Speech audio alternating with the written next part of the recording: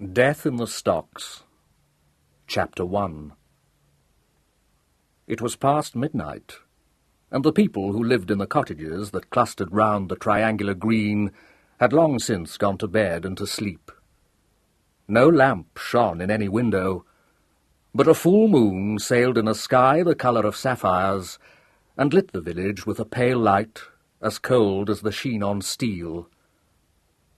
Trees and houses cast grotesque shadows, black as soot.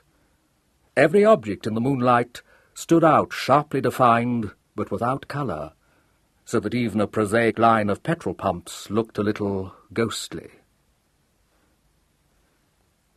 There was a car drawn up at one end of the green, its headlights throwing two golden beams ahead, and its engine throbbing softly.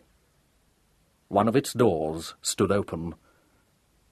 Something moved in the shadow of the great elm tree beside the car. A man stepped into the moonlight, glanced this way and that as though fearful of seeing someone, and after a moment's hesitation got quickly into the car and began to turn it, jarring his gears a little. He looked once towards the elm tree, at some object dimly discernible in the shadow, and then, having swung the car right round, drove away up the London road. The noise of his engine died slowly in the distance. Somewhere at hand, a watchdog barked once, and then was silent. The shadow of the elm tree was shortening as the moon travelled across the sky. The eerie light seemed to steal under the branches, and presently shone on 2 feet in patent leather shoes, stuck through the holes of a pair of stocks. The feet remained motionless, and, as the moonlight crept nearer, the glimmer of a white shirt-front showed. An hour later, a cyclist rounded the bend in the road by the King's Head. Police Constable Dickinson was returning home from a night patrol. The moonlight now fully illuminated the stocks. A gentleman in evening dress was sitting in them, apparently asleep, for his body had sagged forward, his head lolling on his chest. Police Constable Dickinson was whistling softly as he rode, but the whistle stopped suddenly, and the front wheel of the bicycle swerved. The stocks were a feature of Ashley Green, but the constable could not remember having seen anyone imprisoned in them before. It gave him quite a turn. "Tight as an owl," he thought. "Looks like somebody's been having a game with you, my lad." He got off his bicycle and pushed it onto the grass and carefully propped it against the elm tree. The figure on the bench did not move. "Now then, sir, wake up," said the constable, kind but reproving. "Can't spend the night here, you know."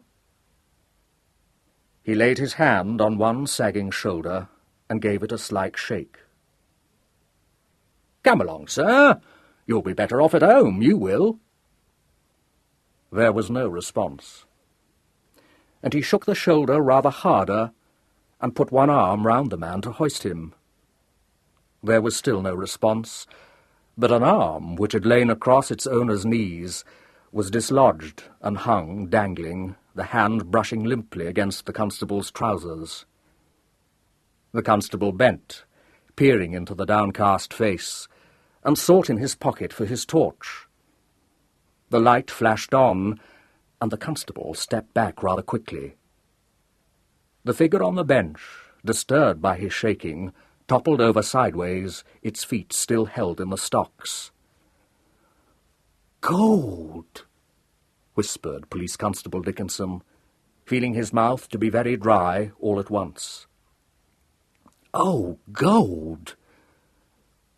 He did not want to touch the figure again, or even to go nearer, because there was something sticky on his hands, and he had never seen a dead man before.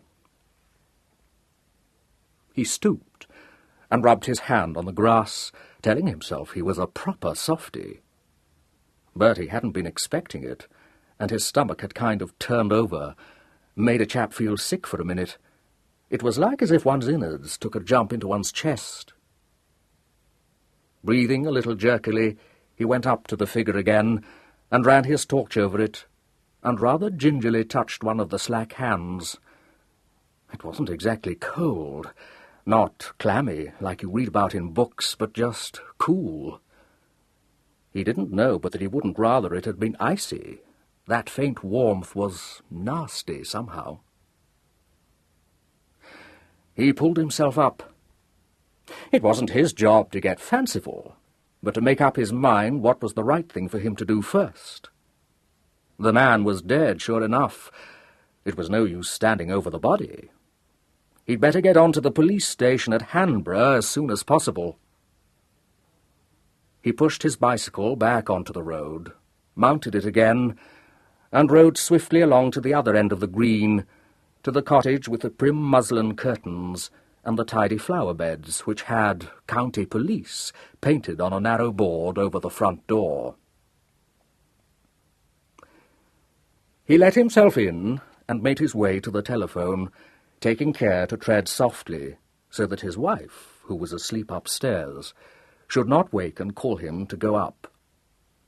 He'd have to tell her what had happened if she did, and she was expecting her first, and none too well. He lifted the receiver, wondering whether he'd done the right thing after all, leaving a corpse stuck down in the middle of the village. It didn't seem decent somehow. The station sergeant's voice spoke. He was surprised to hear his own voice so steady, because really he'd felt a bit shaken, and no wonder. He told his story as matter-of-factly as he could, and the sergeant, not nearly so phlegmatic, said first, "What?" and then, "In the stocks," and lastly, "Look here, are you sure he's dead?" Police Constable Dickinson was quite sure. And when the sergeant heard about the blood and the wound in the back, he stopped making incredulous exclamations and said briefly, "All right. You cut along and see no one touches the body. The inspector'll be down with an ambulance in a couple of shakes."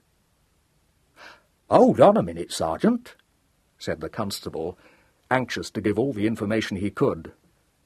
"It isn't a stranger. I was able to identify him. It's Mr. Vereker." "Mr. who?" demanded the sergeant. "Vereker. The gentleman from London has bought Riverside Cottage. You know, Sergeant. Comes down weekends."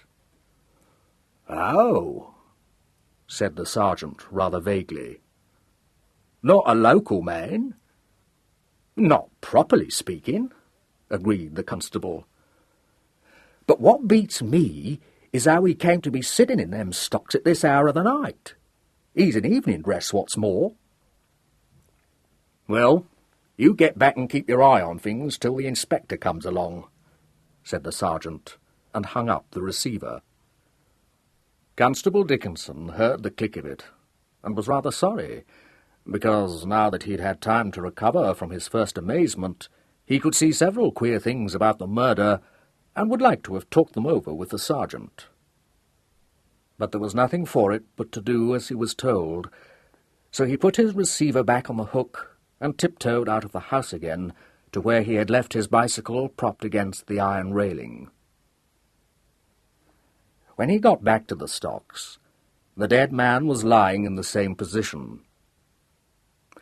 There was no sign that anyone had been there since the constable left, and after looking over the ground for a bit with the aid of his torch in the hope of discovering some clue or footprint, the constable leaned his back against the tree and tried, while waiting for the inspector to arrive, to puzzle out the problem for himself. It was not very long before he heard the sound of a car in the distance, and in a few moments it drew up beside the green, and Inspector Gerald hopped out nimbly and turned to give a hand to a stout man in whom the constable recognized Dr. Hawke, the police surgeon. "Well," said the inspector briskly. "Where is this body, Dickinson? Oh. Ah. He stepped up onto the bench and ran his torch over the still figure there. Not much for you here, Doctor, from the looks of it. Turn those headlights this way, Hill. That's better. Like this when you found him, was he? No, sir, not properly. He was sitting up. Well, when I say sitting, he was kind of slouching forward, if you know what I mean. I thought he was asleep. Him being in evening dress and his feet in the stocks like that. I never thought but what he'd had a glass too many. So I went up to him and put my hand on his shoulder to give him a bit of a shake and wake him up. Twice I shook him, and then it struck me there was something queer about him. And I felt the palm of my hand kind of wet and sticky, and I switched my torch onto him, and then, of course, I saw he was dead. Me shaking him like that made him fall sideways, like you see. The inspector nodded, his eyes on the doctor, who was kneeling behind the body. Sergeant Hamlin says you identified him. Who is he? Don't seem to know his face. Well, I dare say you might not, sir. It's Mr. Vereker, of Riverside Cottage. Oh, said the inspector with a little sniff. One of these weekend people. Anything out of the way, Doctor? I shall have to do a PM, of course, grumbled the doctor, getting up rather ponderously from his knees. But it looks quite a straight case. Knife wound a little below the left shoulder blade. Death probably occurred instantaneously.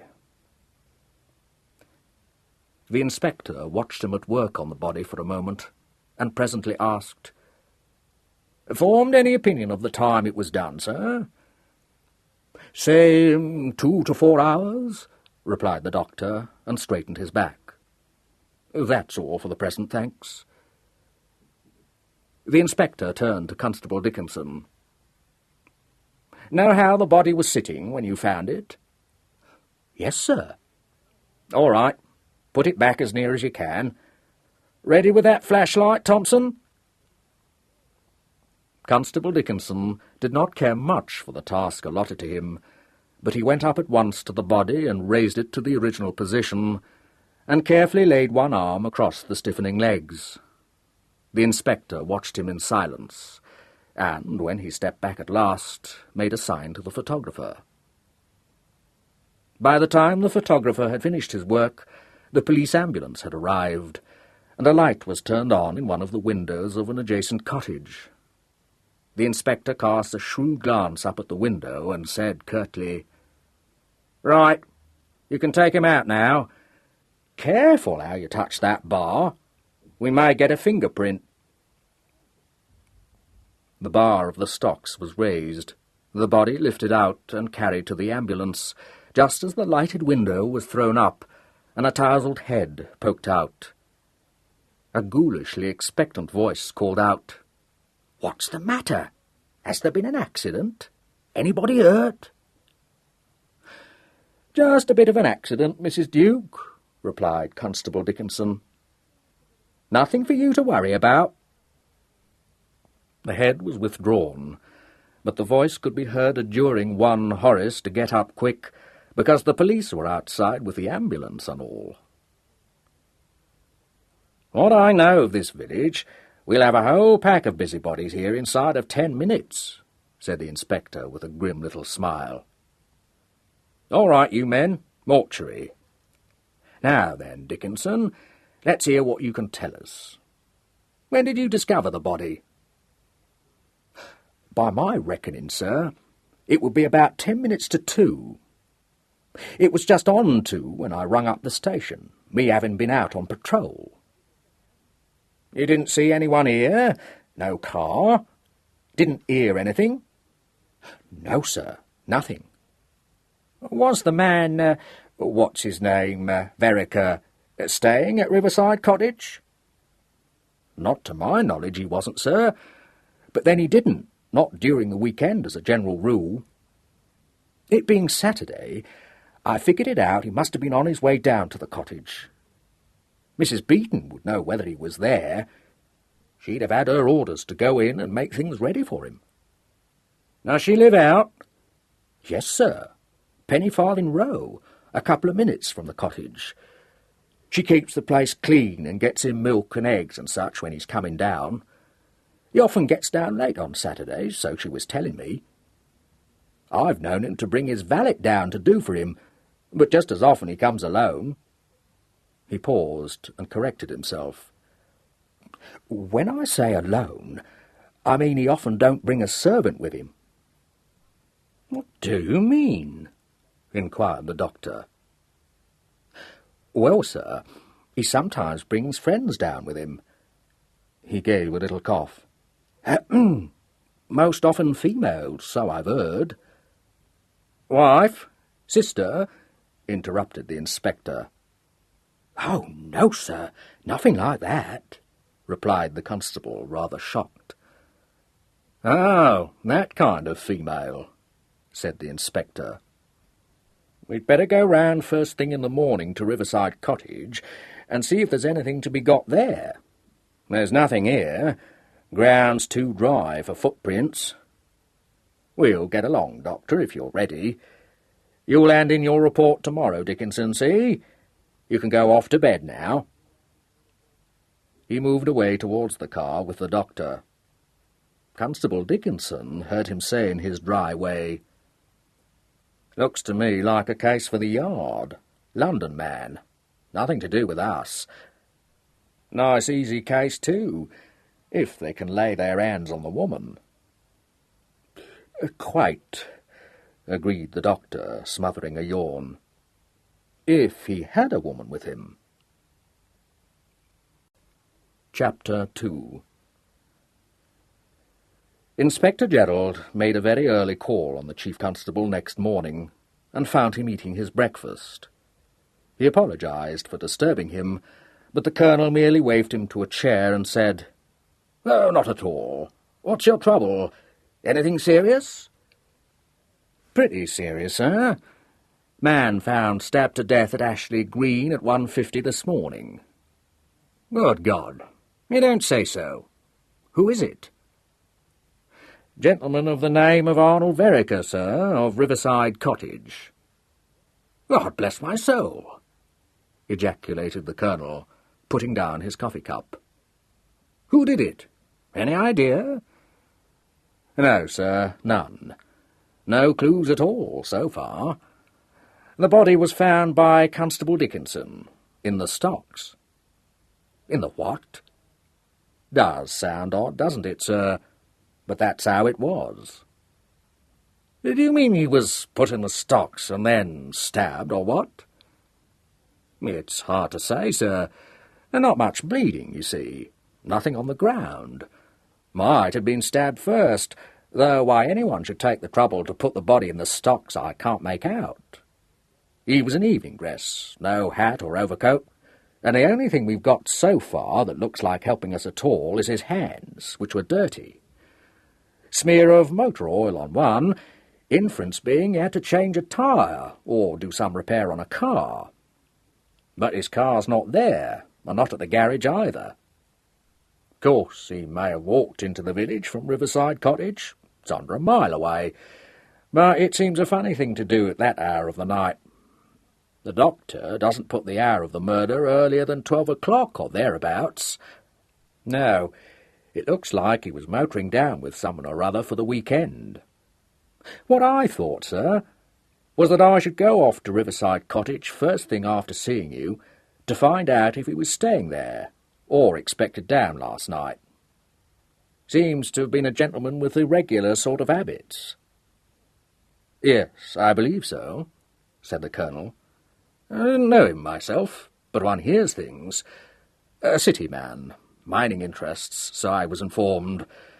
I don't fancy it's much of a case for us, Inspector. What do you feel about it? Well, sir, pretty much what you do. Of course, we don't know, it wasn't a local affair, but on the face of it, it doesn't look like it. I've got a man out at Ashley Green making inquiries, but I don't expect to get much. You know what it is out in the country, sir. Folks go to bed early. And if there wasn't any noise made, barring the car, assuming there was a car, no one would be likely to wake up, or take any notice if they were awake. The doctor's of the opinion death must have been pretty well instantaneous. There's no sign of any struggle. Dickinson tells me this Mr. Vereker was in the habit of bringing friends down from town over the weekend.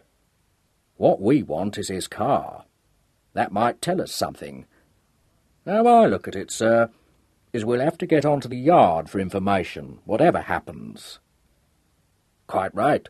Not our case at all. Still, you should certainly go to this cottage you speak of and see what you can pick up. Does he keep servants there? No, sir. There's a woman by the name of Beaton who keeps the place tidy, by what I understand, but she lives out. I'll see her, of course, but I don't expect to find anyone at the cottage. 'Tisn't likely, but I might get a line on it. The inspector was wrong. Half an hour later, when he and Constable Dickinson got out of the police car at Riverside Cottage, there were unmistakable signs that the cottage was occupied. It was a small house of stuccoed brick and jade-green shutters, standing in wooded grounds that ran down to the river. The position was what house agents would describe as picturesque and secluded, no other house being visible in summer from any of its windows. As the car drew up, a dog started barking inside the house, and the constable said at once, "That's funny. Mr. Vereker never had a dog down here to my knowledge." The inspector set his finger on the electric bell, remarking as he did so, "Might be the charwoman's. Who looks after the garden and the electric light plant?" "Young Beaton, sir. He comes in a couple of days a week, but he wouldn't bring his dog with him, not into the house. There's someone here all right. I can hear him moving about." The inspector pressed the bell again, and was about to press it a third time when the door was opened to them by a girl with a head of burnished copper curls and very large and brilliant dark eyes. She was wearing a man's dressing gown of expensive-looking brocade, which was several sizes too large for her, and was chiefly occupied in keeping back a powerful bull-terrier, who did not seem to view the visitors with much favour. "Shut up, you fool!" commanded the girl. "Heel!"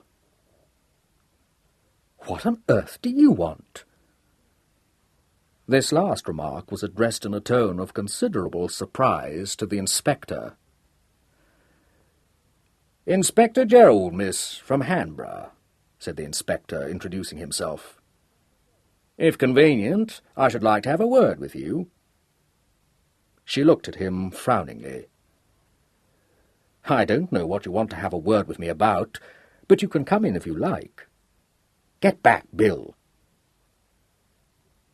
The two men followed her into the square hall, decorated in a modernist style, with curtains and a carpet of cubist design, a number of tubular steel chairs, and a squat table of limed oak. The girl saw Constable Dickinson blink at it and said with a flickering smile, "You needn't think I did it." The constable looked at her rather quickly, involuntarily startled. "You'd better come into the kitchen. I haven't finished breakfast. The scenery's better too." She strolled ahead of them, through a door at the end of the hall, into a pleasant kitchen with a tiled floor, a homely-looking dresser, and a breakfast of eggs and coffee and toast spread at one end of the large table. An electric cooker stood at one end of the room, and a small electric brazier had been attached by a long flex to the light fixture, and was switched on for the purpose of drying a linen skirt which was hung over a chair-back in the front of it. The inspector, pausing on the threshold, cast a swift, trained glance round the room. His gaze rested for a moment on the damp skirt and travelled to the girl. She walked round the table, picking up a slice of half-eaten toast and butter from her plate in a casual way as she passed, and pulled a chair forward. "Sit down, won't you?" I warn you, I shan't make any statement till I've seen my solicitor." She looked up as she spoke and raised her brows. "A joke," she explained. The inspector smiled politely. "Yes, miss, naturally. Might I ask you if you're staying here?" "God, no." The inspector glanced at the brocade dressing-gown and looked inquiringly. "Quite right. I spent the night here," said the girl coolly. "Anything else you'd like to know?" "Did you come down with Mr. Vereker, miss?" "No, I didn't. I haven't seen Mr. Vereker." "Indeed, miss. Was he not expecting you?" A rather hard glint crept into the girl's fine eyes. "Well, everything was very nicely prepared, but I don't fancy it was on my account." "But what the hell has it to do with—" She broke off and laughed suddenly. "Oh, I see. Sorry to disappoint you, but I'm not a burglar, though I did get in through a window. The dressing-gown's merely borrowed till my skirt's dry." The inspector directed his gaze towards the skirt. "I quite understand, miss. Must have been a bad stain, if I may say so." "Blood," said the girl between sips of coffee. Constable Dickinson gave a slight gasp. "Blood?" said the inspector evenly. The girl set down her cup and met his look with a belligerent gleam in her eyes. "Just what do you want with me?" she demanded. "I'd like to know how you came to get blood on your skirt, miss," said the inspector. "Yes? Well, I should like to know what right you have to ask me that, or anything else for that matter. Get on with it. What is it you're after?" The inspector drew out his notebook. "There's no need to take offence, miss. We've had a little upset in these parts last night, and I have to find out one or two details. May I have your name and address, please?" "Why?" asked the girl. A shade of severity crept into the inspector's voice. "You'll pardon me, miss, but you're behaving in a silly way. There's been an accident connected with this house, and it's my duty to get what information I can about it." "Well, you aren't likely to get much out of me," observed the girl. "Don't know anything. My name's Antonia Vereker. Address 3 Grayling Street, Chelsea." "What the devil's the matter now?" The inspector had looked up quickly from his notebook. "A relation of Mr. Arnold Vereker?" he said. "Half-sister." The inspector lowered his gaze to the book again and carefully wrote down the name and address. "And you say you've not seen Mr. Vereker since you came here?" "Haven't seen him for months." "How long have you been here, miss?" "Since last night. 7-ish. "Did you come specially to see your brother?" "Half-brother. Of course I did. But I haven't seen him. He never turned up." "You were expecting him, then?" "Look here," said Antonia strongly. "Do you think I should have motored 35 miles to this place if I hadn't expected to see him?" "No, miss. But you said a minute or two back that Mr. Vereker was not expecting you. I was merely wondering how it was that, with him not expecting you, and you not having seen him for months, you were sure enough of finding him here to come all this way." "I wasn't sure, but I know his habits. Coming here over the weekend is one of them." "I take it you wanted to see him urgently, miss." "I wanted to see him, and I still want to see him," said Antonia. "I'm afraid, miss, that won't be possible," said the inspector, getting up from his chair. She stared at him in a smouldering way. "Oh, won't it?" she said. "No, miss. I'm sorry to have to tell you that Mr. Vereker has met with an accident." Her brows drew together. "Are you breaking it to me gently? You needn't bother. Is he dead, or what?" The inspector's manner became a shade sterner. "Yes, miss, he's dead," he answered. "Good Lord," said the girl. The fierce look left her face. She glanced from one to the other of the two men. To the constable's shocked amazement, a twinkle appeared in her eye. "I thought you were trying to run my dog in," she remarked. "Sorry I was a trifle brusque. He had a bit of a fight last night, and a damn fool of a woman who owned the other dog swore all sorts of vengeance upon him. Is my half-brother really dead? What happened to him? Car smash?" The inspector had no longer any compunction in disclosing the truth. "Mr. Vereker was murdered," he said bluntly. He noticed with satisfaction that he did seem at last to have startled her a little. She lost some of her colour, and looked as though she did not know what to say. He added after a short pause, "His body was discovered in the stocks at Ashley Green at 1:50 this morning." "His body was discovered in the stocks," repeated the girl. "Do you mean somebody put him in the stocks and he died of fright or exposure, or what?" "Your half-brother, miss, died as the result of a knife thrust through the back," said the inspector. "Oh," said Antonia. "Rather beastly." "Yes," said the inspector. She stretched out her hand mechanically towards an open box of cigarettes, and began to tap one of them on her thumbnail. "Very nasty," she observed. "Who did it?" "The police have no information on that point at present, miss." She struck a match and lit the cigarette. "Well, I didn't, if that's what you want to know. Have you come here to arrest me or something?" "Certainly not, miss. All I wish to do is make a few inquiries.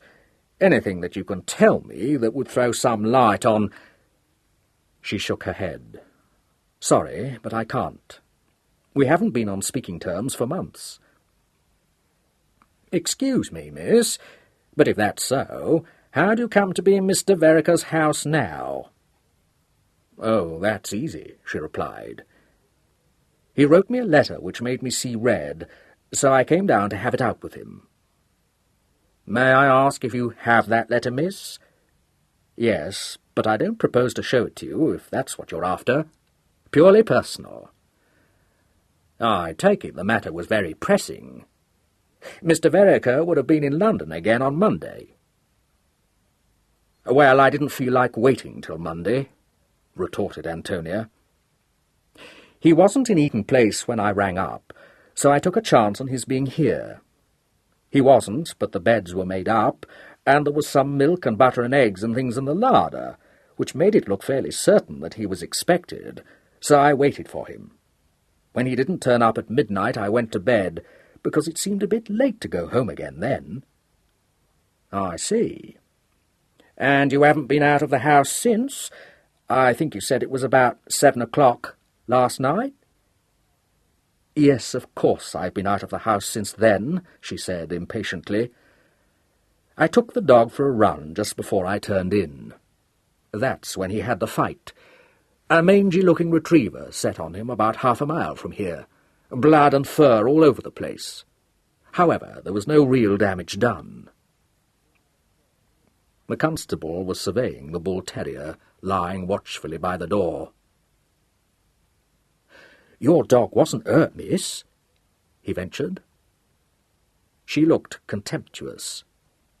"Hardly at all. He's a bull-terrier." "I was only thinking, miss," said the constable, with a deprecating glance towards the inspector, "that it was odd your dog wasn't bitten too." "You don't seem to know much about bull-terriers," said Antonia. "That'll do, Dickinson," intervened the inspector. He addressed Antonia again. I shall have to ask you, miss, if you would come back to the police station with me. You'll understand that you being a relative, and in Mr. Vereker's house at the time, the Chief Constable would like to have your statement and any particulars you can give of the deceased's—" "But I tell you I don't know anything about it," said Antonia snappishly. "Moreover, if I'm wanted to make statements and sign things, I'll have a lawyer down to see that I don't go and incriminate myself." The inspector said in a measured way, "No one wants you to do that, miss. But you must surely realise that the police are bound to want all the information they can get. You can't object to telling the Chief Constable, quite simply, anything you know about your brother." "Don't keep calling him my brother. Half-brother." "I beg pardon, I'm sure." "Anything you know about your half-brother, and what you were doing yourself at the time of the murder." "Well, I've already told you that." "Yes, miss, and what I want you to do is tell it again, just in what words you please, at the station, where it can be taken down in shorthand and given to you to read over, and correct if you like, and sign. There isn't any harm in that, is there?" The girl stubbed the end of her cigarette into her saucer. "It seems to me there might be a lot of harm in it," she said with paralysing frankness. "If you're going to investigate my half-brother's murder, you're bound to find out quite a lot of happy little details about our family. So I might as well just tell you at the outset that I loathe the sight of Arnold. I didn't happen to murder him, but I haven't got an alibi, and as far as I can see, things rather point my way. So if it's all the same to you, and equally if it isn't, I shan't say anything at all till I see my solicitor."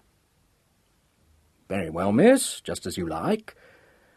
And if you'll accompany me to Hanborough, you can ring up your solicitor from the station." "Do you mean I've got to hang about in a police station all day?"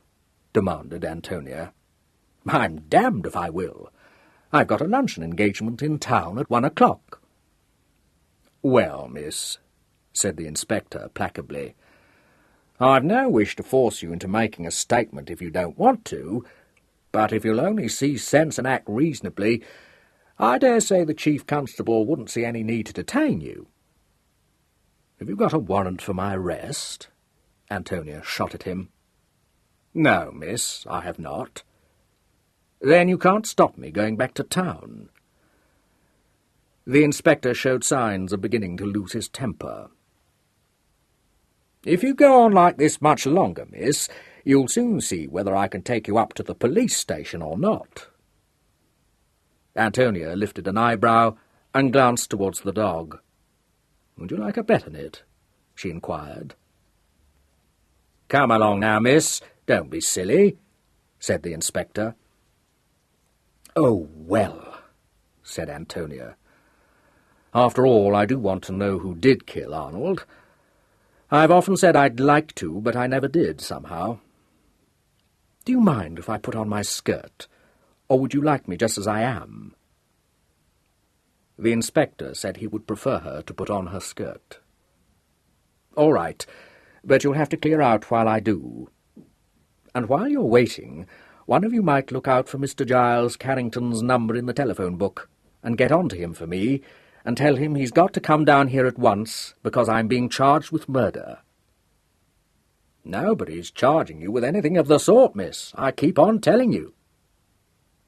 "Well, you will be soon," said Antonia, with the utmost cheerfulness. Chapter 3. Mrs. Beeton, when interviewed, proved a disappointing witness. Constable Dickinson had warned the inspector that she was not one to talk, but the inspector soon formed the opinion that her reticence had its root in a profound ignorance of her employer's affairs. When Arnold Vereker was at the cottage, she was never required to do more than cook breakfast and tidy the house before going home again at 12 o'clock. Mr. Vereker nearly always brought a hamper down with him from Fortnum and Mason's, and sometimes, when he did not come alone, she never even set eyes on his guests. She had received a wire from Mr. Vereker on Friday, warning her that he was coming down on Saturday and might bring a visitor. But who the visitor was, whether man or woman, or at what hour they would arrive, she had not the least idea. The Chief Constable, adopting a fatherly attitude, failed to make any impression on Antonia Vereker, and there was nothing for it with regard to her evidence but to await the arrival of Mr. Giles Carrington. Unfortunately, Mr. Giles Carrington had gone to play golf by the time a call had been put through to his residence, and although the servant who answered the telephone promised to ring up the golf club at once, no dependence could be placed on the messages reaching him before lunchtime. Consigning Miss Vereker to the care of the station sergeant, the inspector and the chief constable went into consultation and were very soon agreed on the advisability of calling in New Scotland Yard at once. The stocks had revealed no fingerprints, and the doctor's autopsy very little more than his first examination. The station sergeant, who described himself as a rare one for dogs, got on much better with Antonia than the inspector had done.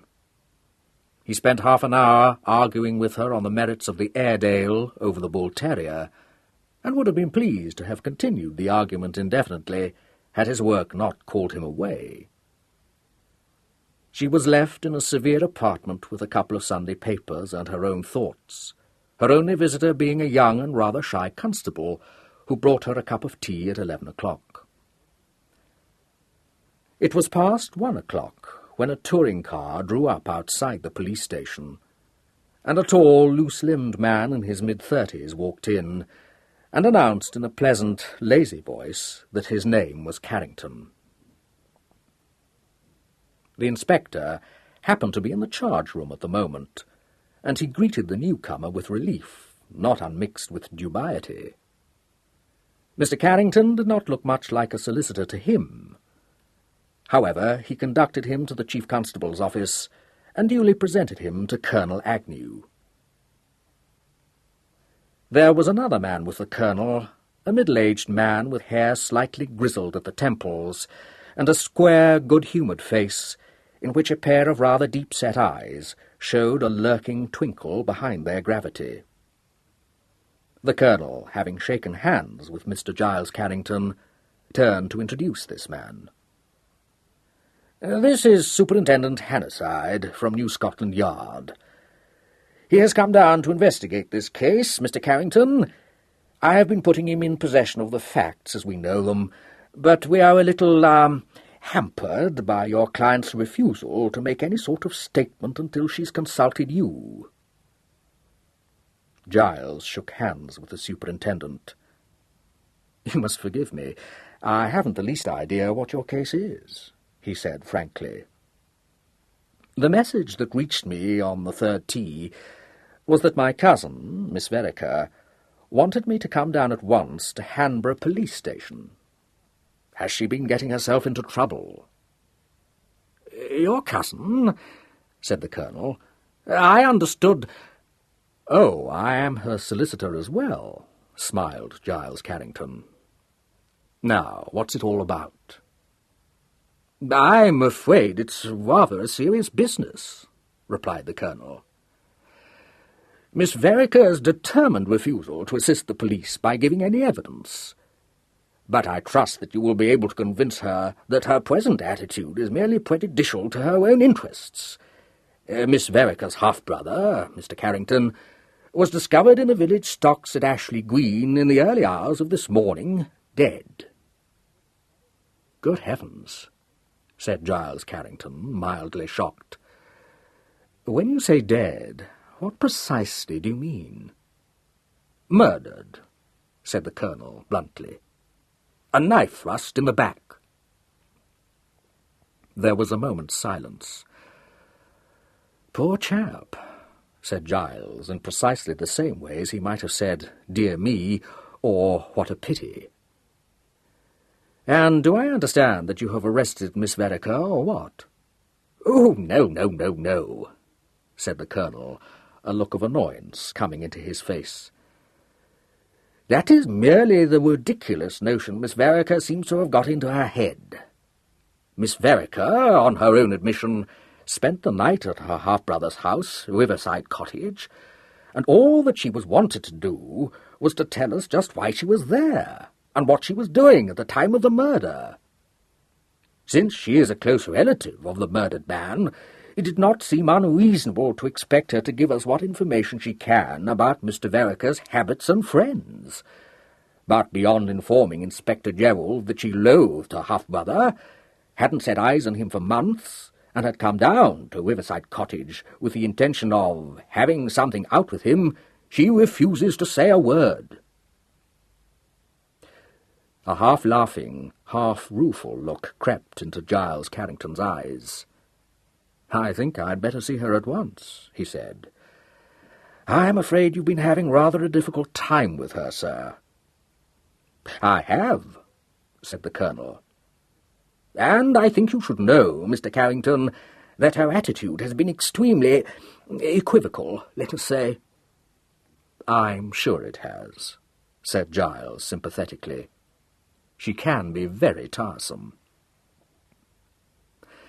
The superintendent, who had been watching him, said suddenly, "I wonder, Mr. Carrington, whether by any chance you are also Mr. Arnold Vereker's solicitor." "I am," replied Giles. "I am also one of his executors." "Well, then, Colonel," said Hannasyde with a smile, "we must be grateful to Miss Vereker, mustn't we? You're the very man I want, Mr. Carrington." "Yes, I realized that for some time," agreed Giles. "But I think I'd better see my cousin first." "Undoubtedly. And Mr. Carrington?" Giles lifted an eyebrow. The twinkle in the superintendent's eye became more pronounced. "Do try to convince Miss Vereker that really the police won't arrest her merely because she disliked her half-brother." "I'll try," said Giles gravely. "But I'm afraid she hasn't much of an opinion of the police.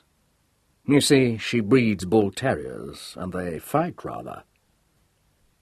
The superintendent watched him go out in the wake of Inspector Gerald, and turned to look at the Colonel.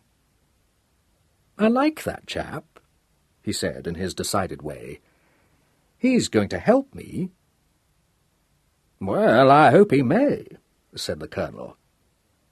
"What struck me most forcibly was that he showed almost as little proper feeling at hearing of his cousin's death as the girl did." "Yes, it struck me too," said Hannasyde. "It looks as though Arnold Vereker was the sort of man who had a good many enemies."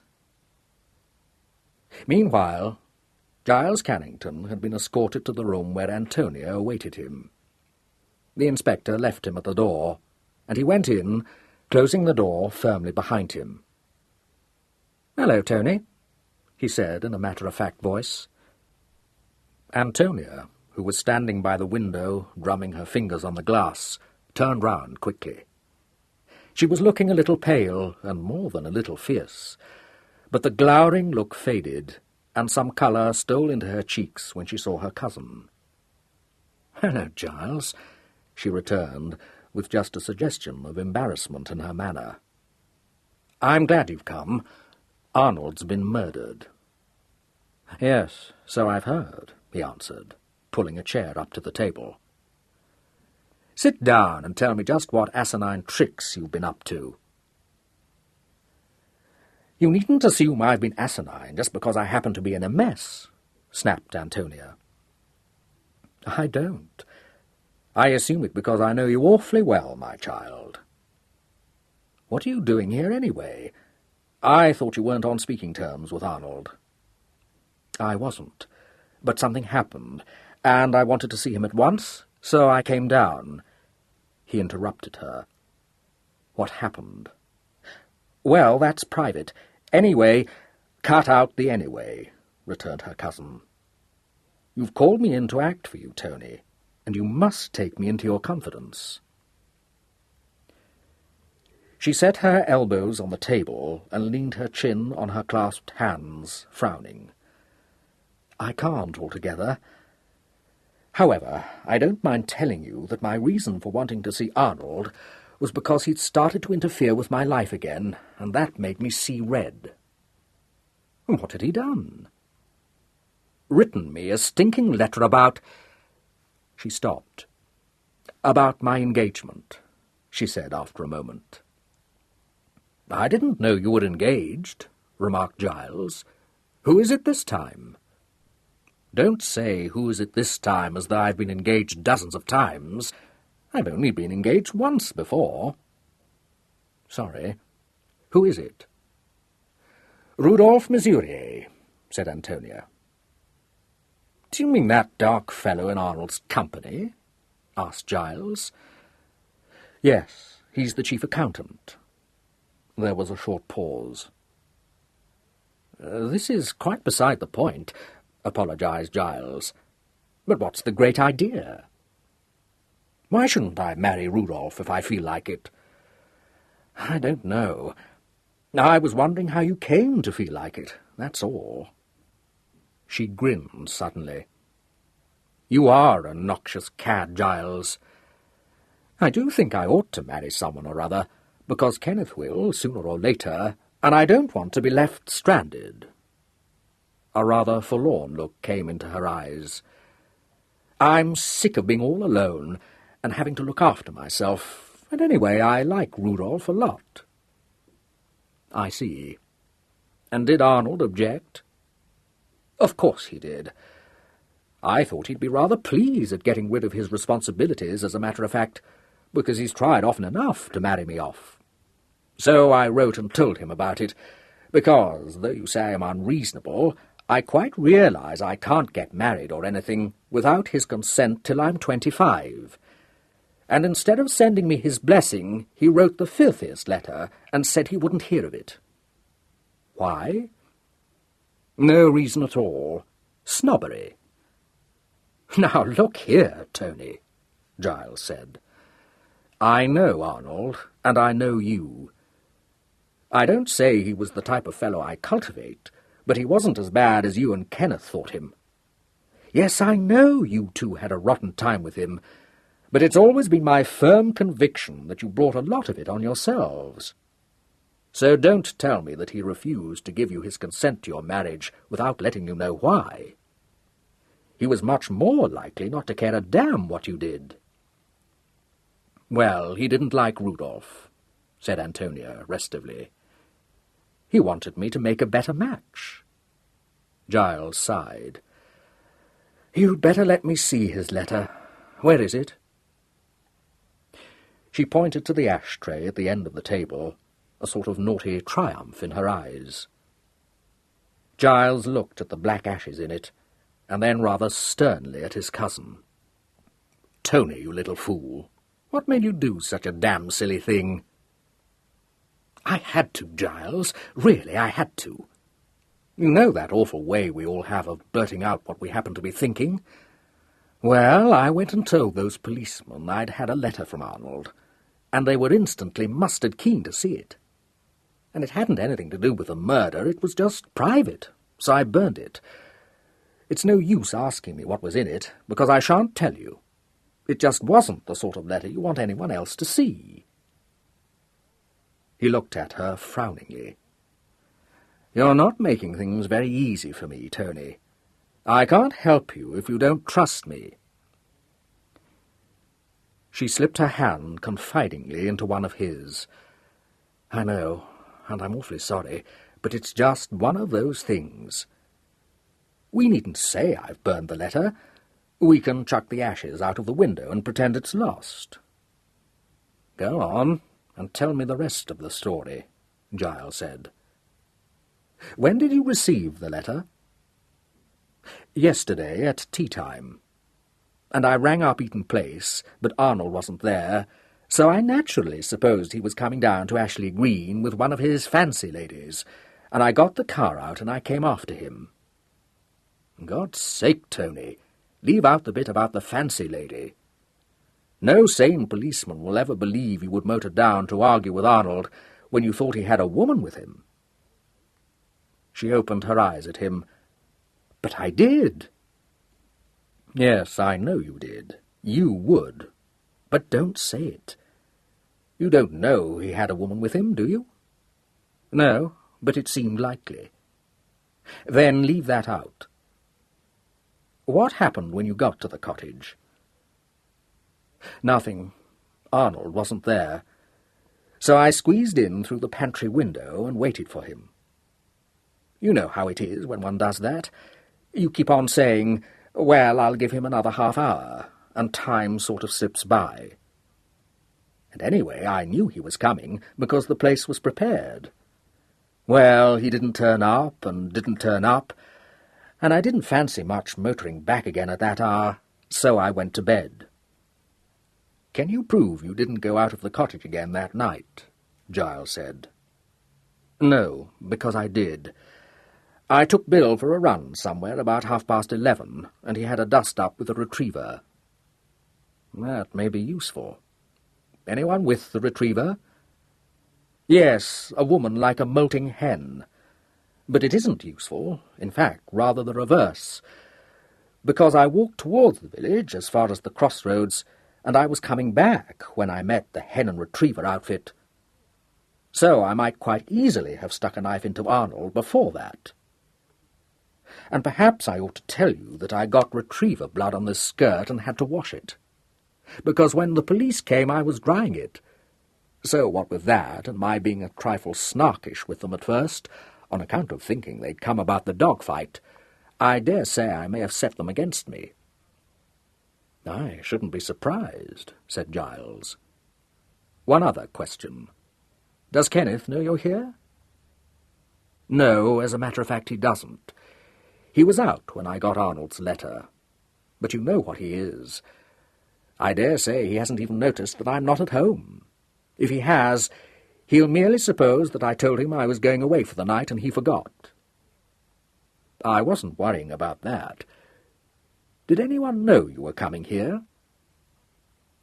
Well, I didn't say anything to anyone, replied Antonia helpfully. She regarded him with a certain amount of anxiety. Do you suppose they'll think I did it? I hope not. The fact that you spent the night in the cottage ought to tell in your favour. But you must stop fooling about, Tony. The police want you to account for your movements last night. We must trust that they won't inquire too closely into the letter Arnold wrote to you. Otherwise you've nothing to conceal, and you must just tell them the truth and answer any questions they may put to you. How do you know I've nothing to conceal? Inquired Antonia, eyeing him wickedly. I wouldn't have minded murdering Arnold last night. I assume you've nothing to conceal, Giles said a little sharply. She smiled. Nice, Giles. Do you loathe being dragged into our murky affairs? I can think of things I like better. You'd better come along to the Chief Constable's office and apologize for being such a nuisance. And answer a lot of questions? She asked doubtfully. Yes, answer anything you can, but try not to say a lot of unnecessary things. She looked rather nervous. Well, you'd better frown at me if I do. I wish you could make a statement for me. So do I, but I can't, said Giles, getting up and opening the door. I'll find out if the Chief Constable is disengaged. You stay where you are. He was gone for several minutes, and when he returned, it was with the superintendent and a constable. Antonia looked at the constable with deep misgiving. Her cousin smiled reassuringly and said, This is Superintendent Hannasyde, Tony, from Scotland Yard. How grim, said Antonia in a small voice. It's particularly bitter, because I've always thought how much I should hate to be mixed up in a murder case, on account of having everything you say turned round till you find you've said something quite different. The superintendent bent to pat Bill. "I won't do that," he promised. "I only want you to tell me just how you came to visit your brother last night, and what you did." Antonia drew in her breath. "He was not my brother," she said. "I'm sick to death of correcting that mistake. He was nothing more than half." "I'm sorry," said the superintendent. "You see, I've only just come into this case, so you must forgive me if I haven't quite mastered the details. Will you sit down? Now, I understand from Inspector Gerald that you came to Ashley Green yesterday because you wanted to see your half-brother on a private matter. Is that correct?" "Yes," said Antonia. "And when you arrived at the cottage, what did you do?" Antonia gave him a concise account of her movements. Once or twice he prompted her with a question, while the constable, who had seated himself by the door, busily wrote in shorthand. The superintendent's manner, unlike the inspector's, was so free from suspicion, and his way of putting his questions so quiet and understanding, that Antonia's wary reserve soon left her. When he asked her if she was on good terms with Arnold Vereker, she replied promptly, "No, very bad terms. I know it isn't any use concealing that, because everyone knows it. We both were." "Both?" "My brother Kenneth and I. We live together. He's an artist." "I see." "Were you on bad terms with your half-brother for any specific reason, or merely on general grounds?" She wrinkled up her nose. "Well, not so much one specific reason as 2 or 3.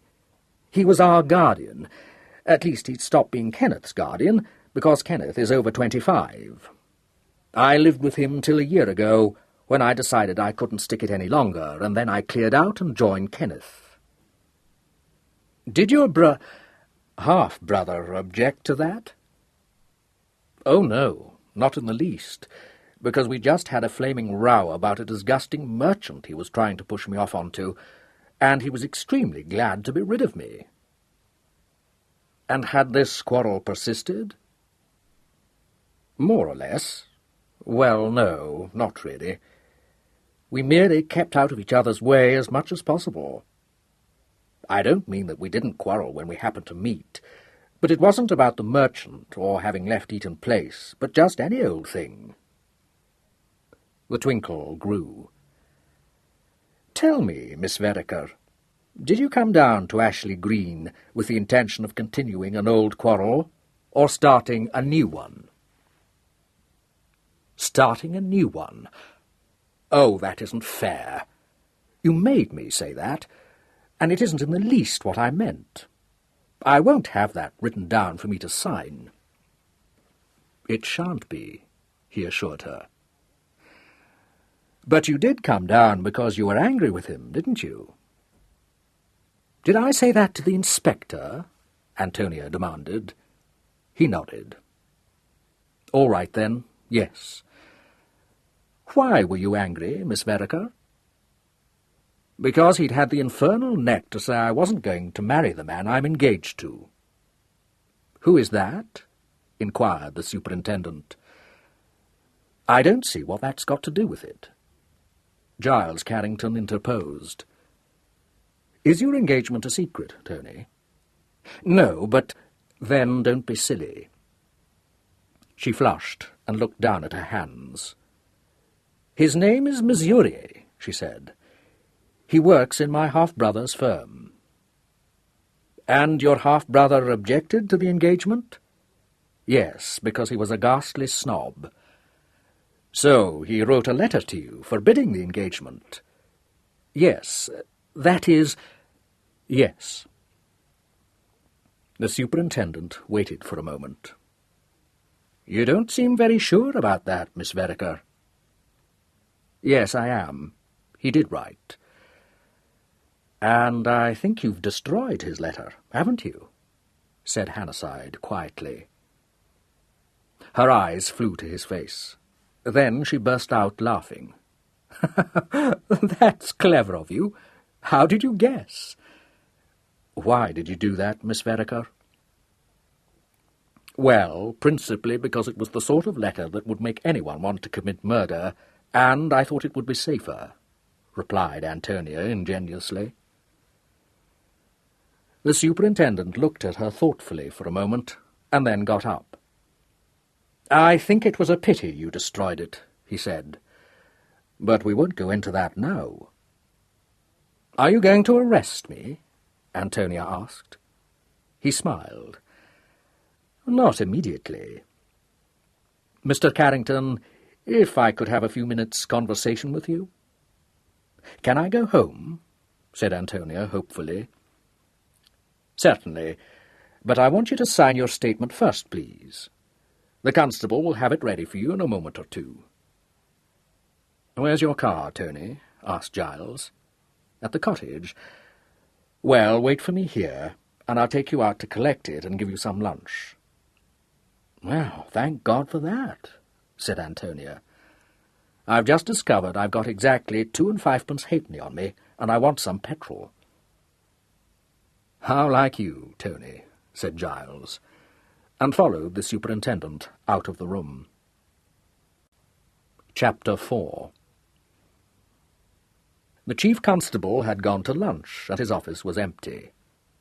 Hannasyde closed the door and said, "I shall want to go through the dead man's papers, Mr. Carrington. Can you meet me at his house tomorrow morning?" Giles nodded. "Certainly." "And the will?" "In my keeping." "I shall have to ask you to let me see it." Giles said with a flickering smile, "It would be a waste of your time and my energy to protest, wouldn't it?" "Thanks," said Hannasyde, his own lips curving a little. "It would, of course." He took out his notebook and opened it. "I understand that the dead man was chairman and managing director of the Shan Hills mine. Is that correct?" "Quite correct." "Unmarried?" Giles sat down on the edge of the table. "Yes." "Can you tell me of what his immediate family consists?" "His half-brother and half-sister, that's all." Giles took out a cigarette and tapped it on his case. "Arnold Vereker was the eldest son of Geoffrey Vereker by his first wife, my father's sister, Maud. He was 40 last December. There was one other son by that marriage, Roger, who would be 38 if he were alive now, which, thank heaven, he's not. He was not precisely an ornament to the family. There was a certain amount of relief felt when he cleared out years ago. He went to South America, and I believe got himself mixed up in some revolution or another. Anyway, he's been dead for about 7 years now. Kenneth Vereker and his sister Antonia are the offspring of a second marriage.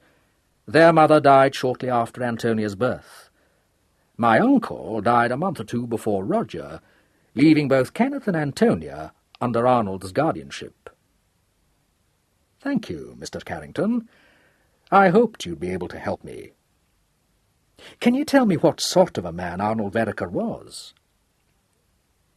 "A man with a genius for making enemies," replied Giles promptly. "He was one of those natural bullies who can yet make themselves very pleasant when they choose. Queer chap with a streak of appalling vulgarity. Yet at the bottom there was something quite likeable about him.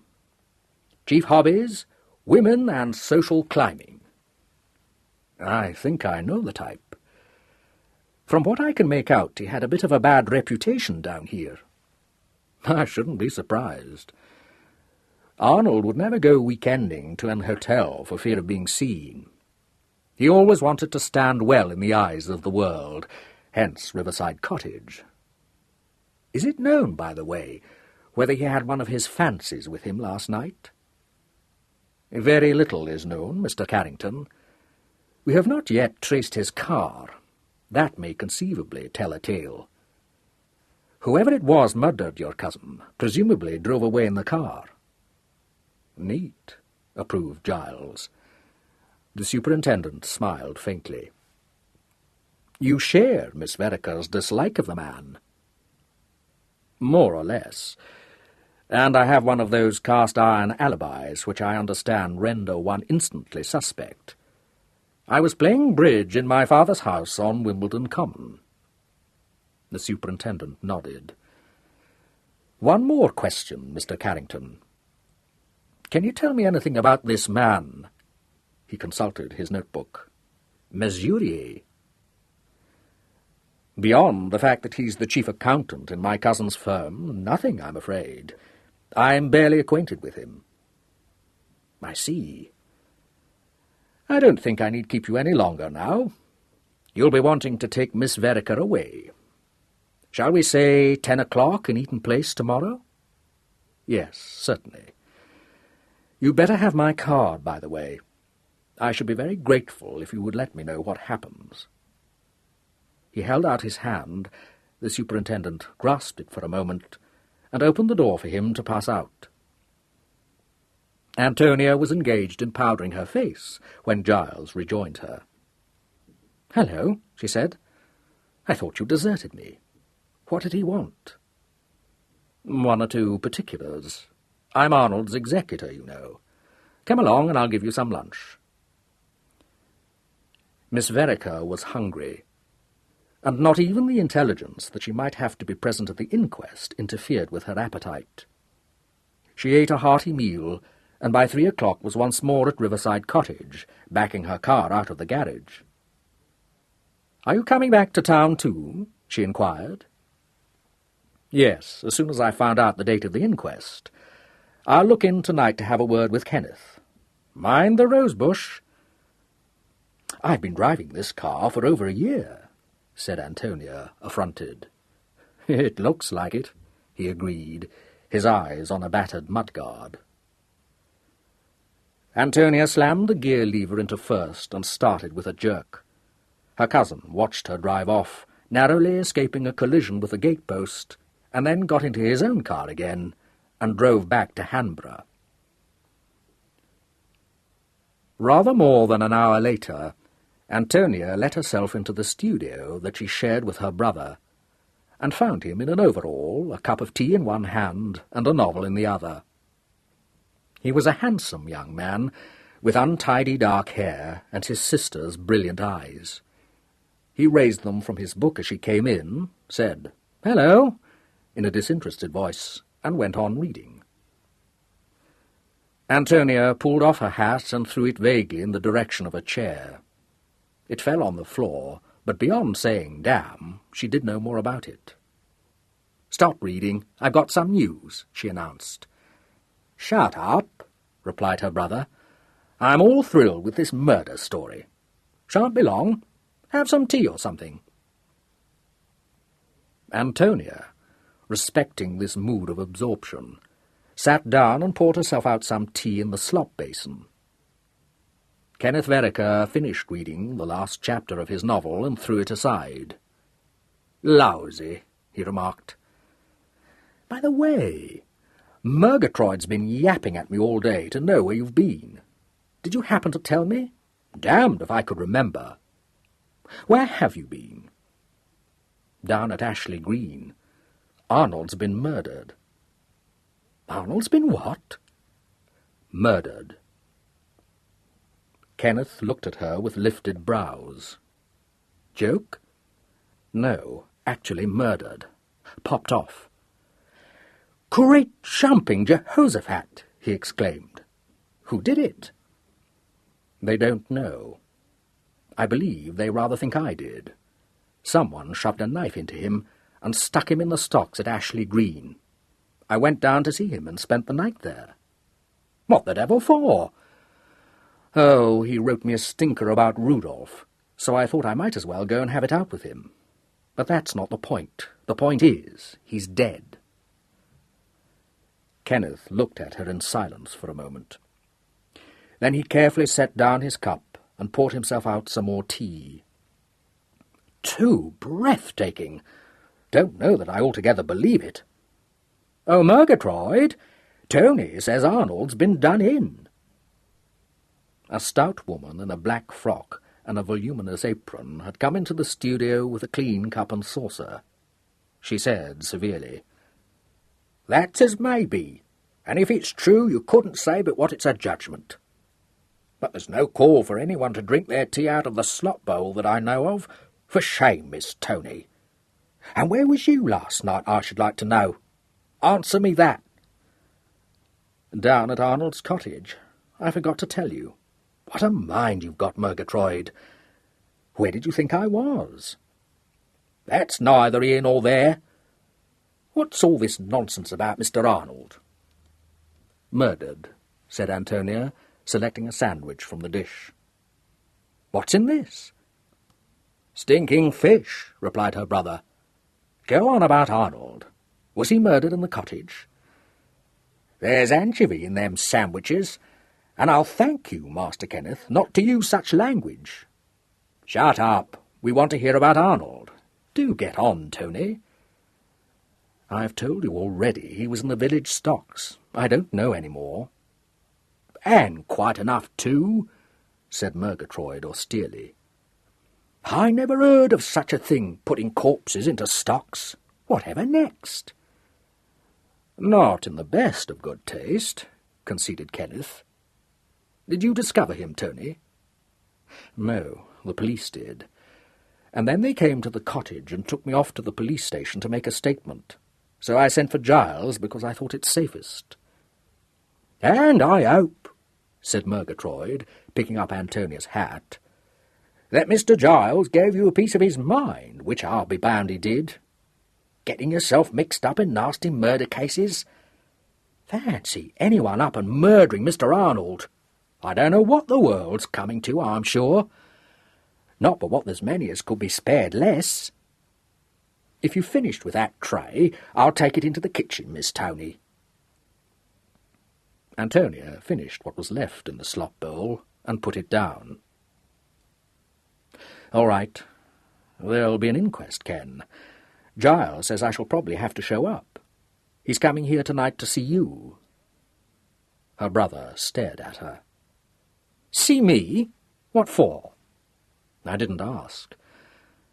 "Well, I don't mind him coming if he wants to, but why on earth—" He broke off, and suddenly swung his legs down from the arm of the chair in which he was lounging. "Ah, I have it." "Have what?" "I'm the heir," said Kenneth. "So you are," said Antonia slowly. "I never thought of that." "No, nor did I. But under father's will I must be. £250,000. I must get on to Violet and tell her." He jumped up, but was checked by his sister. "Rot. How do you know?" "Because I made it my business to find out when Arnold wouldn't advance me a mere 500. Murgatroyd! Murgatroyd! I'm rich, do you hear? I'm rich!" Murgatroyd, who had come back into the room to fold up the tea-cloth, replied, "Yes, I hear, and if you take my advice, Master Kenneth, you'll keep a still tongue in your head. The idea of shouting out I'm rich when your half-brother met his end like that." "Who cares how he met his end, as long as he did meet it? What's Violet's number?" "Don't you talk like that, Master Kenneth. How would you like to have a knife stuck in you? Nasty underhand way of killing anyone, that's what I call it." "I don't see it at all," objected Kenneth. "It's no worse than shooting a person, and far more sensible. Shooting's noisy, for one thing, and for another, you leave a bullet in your man and it gets traced to you, whereas a knife doesn't leave anything behind and it's easy to get rid of." "I don't know how you can stand there and say such things," exclaimed Murgatroyd indignantly. "Downright indecent, that's what it is. Nor no amount of fine talking will make me say other than what I do say and stand by. It's a dirty, mean trick to knife people." Kenneth waved his hands at her in one of his excitable gestures. "It isn't any dirtier or meaner than any other way. You make me sick with that kind of mawkish twaddle. What is Violet's number? "You needn't get so cross about it," Antonia said. "Personally, I rather agree with Murgatroyd. People who start a sentence with personally, and they're always women, ought to be thrown to the lions. It's a repulsive habit." "I probably must have caught it from Violet," said Antonia musingly. "Shut up about Violet. Does she really say it?" "Often." "I'll tell her about it. What, for the 50th time, is her number?" "Nothing 496 or something. You'd better look it up. Did either of you take the dogs for a walk this morning?" "Take the dogs for a walk? No, of course I didn't," said Kenneth, flicking over the leaves of the telephone directory. "Hell, someone will have to do this for me. There are pages of Williams. Blast the wench. Why must she have a name like that?" "There's no call for you to swear," said Murgatroyd. "You want to look for the initial." "No, Miss Tony, you know very well that one thing I won't do is take those murdering dogs of yours out. You get rid of them, and have a nice little fox terrier, and we'll see." "Oh, well, I'd better take them out now, I suppose," replied Antonia, and put on her hat again and strolled out. The flat, which was over a garage, had a small yard attached to it, reached by an iron stair leading out of the kitchen. The garage, which Antonia rented, had a door giving on to the yard and had been converted into a roomy kennel. 3 bull-terrier bitches occupied it, and greeted their mistress in the boisterous manner of their kind. She put them all on leashes, called Bill to heel, and started out for a walk, sped on her way by Murgatroyd, who came to the top of the iron stairs to say that if she happened to be passing a dairy, she might bring in another 6 eggs. 10 to 1 we'll have that Miss Williams here to supper," Murgatroyd said gloomily. "Enough to make your poor mother turn in her grave, her and her poster sketches. And what's to stop her and Master Kenneth getting married now Mr. Arnold's no more?" "Nothing," replied Antonia, resisting the efforts of one of the bitches to entangle her legs with the leads. "That's what I say," agreed Murgatroyd. "There's always something to take the gilt off the gingerbread." Antonia left her to her cogitations and set off in the direction of the embankment. When she returned, it was an hour later, and she'd forgotten the eggs. Having given her dogs their evening meal, she ran up the steps to the kitchen, where she found Murgatroyd making pastry. A fair girl, with shrewd grey eyes and a rather square chin, was sitting with her elbows on the table watching Murgatroyd. She smiled when she saw Antonia.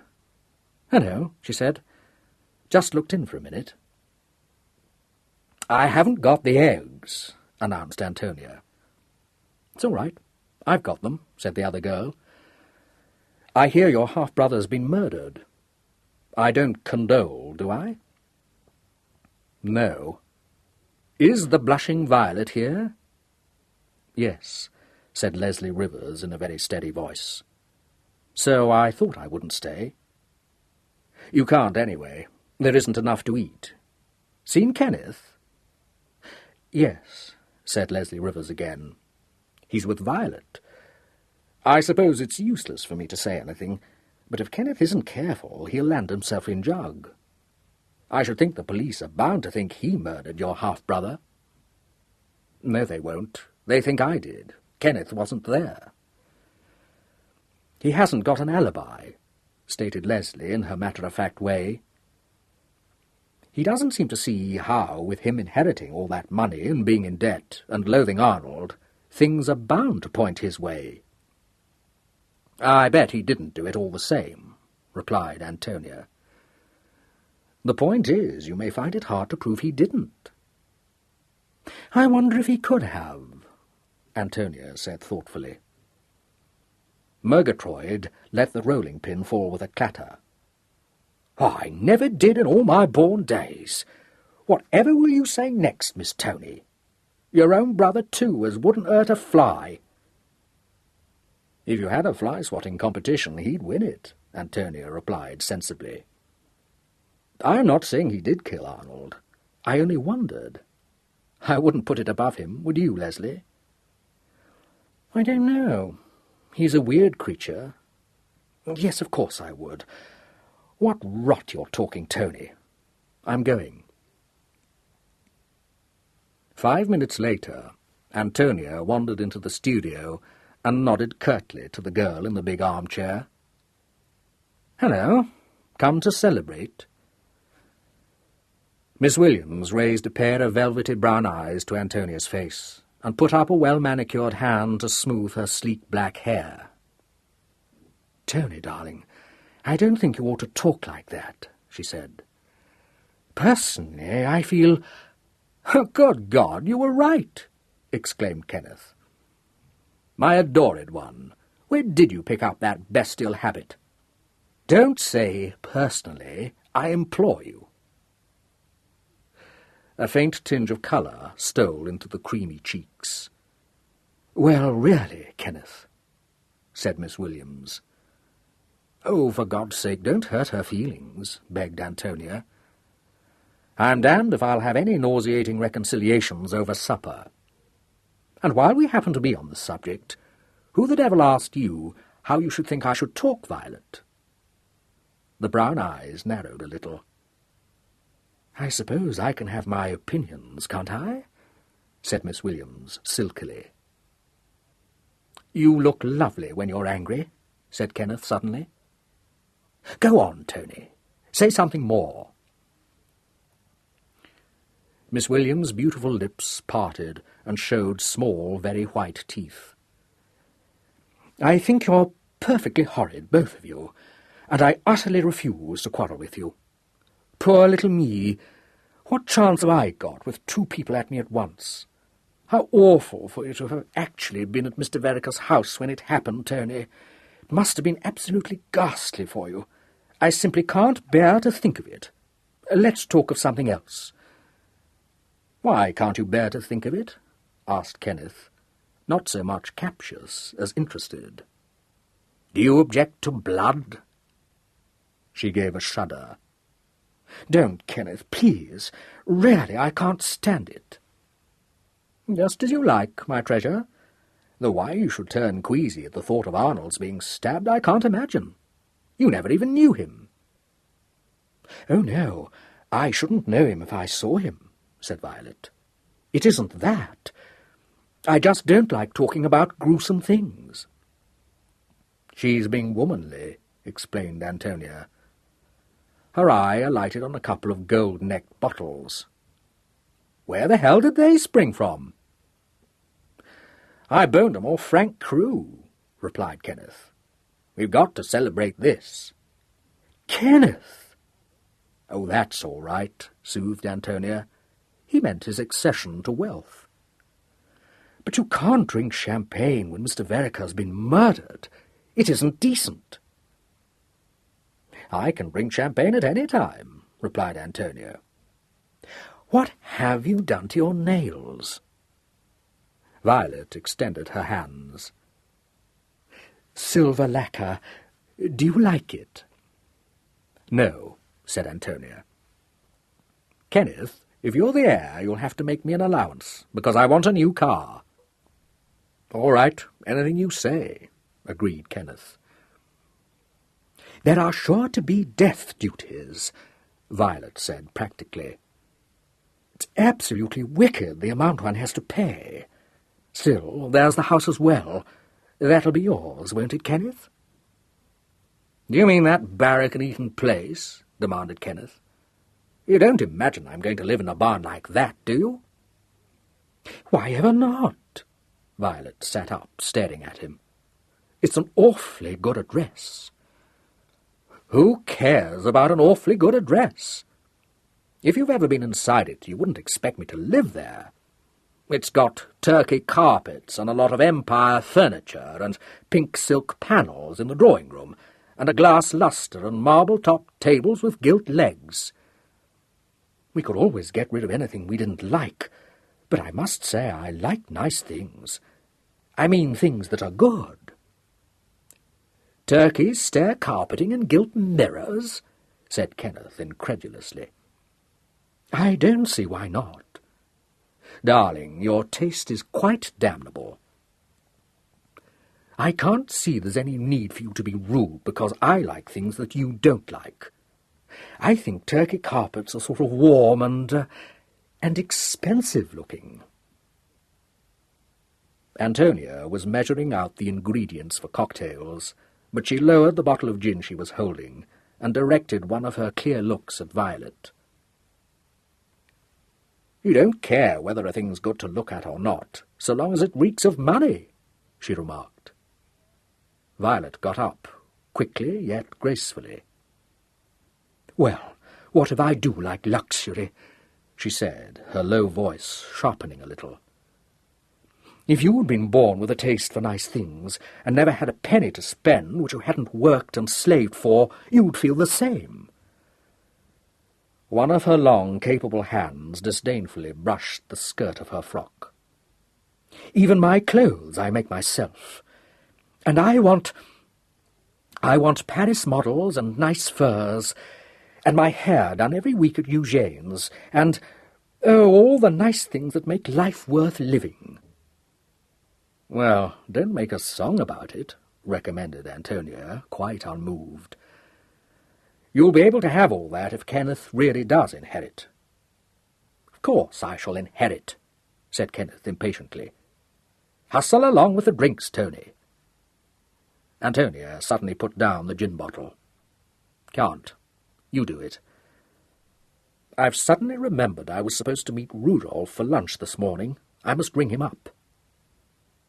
She took the telephone receiver off the rest and began to dial. "Did he ring me up, do you know?" "Dunno. Don't think so." "How much gin have you put in?" "Lashings." "Hello, is that Mr. Murier's flat?" "Oh, it's you, Rudolph. I say, I'm frightfully sorry about lunch. Did you wait ages? But it wasn't my fault. It truly wasn't." At the other end of the telephone there was a tiny pause. Then a man's voice, light in texture, rather nasal, rather metallic, in the manner of modern voices, replied hesitatingly. "Is it you, Tony? I didn't quite catch. The line's not very clear. What did you say?" "Lunch," enunciated Antonia distinctly. "Lunch? Oh, my God, I clean forgot. I'm devastatingly sorry. Can't think how I could—" "Weren't you there?" demanded Antonia. There was another pause. "Tony, dear, the line's really awful. Can't make out a word you say." "Put a stock in it, Rudolph. Did you forget about lunch?" "My dear, will you ever forgive me?" besought the voice.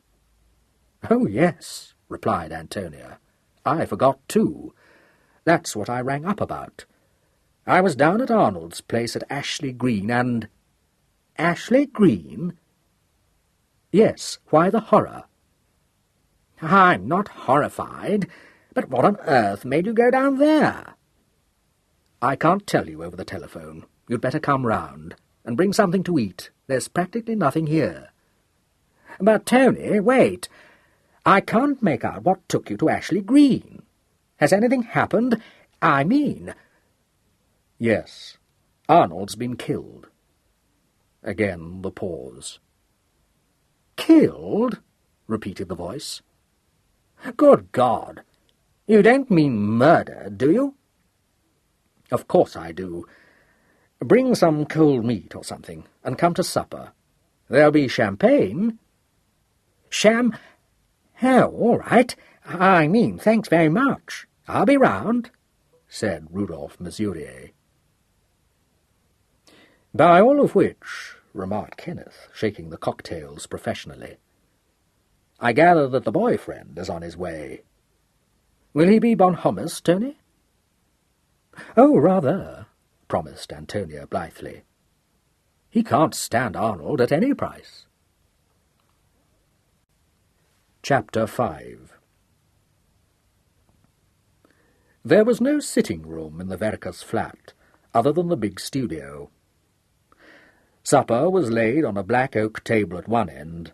After one dog whip, 2 tubes of paint, the Observer folded open a Torquematha's crossword, Chambers' Dictionary, the Times Atlas, a volume of Shakespeare, and the Oxford Book of Verse had all been removed from it.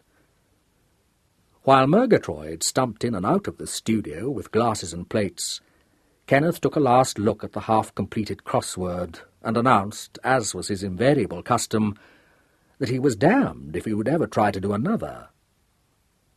Rudolph Murier, who had arrived with a veal and ham pie and half a loaf of bread, said he knew a man who filled the whole thing in about 20 minutes, and Violet, carefully powdering her face before a Venetian mirror, said that she expected one had to have the Torquematha mind to be able to do his crosswords. "Where did them bottles come from?" demanded Murgatroyd, transfixed by the sight of their opulent gold necks. "Left over from Frank Crewe's party last week," explained Kenneth. Murgatroyd sniffed loudly and set down a dish with unnecessary violence. "The idea," she said. "Anyone would think it was the funeral party already." Constraint descended on the two visitors. Violet folded her lovely mouth primly and cleared her throat. Rudolph Murier fingered his tie and said awkwardly, "Frightful thing about Mr. Vereker. I mean, doesn't seem possible somehow." Violet turned gratefully and favoured him with her slow, enchanting smile. "No, it doesn't, does it? I didn't know him, but it makes me feel quite sick to think of it. Of course, I don't think Ken and Tony realise it yet. Not absolutely." "Oh, don't they, my sweet?" said Kenneth derisively. "Kenneth, whatever you felt about poor Mr. Vereker when he was alive, I do think you might at least pretend to be sorry now he's dead." "It's no use," said Antonia, spearing olives out of a tall bottle. "You'd better take us as you find us, Violet. You'll never teach Kenneth not to say exactly what he happens to think." "Well, I don't think it's a good plan," replied Violet rather coldly. "That's only because he said that green hat of yours looked like a hen in a fit. Besides, it isn't a plan, it's a disease. Olive, Rudolph?" "Thanks." He moved over to the far end of the studio, where she was seated, perched on a corner of the dining table. As he took the olive off the end of the meat skewer she had elected to use for her task, he raised his eyes to her face and said in a low voice, "How did it happen? Why were you there? That's what I can't make out." She gave him back look for look. "On account of us. I wrote and told him we were going to get married, thinking he'd be pleased, and probably send us a handsome gift." "Yes, I know. I wish you'd consulted me first. I'd no idea." "Why?" interrupted Antonia. "Gone off the scheme?" No, good God, no. I'm utterly mad about you, darling, but it wasn't the moment. I mean, you know I'm hard up just now, and a fellow like Vereker would be bound to leap to the conclusion that I was after your money." "I haven't got any money. You can't call 500 a year money. Moreover, several things aren't paying any dividend this year, so I'm practically a pauper." "Yes, but he had money. Anyway, I wish you hadn't, because as a matter of fact it's landed me in a bit of a mess. Well, not actually, I suppose, but it's bound to come out that we had a slight quarrel on the very day he was murdered." Antonia looked up, and then across the room towards the other two. They seemed to be absorbed in argument. She said bluntly, "How do you know which day he was murdered?" His eyes, deep blue and fringed with black lashes, held all at once a startled look. You told me, didn't you?" "No," said Antonia. He gave an uncertain laugh. "Yes, you did, over the telephone. You've forgotten. But you see the position, don't you? Of course, it doesn't really matter, but the police are bound to think it a bit fishy, and one doesn't want to be mixed up in anything. I mean, in my position, one has to be somewhat circumspect. You needn't worry, said Antonia. It's me they think fishy. I was there. Tony, I simply don't understand. Why were you there? What in the world can have taken you there? You haven't been on speaking terms with Vereker for months, and then you dash off to Riverside Cottage for the weekend. It doesn't seem to me to make sense. Yes, it does. Arnold wrote me a stinging letter from the office on Saturday morning, and I got it that day. I went down to tackle him about it. "Ah, you darling," Murier said, laying his hand in hers and pressing it. "You needn't tell me. He wrote something libelous about me. I can just imagine it. But you shouldn't have done it, my sweet. I can look after myself." "Yes, I dare say you can," answered Antonia. "But I wasn't going to have Arnold spreading lies about you all the same." "Darling, what did he tell you?" "He didn't tell me anything specific, because I never saw him. He wrote a few pages of drivel, all about how I should very soon know the sort of blackguard I meant to marry, and how you were a skunk and a thief, and various other things like that." "Gosh, he was a swine," Murier exclaimed, flushing. "He realized, of course, that in another year he couldn't prevent our marriage, so he tried to blacken me to you. Have you got that letter?" "No, I burned it. I thought it would be safer." He looked at her intently. "You mean in case the police got hold of it? You aren't keeping anything back, are you, darling? If Vereker made any definite accusations, I wish you'd tell me." "He didn't." Antonia got off the table as Murgatroyd came into the studio and glanced towards her brother. "If you've finished quarrelling, supper's ready." She thought it over and added conscientiously, "And if you haven't, it still is." Kenneth came towards the table. "I've made her cross again, haven't I, my lovely? Where's the oil and vinegar?" "I'm not cross," Violet said in a sad voice, "only rather hurt." "My adored," he said contritely, but with a gleam of his impish smile.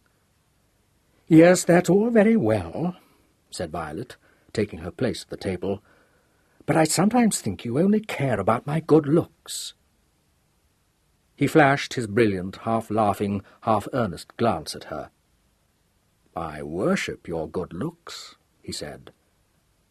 "Thank you," replied Violet dryly. "She isn't really so good-looking," observed Antonia, wrestling with the joints of a cold fowl. "Her eyes are set a bit too far apart, for one thing, and I don't know if you've noticed, but one side of her face isn't as good as the other." "But look at that lovely line of the jaw," Kenneth said, dropping the wooden salad spoon and tracing the line in the air with his thumb. "When you've quite finished, both of you," Violet protested. She looked provocatively at Murier, seated opposite to her, and said, "Aren't they awful? Don't you think we are frightfully brave to marry them?" He responded in kind, and they kept up an interchange of light badinage throughout the meal. Attempts to draw the other two into the conversation were not very successful. Kenneth had a glowering look on his face, which Violet could always conjure up by flirting with another man. And Antonia, when appealed to by Violet to assure Murier that she didn't look marvellous in red, but, on the contrary, positively haggish, replied with such disastrous frankness that the topic broke off like a snapped thread. "You're an artist, aren't you?" said Rudolph hastily. "No," said Kenneth. "Well, I may not be an artist, as you highbrows understand it." "You aren't. You can't draw." "Thank you, dear, but I do make a living out of it," said Violet sweetly. As a matter of fact, I do poster designs and commercial work, Mr. Murier. I found I had a sort of knack. Kenneth sank his head in his hands and groaned. A sort of knack, repeated Violet. And I suppose my stuff caught on. I've always had a sense of colour and line and— "Oh, darling, do shut up," begged Kenneth. "You've got about as much sense of colour and line as Tony's bull terriers." Violet stiffened. I don't know if you're trying to annoy me, but— "My angel, I wouldn't annoy you for the world. But only if you just be and not talk," begged Kenneth. I see. I'm to sit mum while you air your views. She can't possibly not talk at all, Kenneth, said Antonia reasonably. What he means if, don't talk art. Thank you. I'm quite aware that nobody but Kenneth knows anything about art. Well, if you're aware of it, why the hell do you— Champagne, said Rudolph, leaping into the breach. Miss Williams, you will, won't you? Tony? Why is there never any ice in this place? Demanded Kenneth, suddenly diverted. Because we bought the oak coffer with the money we meant to spend on a refrigerator, replied Antonia. This change of subject, coupled with the champagne, saved the party from breaking up there and then. No further references were made to art, and by the time the quartet rose from the table and drifted over to the other end of the room, Violet had softened towards Kenneth, who was passionately anxious to make amends, and Rudolph had volunteered to make Turkish coffee, if Murgatroyd didn't mind. He and Antonia then went off into the kitchen together, and under Murgatroyd's scornful but indulgent eye, brewed a decoction which, though it would have puzzled a Turk, was quite drinkable. It was a warm evening, and all this exertion made Antonia so hot that she announced her intention of having a bath. She withdrew into the bathroom, reappearing in the studio a quarter of an hour later in beach pyjamas, which became her very well, but offended Murgatroyd, who told her she ought to be ashamed of herself, on a Sunday and all. Kenneth, flat on a divan, had taken off his coat, somewhat to Violet's disapproval, and was lying with his hands linked behind his head and his shirt open at the throat. Violet sat on a floor cushion, looking graceful and cool and self-possessed, and Rudolph Murier, who had compromised with the heat by undoing the buttons of his rather too-waisted coat, leaned against the window, blowing smoke rings. 10 minutes later the doorbell rang, and Antonia said, "That'll be Giles." "Lord, I'd forgotten he was coming," said Kenneth. Violet reached instinctively for her vanity case, but before she had time to do more than peep at her reflection in the tiny mirror, Murgatroyd had ushered in the visitor. "Here's Mr. Giles," she announced grimly. Giles Carrington paused on the threshold, surveying the group in some amusement. "You look like an illustration of high life and low life," he remarked. "Sunbathing, Tony?" "Come inside and pour yourself out a drink," said Kenneth. "And don't be shy of telling us the worst. It's all in the family. Am I the heir, or am I not? If I am, we're going to buy a refrigerator. There's no ice in this ruddy place." Giles paid not the slightest attention to this, but smiled down at Violet. "It's useless to expect either of my cousins to introduce us. My name is Carrington." "I know, they're hopeless. Mine's Williams. I'm Kenneth's fiancé, you know." "I didn't, but I congratulate him. Good evening, Murier." "Oh, how sweet of you," Violet said, with an arch look up at him. "That's only his nice Eton manners," said Antonia reassuringly. "When's the inquest, Giles?" "On Tuesday. You will have to attend." "Blast! Are you going to be there?" "Yes, of course. I'll take you down." Giles poured himself out some whisky and splashed soda into it. "Arnold's car has been found," he said casually. "Where?" asked Antonia. "In a mews off the Cromwell Road." "Will that help the police at all, do you suppose?" inquired Violet. "I hardly think so. Nothing but Arnold's suitcase and hat and a hamper of provisions was found in it, I believe." "What? No blood?" said Kenneth lazily. "No gory knife?" "I call that a sell for the police." "Haven't they discovered any clue at all?" Rudolph asked. "Surely there must be something to show who it was. I mean, fingerprints or something." "I'm afraid I can't tell you that," replied Giles in his cool, pleasant way. "The police haven't taken me quite so far into their confidence." "Did you see anything more of that lamb-like superintendent?" said Antonia, clasping her hands round her knees. "Yes, I gave him a lift back to town." Kenneth sat up. "Look here. Whose side are you on?" Giles Carrington looked up quickly. Kenneth grinned. "No, I didn't mean that exactly, but you've got to act for us." "That's what I'm trying to do," answered Giles. "Lots of snags in the way," murmured Kenneth, lying down again. "Tony's pitchforked herself bang into the middle of it, and I don't think I can prove an alibi." "All the same," he added, tilting his head back to watch the fluttering of a moth against the skylight, "they'll find it pretty hard to fasten the murder onto me. For one thing, I haven't got a knife, and never had a knife, and for another, no one would ever believe I could do a job as neatly as this one without leaving any trace behind. Also, I haven't had any very recent quarrel with—" He jerked himself upright again. "Damn! What a fool I was. I wrote and asked him for some cash, and he refused. I'll lay any odds you like he's kept my letter and a copy of his answer."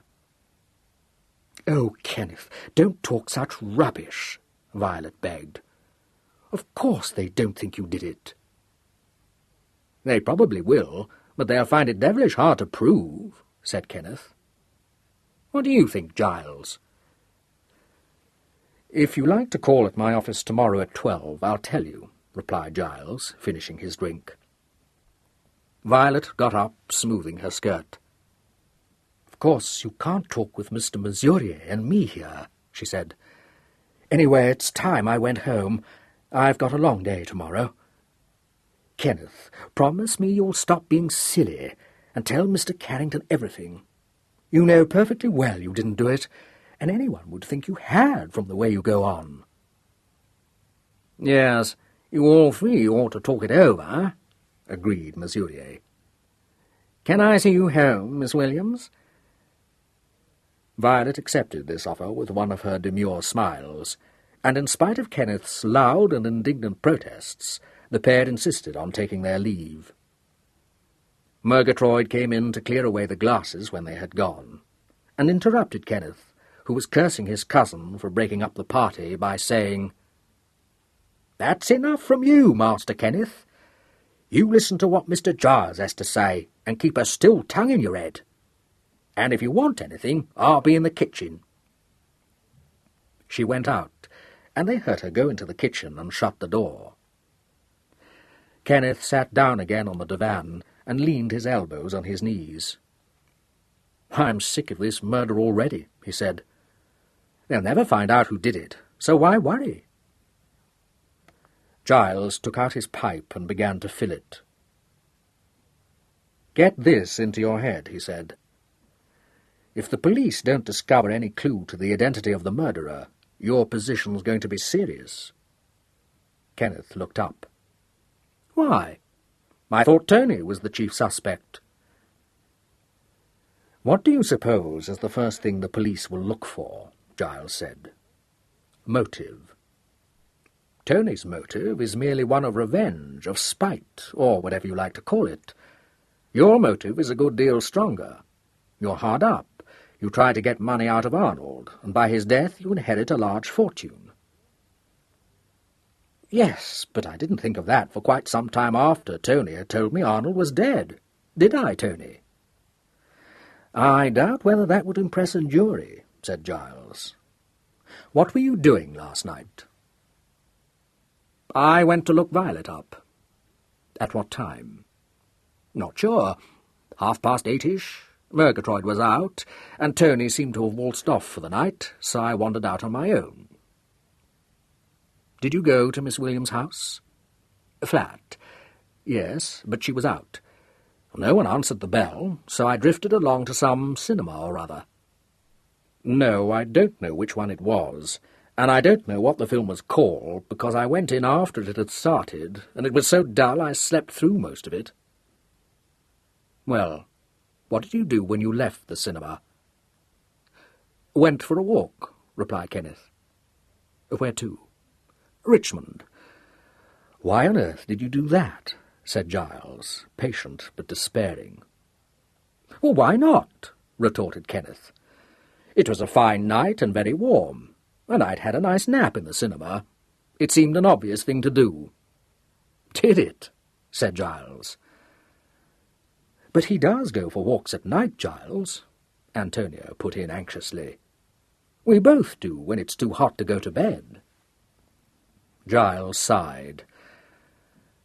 When did you get home? Oh, somewhere about 3 or 4, I suppose. I didn't notice the time. And you can't think of anyone who saw you come in or out of the cinema, or on your way to Richmond, and who would be able to recognize you? Didn't you meet a policeman? No, I don't think so. 1 or 2 cars passed, but I don't remember meeting anyone. In fact, not one word of this story can you prove, said Giles. No, replied Kenneth blandly. And not one word of it can the police disprove. Chapter 6. Giles's car drew up outside Arnold Vereker's house in Eaton Place, just as Superintendent Hannasyde ascended the stone steps. The superintendent turned, and when he saw Giles get out of the car, smiled and said, "Good morning, Mr. Carrington. You're very punctual." "It saves trouble, don't you think?" said Giles. "Have you rung?" "Not yet," replied Hannasyde, pressing the electric button. The door was opened almost immediately by a thin butler, who had a sour expression and looked as though he suffered from dyspepsia. His gaze swept the superintendent by and came to rest on Giles. He gave a slight bow and opened the door wider. "Morning, Taylor," Giles said. "Superintendent Hannasyde and I want to go through Mr. Vereker's papers." "Yes, sir?" The butler eyed Hannasyde for one disapproving minute. "The library is locked, as the superintendent left it yesterday, I understand." It was plain that the butler had no opinion of policemen who walked into well-ordered houses and locked rooms up as they pleased. "A bad business about Mr. Vereker," Giles said, handing him his hat and his gloves. "Extremely distasteful, sir." "I should like to have a word with you, please," said Hannasyde, taking a key out of his pocket and fitting it into the lock of a door on the right of the front door. "Certainly, sir," said Taylor frigidly. "I regret having been out when you called yesterday, but Sunday is my day." "Yes, I understand. Come in here, will you? Mr. Carrington, will you take these?" He held out a collection of keys on a ring, which Giles took, while the butler walked over to the window and drew back the curtains. The library had the same air of conscious opulence that pervaded every room in Arnold Vereker's house.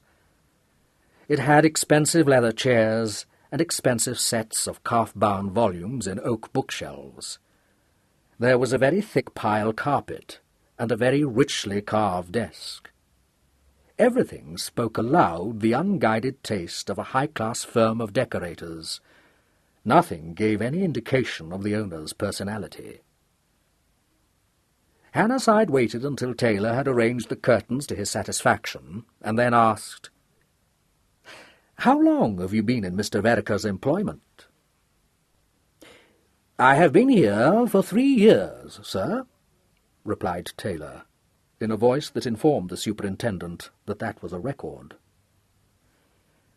"Then you are probably acquainted with Mr. Vereker's habits. Was it his custom to spend the weekends at his country cottage?" "He occasionally did so, sir." "And when he did, was it usual for him to drive himself down, or did he take his chauffeur?" "Sometimes the one, and sometimes the other, sir." "Upon Saturday, when he left town, was the chauffeur with him?" "I believe not, sir. There had been a little unpleasantness." "What do you mean by that?" "Between Mr. Vereker and Jackson, the chauffeur, sir. Mr. Vereker gave Jackson his notice on Saturday morning, Jackson having brought the car round 5 minutes late again. There was a highly unpleasant scene upon the front steps. I regret to say that Jackson so far forgot himself as to answer Mr. Vereker back. It was quite a brawl, not what one would expect in a gentleman's house at all.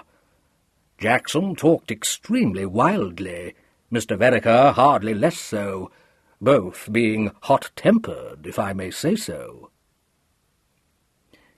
"And when Mr. Vereker left the house on Saturday evening, Jackson was not driving the car?" "No, sir. It was merely brought round to the door, Mr. Vereker having stated that he did not wish to see Jackson's face again." "I see. At what hour did Mr. Vereker leave this house?" "He left at 10 minutes to 8, sir." "You seem sure of that. What fixed the time in your memory?" "Mr. Vereker himself, sir. He remarked upon it. I understood him to have a dinner engagement. He was not pleased at being detained." "What detained him?" The butler drew in his breath, for this was the moment for which he had been waiting. "A visitor, sir." "Who was this visitor?" "I could not say, sir. He was not a person I had ever seen before. In fact, I should not describe him as the type of gentleman I have been in the habit of admitting to the house. Very down at heel he was, and most determined to see Mr. Vereker. Upon my informing him that Mr. Vereker was not at home, he set his foot in the door, and replied that he should not leave until he had seen him." "Do you mean that his attitude was threatening?" The butler considered. "Hardly that, sir. Oh, no, not threatening. Very affable he was, in a silly kind of way, stood there smiling. I formed the impression that he was under the influence of drink. I was about to summon Matthew, the footman, sir, to assist in putting him outside, when Mr. Vereker came down the stairs, ready to go out." "In evening dress?" "Precisely, sir.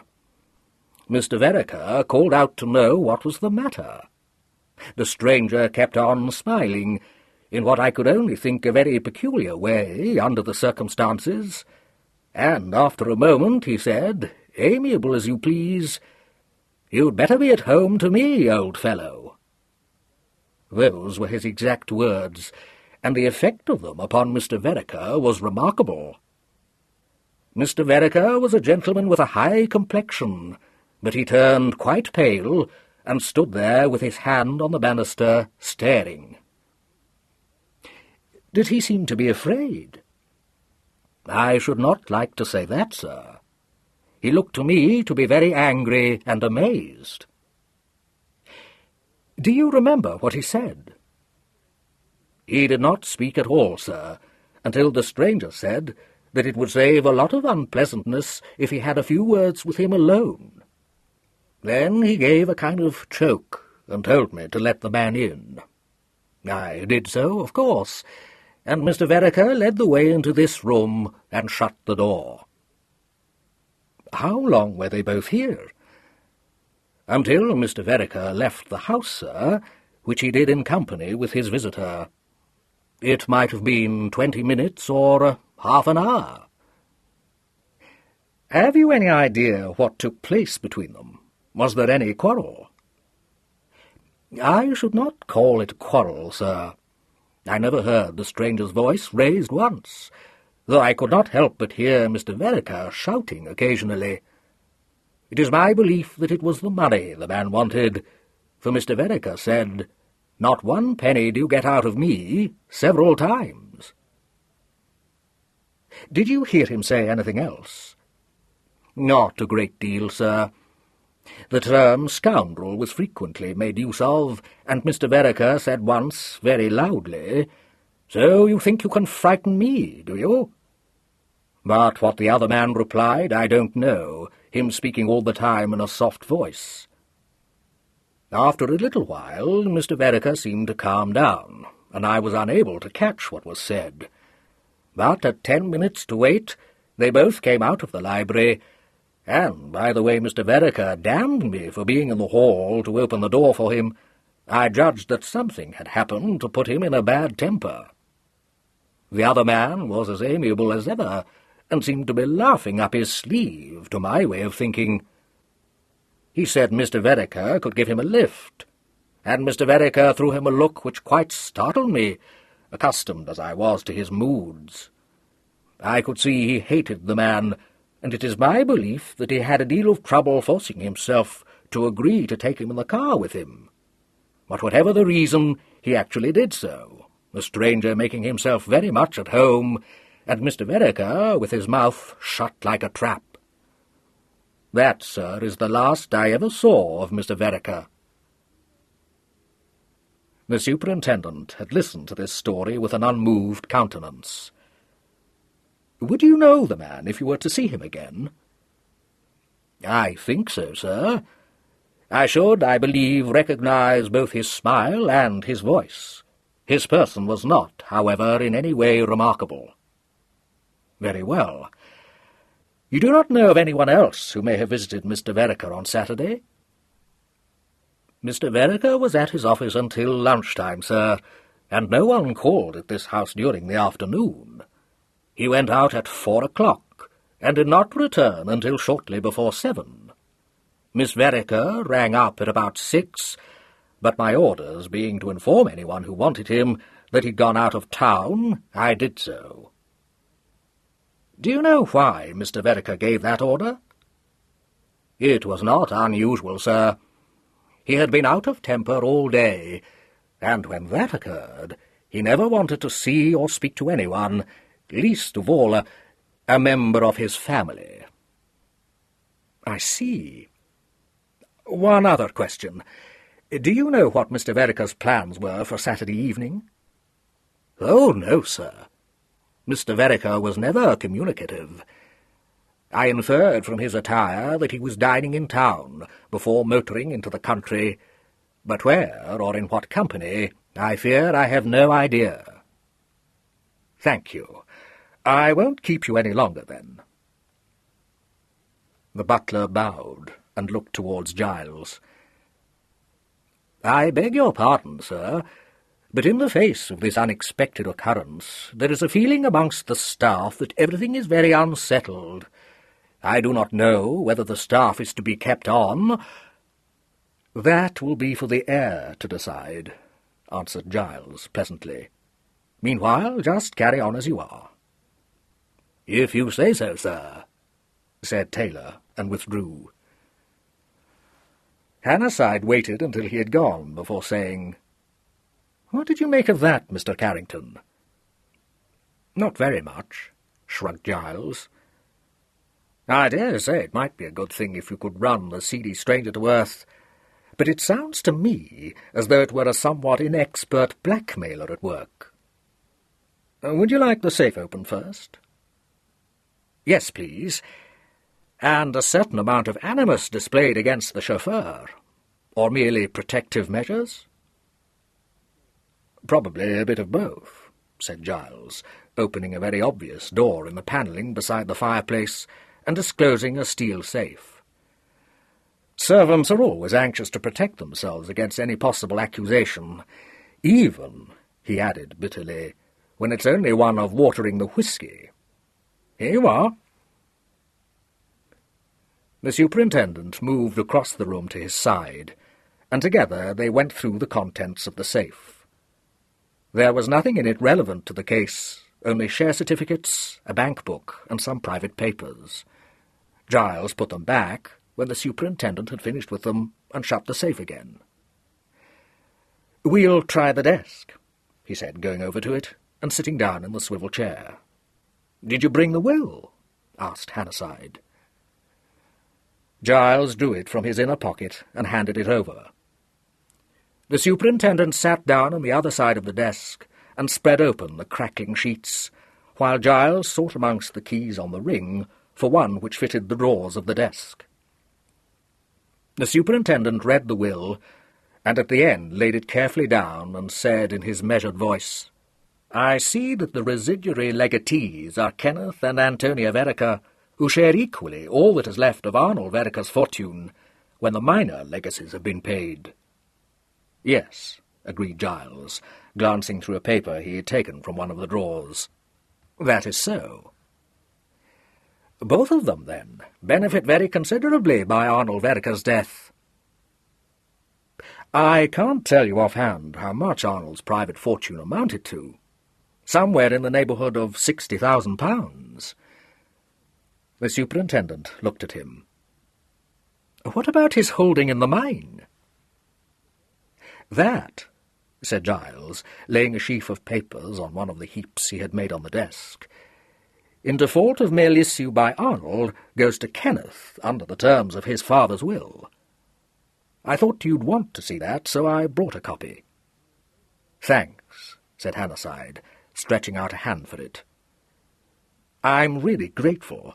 You're saving me a lot of time, Mr. Carrington." "Don't mention it," said Giles.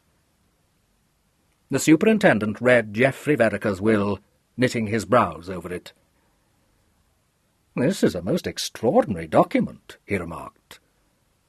"All that seems to be left to his other children is his private fortune, and even that is divided between the four of them. What's the meaning of it, Mr. Carrington?" "It isn't quite as extraordinary as it appears," replied Giles. "The Shan Hills mine was an obsession with my uncle.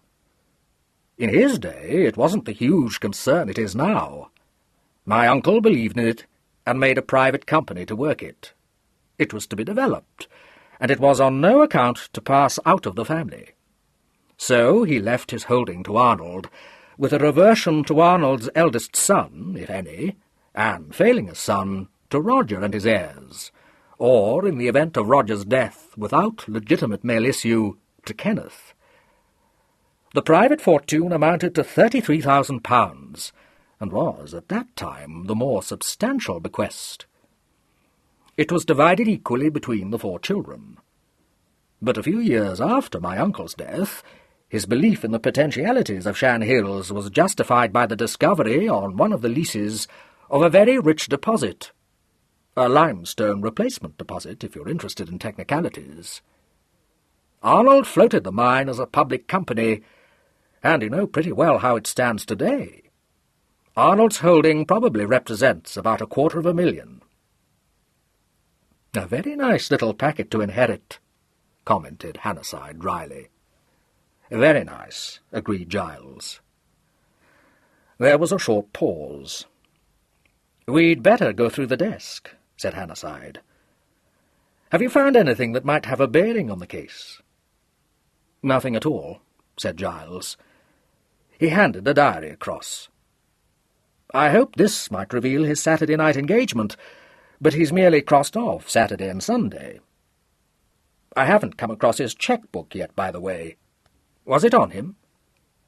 "Yes, I've got it," Hannasyde said, producing it. I see he drew a cheque for £100 to self on Friday. At first glance, rather a large sum to carry about with him, but he seems to have been in the habit of doing it. He was. He got rather a kick out of a fat wad in his pocket, I think. Lots do.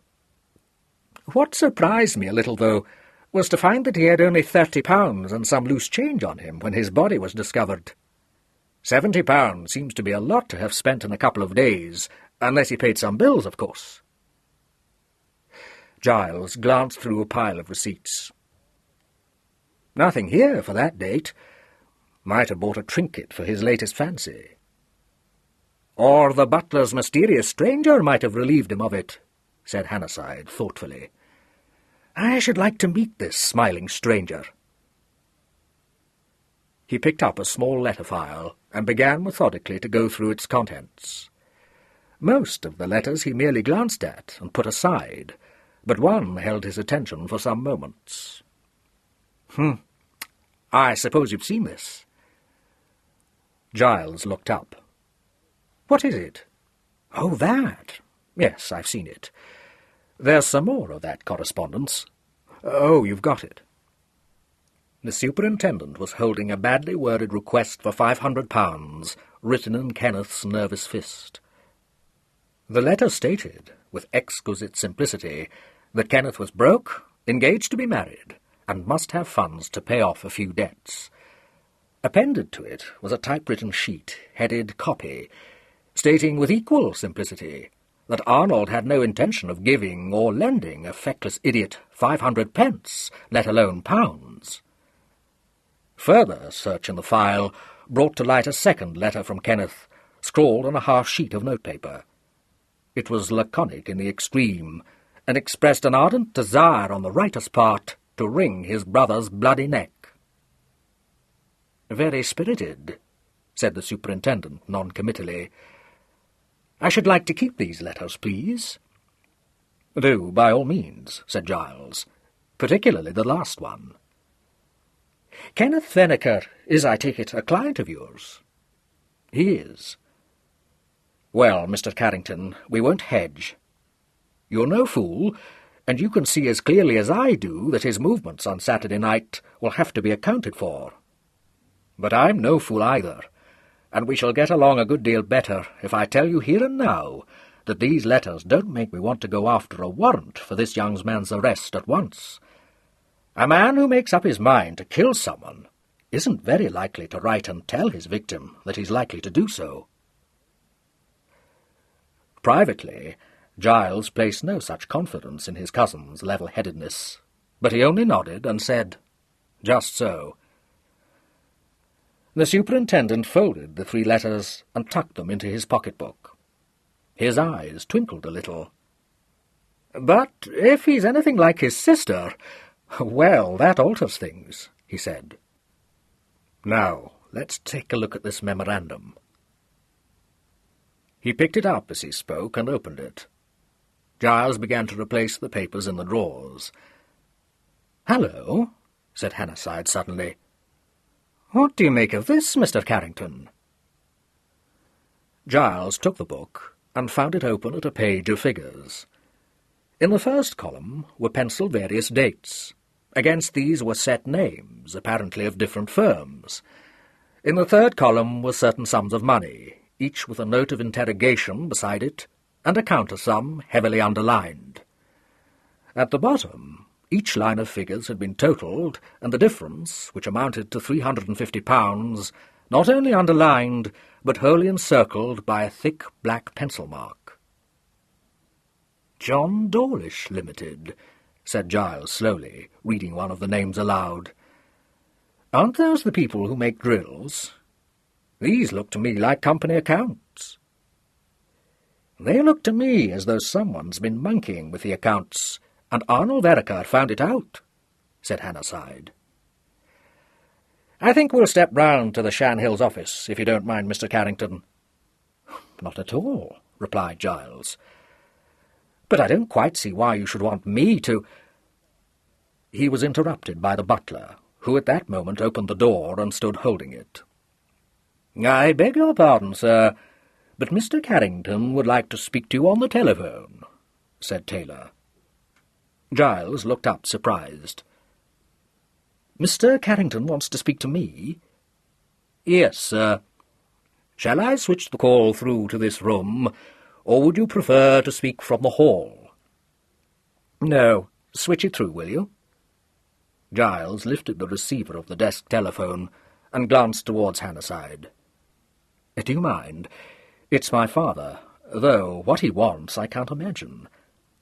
By the way, it is he who is the legal adviser to Arnold's company. Arnold transferred his private affairs to me, partly because we were more of an age, and partly because he and my father couldn't hit it off, but the business remained in— Oh, hello, sir. Morning. Yes, Giles speaking." The superintendent opened his notebook and began tactfully to read through the entries. He could hear a staccato quacking noise, which he rightly inferred to be the voice of Mr. Carrington Senior. It sounded irascible, he thought. Giles' side of the conversation was mild and soothing. He said, "Oh, so sorry, sir. Didn't I tell you I should come straight to Eaton Place? Well, never mind. What's happened? Something to do with what?" The lazy look faded. He listened intently to the quacking noise, which went on for quite some time. Then he said, "All right, sir. I'll bring him round just as soon as we've finished here." The voice quacked again, and the superintendent was almost certain that he heard the words "flat-footed policeman."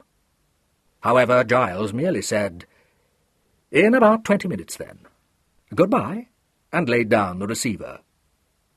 He raised his eyes to the superintendent's face and said, "My father wants to see you, Superintendent. He tells me he found a letter from Arnold Vereker waiting for him at the office this morning, which he thinks you ought to see." Chapter 7. The offices of Carrington, Radcliffe and Carrington were on the first floor of a house at the bottom of Adams Street, facing down the length of Adelphi Terrace.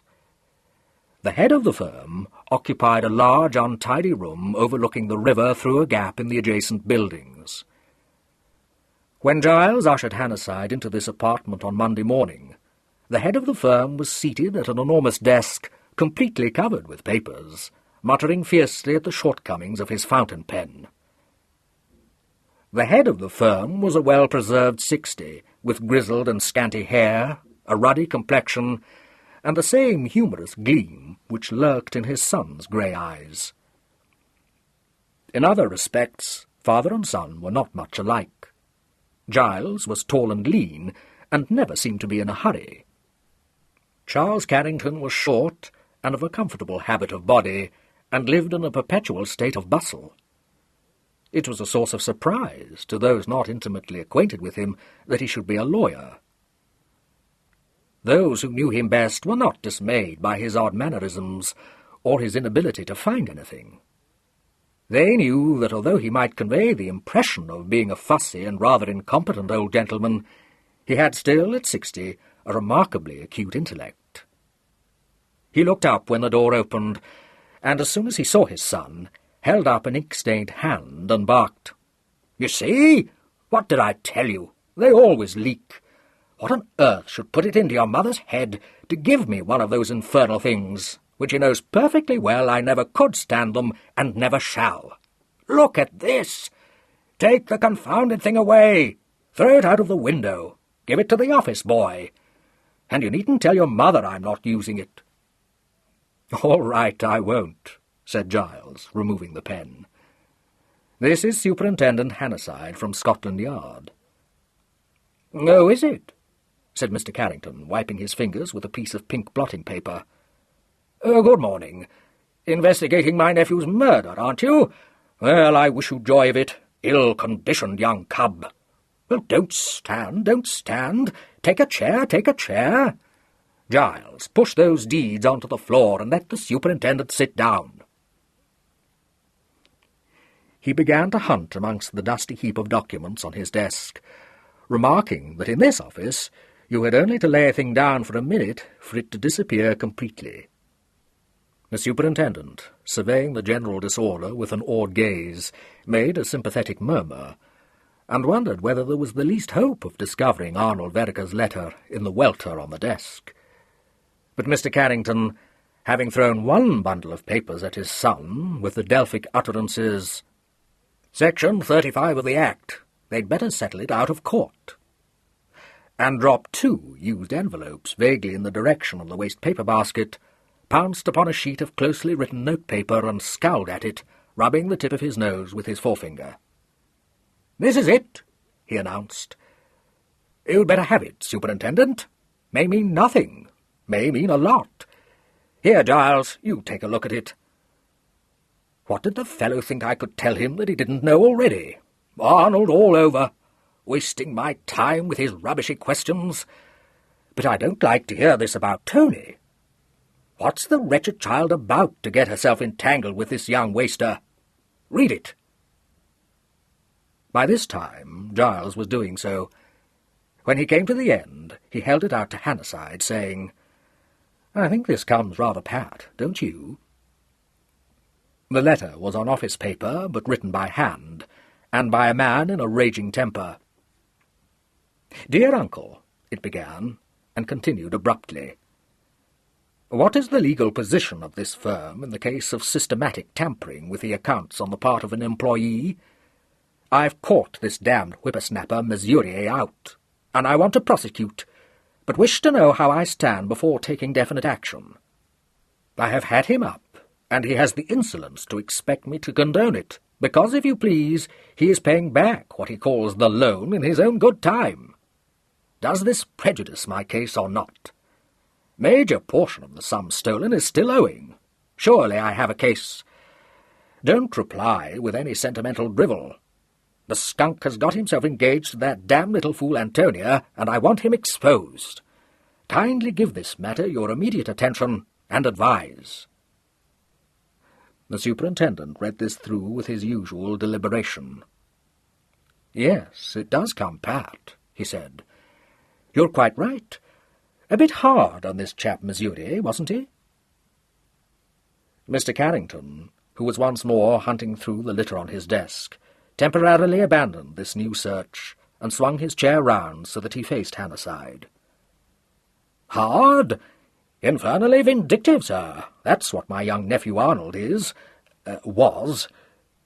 He paused, and added with a growl, "De mortuis nil nisi bonum," as a sort of general absolution. "But I never in my life met such a fellow with a worse temper, or worse manners, or a worse heart, or a more obstinate, pig-headed—" "He wasn't as bad as all that," objected Giles. "Don't interrupt," said Mr. Carrington sternly. He transferred his attention to Hannasyde. "You can keep that letter. You look a sensible man, as far as I can judge. I've no desire to get this Murier fellow into trouble, but I've still less desire to see you yardmen barking up what I trust is the wrong tree. I'm not acting for that benighted young nephew of mine, though why I call him my nephew I don't know. He isn't, and thank God for it, but from what I know of him— Yes, what is it?" A clerk had tapped at the door and entered. He said in a low voice, "For Mr. Giles, sir." "Well?" said Giles, turning his head. "Anything urgent?" "Mr. Kenneth Vereker has called, sir, and would be glad if you could spare him a few minutes. He says it's very urgent." "Tell him I'm engaged at the moment, but if he cares to wait, I'll see him later." Hannasyde craned forward. "I wonder if you would mind if I saw Mr. Kenneth Vereker?" he asked. Giles and his father's eyes met for an instant. Charles Carrington said briefly, "Tell Mr. Vereker that Superintendent Hannasyde is here and would like to see him." "Yes, sir." The clerk went out. 2 minutes later Kenneth walked in, dressed in a disreputable grey flannel trousers, a shirt with a soft collar and a flowing tie, and an old tweed coat. A plume of dark hair fell over one eyebrow, and the eyes themselves were bright and inquisitive and alert. "Hello, Uncle," "Hello, Giles," he said airily. "Where's the lamb-like policeman?" "Good Lord, I don't see anything lamb-like about you. Another of Tony's lies. I've come to the conclusion I'd better reserve my defence, by the way. Saw it in the News of the World yesterday, and it seemed to me to be a good idea." "I wish," said Mr. Carrington testily, "that you would refrain from walking into my office looking like a third-rate artist from Chelsea." "Why?" asked Kenneth, interested. "Because I don't like it," replied Mr. Carrington, floored. "And nor do I like that effeminate tie." "If it comes to that, I don't like yours," said Kenneth. "I think it's a ghastly tie, but I shouldn't have said so if you hadn't started on mine, because I believe in the rights of the individual. But as a matter of fact, it's about my clothes that I'm here, more or less." He turned to Hannasyde and said affably, "You don't mind if I get my business done first, do you?" "Not at all," answered Hannasyde, on whom, for all his apparently disinterested attitude, not one gesture or inflection of the voice had been lost. "If you would like to speak to Mr. Carrington alone, I can wait outside." "Oh, Lord, no, it isn't private," Kenneth assured him. "It's only about Arnold's money. I am the heir, aren't I, Charles? Damn it, I must be. He can't have upset Father's will. Well, can I have some of it advanced to me? I must have some new shirts, for one thing, and I can't get them on tick since Arnold said he wouldn't be responsible for my debts, blast him. Also, Maxtons have sent me a stinker to say if I don't settle their account, they'll have to take steps. And if taking steps means jug, I can't possibly be jugged for at least another fortnight, because I'm working on a picture. So you don't mind coughing up some of the needful?" It was quite impossible to stem this tide of disastrous eloquence. After one quick warning frown, Giles abandoned the attempt and heard his client out in silence. Mr. Charles Carrington, his elbows on the arms of his chair and his fingertips lightly touching, sat watching the superintendent, quite unperturbed. When his nephew paused for breath, he turned his head and said with something of his son's mildness, "How much do you want, Kenneth?" "I want £500, replied Kenneth promptly. 300 is absolutely urgent, and if it won't run to 5, I could make 3 do. But I want 100 to buy a ring with, and another 100 for splurging about. I can buy a ring for 100, can't I, Giles?" "Several, I should think," replied Giles. "Must be diamonds," explained Kenneth. "Large, flashy ones. You know, the kind of thing that makes you want to vomit. It's for Violet.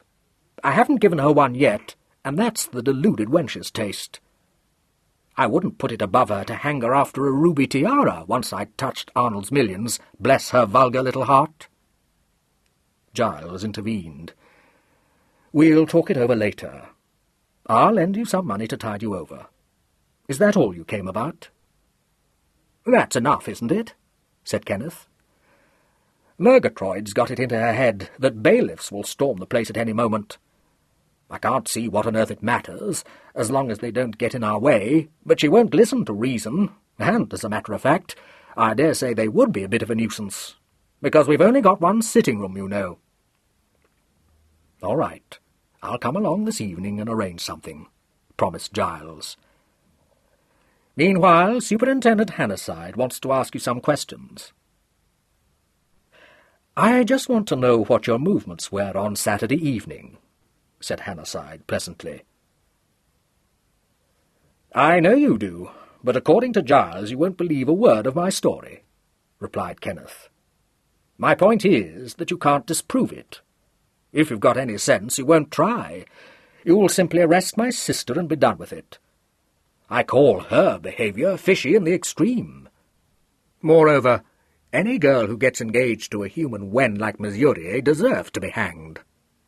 What did you make of him, Giles?" "I hardly know him. Try to stick to the point." "Well, I think he's a blister," said Kenneth frankly. Hannasyde said patiently, "May I hear this story, which I can't disprove?" "Sorry, I'd forgotten you for the moment," said Kenneth, and seating himself on a corner of the desk which happened to be free from litter, related with unexpected conciseness the history of his movements on Saturday. "And that's that," he concluded, delving in his pocket for an evil-looking meerschaum. "My fiancée says it's such a rotten story you're bound to believe it. She ought to know. She reads about 7 detective thrillers a week, so she's pretty well up in crime." Hannasyde looked at him rather searchingly. "You don't remember the picture theatre you visited, or even what street it's in, or what the film was about, Mr. Vereker?" "No," said Kenneth, unrolling an oilskin tobacco pouch, and beginning, under his uncle's fermenting stare, to fill the meerschaum. "That argues a singularly bad memory, doesn't it?" "Vile," agreed Kenneth. "But anyone'll tell you I've no memory."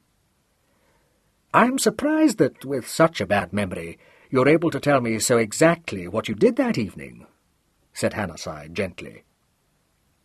"Oh, I learnt that off by heart," replied Kenneth, putting his pipe in his mouth and restoring the pouch to his pocket. Superintendent Hannasyde was not a man to show surprise readily, but this ingenuous explanation bereft him momentarily of speech. Giles' slow voice filled the gap. "Don't try to be funny, I implore you. What do you mean?" Charles Carrington, whose attention had been successfully switched from the meerschaum, watched Kenneth with an air of impersonal interest. "Yes, what do you mean?" he inquired. "Just what I said," responded Kenneth, striking a match. Between puffs he continued. "After Giles had gone, last night, it dawned on me that I'd better make sure I didn't forget what I did on Saturday. So I wrote it all down and learnt it by heart in case I lost the book of the words." The superintendent, recovering, put rather a stern question. "Do you remember anything at all of what you did, Mr. Vereker, or are you merely favouring me with a recitation?" "Of course I remember," said Kenneth impatiently. "You can't go on repeating a saga without remembering it. If you mean, did I make it up? Certainly not. I should have thought out a much better story than that, something really classy. As a matter of fact, my sister and I concocted a beauty, but we decided against using it because of the mental strain. If you make a thing up, you keep forgetting some of the ramifications, and then you're in the soup." "I'm glad you realise that," said Hannasyde dryly. "Will your memory go back as far as the 3rd of June?" "What's today?" asked Kenneth, willing to oblige, but cautious. "Today, Mr. Vereker, is the 19th of June." "Then I shouldn't think it would. It all depends. Not if you're going to ask me what I had for breakfast that day, or whether I went out for a walk, or—" "I'm going to ask you whether you remember writing a letter to your half-brother, requesting him to give or to lend you £500. "Did I write that on the 3rd?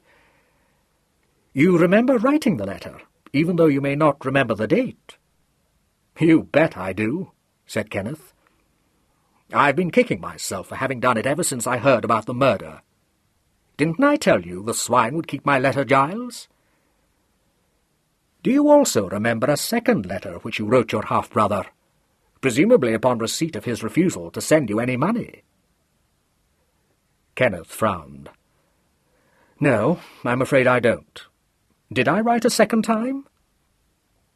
The superintendent opened his pocket-book and took out a single sheet of notepaper. "Isn't that it, Mr. Vereker?" Kenneth leaned forward to read it and burst out laughing. "Oh, Lord, yes. Sorry, I'd forgotten that for the moment. You were angry enough to write a letter telling your half-brother that it would give you great pleasure to wring his neck—" "Bloody neck," corrected Kenneth. "Yes, his bloody neck is the term you used. You felt that strongly enough to write it, and then forgot all about it?" "No, I'd forgotten I'd written it," said Kenneth. "I didn't forget that I wanted to wring his neck. My memory's not as bad as that." "I see. Am I to understand that this violent desire persisted? Giles made a slight movement as of protest, but Kenneth spoke before he could be stopped. More or less, whenever I happened to think about him. But it was only a beautiful dream. I couldn't have pulled it off. Arnold was too beefy for me to tackle single-handed. There was an infinitesimal pause. Then the superintendent said, "I see. I think you said you're engaged to be married?" Kenneth nodded. "Have you been engaged long, Mr. Vereker?" 3 months, more or less. "When do you mean to be married, may I ask?" "I think you mayn't, Superintendent," said Giles, shifting his shoulders against the mantelpiece. "You must advise your client as you see fit, Mr. Carrington, but it is a question that will be asked," Hannasyde said. "Let him ask anything he likes," said Kenneth. "I don't mind. I haven't got any feeling against the police. I don't know when I'm going to be married. My betrothed has religious scruples." "Has what?" asked Hannasyde, startled. Kenneth waved his pipe vaguely in the air. "Religious scruples, respect due to the dead. All against the funeral baked meats coldly furnishing forth the marriage tables. Romeo and Juliet," he added. "Hamlet," said the superintendent coldly. "Shakespeare, anyway." "Do you mean that your fiancée wishes to postpone the wedding until you're out of mourning?" "She can't. She knows perfectly well I'm not going into mourning." "Mr. Vereker, had you arranged a date for your wedding before Saturday or not?" "Not." "I'm going to ask you a very straightforward question, which your solicitor won't like," said Hannasyde with a faint smile. "Was the wedding day unsettled because of money troubles?" "You needn't bother about my solicitor," said Kenneth amiably. "When a thing stands out a mile, you don't catch me queering my pitch by denying it. Money it was. The lady's not in favour of a 2-pair back. By the way, that's something I wanted to ask you, Giles. What is a 2-pair back?" "I don't know," said Giles. "Well, it doesn't really matter," said Kenneth, banishing the question. "Now Arnold's dead, the point doesn't arise." "No," agreed Giles, of intent. "Whatever a 2-pair back may be, it isn't anything like the Eaton Place house." Kenneth took his pipe out of his mouth. "Let's get this straight," he requested. "Nothing would make me live in that high-class mansion or any other remotely resembling it. That's final, and you may tell Violet so with my loving compliments." "All right. Where do you propose to live?" "Where I'm living now. If Violet wants ropes of pearls and a brocade bed and a Rolls-Royce, she can have 'em, but there it ends. I utterly refuse to alter my habits." He stood up and pushed the lock of hair back from his forehead. "You can also tell her," he said, his eyes very bright all at once, "that these hands—" he flung them out, the fingers spread wide, "are worth more than all Arnold's filthy money, and when he's been forgotten for centuries, people will still be talking about me." Charles Carrington blinked, and looked to see how Hannasyde received this sudden outburst. Hannasyde was watching Kenneth. He said nothing. Kenneth's brilliant, challenging gaze came to rest on his impassive face. "That's what you don't yet grasp," he said. "I might have killed Arnold because I loathed him, and his money-grubbing mind and his vulgar tastes, but not for his £250,000. "Don't you want his £250,000? asked Hannasyde conversationally. "Don't ask me damn silly questions," snapped Kenneth. "Of course I do. Who wouldn't?" Hannasyde got up. "Not one of my acquaintance," he answered. "I've no more questions to ask you at the moment, damn silly or otherwise." "Good," said Kenneth. "Then I'll depart. Don't forget to come round tonight, Giles, and mind the wolf. According to Murgatroyd, it's at the door." Goodbye, Uncle. Give my love to Aunt Janet. I must be going too, said Hannasyde, as the door shut behind Kenneth. I may act as I think fit with regard to this letter, Mr. Carrington? Charles Carrington nodded. Use your discretion, Superintendent. I expect you've got a lot, eh? Hannasyde smiled. I hope so, he said. He turned to Giles. I shall see you tomorrow at the inquest, shan't I? Giles held out his hand. Yes, I shall be there. Hannasyde gripped the hand for a moment, a certain friendly warmth in his eyes. I'll let you know if anything interesting transpires. He went out, and Charles Carrington pushed back his chair from the desk. Well, well, well, he said. Sheer waste of my time, of course, but not unamusing. I've half a mind to ask Kenneth to look for another solicitor, said Giles ruefully. His father sat up and resumed his search amongst the papers on his desk. Nonsense, he said briskly. That boy is either an incorrigibly truthful young ass or a brilliantly clever actor. He's got your Superintendent Hannasyde guessing, Giles. What's more, he's got you guessing as well. You don't know whether he did it or not. No, I don't. I don't even know whether he's capable of doing it. He's a queer fish, curiously cold-blooded. He's capable of it, all right, but whether he did it or not, I can't make out. Where the devil are my spectacles? Chapter 8. The deputy manager of the Shan Hills Mining Company, Mr. Harold Fairfax, received Superintendent Hannasyde with anxious deference, and raised no objection at all to the superintendent's request that he might be allowed to question certain members of the staff. Mr. Fairfax was a square little man of middle age, and seemed to be in a perpetual state of being worried. He could throw no light on the mystery of Arnold Vereker's death. You see, he said unhappily, so many people disliked Mr. Vereker. He was a hard man. Oh, a very hard man. I believe he trusted me.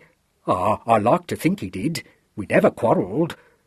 Sometimes he'd be very short with me, but I've known him for a great many years, and I think I understood him. It's a dreadful thing, his murder, an appalling thing, and all, perhaps, because someone couldn't make allowances for his temper. Miss Miller, Arnold Vereker's secretary, was more helpful. She was a business-like-looking woman of an age hard to determine. She fixed her cold, competent eyes on the superintendent, and answered his questions with a composure tinged with contempt. She told him the exact hour of Mr. Arnold Vereker's arrival at the office on Saturday morning. She recited a list of the engagements he had had, and described his callers. At 5:20 past 10, she said briskly, Mr. Vereker sent for Mr. Murier, who remained in his room for 27 minutes. You're very exact, Miss Miller, said the superintendent politely. She smiled with tolerant superiority. Certainly. I pride myself on being efficient. Mr. Murier was sent for immediately after the departure of Sir Henry Watson, whose appointment, as I have informed you, was at 10 o'clock. Mr. Cedric Johnson, of Messrs. Johnson, Hayes and Heaverside, had an appointment with Mr. Vereker at 11 and arrived 7 minutes early. I informed Mr. Vereker at once, through the medium of the house telephone, and Mr. Murier then came out, and, I presume, returned to his own office. Thank you, said the superintendent. Can you tell me if there was any unpleasantness during any of Mr. Vereker's appointments that morning? Yes. Mr. Vereker's interview with Mr. Murier was, I imagine, extremely unpleasant. Why do you imagine that, Miss Miller? She raised her brows. The room, which is my office, communicates with the late Mr. Vereker's. I could hardly fail to be aware of a quarrel taking place behind the intervening door. Do you know what the quarrel was about? If I did, I should immediately have volunteered the information, which must necessarily be of importance. But it is not my custom either to listen at keyholes or to waste my employer's time. During Mr. Vereker's interview with Mr. Murier, and his subsequent one with Mr. Cedric Johnson, I occupied myself with Mr. Vereker's correspondence, using the dictaphone and a typewriter. What was said, therefore, I did not hear or wish to hear. From time to time, both voices were raised to what I can only describe as shouting pitch. More than that I am not prepared to say. He put one or two other questions to her, and then got rid of her and asked to see Mr. Rudolph Murier. Murier came in 5 minutes later. He looked rather white, but greeted Hannasyde easily and cheerfully. "Superintendent Hannasyde, isn't it? Good morning. You're investigating the cause of Arnold Vereker's death, I understand. Rather an awful thing, isn't it? I mean, stabbed like that in the back. Anything I can tell you that might help you, I shall be only too glad to. Only I'm afraid I can't tell you much." He laughed apologetically, and sat down on one side of the bare mahogany table, carefully hitching up his beautifully creased trousers. "Just what is it you want to know?" he asked. "Well, I want to know several things, Mr. Murier," answered the superintendent. "Can you remember where you were on Saturday evening between the hours of, let's say, 11 o'clock and 2 o'clock? Murier wrinkled his brow. "Let me see now. Saturday. Oh, yes, of course. I was at home. Redcliffe Gardens, Earl's Court. I have digs there." "Are you sure that you were at home then, Mr. Murier?" "Well, really." Murier laughed again, a little nervously. "I was certainly under that impression. I had a bit of a head that night, and I went to bed early." Hannasyde looked at him for a few moments. Murier stared back into his eyes and moistened his lips. "Where do you garage your car?" asked Hannasyde. "What an odd question. Just round the corner. I have a lock-up garage, you know, in a mews."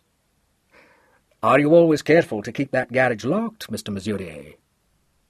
Murier replied a shade too quickly. "Oh, I'm afraid I'm rather casual sometimes. Of course, I do usually see that it's locked, but occasionally, when I've been in a hurry, you know how it is." "Did you use your car at all on Saturday?" "No, I don't think I— Oh, yes, I did, though." "At what time?" "Well, I really don't remember. In the afternoon." "And when did you return it to the garage?" Murier uncrossed his legs, then crossed them again. "Must have been sometime during the early part of the evening. I'm afraid I'm a bit hazy about times. And, of course, not knowing that it would be important, the time I garaged the car, I mean." "Are you sure, Mr. Murier, that when you say the early part of the evening, you don't mean the early part of the morning?"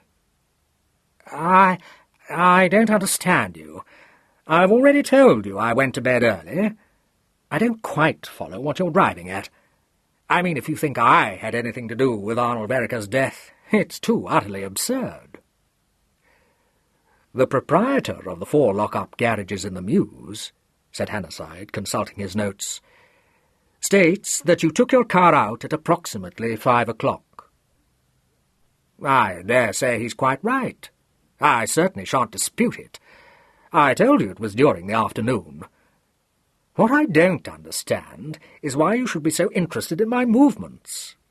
Frightfully thorough of you and all that, but I must say I find it rather amusing that you should actually take the trouble to question them at the garage." "The proprietor further states," continued Hannasyde unemotionally, "that at 1:45 a.m. on Sunday he was awakened by the sound of one of the garages being opened. Apparently the garage you rent is immediately beneath his bedroom. He declares that he recognized the engine note of the car being driven into the garage." "Of course, that's perfectly preposterous," Murier said. "In any case, it wasn't my car. Unless, of course, someone else had her out. If I forget to lock the garage, they might easily have done so, you know." "Who?" asked Hannasyde. "Who?" Murier looked quickly across at him and away again. "I'm sure I don't know. Anybody." "Whoever took your car out on Saturday evening must have had a key to the garage, Mr. Murier. The proprietor states that when you had left the Mews in the car, shortly after 5, he himself shut the doors. When he went to bed at 10:30, they were still locked." "I dare say he was mistaken. Not that I'm saying anyone did take my car out.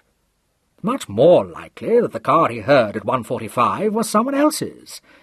I mean, he was probably half asleep, and anyway, he could not recognize the engine notes so positively as all that. You will agree, then, that it's highly improbable that anyone should have taken your car out of the garage on Saturday night?" "Well, it certainly looks like it, certainly. But I don't know that no one did. I mean, look here, I don't in the least see why you should bother so much about my car when I've told you—" "I'm bothering about it, Mr. Murier, because your car was seen by a constable on patrol duty at a point known as Dimbury Corner, 10 miles from Hanborough on the London road, at 26 minutes to 1 on Sunday morning," said Hannasyde. Again Murier moistened his lips, but for a moment or two he did not speak. The ticking of a solid-looking clock on the mantelpiece became suddenly audible. Murier glanced at it, as though the measured sound got on his nerves, and said, "He must have been mistaken, that's all I can say." "Is the number of your car AMG 240? asked Hannasyde. Yes, it is." "Then I don't think he was mistaken," said Hannasyde. "He must have been. He misread the number. Probably ANG or AHG. In any case, I wasn't on the Hanborough Road at that hour." He put up a hand to his head and smoothed his sleek black hair. "If that's all the case you've got against me, I mean this constable's memory against my word, I don't think much of it. Not that I wish to be offensive, you know. You detectives have to try everything, of course, but—" "Quite so, Mr. Murier." The superintendent's even voice effectually silenced Murier. "You are only being asked to account for your movements on Saturday night. If you were in your lodgings all the evening, you can no doubt produce a witness to corroborate the truth of that statement." "No, I don't think I can," Murier said with an uneasy smile. "My landlady and her husband always go out on Saturday evening, so they wouldn't know whether I was in or out." He became aware of a piece of cotton on his sleeve and picked it off, and began to fidget with it. "That is unfortunate," said Hannasyde, and once more consulted his notes. He said abruptly, "You had an interview with Arnold Vereker at 10:30 on Saturday morning. Is that correct?" "Well, I wouldn't swear to the exact time, but I did see him on Saturday." "Was the interview an unpleasant one, Mr. Murier?" "Unpleasant? I don't quite—" "Did a quarrel take place between you and Mr. Vereker on that occasion?" "Oh, Lord, no!" Murier cried. "Vereker was a bit peeved that morning, but we did not quarrel. I mean, why should we?" Hannasyde laid his notes down. "I think," he said, "that we shall get along faster if I tell you at once, Mr. Murier, that I am in possession of a certain letter concerning you, which Mr. Vereker wrote to the firm's solicitor on Saturday. You may read it if you choose." Murier held out his hands for the letter and said, This isn't Vereker's writing." "No, it's mine," said Hannasyde. "That is a copy of the original." Murier a tinge of colour in his cheeks, read the letter and put it down on the table. I don't know what you expect me to say. It's an absolute misstatement. Mr. Murier, please understand me. The particular point raised in that letter does not concern me. I am not investigating the accounts of this company, but the murder of its chairman. The information contained in the letter tells me that your interview with Mr. Arnold Vereker on Saturday morning cannot have been a pleasant one. In addition, I have already ascertained that both your voices were heard raised in anger. Now, that bloody cat Rose Miller! Exclaimed Murier, flushing. Of course, if you're going to believe what she says, she always had her knife into me. It's a complete lie to say that we quarrelled. Vereker went for me, and I shan't attempt to deny that he was in a bad temper. In fact, he actually accused me of embezzling. Utterly ridiculous, I need hardly say. As a matter of fact, I got into a bit of a mess. I lost a packet racing, if you want to know how, and I borrowed a little from the firm just to tide me over. Of course, I know I oughtn't to have done it, but when you're hard-pressed you do silly things. But to say I stole the money is positively laughable. I mean, if I'd wanted to do that, I shouldn't be paying it back, which even Vereker admits I'm doing. He simply had a down on me. Because he discovered that you'd become engaged to his half-sister? That had nothing to do with him at all, Murier said quickly. He didn't care a brass farthing about Tony. He seemed to think that it had a great deal to do with him, said Hannasyde, a dry note in his voice. He threatened you with exposure, didn't he? Oh, he threatened me with all sorts of things, said Murier. I can't say that I took him very seriously, though. I knew perfectly well he wouldn't prosecute when he'd had time to think it over. I mean, it would be too silly on the face of it. Would it? Said Hannasyde. You will admit, I imagine, that if he had prosecuted you for, borrowing the firm's money, your career would have been ruined. I don't know so much about that, Murier said uneasily. Of course, it would have been damned unpleasant, but I'm speaking entirely in your interests, Mr. Murier, when I say that the best thing you can do is to tell me the truth about your movements on Saturday night. Think it over. I don't need to. You can't prove it was my car that the bobby thought he saw, and even if it was, it certainly wasn't me driving it. He got up. That's absolutely all I have to say. Then I won't keep you any longer, said Hannasyde. But I still advise you to think it over. By the time the superintendent left the Shan Hills Mining Company's premises, it was past 4 o'clock. Awaiting him in the main hall of the building was his subordinate, one Sergeant Hemingway, a cheerful person with a bright eye and a persuasive manner. They went out together to the nearest tea shop, and over 2 cups of strong tea compared notes. The trouble is, remarked the sergeant at length, there's too many people with good motives. I never liked that kind of case, Super. Do you remember the Uttershaw murder? Took 10 years off my life, that did. He prodded one of the buns, which the waitress had set before them, and shook his head. Not at my age, he said. You ought to be able to have 'em up for foisting that kind of food on the public. Keep me awake all night, that would. Take this young Vereker chap. He's a new one on me, Super. Make anything of him? No, said Hannasyde slowly. Nothing at all, yet. He's a new one on me, too. I suspect a mighty slippery customer. He's got the biggest motive of the lot. Here, miss, you take these buns back where they came from, which was the dustbin, I should think, judging from the look of them, and bring a nice plate of bread and butter, there's a good girl. Sauce, said the waitress, tossing her head.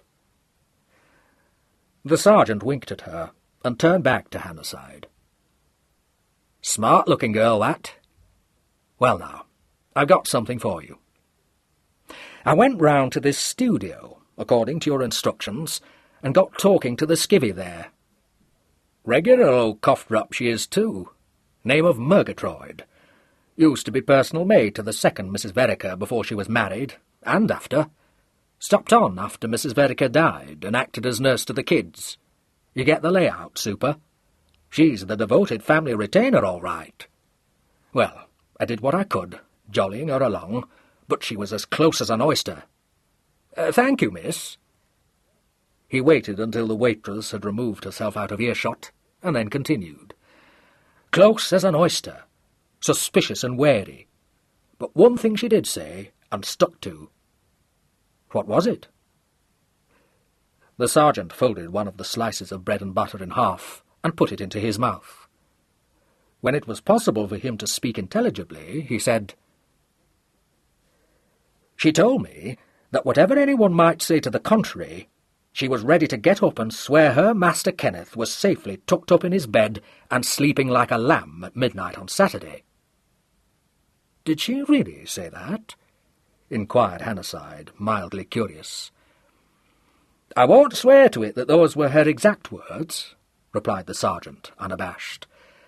I may have made it a bit more poetic, but that was the gist of it.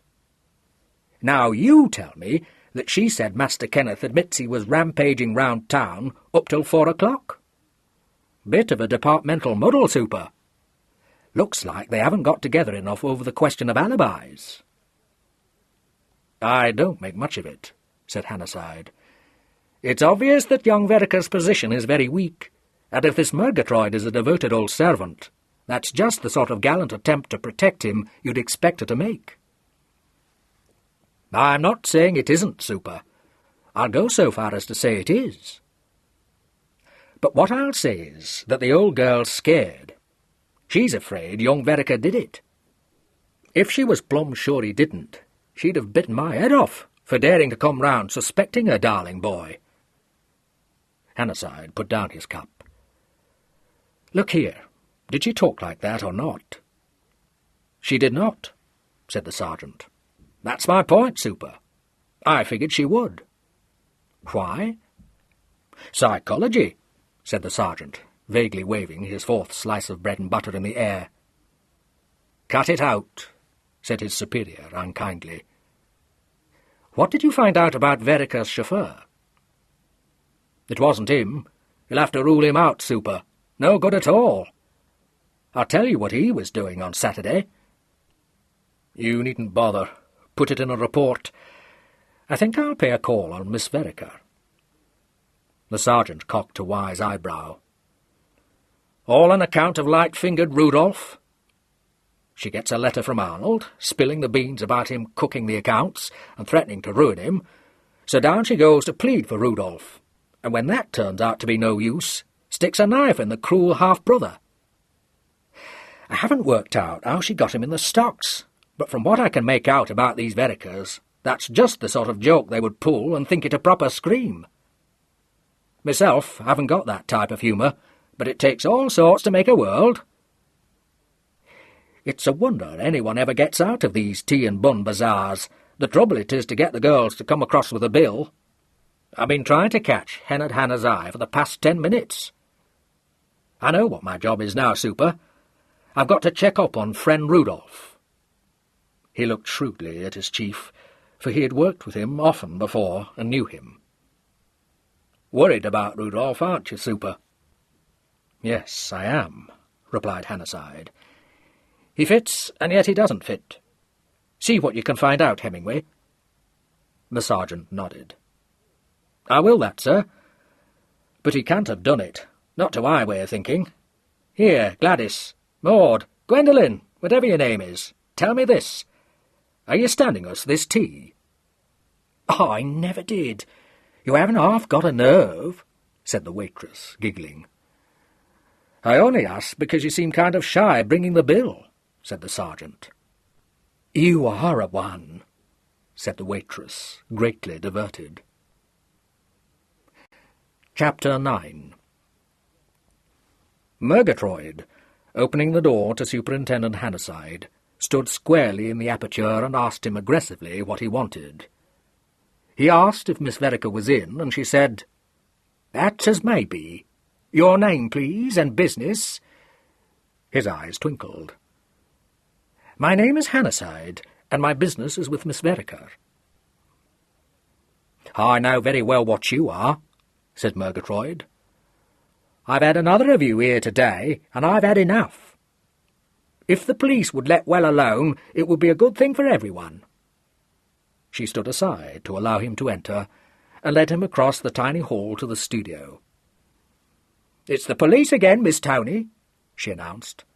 "I suppose you'd better see him."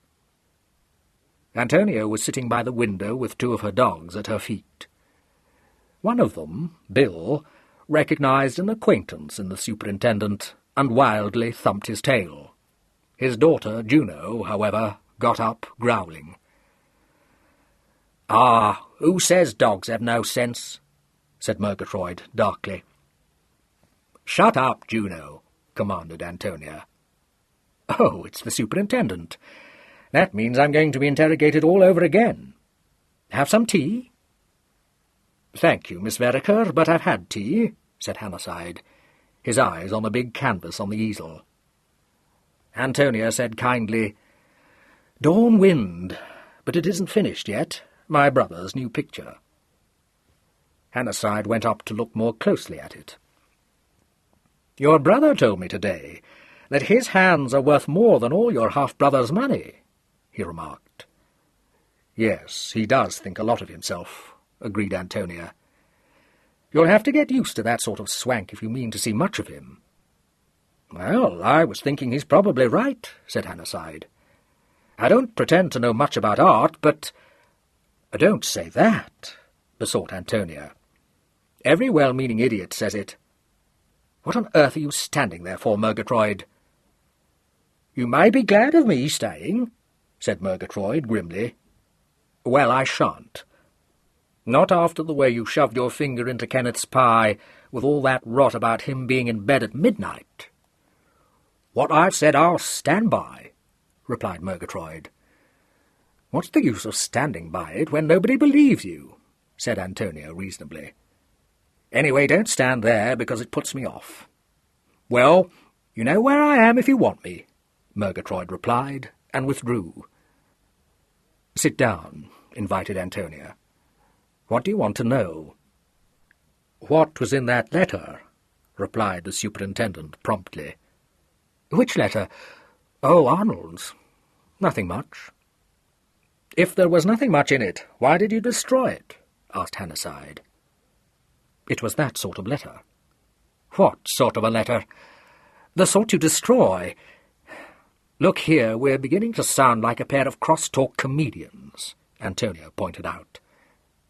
"Very like," agreed the superintendent evenly. "Did you destroy the letter because it contained a rather serious accusation against Mr. Rudolph Murier?" Antonia looked defensive. "It didn't." "Quite sure, Miss Vereker?" Antonia propped her chin in her hands and frowned. "I wish I could remember what I said in that ghoulish police station," she said. "I almost wish I hadn't burned the letter too, because you seem to think it was frightfully important, and, as a matter of fact, it wasn't. It was just a general hate against Rudolph." "No specific charge?" "No.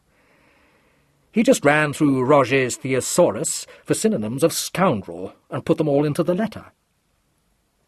"You say that there was no specific charge, Miss Vereker, but does a businessman like your half-brother threaten to take legal proceedings against another man without any definite reason?"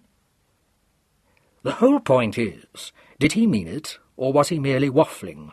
Antonia said, off her guard. "That's what I went to find out." She broke off and flushed angrily. "Damn you! You don't play fair."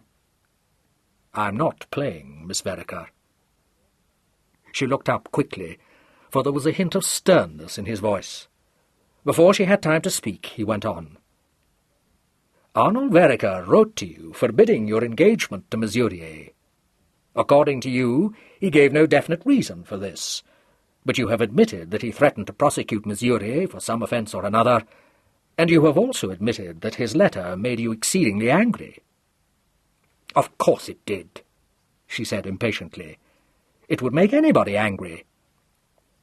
"I expect so.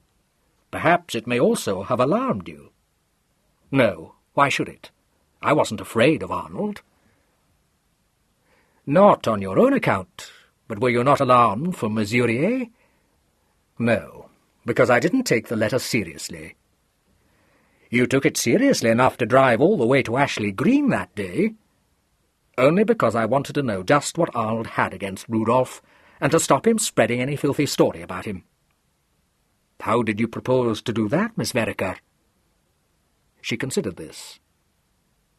"I don't know. I don't think I'd worked it out." "In fact, you were so angry with him that you got straight into your car and drove to Ashley Green without having the least idea what you would do when you got there?" "Oh, no," said Antonia sarcastically. "I took a knife and stuck it into Arnold, and then went and spent the night in his house, just to make sure you'd know I was the murderess, and finally told your silly policeman there were bloodstains on my skirt." She broke off, her ill humour suddenly vanishing. "Which isn't as idiotic as it sounds," she said. "Now I come to think of it, that wouldn't have been at all a bad plan if I'd murdered Arnold. In fact, definitely brilliant, because no jury would ever believe I could have been fool enough to loiter around the scene of the crime and brandish blood-stained garments about. I must put that to Giles." At this moment, Kenneth strolled into the studio. Antonia immediately propounded her notions to him. Superintendent Hannasyde had seen enough of the Verekers by this time to feel very little surprise at the enthusiasm with which Kenneth at once entered into a discussion. "That's all very well," Kenneth said, "but what about the dog-fight?" "I could easily have staged that," his sister said Napoleonically. "Not at that hour of the night," objected Kenneth. "If you murdered Arnold and got blood on your clothes, meeting the retriever, or whatever it was sheer luck. Also, you haven't piled up enough evidence against yourself. Obviously, if you were clever enough to commit a murder and plant yourself down in the murdered man's house afterwards, you ought to have told as many people as you could that you were going down to have it out with Arnold. No one will believe you killed him after that. What do you think, Superintendent?" "I think," replied Hannasyde, exasperated, "that your tongues are likely to lead you into serious trouble." "Ah," said Kenneth, a wicked gleam in his eye. "That means you don't know what to make of us." "Quite possibly," said Hannasyde, unsmiling, and took his leave. But he admitted later to his subordinate that the young devil had gauged the situation correctly. Meanwhile, Antonia had summoned her fiancé to come to see her as soon as he left the office. When he arrived, which was shortly after 6 o'clock, he found brother and sister arguing over the correct amount of absinthe to be put in the cocktail shaker. Neither paid much attention to him until a decision had been reached, but when Kenneth had finally won his point on the score of being several years Antonia's senior, and the mixture had been well shaken and poured into the glasses, Antonia nodded to her betrothed and said, "I'm glad you were able to come. I've had the superintendent man here, and I think we ought to talk things over." Rudolph shot her one quick glance and said, "How very serious you look, darling. You mustn't let all this get on your nerves, you know. What has the worthy superintendent got in his bonnet now?" "This is a bloody cocktail," said Kenneth dispassionately. "You can't have mixed it as I told you. If you think the human sleuth is interested in you, you're wrong. He's hot on my trail, and I won't have him diverted. Oh, here's Leslie. Leslie, my sweet, come on up." He leaned out of the window and addressed Miss Rivers at the top of his voice. "The jeers are practically on my wrists, darling, so come up for a last cocktail. No, on second thoughts, don't. Tony mixed it. I'll stand you a drink at the Clarence Arms." He drew in his head, set his glass down on the table, and vanished precipitately from the studio. Antonia, her attention once more distracted from her fiancé, hung out of the window and conferred with Miss Rivers, until Kenneth presently emerged into the mews and swept the visitor off in the direction of the Clarence Arms. She then turned back to Rudolph and demanded to know what they'd been talking about. "Oh, I think you were worried about the superintendent, weren't you?" Murier said. "It's all frightfully upsetting for you, dearest." "No, it isn't," said Antonia bluntly. "But what I want to know is, what have you been up to, Rudolph?" He changed colour, but replied with an amused laugh. "Up to, Tony? How do you mean?" "Well," said Antonia, finishing her cocktail, "the impression I've got is that you've been forging Arnold's name or something." "Tony!" he cried indignantly. "If that's the opinion you have of me—" "Do shut up," begged Antonia. "This is serious. It's why I went down to see Arnold on Saturday night. He said he was going to prosecute you." "Swine!" "I know, but what was it all about?" Murier took a turn round the studio, his hands thrust into his pockets. "I'm in a damned awkward position," he said suddenly.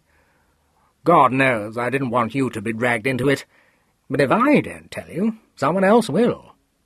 Think of me what you like, but—" "Sorry to interrupt, but just open that cupboard and see if there's a bottle of salted almonds, will you?" asked Antonia. "I've suddenly remembered buying some and putting them either there or—" "They aren't here," said Rudolph in an offended voice. "Of course, if salted almonds are more important to you than my—" "No, but I distinctly remember getting some," said Antonia. "And if we've got some, it seems a pity— However, it doesn't really matter. Go on about the forgery." "There is no forgery, though God knows I've been through such a hell of anxiety about money that it's a wonder I'm not a forger." "Bad luck," said Antonia, with polite but damping sympathy. Murier said in a more natural voice, "They've found out something. Not that it can harm me. What I mean is, it doesn't prove I murdered Arnold, though it naturally makes the police suspicious. You see, Tony, I've been in the devil of a jam. Had to raise some cash somehow or other, and raise it quick, so I sort of borrowed a spot from the firm. Arnold's firm, you know. Of course, I need hardly tell you it was nothing but a loan to tide me over, and, as a matter of fact, I've been steadily paying it back. You do understand, don't you, darling?" "Yes, absolutely," replied Antonia. "You cooked the accounts, and Arnold found out. I've often wondered how that's done, by the way. How do you do it, Rudolph?" He flushed. "Please, this isn't very pleasant for me, Tony. I ought not to have done it, but I thought I could pay it all back before the next audit. I never dreamed Arnold had his eye on me. Then he sprang it on me, actually on Saturday morning. He was filthily offensive. You know what he could be like. We had a bit of a row, and he threatened to take the whole thing into court, largely, I'm afraid, because you told him of our engagement, darling. Not that I'm blaming you, but it was rather unfortunate, all things considered. And the devil of it is that we were heard, quarrelling by that foul Miller girl, and of course she pitched in a highly exaggerated story to the superintendent. And on top of that—" He paused and studied his well-manicured nails for a moment, a pucker between his brows. "The most extraordinary thing," he said slowly, "I confess I don't understand it. Some idiot of a village constable imagines he saw my car 10 miles from Hanborough on Saturday night. It's utterly absurd, of course, but you can see what an ugly complexion it puts on things." She sat up suddenly. "Rudolph, how did you know which day Arnold was murdered?" He blinked at her. "I don't understand what you mean." "Yes, you do. On Sunday, when you came here to supper, you said you'd quarrelled with Arnold on the very day he was murdered." "Did I? I expect you told me then. I don't know how else I could have known." "I wish you'd stop being guarded," Antonia complained. "If you killed Arnold, you might as well just say so, because Kenneth and I don't mind a bit about that, and we shouldn't dream of giving you away." "I didn't kill him. For God's sake, don't go on talking like that." "Well, what's all this about your car being seen near Hanborough?" "It wasn't. I mean, I don't know whether it was or not, but I wasn't in it. I was in my digs all the evening. I can't prove that, but if they're going to take one sleepy bobby's word against mine—" "The fact of the matter is none of us can prove anything," said Antonia cheerfully. "You've merely joined the noble army of suspects. Kenneth will be rather fed up if you become chief suspect. He thinks he's being awfully clever, and I dare say he is. He can when he likes." Rudolph let himself sink down into one of the big armchairs and dropped his head in his hands. "You can treat it as a joke, but I tell you it's damned serious," he said, his voice a little unsteady. "That superintendent thinks I did it. He doesn't believe anything I say. I can see he doesn't. I don't know what the hell to do, Tony." He sounded helpless, frightened, and although such a mood of panic was alien to her nature, she responded at once as well as she could. "I shouldn't worry," she said, patting his knee. "I'll ask Giles what he thinks. He's coming here this evening to talk business with Kenneth. You don't mind, do you?" He seemed undecided. "He knows anyway," he said. "Arnold wrote a letter about me to his uncle, and the superintendent got it. Of course, your cousin must have seen it. I don't know that I exactly mind consulting him, because I haven't anything to conceal. I mean—" At this moment, the studio door opened, and Giles Carrington came in, accompanied by Kenneth. Antonia greeted him with a friendly smile, but desired her brother to tell her what he had done with Miss Rivers. "She pushed off homewards," answered Kenneth. "Cigarette, Giles? If there are any, which I doubt." "Oh, well, in that case we can talk," said Antonia briskly. "Giles, do you know about Rudolph cooking the firm's accounts, or not?" "What?" ejaculated Kenneth, pausing in his search for the cigarettes, and turning to stare at Murier. "Actually embezzling funds? Did you really?" His manner was partly interested, partly critical, and it goaded Rudolph, deep-flushed, to defend himself. His explanation was met with so derisive a laugh that Antonia at once took up the cudgels, and told her brother he needn't be offensive, because for one reason she wouldn't put it above him to cook accounts, and for another it had nothing to do with him. "Oh, yes, it has," objected Kenneth. "You seem to forget that I'm the heir. I dare say I could prosecute if I wanted to. Not that I do, of course, though I do rather draw the line at embezzling. It's one thing to bump a man off, but quite another to monkey about with his accounts. However, I don't think I'm being captious. I expect it seemed good to you at the time, Rudolph." Murier said angrily, "I don't care for your tone. I'm willing to admit I shouldn't have borrowed the money, but when you accuse me of—" "My bonny lad, I haven't accused you of anything," said Kenneth, beginning to fill a pipe. "Tony said you'd been cooking the firm's accounts. I merely displayed the proper amount of surprise, interest, and disapproval." Antonia had drawn her cousin over to the window, and stood there facing him, with one hand lightly grasping his sleeve. She looked gravely up at him and asked quietly, "He's in a mess, isn't he?" "I don't know, Tony." "Well, I think he is. You will help him, won't you, Giles?" He did not answer immediately, and she added after a moment, "You see, I'm engaged to be married to him." "That isn't an inducement to me, Tony." Her candid eyes were a trifle puzzled. They searched his unavailingly. "It isn't?" she asked, seeking enlightenment. "No."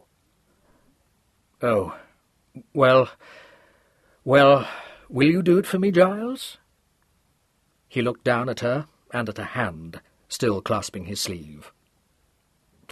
"I suppose so, Tony," he said in his level way, and glanced across the big room to where Murier and Kenneth were arguing.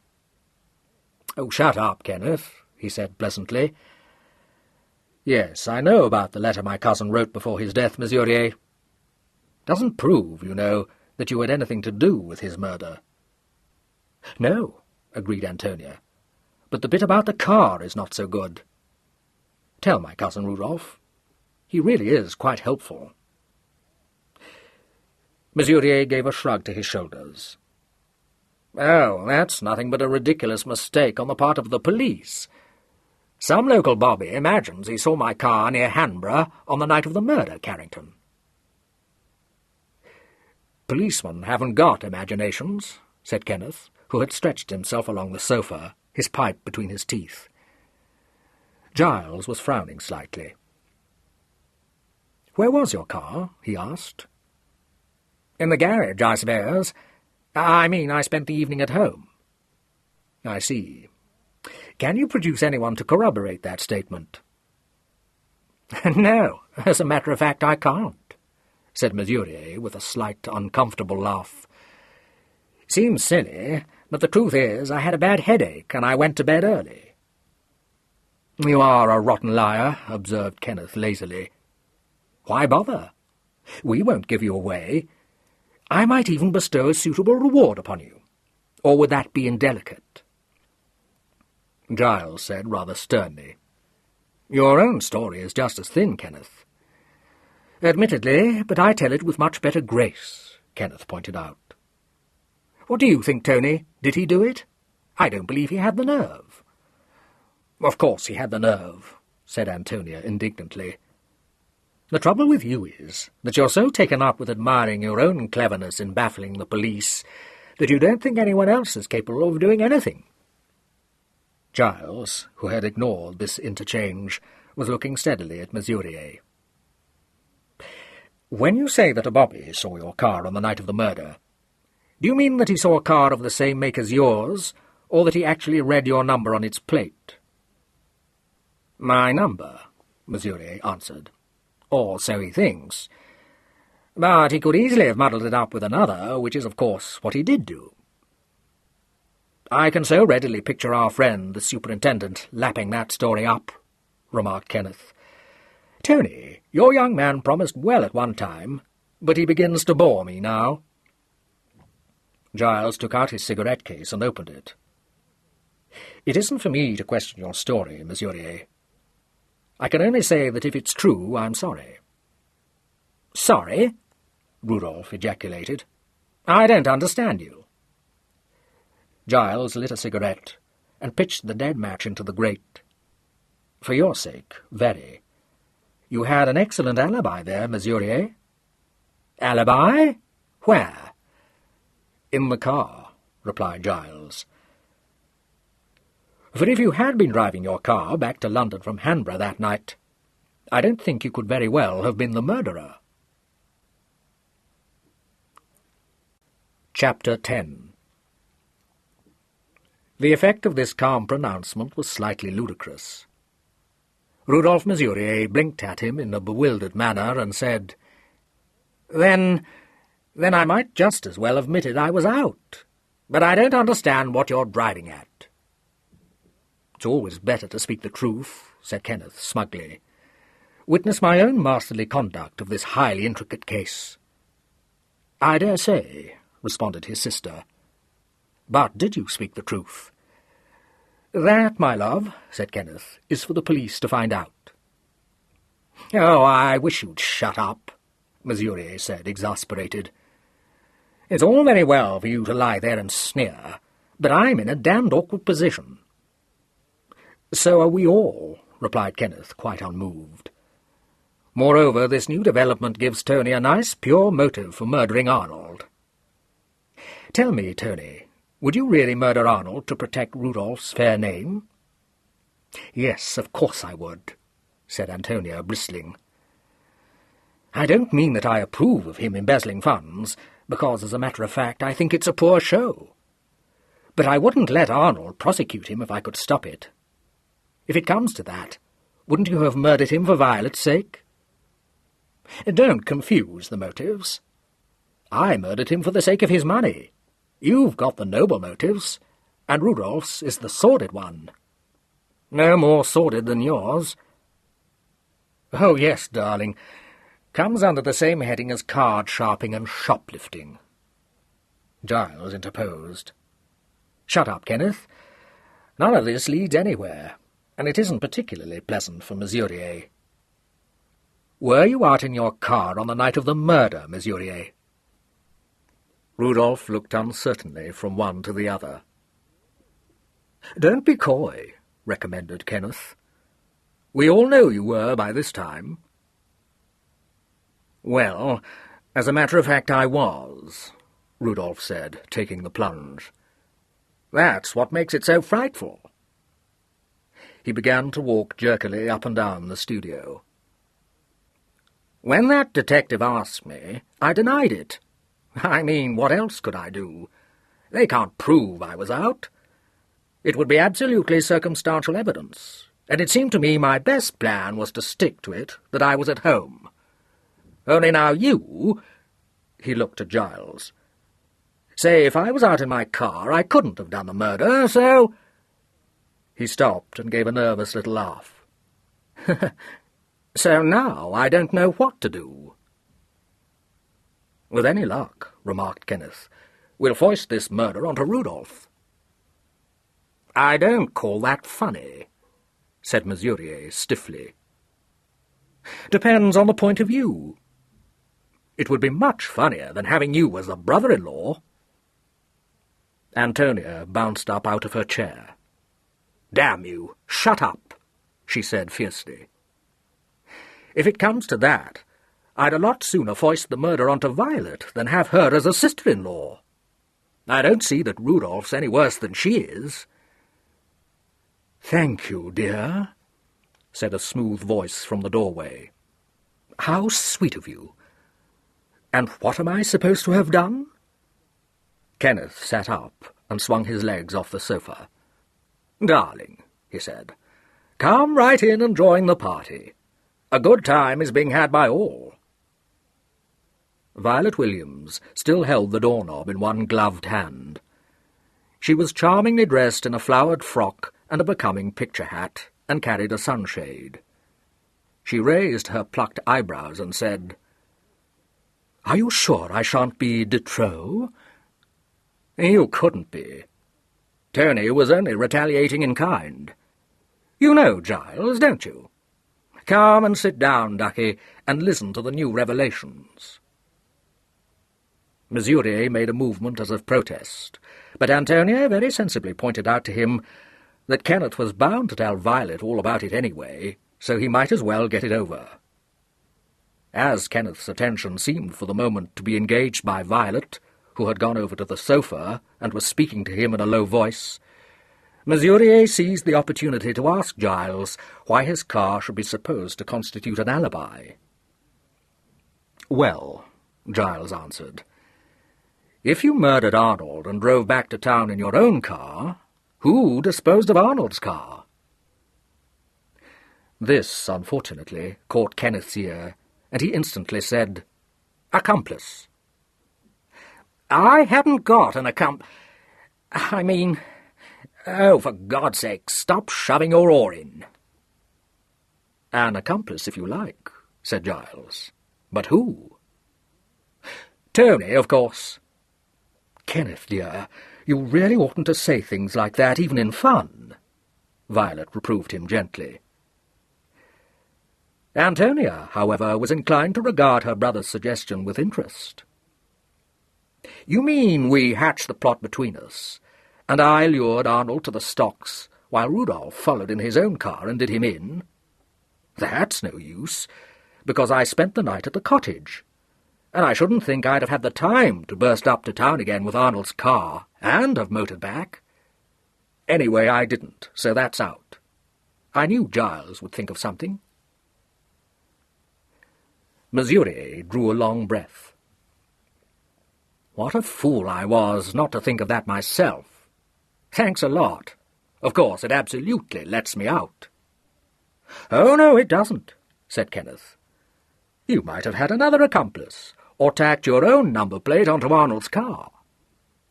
Too clever, objected Antonia. Rudolph would never have thought of anything as wily as that, would you, Rudolph? That's the worst of these people who set out to commit a murder and leave everything to chance, said Kenneth. Murier decided to ignore this, and, turning to Giles, asked him if he was sure the alibi was good enough. Giles rather damped his optimism by replying that he was not sure of anything. Violet, who had been playing idly with the clasp of her handbag, raised her large, unfathomable eyes to Murier's face, and asked in her well-modulated voice why he'd been at Hanborough that night. "Please don't think I'm being impertinent," she said, "but I couldn't help wondering. It seemed so funny of you, somehow." It was plain that her question took him aback, quite plain enough for Kenneth, who mounted onto the back of the sofa and said, "Now, infidel, I have you on the hip." Murier cast him a look of goaded hatred and answered, "I can't see what that has to do with it." This somewhat weak rejoinder had the effect of setting his betrothed against him. Antonia said severely, "Giles can't possibly help you if you're going to behave like an idiot. You must have had some reason for going to Hanborough that night, and it merely makes you look very fishy if you won't say what it was." "Very well, then," said Murier. "If you will have it, I went down with a mad idea of throwing myself on Vereker's generosity, but I thought better of it and came back again."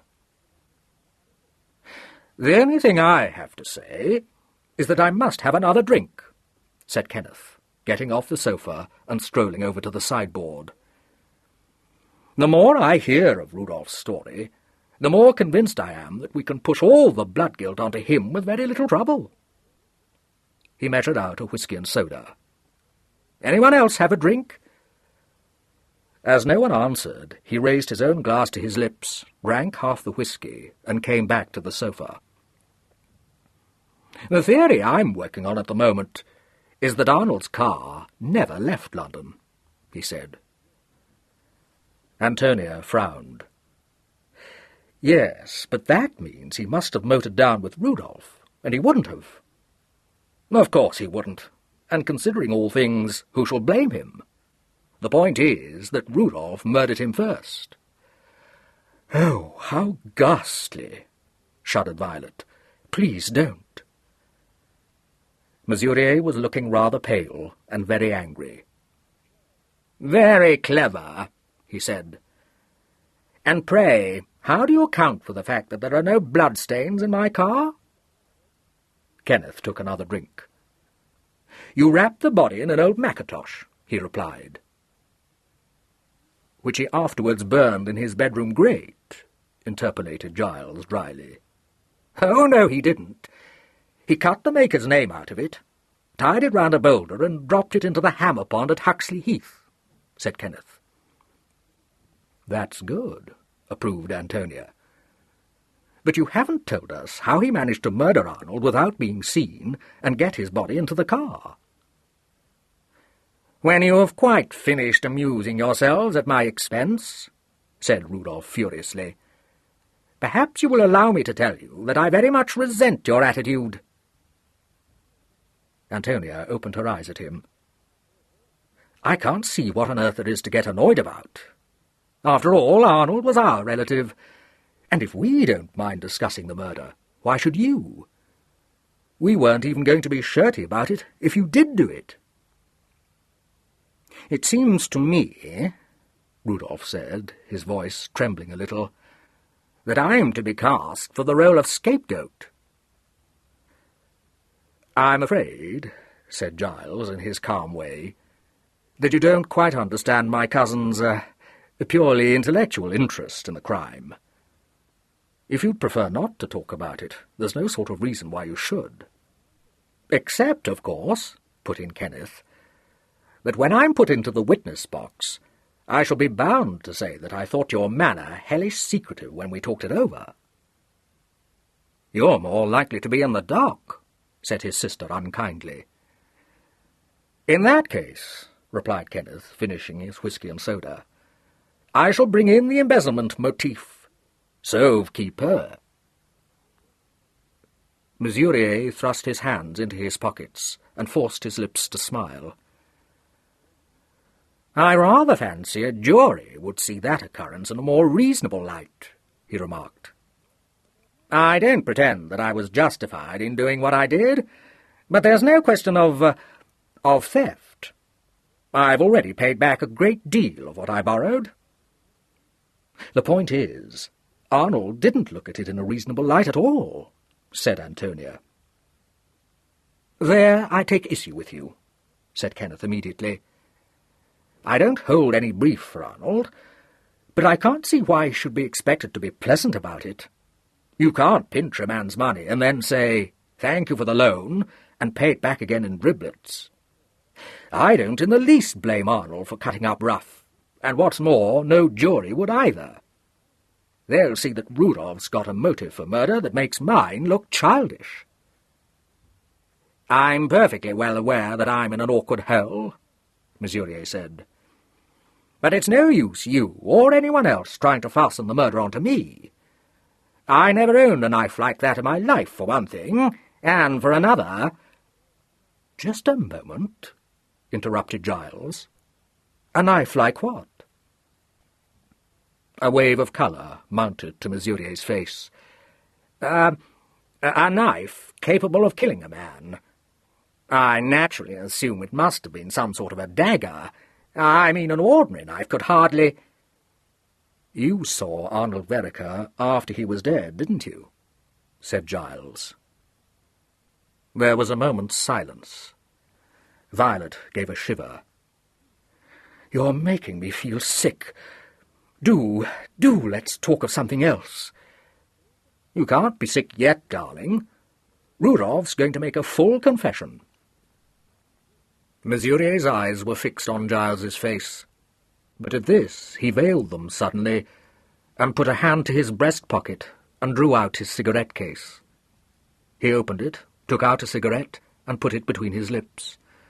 There was a matchbox on the table, and he walked over to pick it up. "Yes," he said, lighting his cigarette. "You're quite right. I did see Vereker after he was dead." "Just happened to be passing that way?" nodded Kenneth. "No. I went down to Ashley Green on purpose to see him. When I got to the village, my headlights lit up the stocks. I didn't know it was Arnold then. I got out and went to inspect. And, finding it was Arnold, came home again." "Well, why not?" demanded Antonia. "If Arnold was dead, there was no point in staying." "He might have tried to do something," Violet said in a low voice. "He might have called for help." "A womanly thought, sweetheart. Rudolph, why didn't you?" "I didn't want to get mixed up in it all. I saw there was nothing to be done." "What time was all this?" inquired Giles. "I don't know. I mean, I'm not sure. Somewhere between 12 and 1 in the morning." "At which salubrious hour you were going to knock Arnold up for a friendly chat," observed Kenneth. "The whole story seems to me to want revision. Personally, I should jettison it and think out a new one. The moths have got at this one pretty badly." "Well, I wasn't going to knock Arnold up," Murier said, throwing away his cigarette. I've been through a pretty bad time over this, I don't mind telling you. Vereker meant to ruin me. He could have, easily. Even if he didn't win his case, the mere fact of my being in such a case would absolutely finish me. I was utterly desperate. Didn't know which way to turn.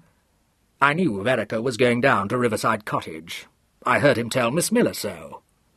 Of course, I was mad, but I meant to follow him there and shoot him, making it look like a burglary. I'd been to the cottage once. I knew it was fairly remote, and I knew a place where I could hide my car.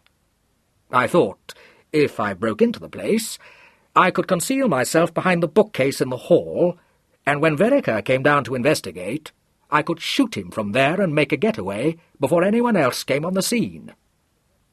That's my story, and if you don't like it, you can just do the other thing." "You've only got to tell me what the other thing is, and I'll go and do it at once," promised Kenneth. "The story makes me want to weep. My poor sister." "Yes, but there's just one thing," said Antonia seriously. "It's so damn silly that people are quite likely to think that it's true. Don't you agree, Giles?" "It's quite possible," said her cousin. "Well, if that's your opinion, why not let us all in on it?" said Kenneth. "Let's all say we burdened off to kill Arnold, but found someone else had done it for us." "I shouldn't advise it," replied Giles. "It's not the sort of story that bears being told a second time." "Second time?" exclaimed Kenneth scornfully. "It had whiskers on it when Rudolph dug it up." "It happens to be true," said Rudolph. "And it isn't any weaker than the story you told. Personally, I thought that the thinnest thing I'd ever heard." "Yes, I quite see that," said Antonia, trying to be fair. "But Kenneth's story was a much better one all the same, because you can't disprove it, and it doesn't place him anywhere near Ashley Green. I really don't think much of yours, Rudolph. Can't you think of something better? We'll all help, won't we?" "Speaking for myself, no," replied Giles. "Then I think it's pretty mouldy of you. Kenneth, what do you think Rudolph had better say?" "I won't have a hand in it," said Kenneth. "My first idea was the best. Let Rudolph be the scapegoat. It's the best solution all round. He's only a nuisance as it is." "He may be a nuisance, but you needn't think I'm going to let him carry the blame for you," Antonia flashed. "Who said it was for me? Aren't you in on this?" Giles intervened once more, his eyes on his wristwatch. "This is all very enthralling, but may I remind you, Kenneth, that I came here to talk of something quite different? I suggest that we close this entirely arid discussion." "Certainly," said Murier, his eyes smouldering. "I'm leaving in any case. I may say that if I'd known the sort of thing I was going to be treated to, I should never have come, though I suppose I might have guessed. Oh, please don't trouble to show me out." This last savagely polite remark was cast at Antonia, who, however, paid no heed to it, but followed him into the hall, carefully shutting the door behind her. Kenneth drifted back to the sofa. "Well, with any luck, that ought to bust up the engagement," he observed. "What you need is kicking," replied Giles without heat. "Oh, no, I don't. You can't pretend that you think it would be a good thing for Tony to marry that sickening lizard. Besides, Murgatroyd doesn't like him."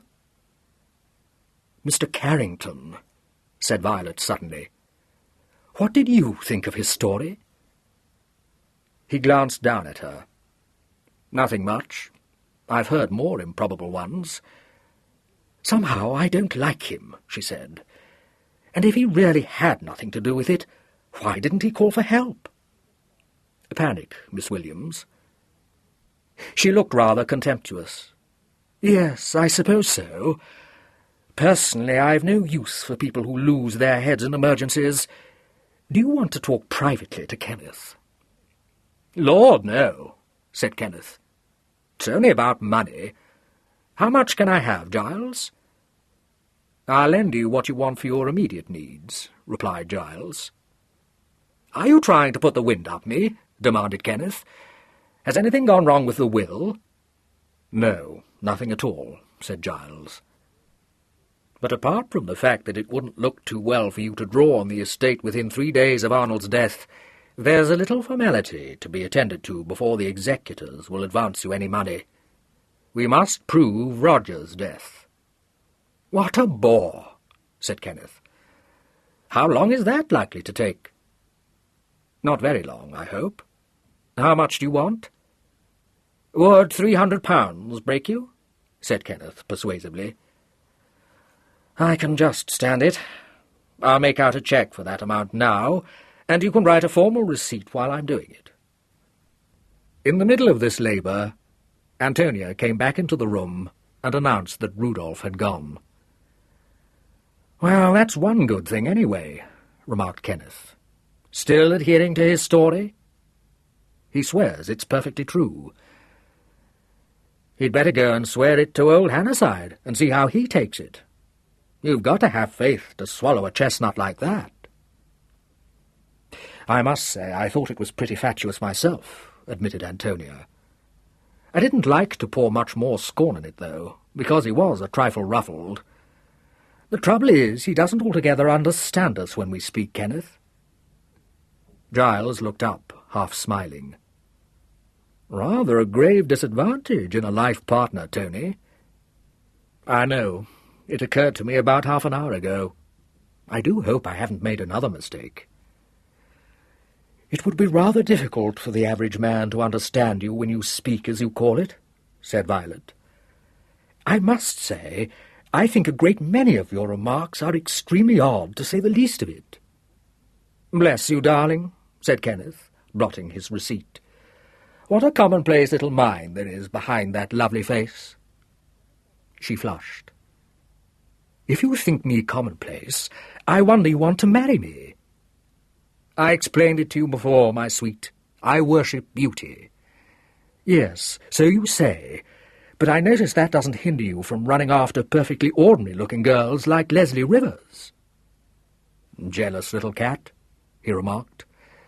"I've known Leslie for years." "There you are, Giles. I'll pay it back as soon as I can touch. Thanks, by the way. I can now buy you a vulgar ring, beloved." "I don't want a vulgar ring, I can assure you, simply because I happen to prefer diamonds to any other stone." "You shall have a slab of a diamond, my pet. A large table-cut one, which no one could possibly suppose a fake because it's so improbable." "Are you going to blue the whole of that on a ring?" inquired Giles.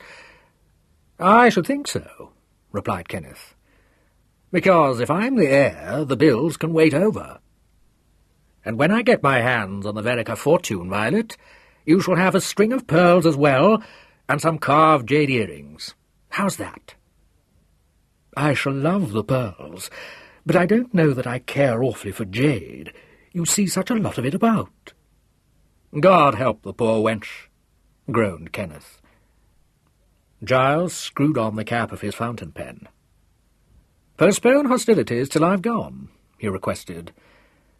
"You haven't forgotten it's the inquest tomorrow, have you, Tony?"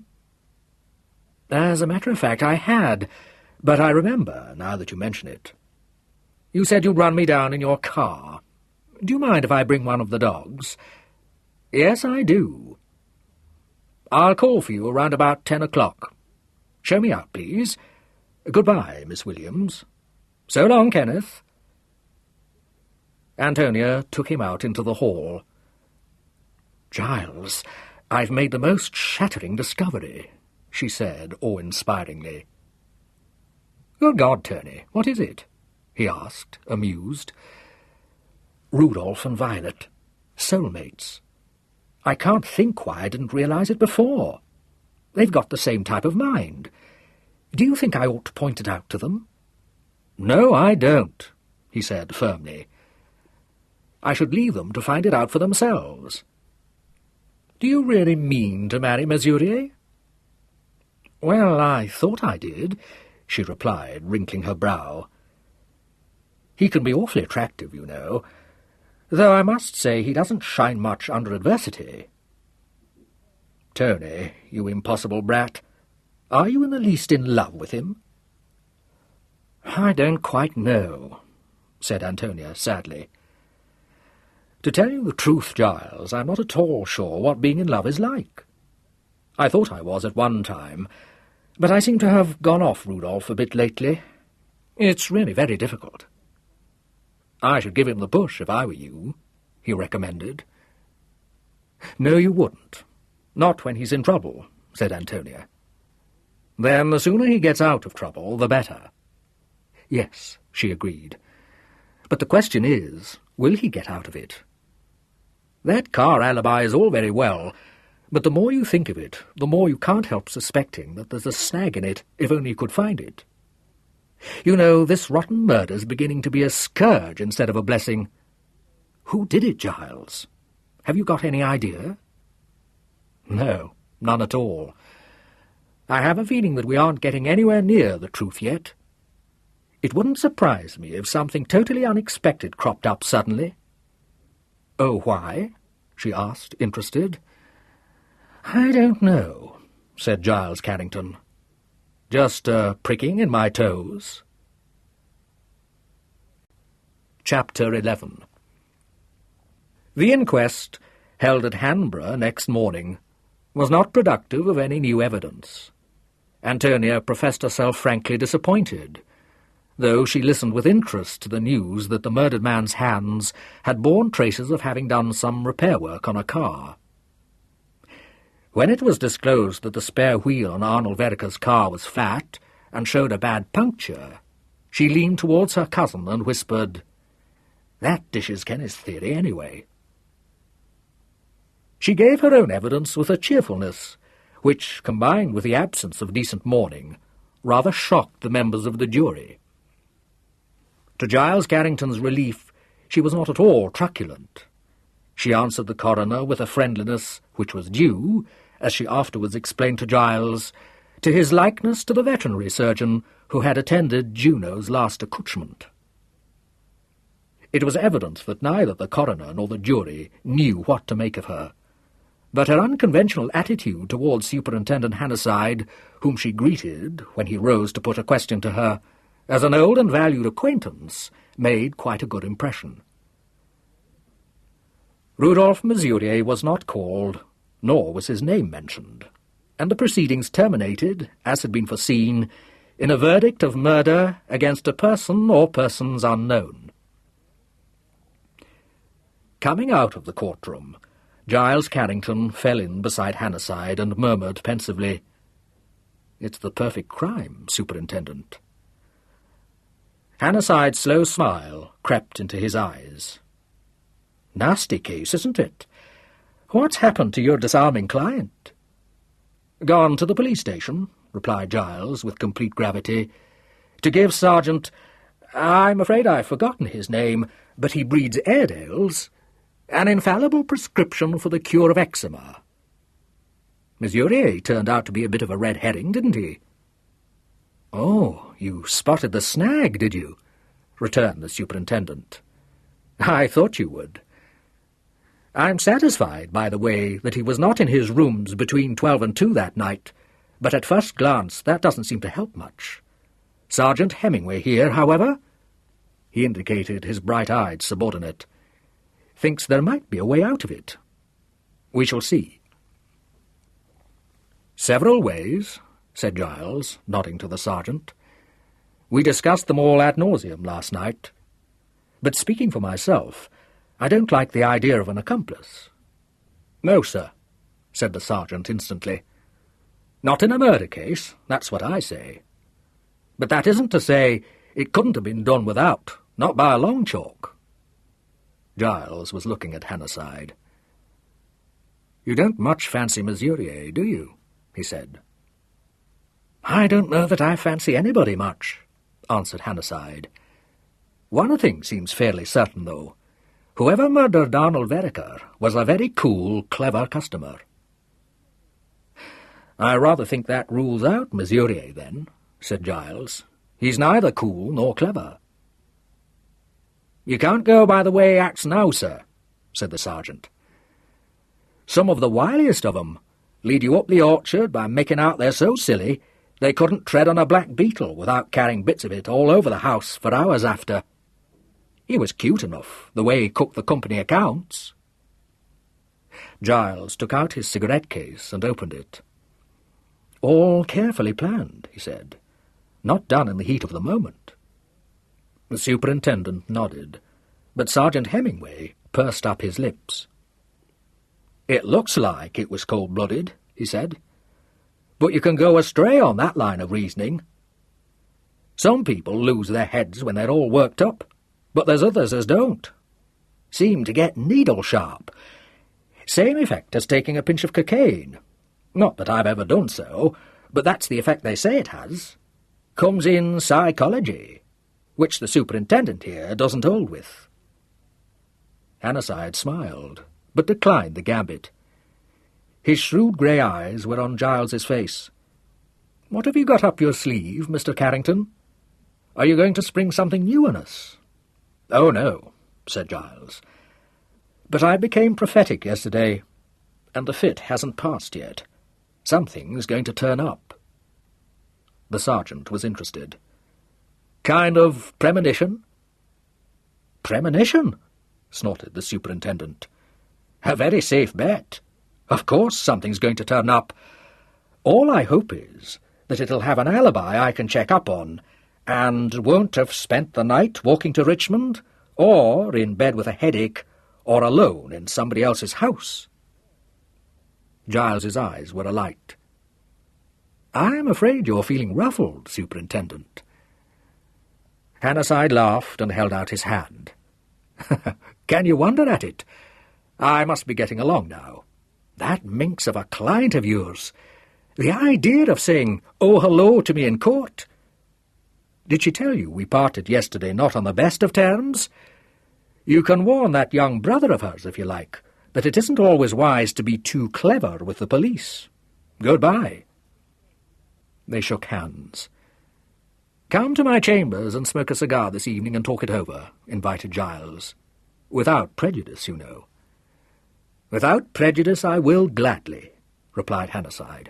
"Thanks." On this they parted, Hannasyde and the sergeant to catch a train, Giles to extricate his cousin from the police station and take her to have lunch before motoring back to town. She was in a cheerful mood and appeared to consider herself safely out of the wood. Giles disillusioned her, and she at once declared that to arrest her now would be an extremely dirty trick, and one of which she did not believe Superintendent Hannasyde capable. "Except for an occasional brush, we don't get on at all badly," she said. "In fact, I think he quite likes me." "That won't stop him doing what he believes to be his duty." "No, but I don't think I'm really one of his suspects," said Antonia. "He's got his eye more on Kenneth, or rather he had till Rudolph cropped up. Wish I could make up my mind about Rudolph, by the way. Whether to marry him or not? Let me help you out." "Oh, no, not that. As a matter of fact," she added candidly, "I shouldn't be surprised if he called the engagement off. He was considerably peeved last night, you know. What I meant was, did he do it or not? You know him better than I do, Tony. It doesn't look as though he did it." "No, but I'm not so sure. I didn't think he'd be so rattled somehow, because the only time I've ever seen him in a tight corner, which was when a motor lorry shot out of a side-turning one day, he was as cool as a cucumber and completely and utterly efficient. That was partly why I fell for him. The ordinary person would have jammed on his brakes and we'd have been smashed into, but he just trod on the accelerator and sort of skimmed by in a huge semicircle, and then went on with what he'd been saying before it happened." Giles was unimpressed. "The biggest ass of my acquaintance is an expert driver," he said. "It's quite one thing to keep your head at the wheel of a car, and quite another to keep it when confronted by the shadow of the gallows, so to speak. My own impression of your elegant young man is that he wouldn't, to put it vulgarly, have had the guts to do it." "That's what I'm not sure about," said Antonia, quite unresentful of this slur upon her betrothed's character. "His mother was foreign, at least half, because she had an Italian father or mother or something, and occasionally Rudolph reverts a bit. He has white rages. You never know with people like that. They might do anything. Of course, that story he told might have been true, although I admit it sounded thin, but on the other hand, it might be a masterpiece of low cunning. Same as me now. For all you know, I'm being cunning talking like this." "Yes, that had occurred to me," agreed Giles. "Kenneth, too," pursued his cousin. "Kenneth won't say one way or the other, because partly I think he's enjoying himself, and partly he holds that it's no use saying he didn't do it, because naturally he's bound to say that. But I'll tell you one thing, Giles." She paused, frowning, and when he looked inquiringly at her, said in a serious tone, "If it was Kenneth, I'll bet every penny I've got no one will ever find out." "I shouldn't, Tony." "Well, I would, because generally murderers get found out because they did something silly or left some important detail to chance. Kenneth never does." "My dear girl, Kenneth is hopelessly casual." "Oh, no, he's not. About things that he doesn't think matter, he may be, but when he gets interested in anything, or thinks something worthwhile, he concentrates on it in a dark and secret way, which, Murgatroyd says, is like our grandfather. Not the Vereker one, but the other. By the way, ought he to go to the funeral?" "Yes, of course he must." "Well, that's what Murgatroyd and Violet say. It's about the only thing they've ever agreed on, but Kenneth says no. He says it would be artistically wrong. However, I'll tell him what you think." Her method of conveying this information was characteristic and wholly lacking in tact.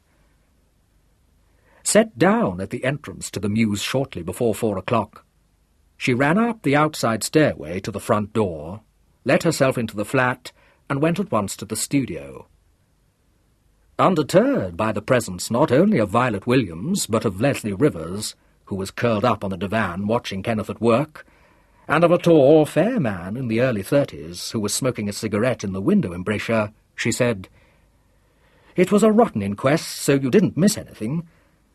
But Giles says, of course you must show up at the funeral, Kenneth. Hello, Leslie. Hello, Philip, I didn't see you. Has anyone taken the dogs out?" "Yes, I did," replied Leslie in her slow, serious way. "You asked me to." "Well, thanks. Giles says you can hire the proper clothes." "I dare say, but I won't," replied Kenneth, somewhat inarticulately, because he was holding a paintbrush between his lips. "Get rid of these people, will you? They think they've come to tea." "They might as well stay, then," said Antonia. "Is that a vague instinct of hospitality or mere supineness?" inquired Philip Courtenay. "Supineness."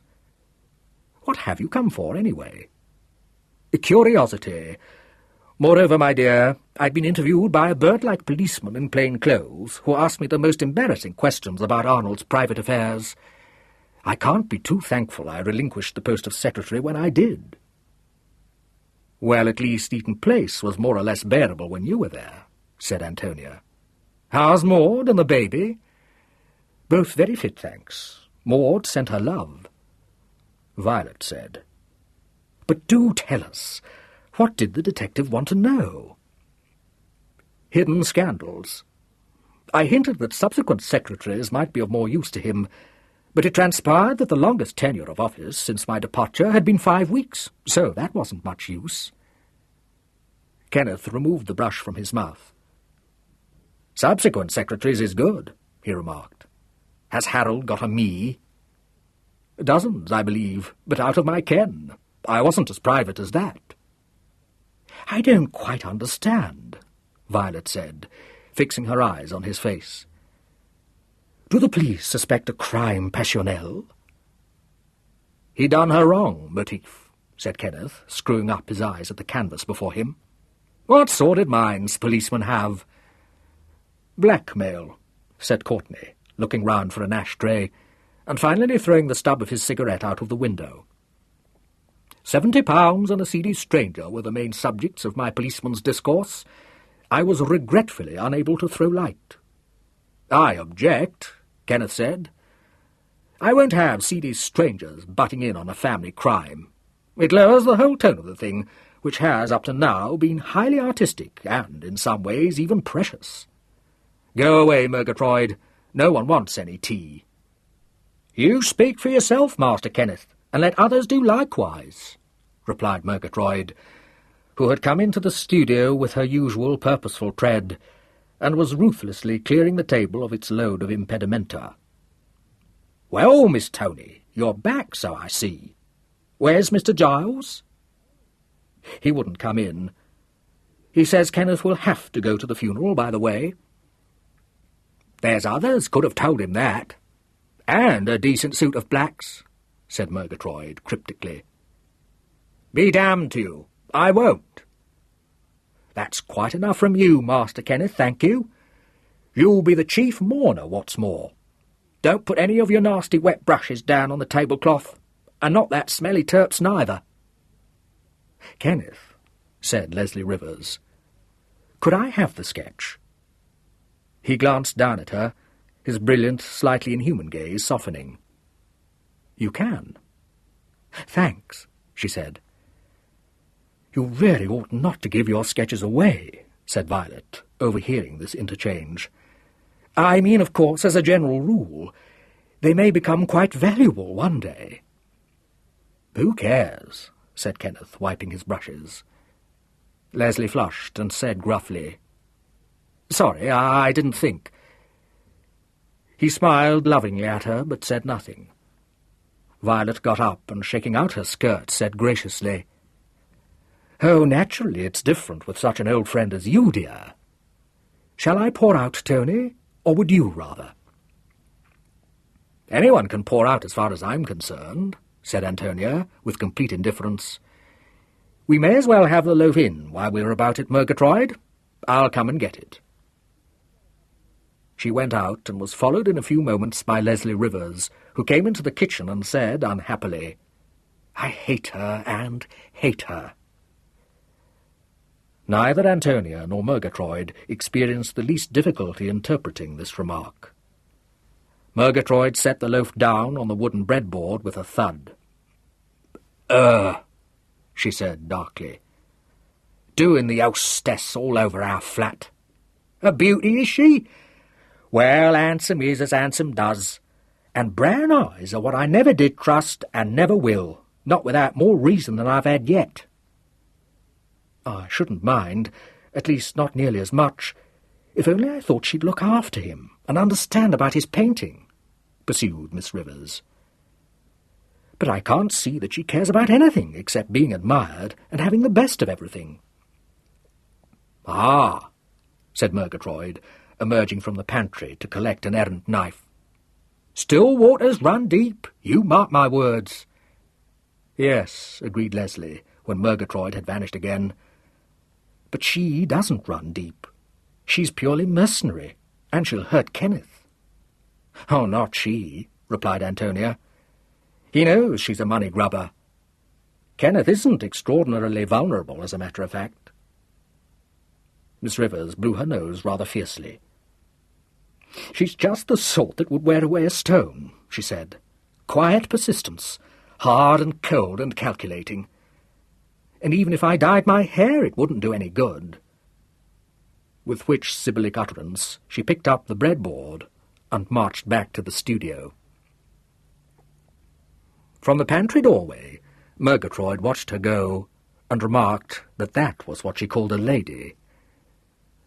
"Why, Master Kenneth can't see what's been under his nose ever since you was all of you in the nursery is what beats me," she declared. "A proper little wife, Miss Leslie would make him, but that's men all over. What happened at that inquest, Miss Tony?" "Oh, pretty much what Giles said. It was very dull, and they brought in a verdict of murder against person or persons unknown.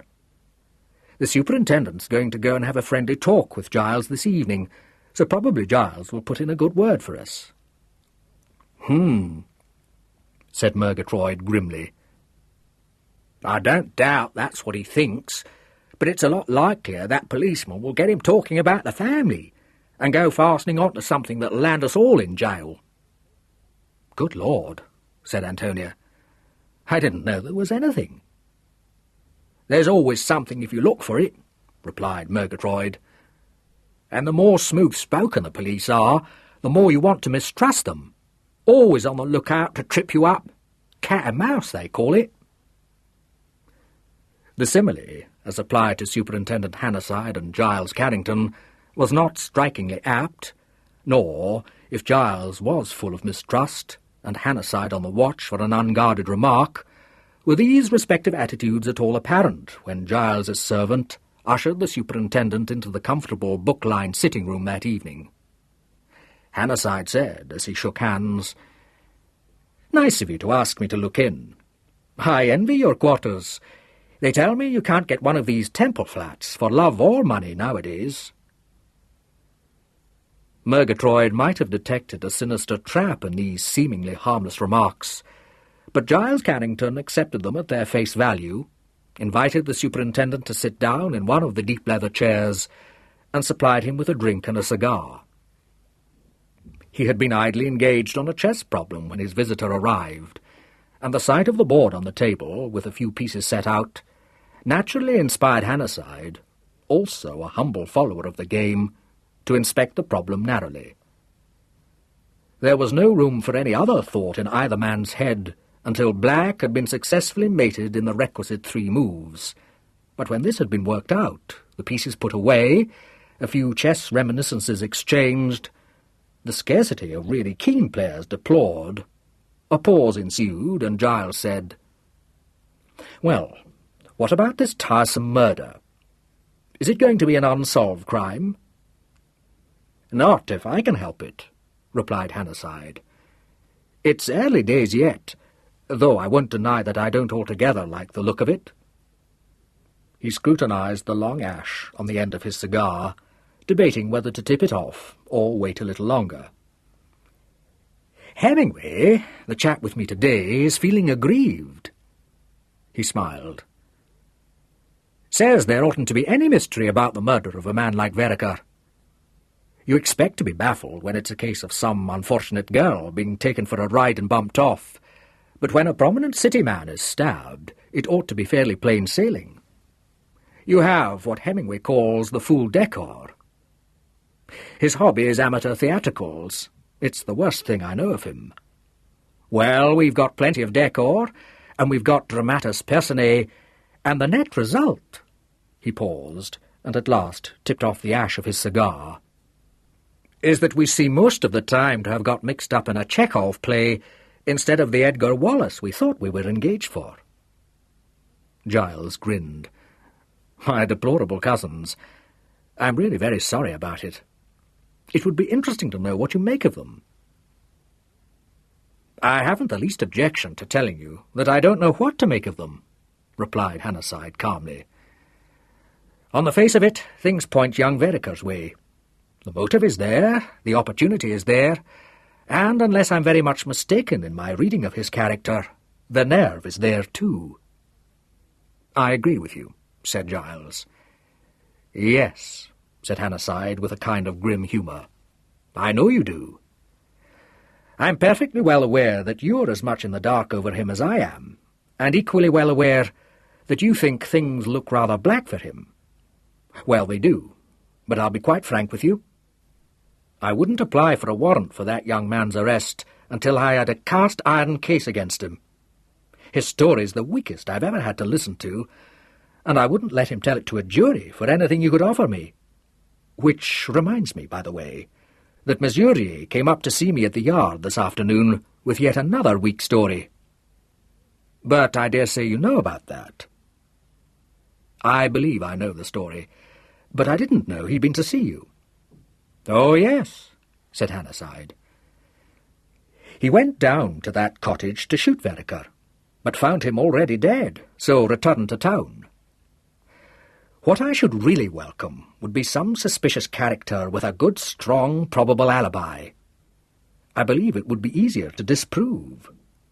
Hemingway fancies Murier more than I do. He'll have it the man's a dago. I've set him to work on that car alibi, but I don't myself see a way around it. So, leaving Murier out of it for the time being, we're left with a chauffeur whose alibi I don't altogether trust, as it's supplied by his wife, but whom I don't really think had a sufficient motive to murder Vereker. With one unknown man who visited Vereker on Saturday, possibly with the idea of blackmail, and blackmailers don't kill the goose that lays the golden eggs, and with Miss Vereker and her brother." He stopped and drank some of the whisky and soda in his glass. "Taking Miss Vereker first," he continued, "if I were to set the facts down on paper and show them to any one man, I should think he'd wonder why I haven't had her arrested on suspicion long since. But so far, I've nothing to show that she murdered her brother. And that particular kind of candour she treats me to, which looks at first glance to be so damning, is the sort of candour that would get her off with 99 juries out of 100.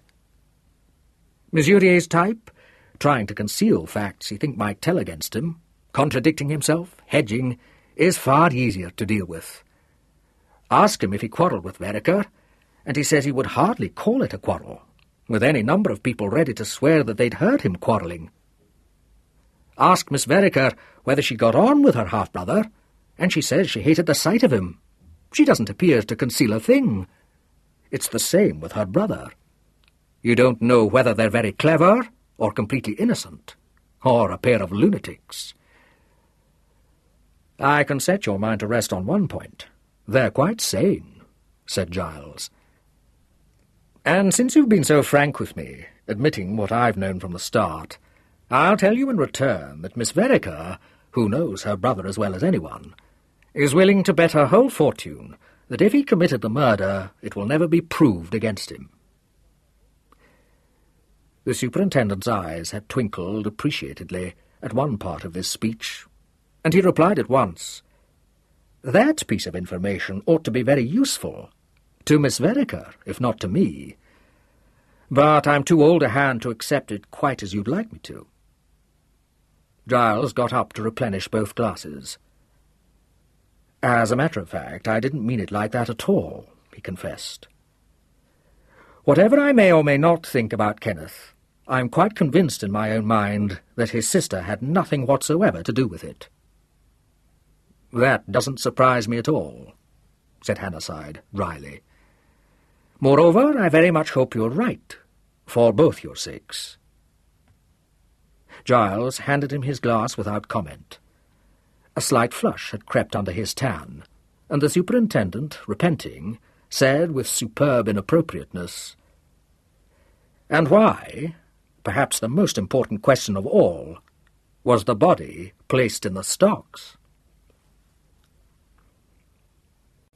Chapter 12. Giles Carrington, in the act of raising his glass to his lips, lowered it again, and looked down at the superintendent with a startled frown. "Yes, of course, that's an important point," he said. "Stupid of me, but I really don't think I've considered it. Does it mean anything, I wonder?" "Yes, I think so," said Hannasyde. "Without going to the length of searching for some obscure incident in Mr. Vereker's past which had a bearing on stocks, I imagine that there must have been some reason for putting his body there." "Unless it was the murderer's idea of humour," said Giles, before he had time to stop himself. The two pairs of eyes met.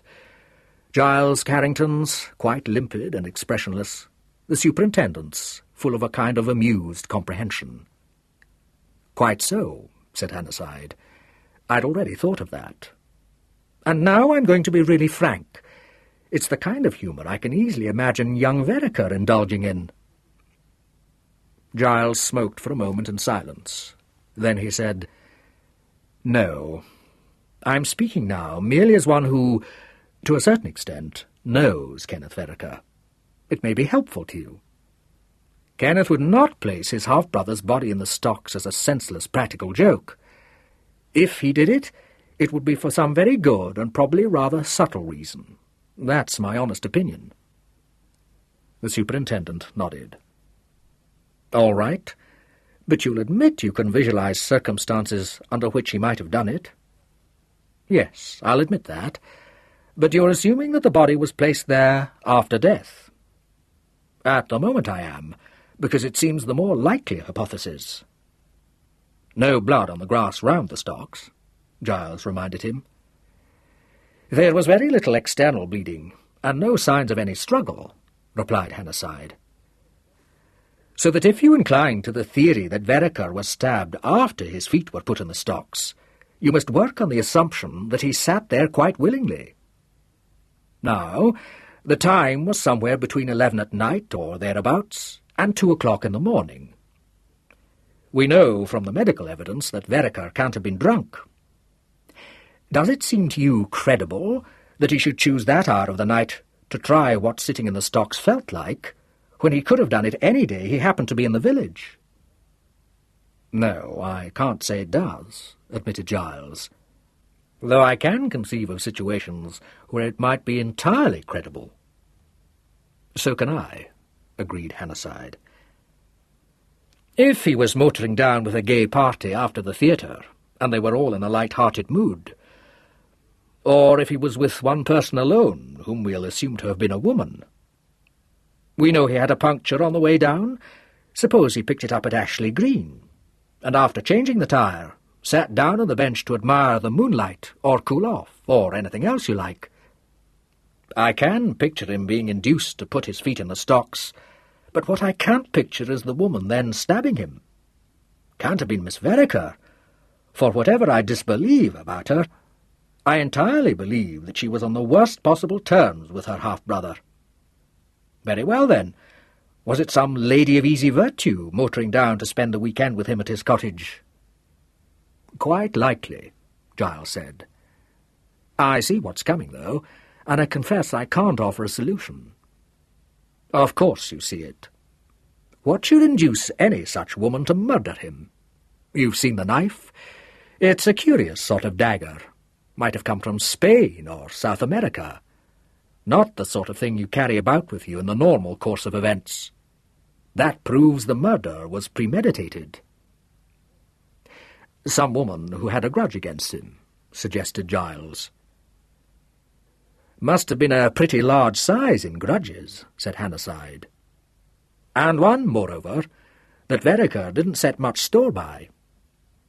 If he'd done any woman an injury big enough to give her a motive for cold-blooded murder, do you suppose he would quite unsuspectingly have put himself into a helpless position at her instigation? No.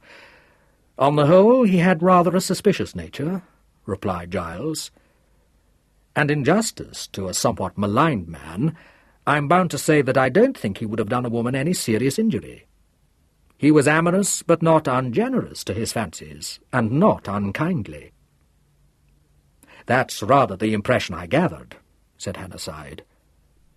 I don't rule out the possibility of an unknown woman in the case, but my department hasn't been idle, you know, and so far we can't discover any woman who had the least reason for wanting to murder Vereker. I don't mind telling you that we checked up on several, too. That shabby stranger the butler described to us made me think there might be some woman who'd been got into trouble, because there's a smell of blackmail about that odd visit. But I haven't discovered anything of the kind. On the contrary, Vereker seems to have been pretty decent, and his women were the sort who can look after themselves. Giles sat down on the arm of his chair. Yes, I should think they were. Arnold was no fool. And I'm ready to admit that you've made it seem highly improbable that the murder was done after Arnold was in the stocks. But do you mind looking at the other side of the picture? Does it seem to you probable that having stabbed a man to death, the murderer conveyed his body to the stocks, the most conspicuous place he could well think of, and arranged it carefully in a natural position there, which, I imagine, must not only be a gruesome, but also a somewhat difficult task? Impossible for Miss Vereker to have done it. Too macabre for Murier, too senseless for Kenneth.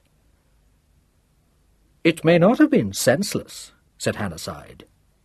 He glanced at his wristwatch and got up. That's what I've got to try to find out, amongst other things. By the way, we've been trying to trace those notes Vereker had on him the day he was killed. You remember we found the counterfoil of a cheque for £100 drawn to self, and only £30 in his pocket. Well, only one of these has come in to date, and that one is a £10 note, which a man in a blue suit handed to a waiter at the Trocadero Grill in payment of his bill for dinner on Saturday evening. The suit might have been a dark grey, I may mention, and the waiter really couldn't call the gentleman's face to mind, because there were a lot of people dining that night. You can't say we policemen get much help. Look here, I must be going. Many thanks for by far the most pleasant hours I've spent on this case yet. Giles laughed. Well, I hope they'll prove to have been profitable ones. You never know, said Hannasyde. It's always good to get another point of view. Mr. Charles Carrington, hearing something of the visit next day from his son, paused in his search for the pencil he distinctly remembered placing on his desk not 5 minutes earlier, and said, "Absurd! You can't run with the hare and hunt with the hounds, or if you can, you shouldn't. An ever-sharp pencil. You must have seen me use it hundreds of times. Use your eyes, Giles, use your eyes. So, Superintendent Hannasyde doesn't know what to make of these Vereker brats. Now I come to think of it, the boy baffled me too. More in him than I thought. God bless my soul, a pencil can't walk away." Kenneth, getting wind of Hannasyde's visit, loudly endorsed his uncle's verdict, adding a rider to the effect that if there was any double-crossing going on, he should immediately change his solicitor. When Giles gave every evidence of regarding such a happening in the light of a utopian dream, he forgot his original complaint in pointing out his own virtues as a client.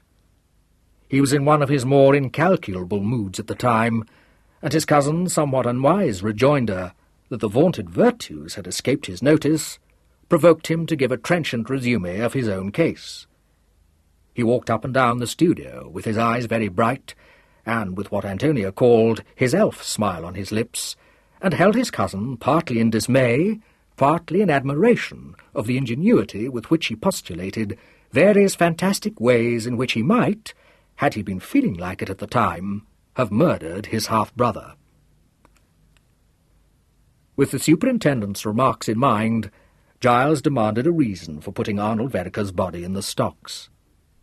The result of this, though entertaining, was not helpful, for Kenneth threw himself into what he conceived to be the spirit of the inquiry with huge zest, and, abandoning the dramatization of himself as the murderer, advanced a quantity of the most astonishing theories, not the least brilliant of which involved the reputation of the vicar of Ashley Green, a gentleman entirely unknown to him.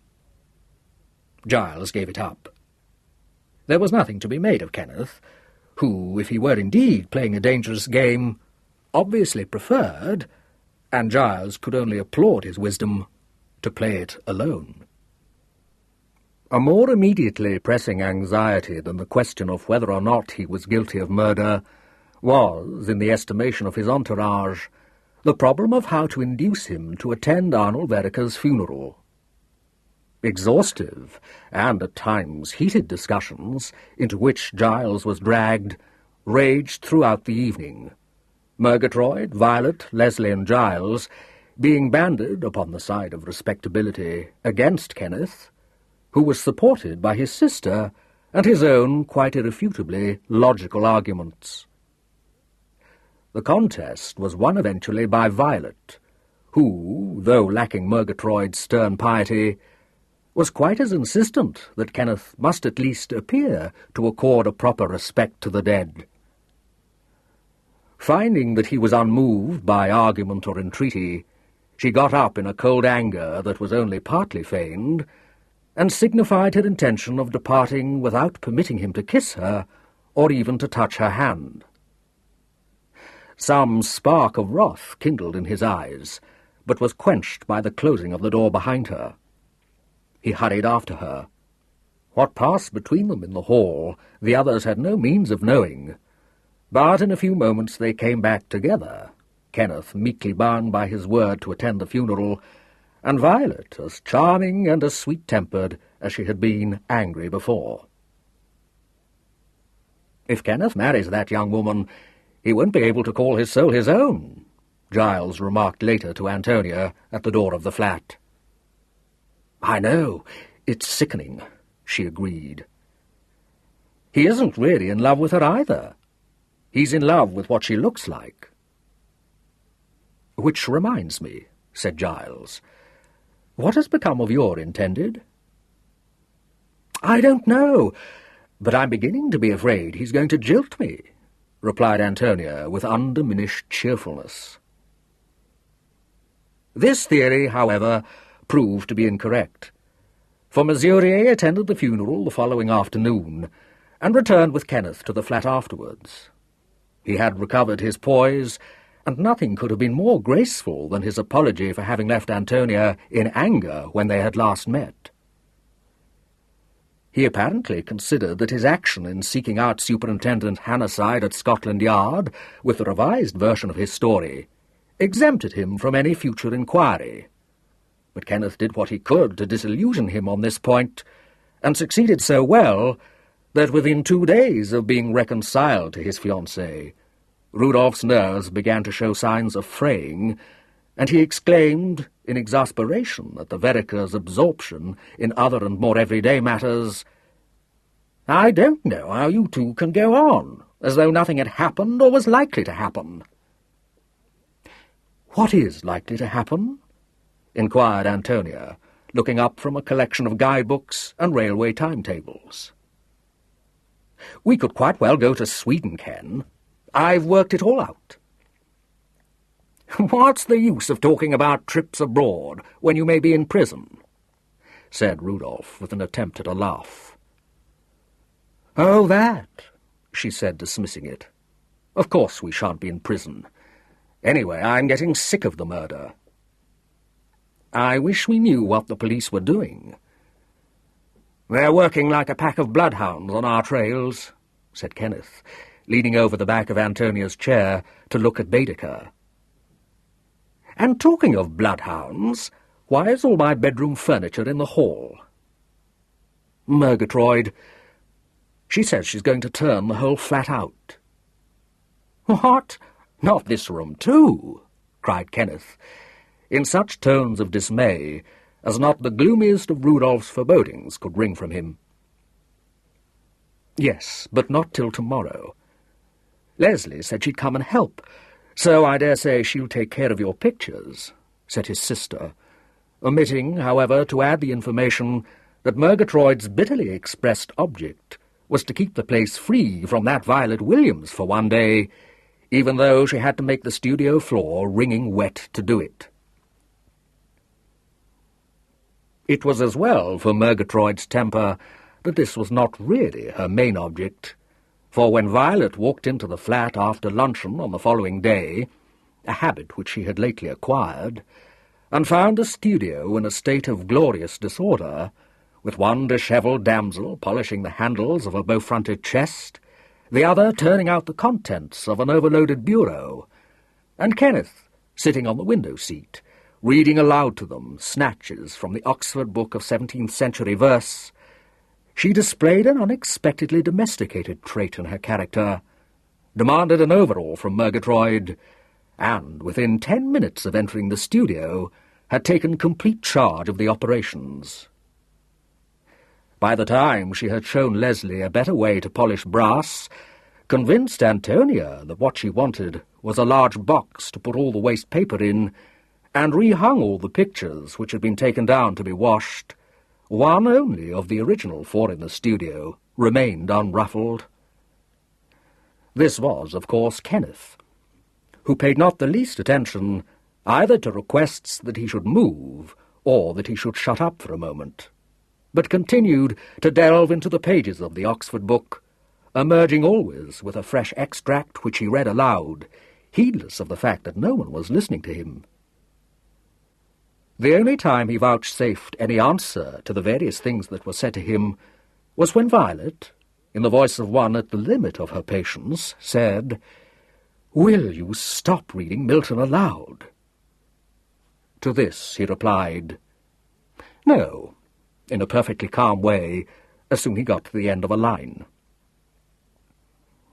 Any failure on Kenneth's part to treat her with that adoring respect which she demanded from him always impaired the smoothness of Violet's temper, so neither Antonia nor Leslie was surprised when she seized on the opportunity afforded by the discovery of an automatic pistol in the bureau to say, with a sting behind her sweetness, "Yours, Tony dear?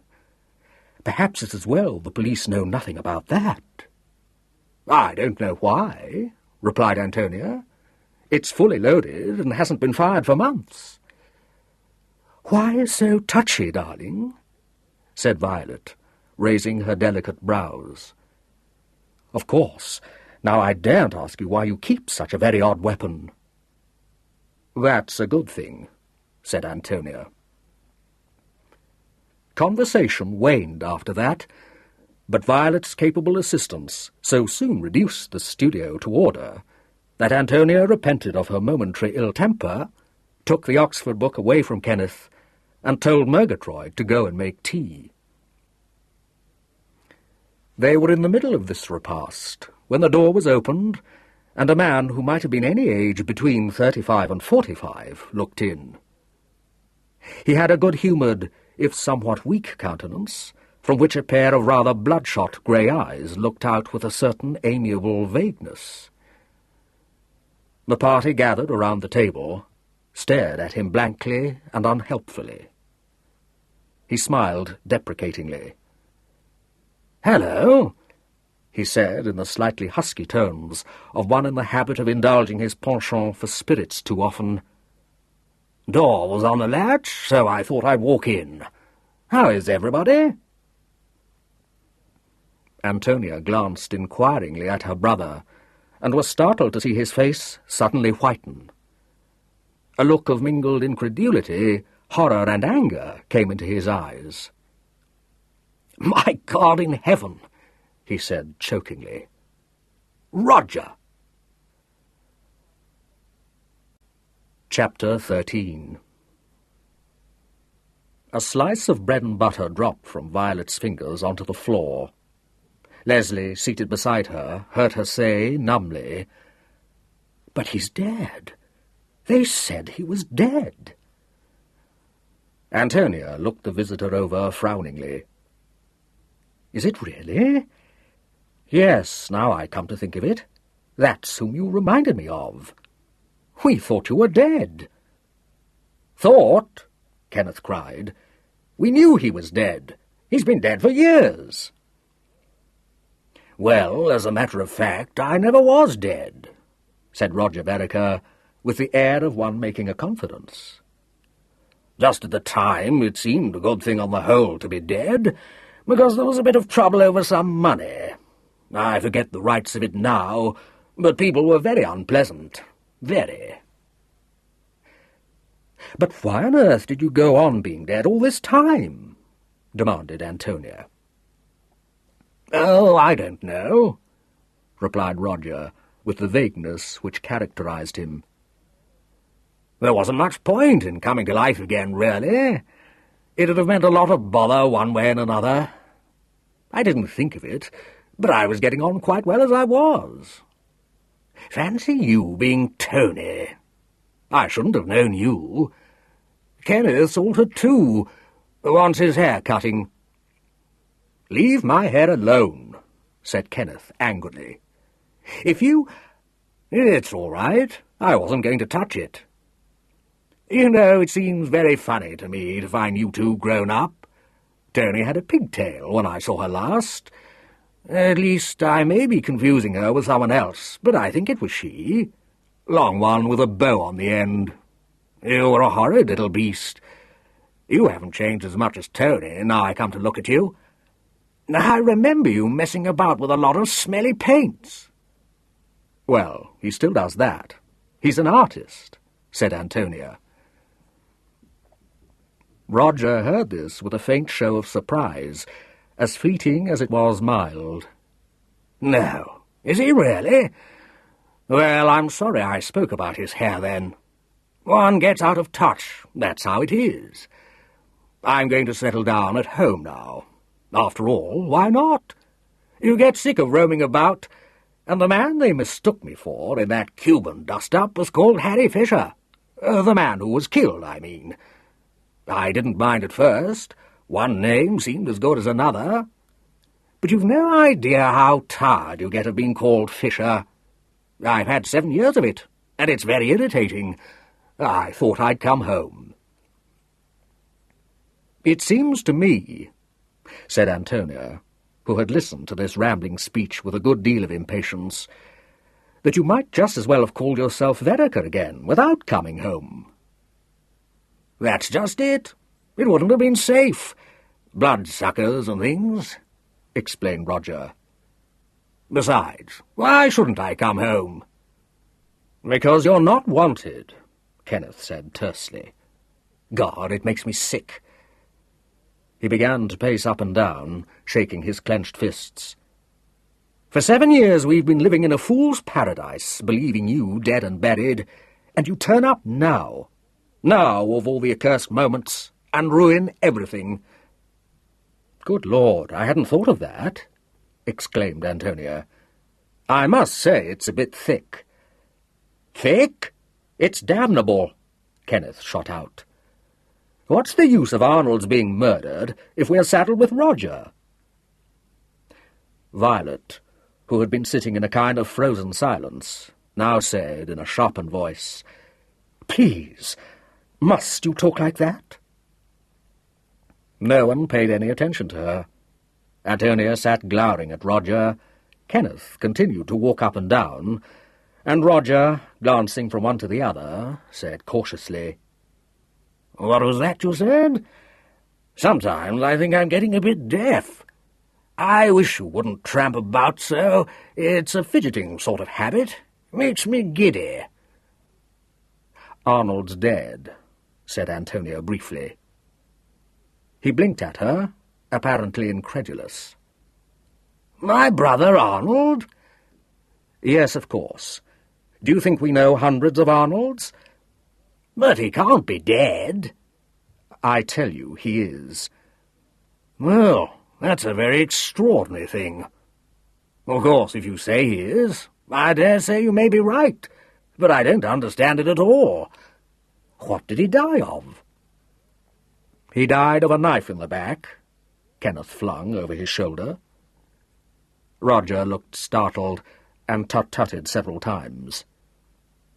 "I can't understand it at all. I call it very shocking indeed. Who did that to the poor fellow?" "We don't know," replied his sister. "Kenneth or I, probably." "You shouldn't joke about it," said Roger. "How would you like to have a knife stuck in your back? When did it all happen?" "Last Saturday," said Antonia. Roger stared at her, and then looked round for a chair. He sat down. "Well, I'm surprised," he said. "Extremely surprised." Kenneth paused in his pacing. "Just how long have you been in England?" he demanded. "I'll tell you," answered Roger obligingly. "I landed yesterday. Extraordinary coincidence. I mean, I come home expecting to see poor old Arnold, and I find he's just been killed." "If that was what you expected to do, why didn't you go to Eaton Place instead of coming here?" "A figure of speech," explained Roger. "When I said that I expected to see Arnold, what I meant was that I didn't think he'd be dead." He drew Antonia's attention to Leslie Rivers, who had risen from the table, and was putting on her hat before the mirror. "Someone's going. Nobody need go on my account, you know." "I think I will, though," Leslie said. "I expect you've got a lot to say to each other." "Nice girl," observed Roger when she had departed. "Who was the other one?" "Violet Williams. She's engaged to Kenneth," answered Antonia. "Oh," said Roger dubiously. He found that Violet was bowing slightly, and half rose to return this civil greeting.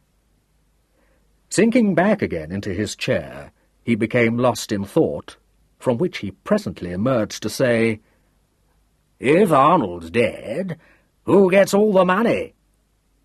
"Oh, give me air," besought Kenneth, beginning to tramp up and down again. Antonia replied, somewhat scornfully, "You know jolly well you get it. That's why we're so disgusted you've turned up." "Well, I thought I did," said Roger. "I must say I could do with it. I was a bit shocked at the news at first, but I see it's not so bad. Mind you, I quite appreciate your point of view. If you don't clear out of this damned quick, there'll be another murder in the family, Kenneth said through his teeth. Now, don't get worked up, Roger advised him kindly. You'll soon get used to me being back. When you've lived as long as I have, you'll find it's extraordinary what you can get used to. And talking of clearing out, my idea was that I'd stay with you for a day or two, till I get me bearings. No, cried his half-brother and sister in unison. That's all very well, said Roger.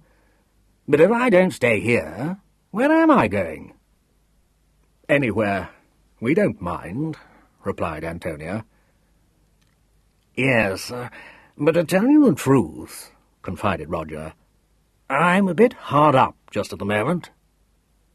You've got £250,000, said Kenneth bitterly. Is that what Arnold left? You don't mean it. If I'd known that... He paused and shook his head. What on earth do you mean, if you'd known it? Asked Antonia. He looked at her in his hazy way. Forgotten what I was going to say. Trouble is, I haven't got any clothes. You must have got some clothes, replied Antonia. That's just it. You might think so, and as a matter of fact I did have some, only I had to pawn my suitcase. Well, said Antonia unsympathetically. Well, that's the whole thing in a nutshell. It's no use hanging on to a lot of shirts and things if you haven't anything to carry them about in. You see my point? Oh, God, groaned Kenneth. I can't bear it. I call that very unreasonable, said Roger.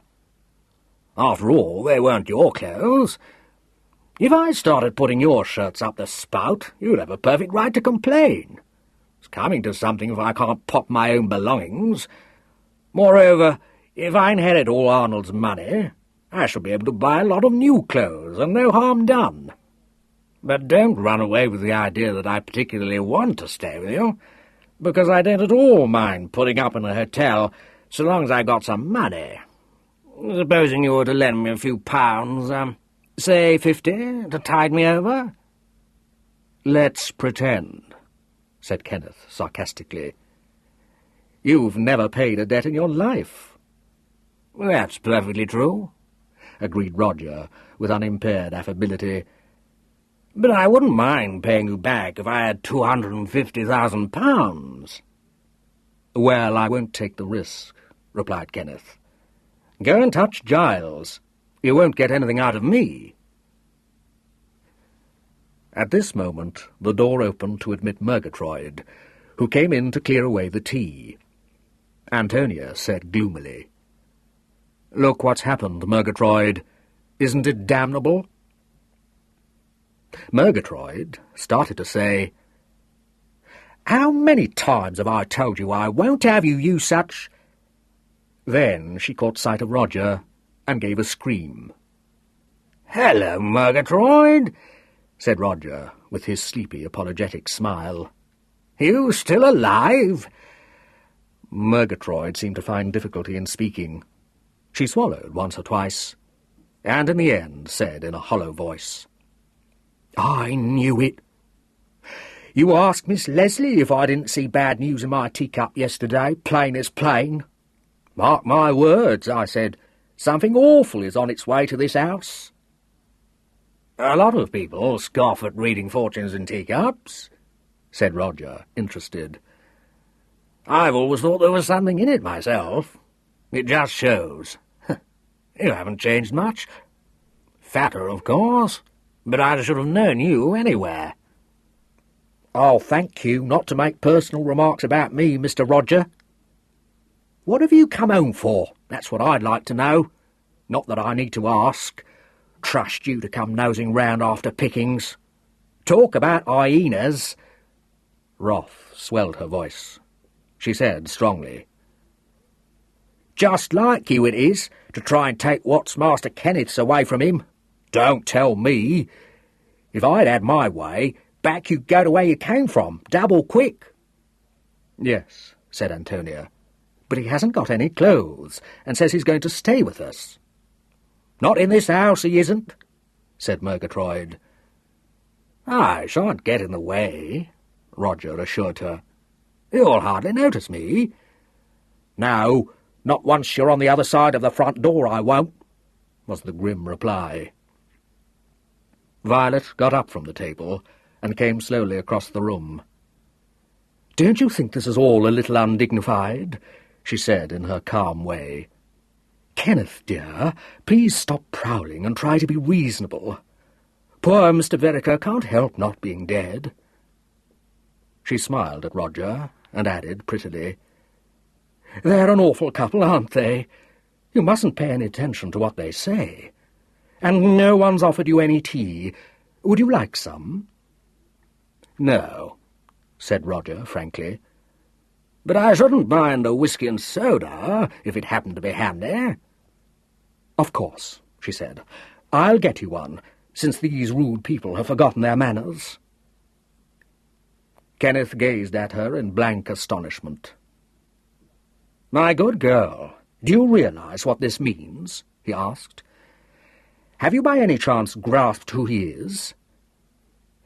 "Yes, dear, perfectly," replied Violet, going over to the sideboard and opening one of the cupboards. "And if I can put a decent face on it, I think you might too.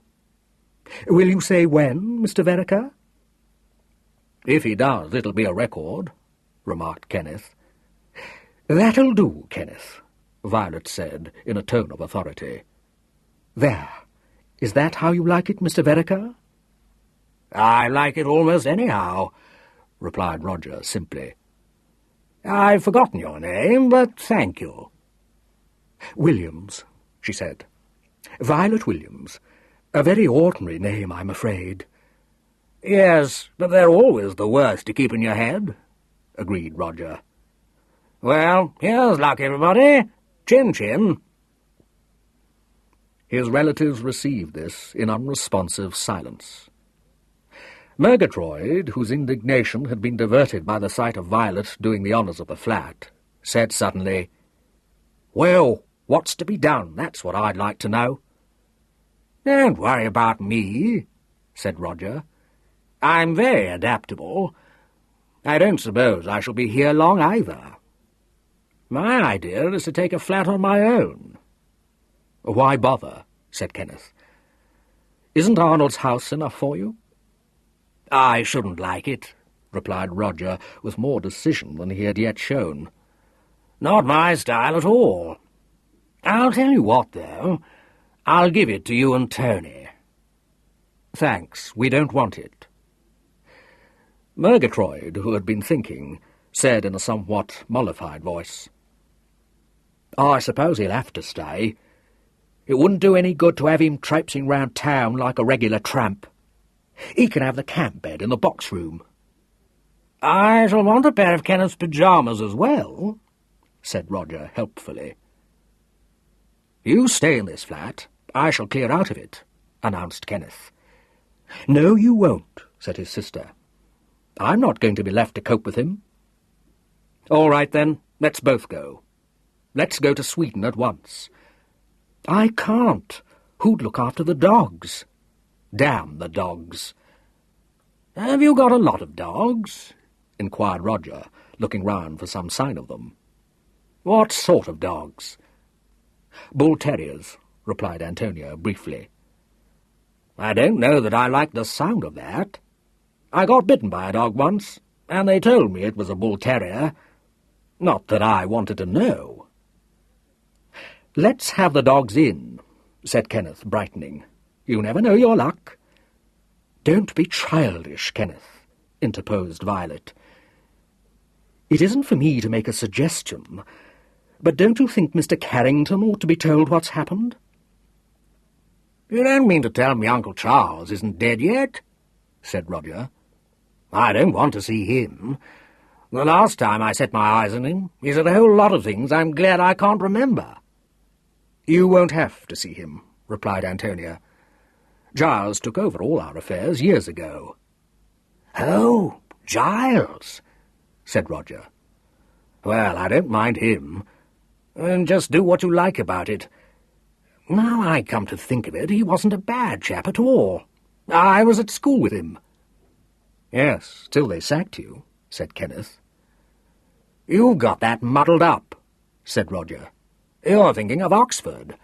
Now, there I did get into trouble. I forget the rights of it, but there was always a lot of unpleasantness one way or another. As a matter of fact, I've been very unlucky all my life. Not that I'm complaining. Antonia, apparently thinking that Violet's suggestion was a good one, had walked across to the studio to the telephone and was dialing her cousin's number. He answered the call himself, and as soon as Antonia heard his voice, she said without any preamble, "Giles, are you doing anything? Because if not, you'd better come round at once." "Had I?" he said. "What's happened now?" "Something utterly sickening. Roger's turned up." "What?" "Roger. He isn't dead at all. He's here." There was a moment's startled silence. Then Giles said in a voice quivering with amusement, "But what a disaster!" "Yes, it's awful. We don't in the least know what to do about it." "My poor Tony, I'm afraid there's nothing you can do." "It's all very well for you to laugh, but he says he's going to stay with us till you advance him some money." "So do you think you could bring round some at once? He wants £50, but I should think 20 would do. He hasn't got any clothes." "What? None at all?" "No, that is... Yes, you idiot, of course he has, but no pyjamas or things." "How very like him," said Giles. "I dare say. But the point is, we don't want him here, and he won't go unless he has some cash." "My dear girl, I can't possibly do anything about it at a moment's notice." "I suppose you wouldn't like to lend him some money?" Antonia said, without much hope. "I shouldn't," replied Giles. "No, I didn't think you would. But it's pretty grim if we've got to have him here, you know." "Where is he?" "I keep on telling you. Here." Giles's voice was brimful of laughter. "Not in the room." "Yes, of course," said Antonia impatiently. "How he must be enjoying this conversation."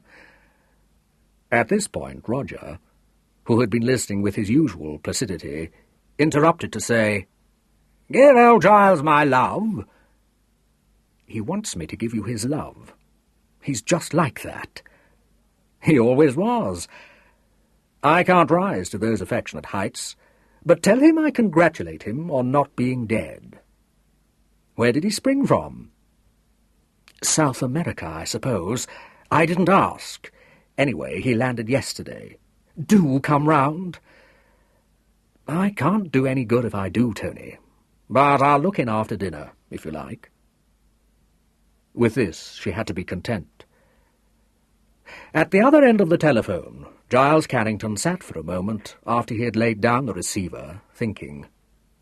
Then, with a faint smile hovering about his mouth, he picked up the receiver again and rang up Scotland Yard. Superintendent Hannasyde was still in the building, and after a few moments Giles was put through to him.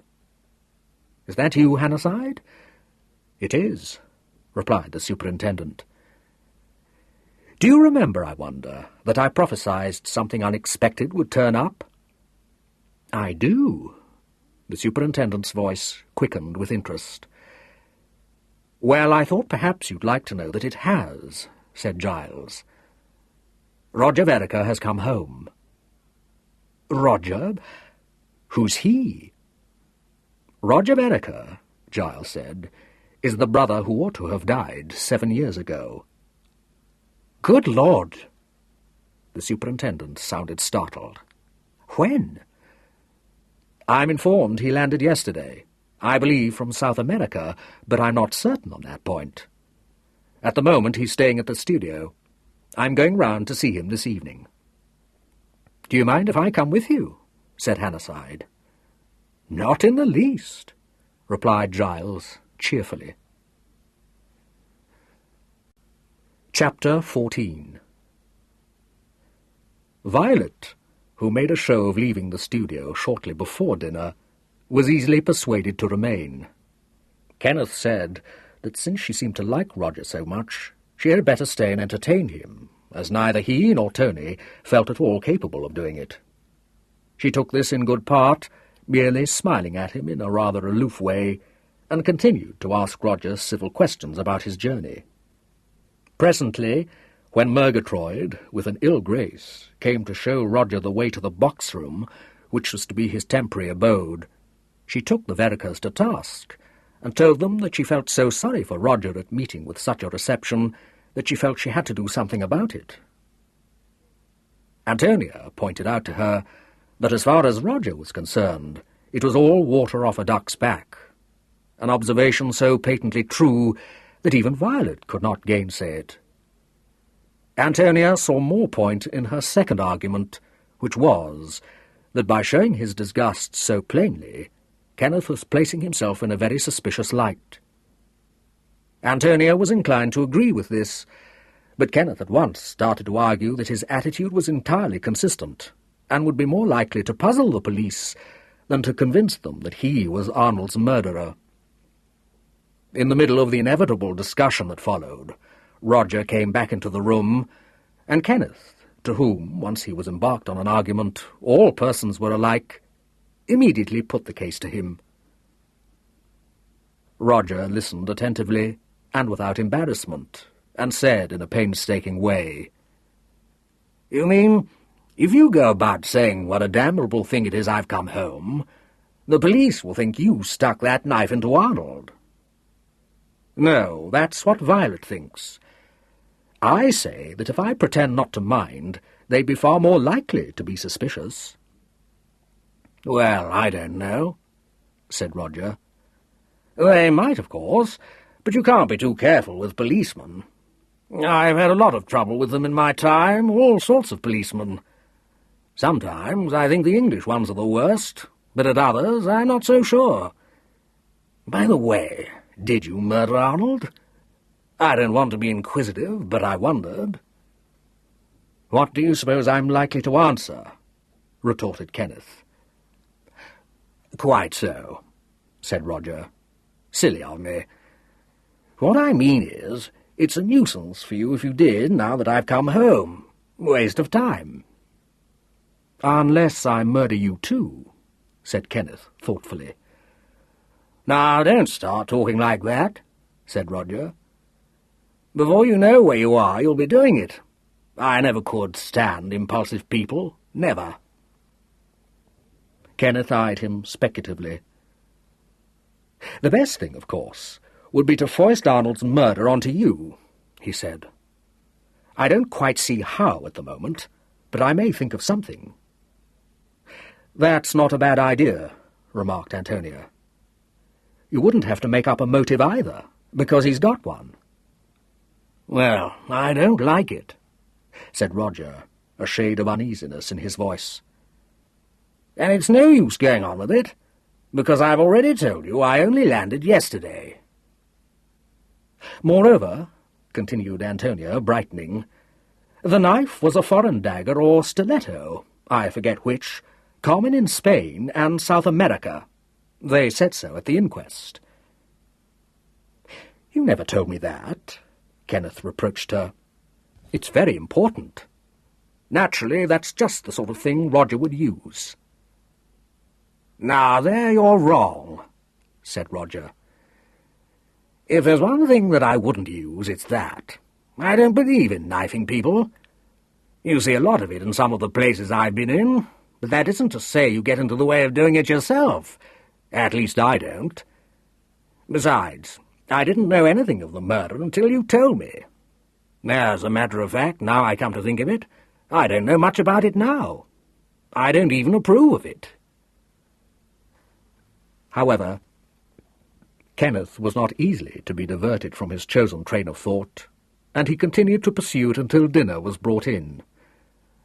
Murgatroyd waited on them in silence, and only occasionally threw Roger a hostile look. She confided to Antonia, later, that it might be as well to keep in with Roger, For whatever his faults, Miss Tony, and it would take me till tomorrow to tell you them, he's not mean. That I will say for him." "You needn't think I'm going to sponge on Roger," replied Antonia. "You never know what you may do till you come to it," said Murgatroyd. It was not until after 9 o'clock that Giles Carrington entered the flat, and when she admitted him and recognised his companion, Murgatroyd gave a disparaging sniff and remarked that it never rained but what it poured. The small party gathered together in the studio was not being a success, in spite of all Violet's efforts to make it one. She had managed to stop Kenneth trying to evolve some method by which Roger might have contrived to commit the murder, and yet appear to have been on the high seas at the time, but she could not induce him either to take part in the sort of general conversation she was trying to promote, or to be polite to his half-brother. She had taken pains to draw Roger out on the subject of his travels, but Kenneth, who was invariably made irritable when she bestowed her attention on another man, blighted most of Roger's reminiscences by interpolating now and then the remark that he didn't believe a word of it. He sat slouched in the largest armchair, with an expression of brooding anger in his eyes, and the only interest he displayed during Roger's rambling narration was in the story of the beautiful Spaniard who had twice tried to kill him. Antonia, frankly bored, had curled herself up on the divan with 2 of her dogs at her feet and was reading a novel. She put it down when the door opened to admit her cousin, and greeted him with relief. "Oh, good," she said. "Now you can come and tell us how to get rid of him." "Hello! What have you brought the police for?" Kenneth's scowl vanished. He sprang up, exclaiming, "You see how right my theory is, Roger? They've come for you already." Roger, too, had risen and was looking greatly disturbed. "If policemen are going to invest the place, I shall have to go," he said. "It isn't that I'm afraid I shan't be comfortable, because I've tried the camp bed, and it isn't bad. What I mean is, I've slept in many worse. But I don't like policemen.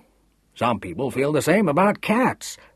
Always know the instant one comes into the room, and begin to get creepy. Not that I've any objection to cats, mind you. Far from it. In fact, if I had to be bothered with any sort of animal, I think I should choose a cat." "Well, I wouldn't," said Antonia, who had happened to listen to this. "They're inhuman things, though I suppose there are cats and cats." "Well, there you are, then," Roger pointed out. "But it's no use telling me there are policemen and policemen, because it wouldn't be true. It's always puzzled me what anyone ever wanted policemen for, except to stand about at crossroads, sticking out their hands, and even that seems to me the kind of job anyone else could do as well, if not better." "I wish you wouldn't talk such drivel," said Antonia. "Anybody would think you were going to have one as a pet. And if other people directed the traffic instead, they'd be policemen, so I don't think it would make much difference." Roger followed this argument carefully. "There's a fallacy in that," he said. "I'm not sure where it is, and I'm not going to work it out, but the thing doesn't sound right to me somehow." Any faint hope Hannasyde might have cherished of finding in Roger one normal member of the Vereker family vanished. He sighed and transferred his attention to Kenneth. Giles interposed before Antonia could continue the argument. "Shut up, Tony. Well, Roger, how are you? When did you arrive?" "I'm getting tired of answering that question," replied Roger, shaking hands. "I keep on telling everyone I landed yesterday. I'm glad you've come round, because it's a very awkward predicament, mine. I run out of cash. They tell me you're one of Arnold's executors, so you'll be able to advance me some of the money. How much have you brought?" "I haven't brought any," answered Giles. I can't advance you money in that haphazard fashion." The interest which had gleamed for a few moments in Roger's eye was effectually banished by this pronouncement. He relapsed into his usual quiescence, merely remarking in a discouraged way that if that was so, he couldn't see why Giles had troubled to come. "Not that I don't want to see you," he added, "but there doesn't seem to me to be much point in it." "If he succeeds in ridding us of you, there'll be a great deal of point in it," said Kenneth savagely. "Sit down, my friend the superintendent. Sit down. What can I offer you? Whisky? Lager?" The superintendent declined any refreshment. "I'm sorry to interrupt our family party," he said, "but—" "Oh, not at all," said Kenneth. "We're charmed to see you. At least my half-brother isn't, but that's probably because his conscience isn't clear. But the rest of us are delighted. Aren't we, Violet? By the way, I don't think you've met our friend the superintendent, darling. This is he. Superintendent, my fiancée, Miss Williams." Violet bowed slightly, and bestowed on Hannasyde the small mechanical smile she reserved for her social inferiors. Turning from him, she suggested to Kenneth, in a low voice, that she should go. He instantly quashed this, so she compromised by withdrawing tactfully to the other end of the room under pretence of opening a window. Meanwhile, Giles had introduced the superintendent to Roger, and Hannasyde, in his good-humoured way, was explaining the ostensible reason for his visit. "As I expect you've been told, Mr. Vereker, your brother, Mr. Arnold Vereker, was stabbed at Ashley Green last Saturday," he began. "So I'm sure you will—" "Yes, I've been told that," replied Roger. "But it has nothing to do with me. Naturally, I was shocked to hear it. In fact, I didn't at first believe it." "It must have been a terrible shock," agreed Hannasyde sympathetically. "Well, it was. If they'd said he'd been shot, or been found with his head stuck in a gas oven, it would have been another matter, because there's nothing surprising about that in these days. But a knife in the back is a very unusual thing in England. Took me back to Columbia in a flash." "Really?" said Hannasyde. "Have you just come from Columbia?" "Oh, no," said Roger vaguely. "But I was there for a spell once. Didn't care for it, but you'd be surprised at the amount of quiet knifing that goes on. At least it did in my day, but of course it may have changed by now." "I've always understood that those parts were somewhat uncivilized," said Hannasyde, "though they say South America is the country of the future." "They'll say anything," replied Roger dampingly. Hannasyde persevered. "Which part have you come from?" he inquired. "B.A.," said Roger. "But it's no use making a lot of inquiries about me there, because I've been living under another name. More convenient," he added in explanation. "I see," said Hannasyde. "And so you're just back. When did you land?" "Yesterday," said Roger, eyeing him suspiciously. Hannasyde smiled. "That sounds to me like a remarkably good alibi," he said lightly. "What was your ship?" "Well, I've forgotten," said Roger. "If I ever knew, which I rather doubt. To tell you the truth, I don't take much interest in ships. There are some people who no sooner get on board than they start making friends with the chief engineer, so that they can go down and have a look at the engine room, which, as a matter of fact, is a nasty, smelly place. I'm not like that at all." Giles, who had been inquiring of Antonia, half laughingly, half anxiously, whether she was reconciled to Murier, turned his head and said, "You must remember the name of the ship, surely." "There's no must about it," replied Roger. "I can forget much more important things than that. Though I don't say it won't come back to me. Very often things do, and, what's more, things that happened years and years ago." "That'll be useful," remarked Kenneth, lighting a cigarette. "What a fool you were to tell us what your assumed name was. You could have forgotten that, too." "Oh, no, I couldn't," Roger contradicted with sudden bitterness. "If you'd ever been called Fisher for years on end, you wouldn't forget it either." "I've just had a horrible thought," said Antonia suddenly. "Are you married?" "It doesn't matter if he is," snapped Kenneth. "The mere fact of his being alive has ditched the whole thing." "Not absolutely," Antonia answered. "After all, he's bound to die ages before you, because he's nearly 40 now. Only if he's got hordes of children, it all becomes a complete washout." "You needn't worry about that," said Roger, "because I'm not married. I've done a lot of silly things in my time, but I never let anyone marry me." "Wonderful," mocked Kenneth. "One can so readily picture the eager cues of maidens." "Now, don't try to be witty," besought Roger. "It's a very unrestful habit. All I want is a quiet life, but how I'm going to get it with you being clever and policemen dancing in and out like—" "And all I wanted," Kenneth struck in savagely, "was for you to remain decently interred."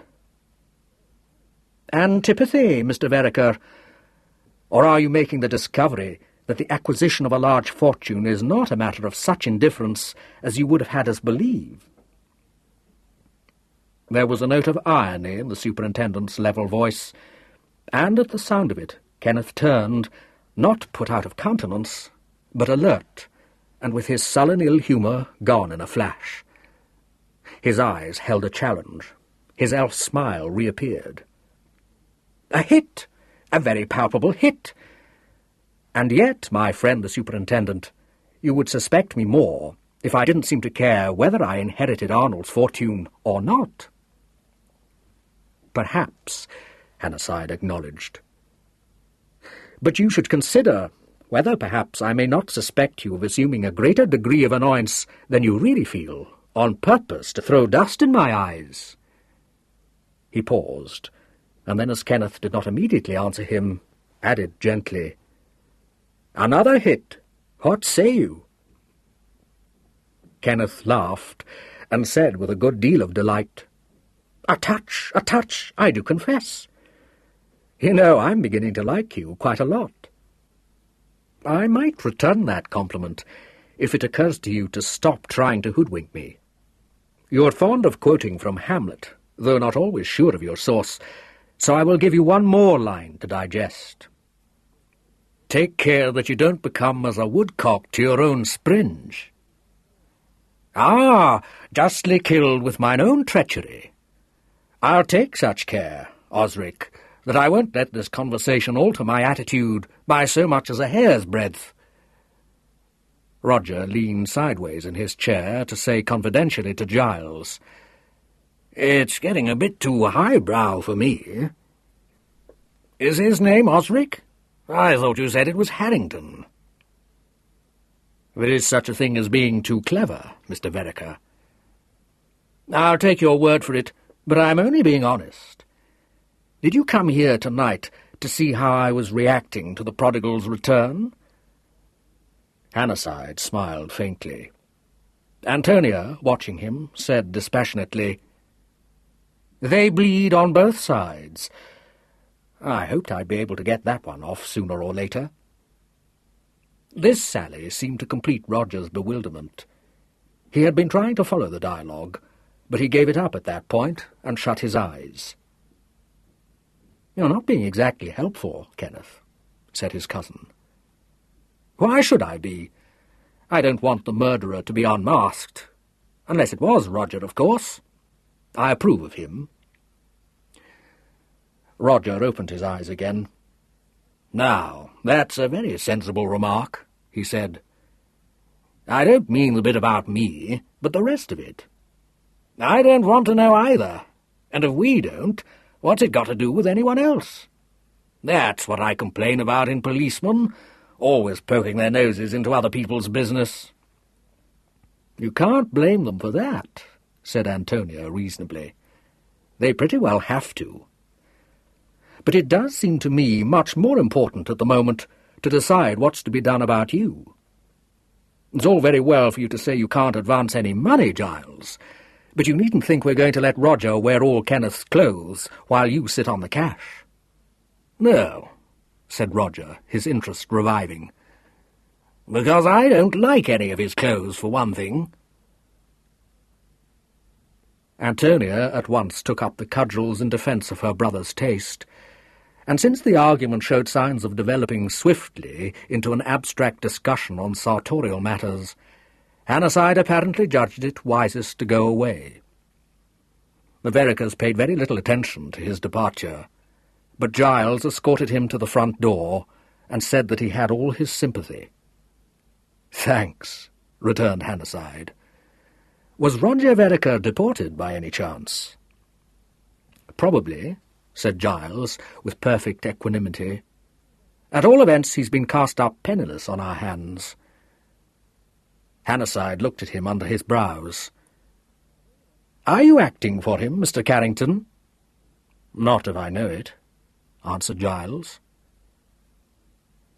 A few moments later, having sped the superintendent on his way, he returned to the studio to find that the argument had been interrupted by Violet, who, throughout Hannasyde's visit, had sat quietly at the other end of the room, turning over the leaves of a magazine. "I held my tongue while that man was here, because, of course, I realized that this isn't my affair," she was saying. "But I really was shocked at the way you went on, Kenneth. It's so silly of you, and childish. We know that you didn't kill your half-brother, but you're simply asking for trouble talking as you did. And I must say, I don't think it particularly nice of you, or sporting, to be so unkind to Mr. Vereker." "Don't bother about me," said Roger. "I don't mind him as long as he doesn't start sticking knives into me." "I think that's extremely generous of you, Mr. Vereker," said Violet. "And whatever Kenneth may say, I hope you'll believe that I at least don't share his feelings." She picked up her hat and gloves and held out her hand. "I'm going now. Goodbye. And please don't pay any attention to Kenneth or to Tony." "Aren't you going to kiss him?" inquired Antonia ruthlessly. "Shut up," said Kenneth, an edge to his voice.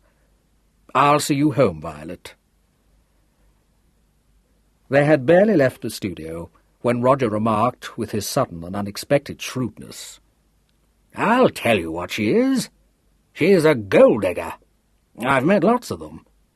He'd better not marry her."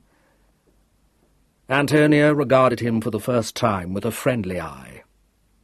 "Yes, she is a gold-digger, and I'll bet anything she's trying to vamp you so that you'll do something handsome for Kenneth." "Well, I shan't," said Roger simply. "Not," he added, "that I've got much chance to do anything for anybody so far, even myself. When can I have some money, Giles?" "I'll get on to Gordon Truelove tomorrow," replied Giles. "He's the other executor. I don't think you ever knew him." "No, and I don't want to," said Roger. "All I want is some money, and I don't see why I can't have it." "You can," said Giles. "I'll let you know as soon as I've had a word with Truelove." "Come and have some tea," invited Antonia. "Kenneth's taking Violet out to a matinee." "He needn't do that," said Roger. "Just ring me up." Giles paid no heed to this somewhat tactless suggestion. He was looking at Antonia. "Do you want me to, Tony?" She raised her candid eyes to his face. "Yes, I do," she answered. So Giles Carrington, making vague excuses to his suspicious and somewhat incensed parent, left the office shortly before 3:30 next day, drove himself to Chelsea, and arrived at his cousin's flat just as Superintendent Hannasyde was preparing to mount the stairs to the front door. "Hello, what brings you here again so soon?" he inquired. "Have you discovered a startling new development?" "Yes," said Hannasyde. "I have." Chapter 15. The smile vanished from Giles Carrington's eyes, but it was in the same lazy, rather humorous voice that he said, "That sounds exciting. What's happened?" They began to walk up the stairs together. The superintendent said with a twinkle, "Don't worry. Neither of your clients is implicated in the new developments." "I'm glad of that," replied Giles, pressing the front doorbell. "Roger was in England at the time of the murder. Is that it?" "Yes," said Hannasyde. "That's it." "Poor old Roger," remarked Giles. "I rather suspected he was, when he forgot the name of his ship." Hannasyde bent an accusing stare upon him. "You're as bad as the rest of them," he said severely. "The instant you set eyes on Roger Vereker, you not only suspected that he'd been in England some time longer than he admitted, but you were pretty sure also that he was the shabby stranger who visited Arnold Vereker that Saturday. Isn't that true?" "Not quite," said Giles. "I suspected it several hours before I'd set eyes on him. As soon as I'd heard he'd turned up, in fact. Good afternoon, Murgatroyd. Miss Tony in?" "Oh, yes, she's expecting you, sir," said Murgatroyd, holding the door wide. "But what call you've got to bring the police back again, I'm sure I don't know. Seems as though we can't call the place our own these days. They're both in the studio, Mr. Giles." Giles Carrington nodded and walked across the little hall, followed by the superintendent. In the studio, Roger Vereker was apparently working out some problem on scraps of paper, critically, but not unamiably, watched by his half-sister, who sat with her chin in her hands, looking over his calculations. She glanced up quickly as the door opened, and when she saw Giles, smiled in her confiding way. "Hello," she said. "Roger's trying to work out a system. I think it's all rot myself." "Long may you continue to think so," said Giles. Antonia perceived Superintendent Hannasyde and raised her brows. "I didn't know you were coming too," she said. "I rather wish you hadn't, because, to tell you the truth, I'm getting awfully sick of the family crime. However, come in if you must." "I'm afraid I shall have to," Hannasyde answered, closing the door. "I want to ask your half-brother a few questions." Roger, who had started violently at the sight of him, said, "It's no good asking me questions, because I'm very busy at the moment. As a matter of fact, I was hoping for a quiet afternoon, now we've got rid of Kenneth." A rough sketch in pastels, propped on the mantelpiece, caught Giles's attention. "Good Lord, that's clever," he said involuntarily. "Kenneth's?" "I don't see anything clever in it at all," said Roger. "In fact, if I weren't a very easy-going man, I might get quite annoyed by it." "Yes," said Giles, I should think you might." "Moreover, it isn't anything like me," pursued Roger. "Can't be, because Kenneth had to tell me who it was meant to be." "He caught the look, hasn't he?" said Antonia. "He did it this morning. After saying portrait painting's a debased art too. It's good, isn't it?" "Wicked," said Giles under his breath. "Really, it's indecent, Tony." Hannasyde, who had been looking in considerable astonishment at the sketch, overheard this and found himself in complete agreement, and wondered whether it was fanciful to feel convinced that the man who could perpetrate so merciless a portrait would be capable of anything, even murder. He transferred his gaze from it to the original and said, without preamble, "You informed me last night, Mr. Vereker, that you landed in England 2 days ago." "I dare say I did," admitted Roger. "One way or another, there was a lot of chatter going on last night, and I don't remember all I said. But I won't want to start an argument, so have it your own way." "Do you still adhere to that statement?" "Why shouldn't I?" said Roger cautiously.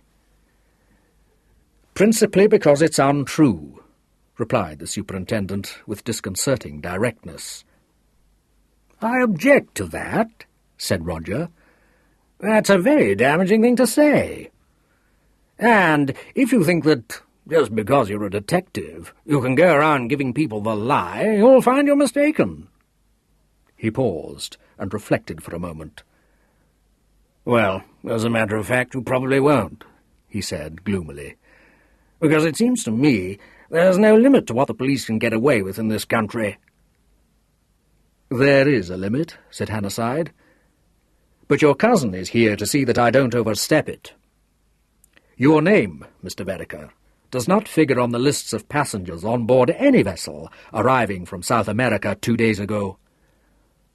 "Well, that's a very extraordinary thing," said Roger. "But when I said I landed 2 days ago, I didn't say I landed from South America." "You said that you'd come from Buenos Aires," Hannasyde reminded him. "That's true enough," agreed Roger. "So I did.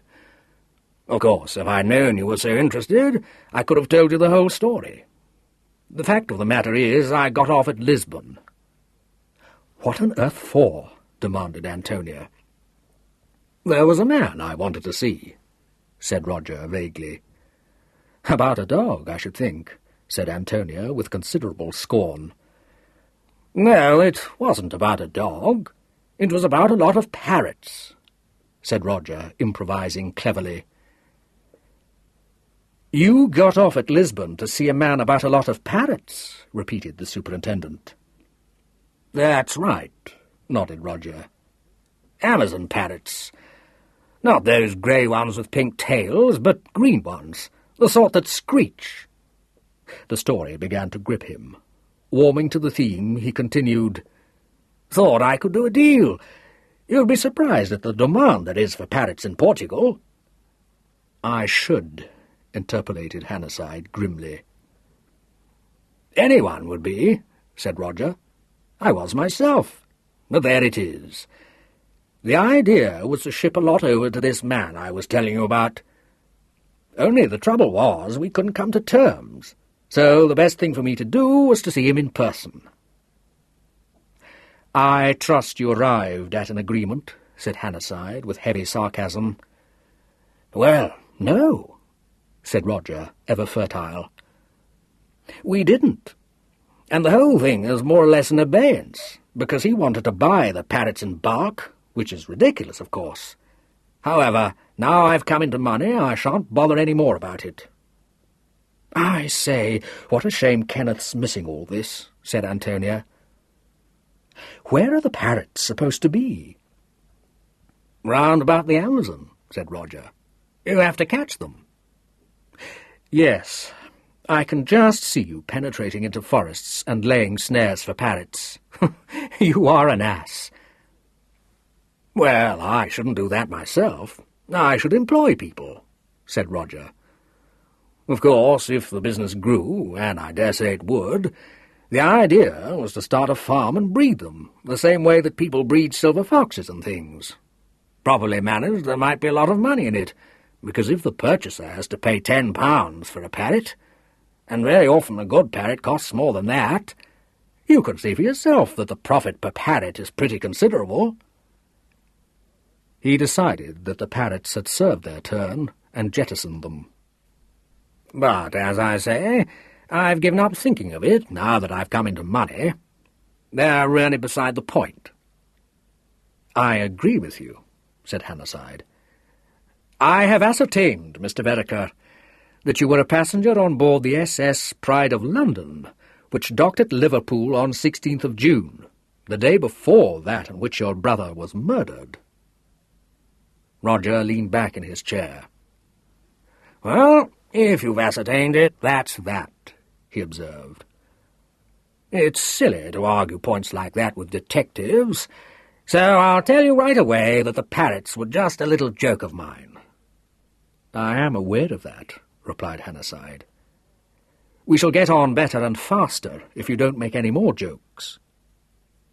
"A lot of people think speed is the curse of the age," said Roger. "I can't say I'm keen on it myself. Mind you, I'm not at all sure there isn't something in that parrot scheme. The more I think of it, the more I think there might be. Supposing people started trimming hats with parrot feathers, for instance." "Mr. Vereker, I am not quite fool enough to believe that you are the fool you pretend to be. Shall we abandon the subject of parrots?"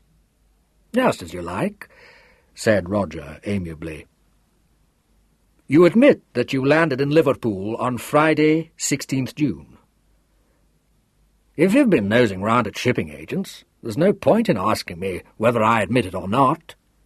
It's a great pity you've been so inquisitive, because you're bound to waste a lot of time trying to make out I murdered Arnold, and I can tell you at the start I didn't." "If you're so sure that I shall be wasting my time, Mr. Vereker, why did you try to conceal the fact that you were in England on the 17th of June?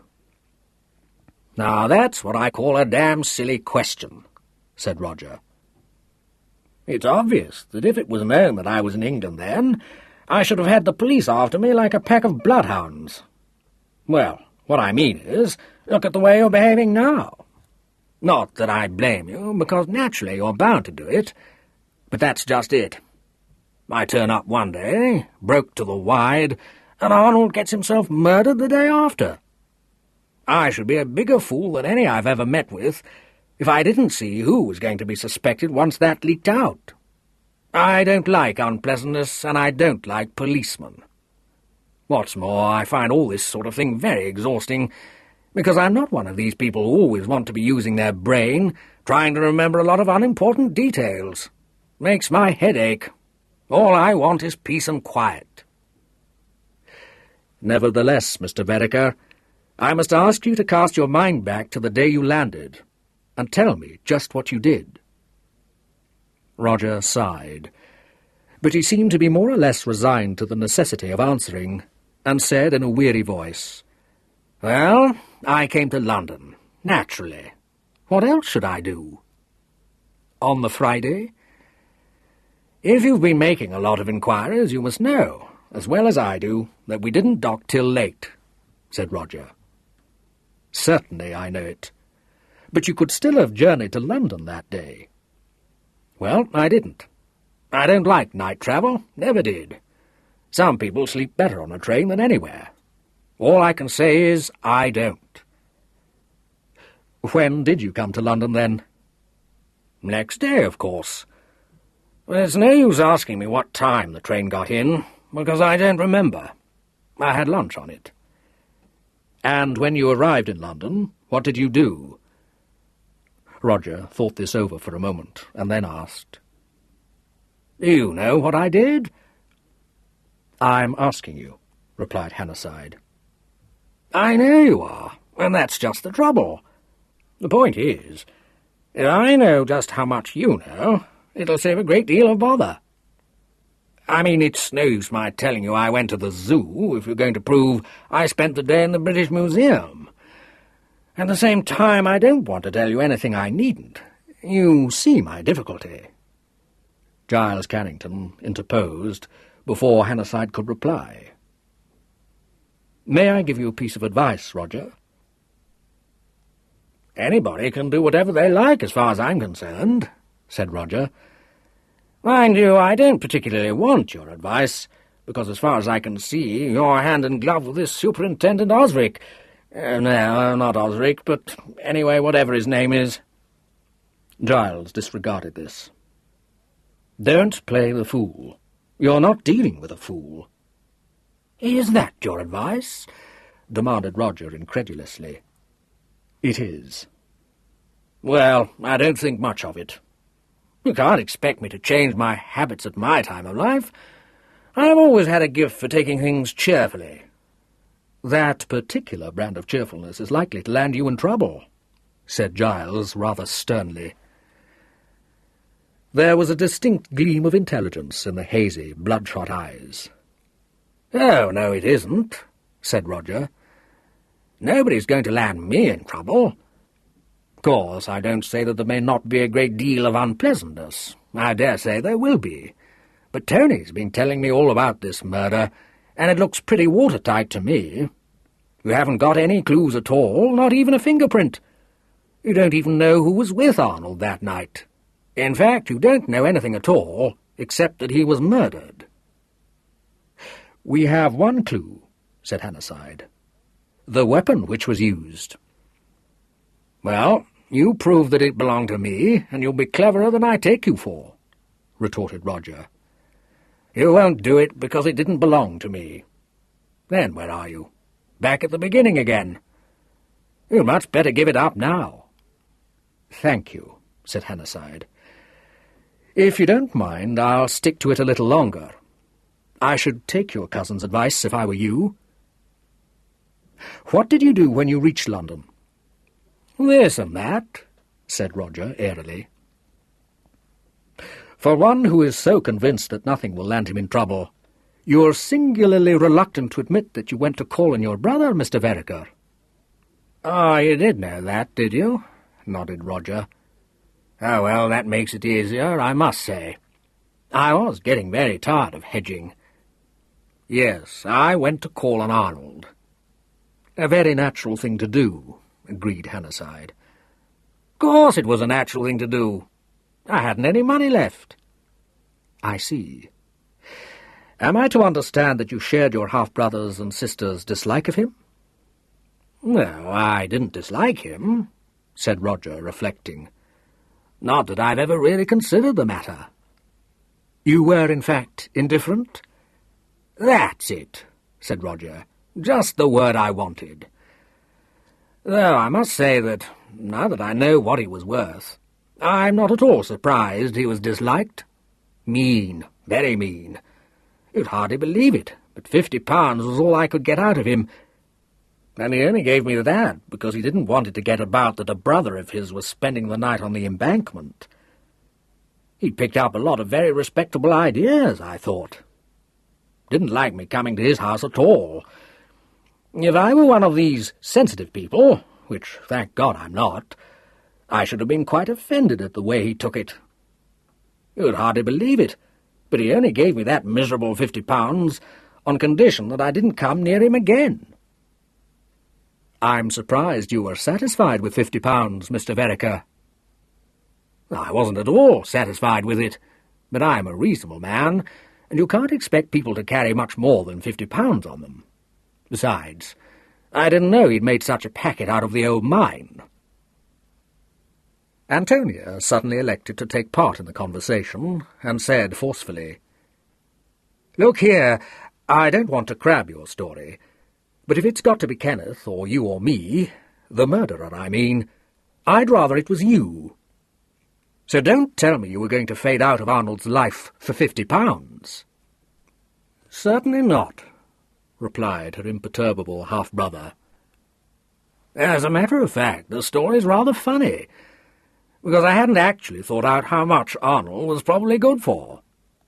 The poor fellow was very upset at seeing me. Oh, very upset. Well, you can't really blame him, because I've always been the disreputable member of the family, and I dare say he was afraid I might drag the name in the mud or something. Naturally, as soon as I saw how green he was looking, I realized that this was where I tried my hand at a little polite blackmail. You'd be surprised how easily he fell for it. I said I'd come to stay with him. He didn't like that at all. In fact, he got a bit violent at one time. However, he cooled down after a bit and offered me £50 to clear out. So I pocketed that and said I'd think it over. Then he came out with what he thought was a very good idea, though I wasn't so struck with it myself. He was to give me a ticket to Australia, or any other place I liked at the other side of the world, and pay me £200 a year for as long as I stopped there. "I call that a good offer," said Antonia. "Yes, only I don't want to go to Australia," explained Roger. "What has become of the money your father left you?" asked Giles. Roger looked faintly surprised. "I don't know. That was a long time ago. You don't expect money to last forever. Anyway, it didn't." "Good Lord," said Giles. "Well, go on." "Forgotten where I was. All this talk's making me very thirsty," said Roger, getting up and going across the room to the sideboard. "Anyone else join me in the spot?" Receiving no answer to this invitation, he said, "Oh, well," and poured himself out a double whisky. Armed with this, he returned to his chair. "That's better," he said. "Where was I?" £200 a year to stay in Australia," prompted Hannasyde. "Yes, that's right. Well, I said I'd think it over, and Arnold said I could take it or leave it.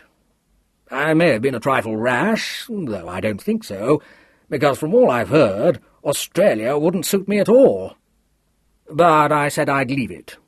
That was more or less the end of the meeting.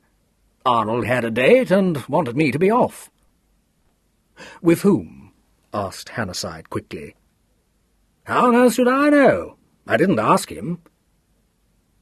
"Do you know where he meant to dine?" "Look here," said Roger. "You don't seem to have got the hang of things at all. We weren't having a friendly chat." "Very well," said Hannasyde. "What happened next?" "Oh, nothing much. I told Arnold he could give me a lift as far as Piccadilly, and we got into his car and drove off. He didn't much want to give me a lift, but he seemed to be afraid I might tell his butler who I was, or something, if he refused. On the way, he said his offer would stand open till Monday, and I could think it over. However, the more I thought about it, the less I liked the scheme.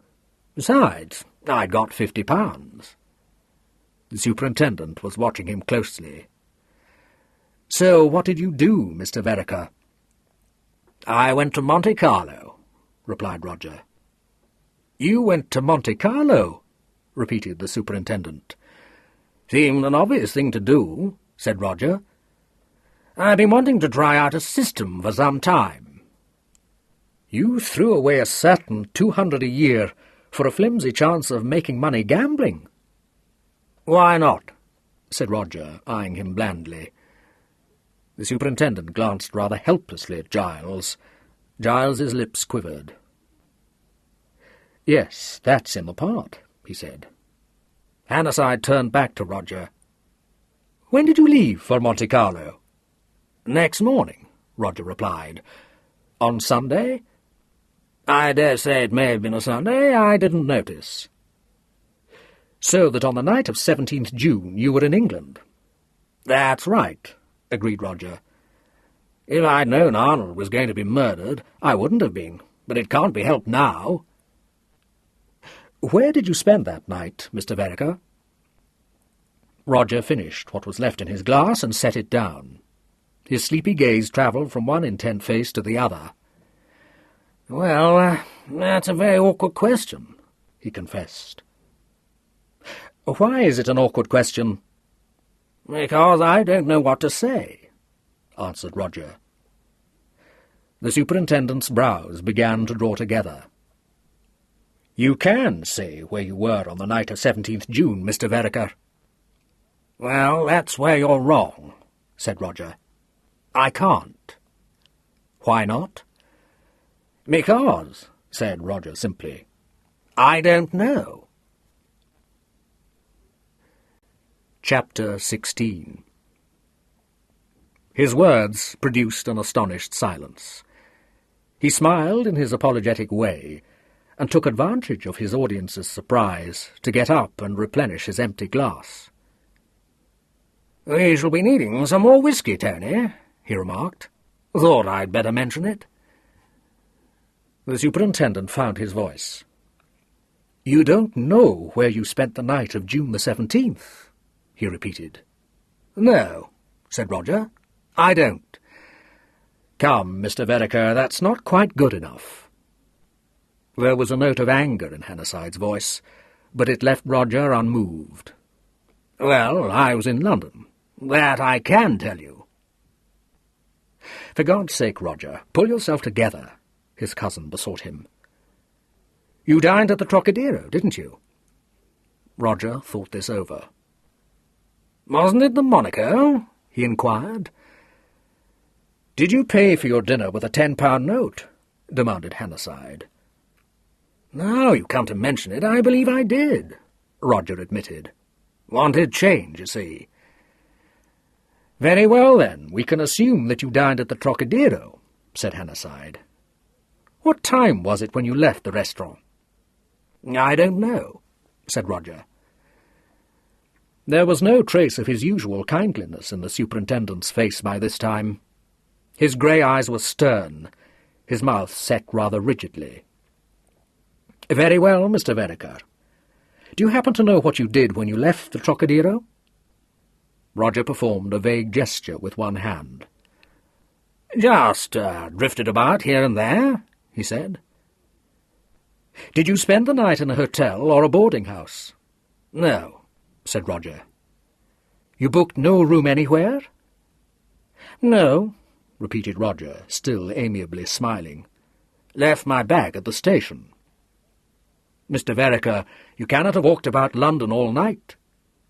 Will you be good enough to put an end to this farce, and tell me without any more trifling where you were? The trouble is, I don't know where I was, replied Roger, with the air of one making a fresh disclosure. You see, I didn't give the address to the taxi driver, which accounts for it. You were with someone, then? That's it, said Roger. I was with a friend. And your friend's name? Flossie, said Roger. At least it may have been Florence, but that's what I called her. At this point, Giles turned away rather hastily and walked over to the window. The superintendent was in no mood to share his obvious amusement and merely rapped out, Flossie who? Well, there you rather have me, said Roger. I didn't ask her. I mean, why should I? I see, said the superintendent. You spent the night at an address you don't know, with a woman whose name you don't know. Is that what you expect me to believe? Doesn't matter to me what you believe, said Roger. You can do as you like about it. The point is, you can't prove I didn't. And don't go rounding up all the Flossies in London for me to identify, because I'm not a shy man. I'm damned if I'll do that. Antonia joined her cousin by the window, said wistfully, I do wish Kenneth were here. I'm thankful he isn't, said Giles. She said more softly, Do you think Roger did it, Giles? God knows. At the other end of the studio, Superintendent Hannasyde was speaking.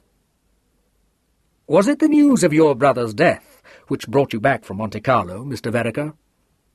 Oh, no, said Roger. I didn't know anything about that. As a matter of fact, that particular system didn't work out right. Of course, I may have muddled it, but I'm inclined to think it wasn't a good one. However, it's made me think of something that I rather fancy may be pretty useful, so it doesn't much matter.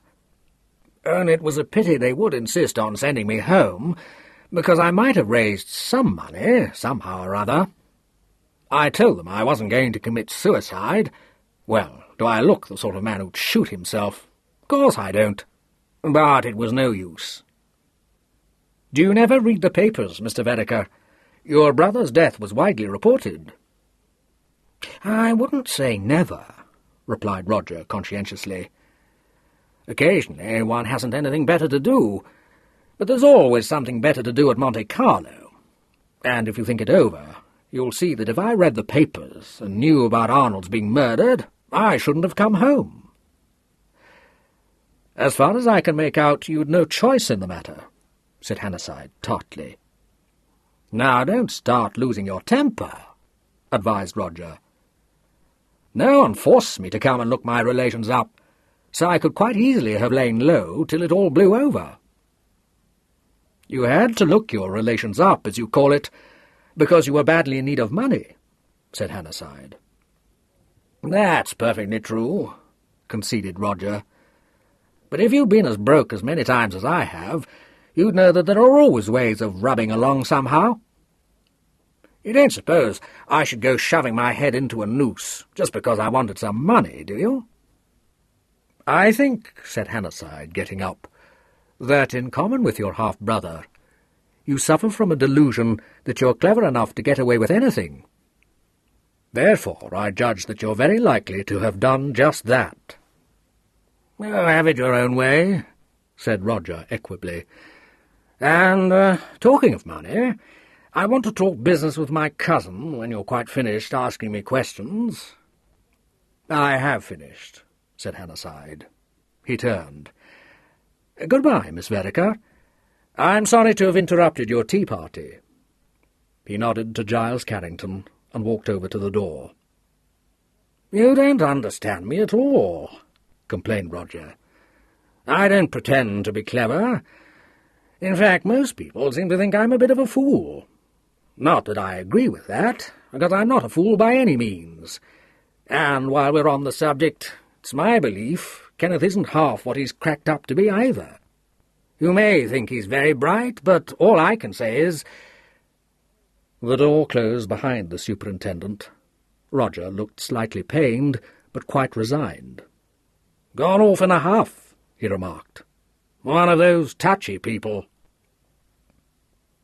However, there were no signs of ill temper about Hannasyde when, some hours later, he faced Giles Carrington across the dinner table. He had accepted Giles's invitation to dinner without any hesitation, and the twinkle in his eye was clearly discernible as he remarked, "I can't make up my mind which of your cousins I would most like to convict of this murder.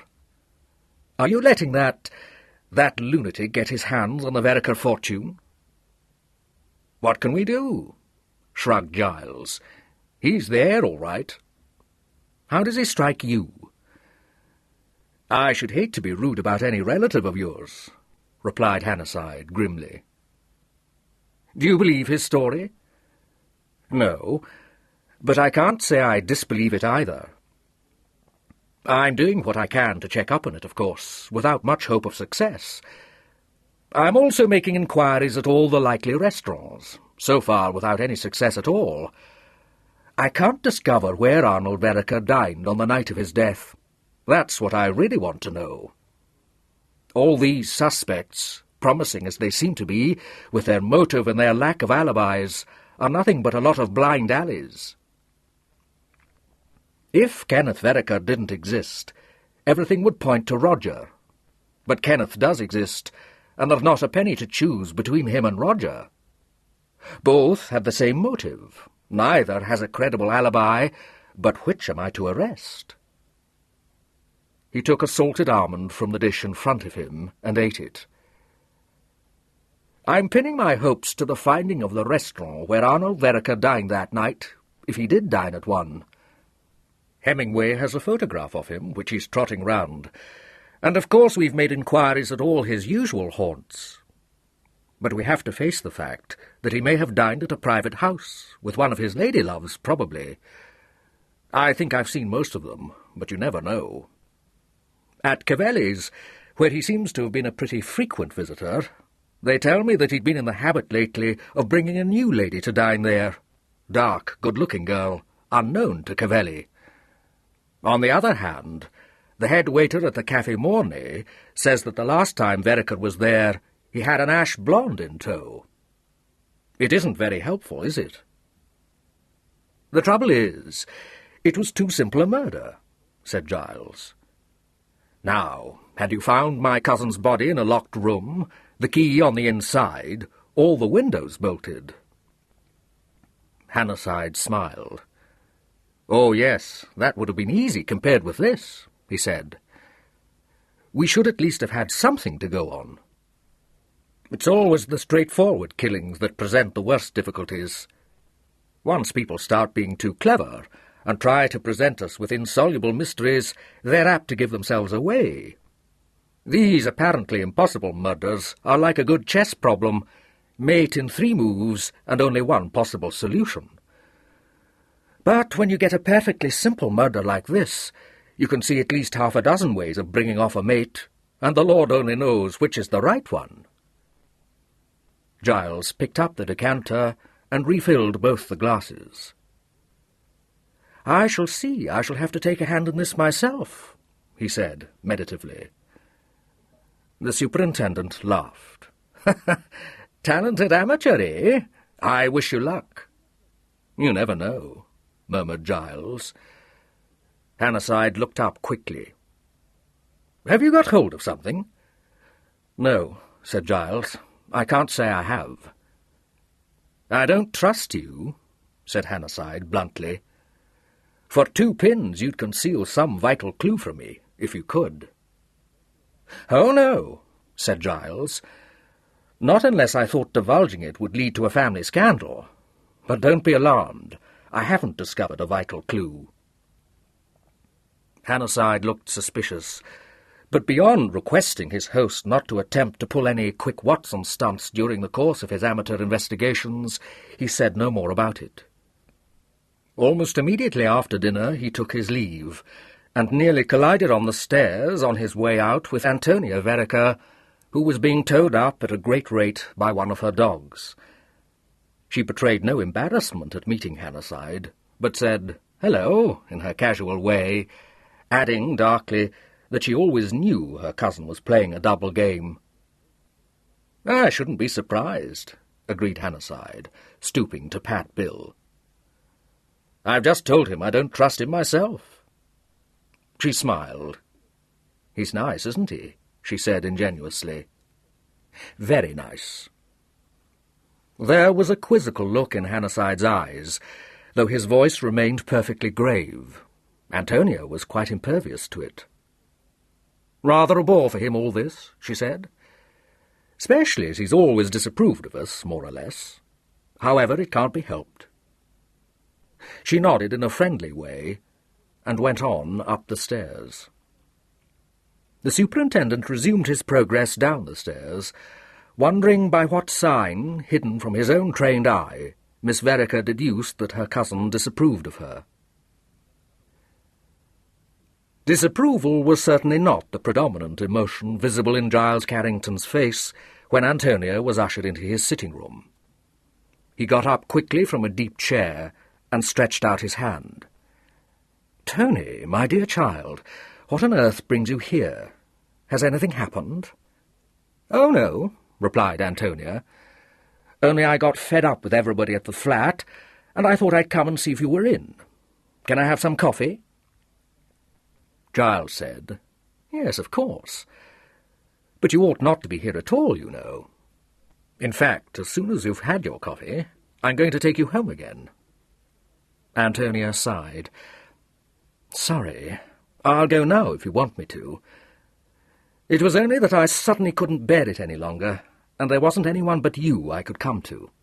Except Leslie, I suppose, but she's so livid about Roger turning up and dishing Kenneth that she's almost as bad as the rest of them. However, if you're bored with our rotten affairs, it doesn't matter." "Sit down," said Giles, pulling up another chair. "You know I'm not bored. What's the matter, chicken?"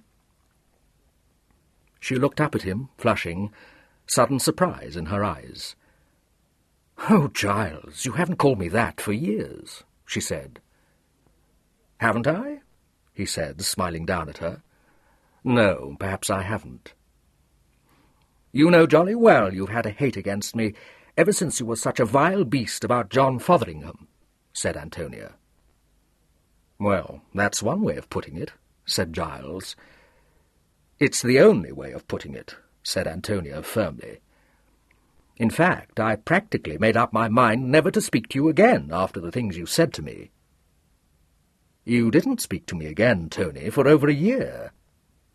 "Yes, I did," contradicted Antonia. "I spoke to you at the Dawsons' dance, and once I had to ring you up about my insurance shares. All the same, I wouldn't have if I could have helped it. Only then I got myself into this ghastly mess, and I had to send for you to get me out of it." Giles was watching her inscrutably. "Why, Tony?" She smiled at him, Well, whom else should I have sent for? She asked, puzzled. Brother? Fiancé? Suggested Giles. It was evident that this had not previously occurred to her. Oh, she said doubtfully. Yes, I suppose I could. Not that they'd have been much use. Anyway, I didn't think of them. And I'm glad I did send for you, because really and truly I was quite sick of the hate, and you've been so frightfully decent to me ever since all this happened. So I don't mind admitting that actually I made a mistake about John, though I still think you were utterly rancid about the whole affair. She paused and then added, I've been rather wanting to bury that hatchet absolutely ever since Arnold was killed. I did mean to have it out with you at Hanborough that day, only when you turned up, it didn't seem as though we'd ever had a hate, and I forgot. Only, if you did happen to be still feeling secretly stuffy about me, I thought I'd just mention the matter. Tony, Giles said abruptly, are you still engaged to Miss Murier? Yes, and it's the most unutterable bore, she replied with her usual shattering honesty. To tell you the truth, it was partly because he turned up at the flat tonight that I cleared out. Tony, what in the world did you get engaged to that fellow for? I can't make out. It's almost odd, and I'm inclined to think I must have been slightly deranged when I did. But really, Giles, I thought I liked him awfully. And Kenneth had just picked up Violet, and life seemed fairly moth-eaten anyway, so I got engaged to Rudolph. And the funny part of it is, I went on thinking he'd do for ages, and never noticed things Kenneth kept pointing out, like showing his teeth too much when he smiles, and wearing the sort of smart clothes that one's own men don't wear. And I didn't see that he was on the flashy side till all of a sudden it dawned on me. I mean, absolutely in a burst. I can tell you the exact date. It was that Sunday, the day after Arnold was murdered, when we were all in the studio. You were there too, and Violet. It came over me like a tidal wave, for no reason at all. And now I feel rather rotten about it, because really he didn't do anything to make me go clean off him like that. Doesn't matter how rotten you feel about it, Tony. You've got to break it off. Understand? Well, of course I understand. But I can't break it off while there's a chance of him being pinched for the murder. It would be a frightfully mean trick. It's a much meaner trick to keep him dangling when you've no intention of marrying him. She considered this. No, I don't think it is, she answered presently. It's bound to look a bit fishy if I throw him over while he's a suspect. Tony, what if he did it? Giles asked. Oh, well, then, I shall just have to stick to him, she said. However, I left him proving to everybody how he couldn't possibly have done it, so perhaps he didn't. He's being rather pleased with himself at the moment, and that, coming on top of all the rest, was too much for me, so I bolted. She turned as Giles's man came into the room with a coffee tray, and waited until it had been arranged on a low table beside her chair. Thank you. Is that cream? Because if so, lovely. All the rest of what, Tony? Giles asked, as the door closed again. I'll tell you. I've put 2 lumps into yours. Is that enough? Well, to start with, Leslie Rivers drifted in after you'd left this afternoon, so I sent Roger out to order more whisky. It's completely incredible the amount he puts away, you know. And then she let fly. Usually she's a quiet sort of creature and definitely sensible. But, and this is absolutely private, Giles, she's not sane when it comes to Kenneth. And from the way she talked about Roger, you'd think he'd come home on purpose to do Kenneth an injury. Well, I got rather bored with that, because really and truly it's Violet who wants the Vereker fortune, much more than Kenneth, and I've got a distinct hope that she may throw him over now that he's poor again. though I'm bound to say that he hadn't any expectations at all when she got engaged to him, so perhaps she won't. Leslie says she doesn't care tuppence for him, but then she's prejudiced. I admit I haven't much time for Violet myself. In fact, I can't stand her. But I dare say she feels a lot more than she shows. She's the sort that doesn't give herself away at all, so you can never tell what she's thinking. But that's not the point. The point is, I got bored with Leslie being intense about the whole situation. She went away after a bit. Then Kenneth and Violet came back from the matinee in the middle of a most drivelling row. Apparently some fat old man with a pearl tie-pin came up to speak to her in the theatre, and, according to Kenneth, called her Vi and pawed her shoulder, and was quite obviously one of her past conquests. Well, you know what Kenneth is. He promptly pranced up and down the studio, raving at Violet. And Violet made things worse by saying the tie-pin was a big man in the city, and she'd met him quite by accident when she was waiting for a friend in the lounge of some hotel or another. Well, that didn't go with a swing by any means, and Kenneth was extraordinarily rude and talked about pick-ups and things. I hoped Violet would break off the engagement then and there, but she didn't. And, of course, I went and said the wrong thing without in the least meaning to, so Violet then had a shot at withering me. Giles laughed. What a hopeless task. What did you say? Well, I meant it really to be on her side, because Kenneth was being such an ass. And I said I couldn't see what he was making such a song and dance about, when he knew perfectly well that Violet was always getting off with rich men. I honestly didn't mean it cattily, but I quite see it may have sounded like that. All the same, Kenneth must know that she used to pick up men who could trot her around and give her a good time, because she's never made any secret of the fact. However, he wouldn't look at it in a reasonable light at all, and went on, till I got so fed up I could have screamed. And then Roger came in, and it was quite obvious he'd been at the pub all the time, because he was just nicely. "Where did he get the money?" inquired Giles. "Took it out of my bag. He said so. Anyway, he was in a ghastly state." Giles was frowning. "Really blind?" "No, not in the least. That wouldn't have mattered, because we could have put him to bed. I don't think he can get decently tight. He's pickled by this time. He was just himself, only much more so, and he said the most outrageous things. He started on poor old Murgatroyd, and kept on asking her if she remembered the milkman, which is apparently the skeleton in her cupboard, but before my time. She was fearfully upset, but nothing would stop Roger telling us the whole story, because, though Kenneth might have thrown him out, he was glooming about Violet and wouldn't pay any attention. So Violet took a hand, and was excessively sweet and charming to Roger, and I'm damned if he didn't say it was no use her making up to him, because he was too experienced to be caught, and didn't admire her type anyway. I will say this for Violet. She took it very well, but even she looked pretty peeved when Roger told Kenneth he would cut him out with her if he wanted to, but didn't. "What a party!" Giles exclaimed. "How long did this go on?" "Oh, till Rudolph turned up for dinner. Roger started on him then. He wanted to know why he had such wavy hair, and said he didn't like it. And when he heard he was engaged to me, he asked what on earth I could possibly see in him. That sort of thing.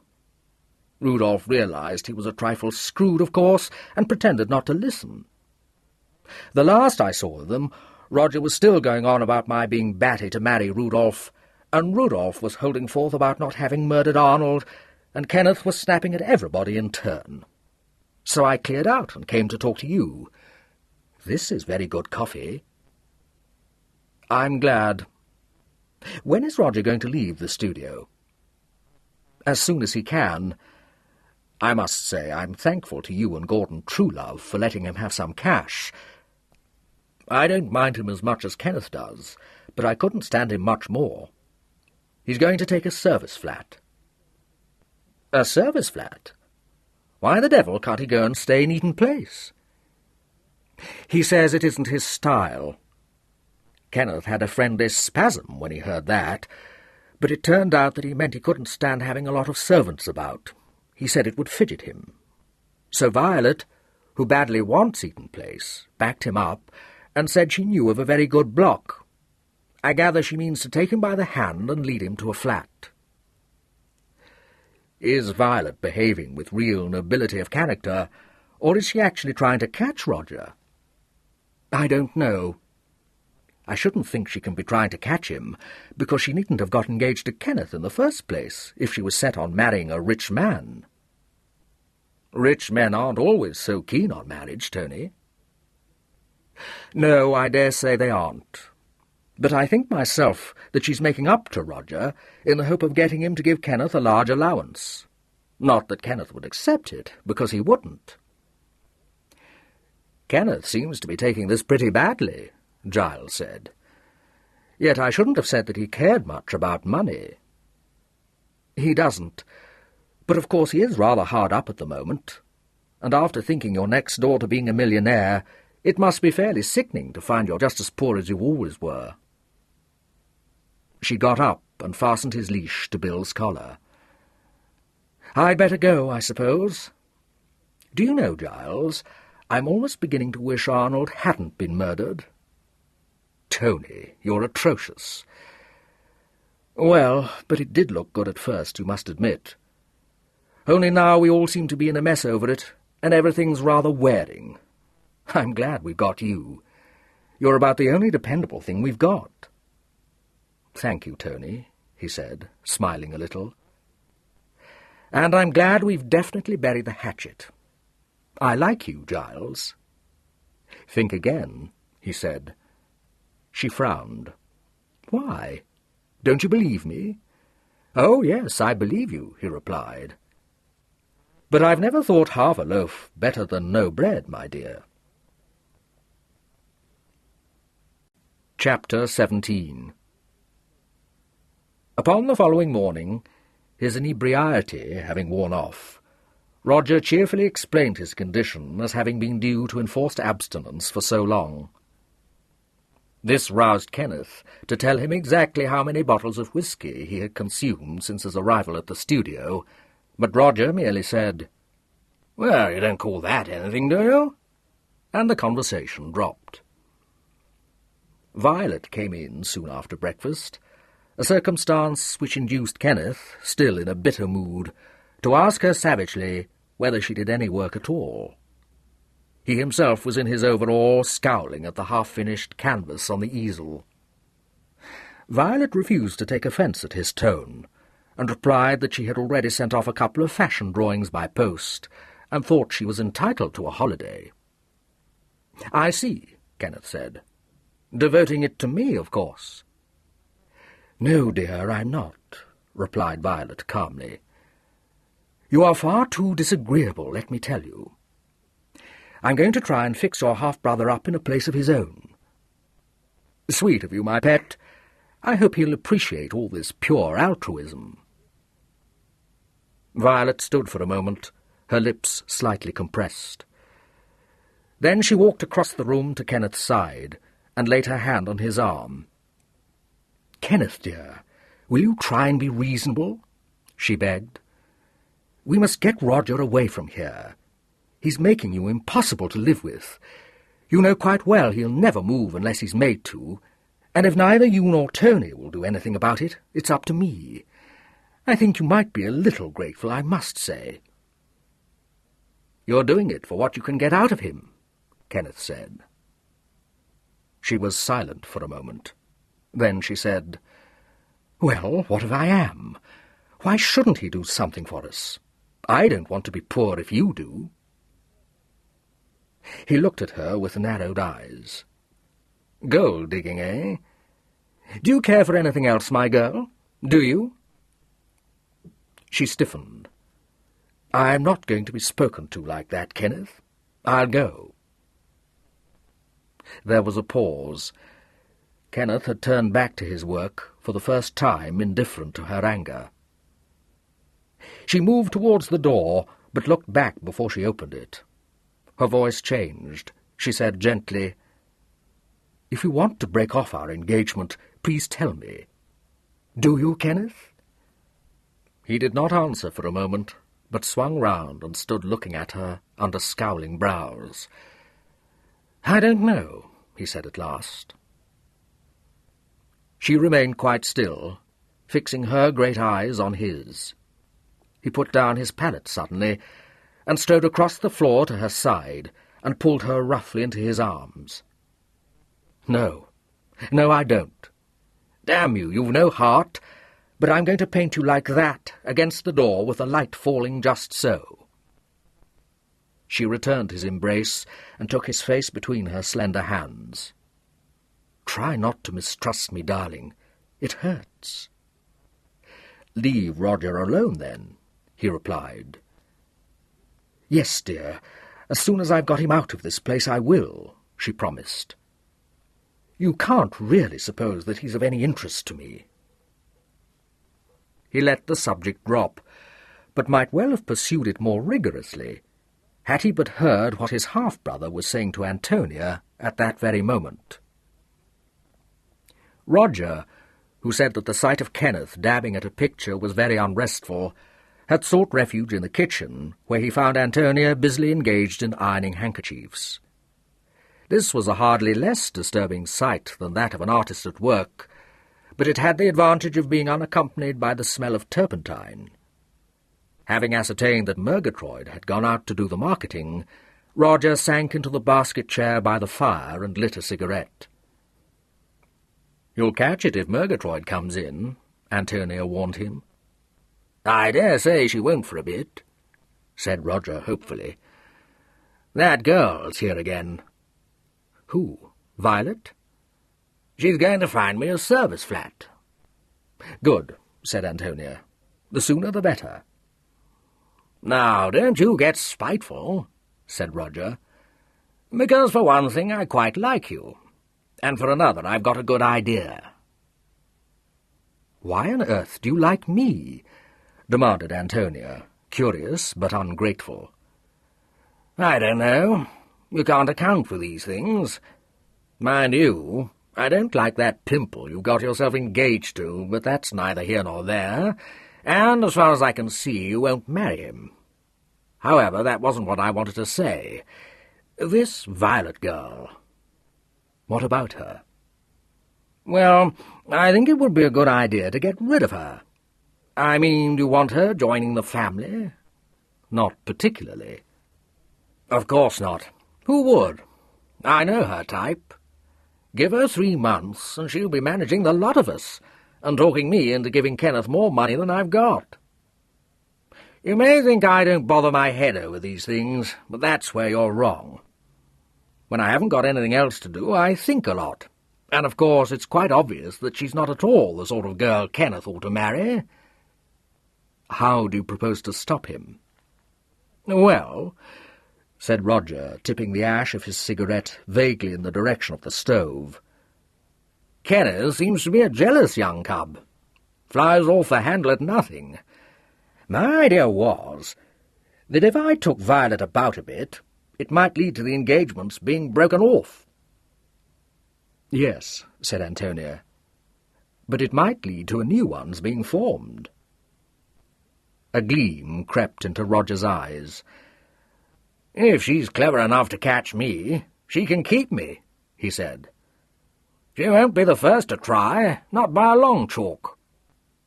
"It's not a bad idea," Antonia said slowly. "Only I doubt if you'll succeed in taking Violet in. She's no fool." "Anyway," said Roger, "she might just as well be useful as not, and there's bound to be a lot to do, settling me into a flat." "Are you trying to lure Violet just to move you into a flat?" Antonia inquired scornfully. "Well, someone's got to do it," he pointed out. "Not that that's my only reason, because it isn't. Far from it. Now I've come into all this money, I shall go about a bit here and there, but she's a very good sort of girl to take around. What I mean is she's smart, and she won't want me to think out what she'd like to eat. If there's one thing that wears me out quicker than anything, it's having to choose a lot of food for someone else to eat. Besides, if she's supposed to be going to be my sister-in-law, I shan't have to be polite. Not that I want to be rude, but I find ceremony very exhausting. And, talking of things being exhausting, they tell me I own the mine now. I thought it was a limited company. Yes, but I've got all Arnold shares, which apparently gives me control. Of course, I've nothing against holding the shares, but I'm not going to control the mine. It's absurd. I suppose Kenneth wouldn't like to be chairman? I shouldn't think so, said Antonia indifferently. But why worry? You may be arrested for murdering Arnold before you have time to think about appointing chairman. Roger blinked at her and said uneasily, I don't see why you need bring that up just when I'd forgotten about it. The fact of the matter is I don't like it. Not that I did murder Arnold, because such an idea never entered my head. But it's no good saying people don't get convicted of crimes they didn't commit. Very often they do. Let alone that it's very disturbing to have a lot of detectives with their eyes glued on you. That's one reason why I shall be glad to get out of this place. I can't stand having that superintendent bobbing in and out like a dog at a fair. It's not my idea of comfort by any means. If he thinks he's going to treat my flat like his own house, he's mistaken, and that's all there is to it. Antonia put the iron back on the stove. Giles wants to know why you can't live in Eaton Place, she observed. Because I don't want to be bothered with a great house like that, and a lot of servants worrying me to know whether I'll be in to lunch and what I'd like to wear. Besides, if you run a pack of servants, you have to look after them. I've already told Kenneth he can have Eaton Place, which, of course, is why Violet's so keen on fixing me up in a flat. One thing I will say for you, Roger, remarked Antonia, preparing to depart. You may be an ass in some ways, but there aren't many flies on you. All the same, there aren't many on Violet either, so don't be too optimistic about cutting Kenneth out. She paused as a thought occurred to her, and added, I suppose you couldn't see your way to marrying her. Then Kenneth could marry Leslie, and everything would be splendid. Violet would make you rather a good wife, too. No one would make me a good wife, replied Roger simply. Moreover, if by Leslie you mean that girl who was here yesterday, I don't think it would be splendid at all. We shouldn't get on. Every time I meet her, she looks at me as though she'd like to murder me. It's very unnerving, I can tell you. At this moment the door opened, and Violet looked into the kitchen. Oh, you're here, she said. I heard someone talking, so I thought it must be you two. Antonia could not help wondering how much she had heard, and had the grace to blush. However, Violet was not paying any attention to her. She suggested to Roger that they should go out together to look at flats, and added, with a thoughtful glance at his suit, that she knew of a very good tailor if he had not already got one of his own. Antonia, seeing Roger go off meekly in Violet's wake, was more than ever convinced that she would be the very person for him to marry. The events of the next few days did nothing to weaken this conviction. Not only was Roger installed in a furnished flat, but an entire wardrobe was purchased for him, so that Kenneth regained possession of his shirts and pyjamas, and Murgatroyd was induced to look upon Violet for the first time with approval. Roger was so well pleased with his flat that he roused himself sufficiently to give a dinner party as a sort of housewarming, and invited not only his half-brother and sister, but Violet and Giles as well. He did not invite Murier, for various comprehensive reasons, which he was quite ready to expound to any and everybody. It had naturally been impossible to keep Murier's financial antics a secret from him, and he was only deterred from dismissing him from the firm by Kenneth's warning that to do so would be tantamount to fixing the date of his wedding to Antonia. "If you want that tailor's dummy for a brother-in-law, Let me tell you that I don't, said Kenneth. Certainly not, said Roger. In fact, that was why I thought I'd sack him. Though, mind you, I should like to sack him on my own account, because for one thing I don't care for him, and for another I'm all for sacking someone just to see what it feels like. I suppose you only know what it feels like to be sacked, remarked Kenneth waspishly. Exactly, nodded Roger, utterly impervious to this or any other insult. And, funnily enough, the last time I got the boot it was for almost the same thing. Only as it happens, I wasn't thinking of paying the money back. I don't say I mightn't have thought of it if I'd had any means of doing it, but I hadn't. However, if you think sacking Miss Murier will make Tony marry him, I won't do it. Because if she marries him, she'll expect me to call him Rudolph, and I don't mind telling you that I don't like the name. In fact, I think it's a damn silly name. What's more, if I had to call him by it, I shall feel very self-conscious. Not that I really like Giles either, but that's merely a matter of taste. There's nothing against the name as a name, nothing at all. He startled Kenneth, who looked up quickly and said, "Giles?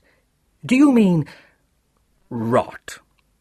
She hasn't been on speaking terms with him for months." "I don't know anything about that," answered Roger. "All I do know is that if this Rudolph excrescence can be shifted, Tony will marry Giles." "Well, I hope you may be right," said Kenneth. "Giles is a nice chap. I must keep an eye on them." "If you take my advice, you'll keep your eye on your own pictures," said Roger. "I don't say I wouldn't rather look at almost anything else myself, but probably you don't feel like that about them." "I don't," said Kenneth, on whom such inexpert criticism of his work made no impression at all. "And don't go putting your foot into it by sacking Miss Murier." "Well, all right," agreed Roger. "Only I won't have him at my party."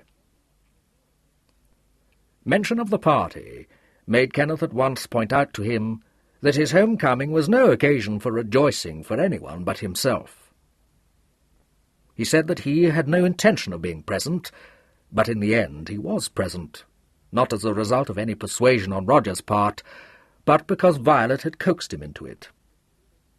She was unusually kind to him throughout the evening, and paid so little heed to Roger that he became quite good-humoured after a while, and even enlisted Roger's support in an argument with Violet on the question of whether or not it was indecent to attend a public dance within a fortnight of Arnold's death.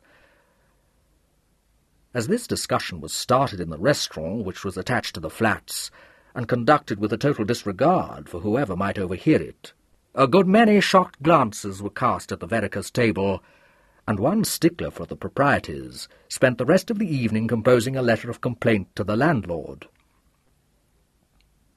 As might have been expected, Violet was firm in refusing to countenance the bare notion of appearing at the ball, which was to take place 3 days later. She said that there was such a thing as respect to the dead, to which Kenneth replied that he had no more respect for Arnold dead than he had had for Arnold alive. "Besides, I paid 30 bob for the tickets, and I'm going to use them," he added. "You could sell them," Violet pointed out. "Don't you agree with me that you ought to, Mr. Carrington?" "Yes, on the whole I think I do," replied Giles. "You're not going, are you, Tony?" "No," said Antonia, "because Rudolph can't manage that night."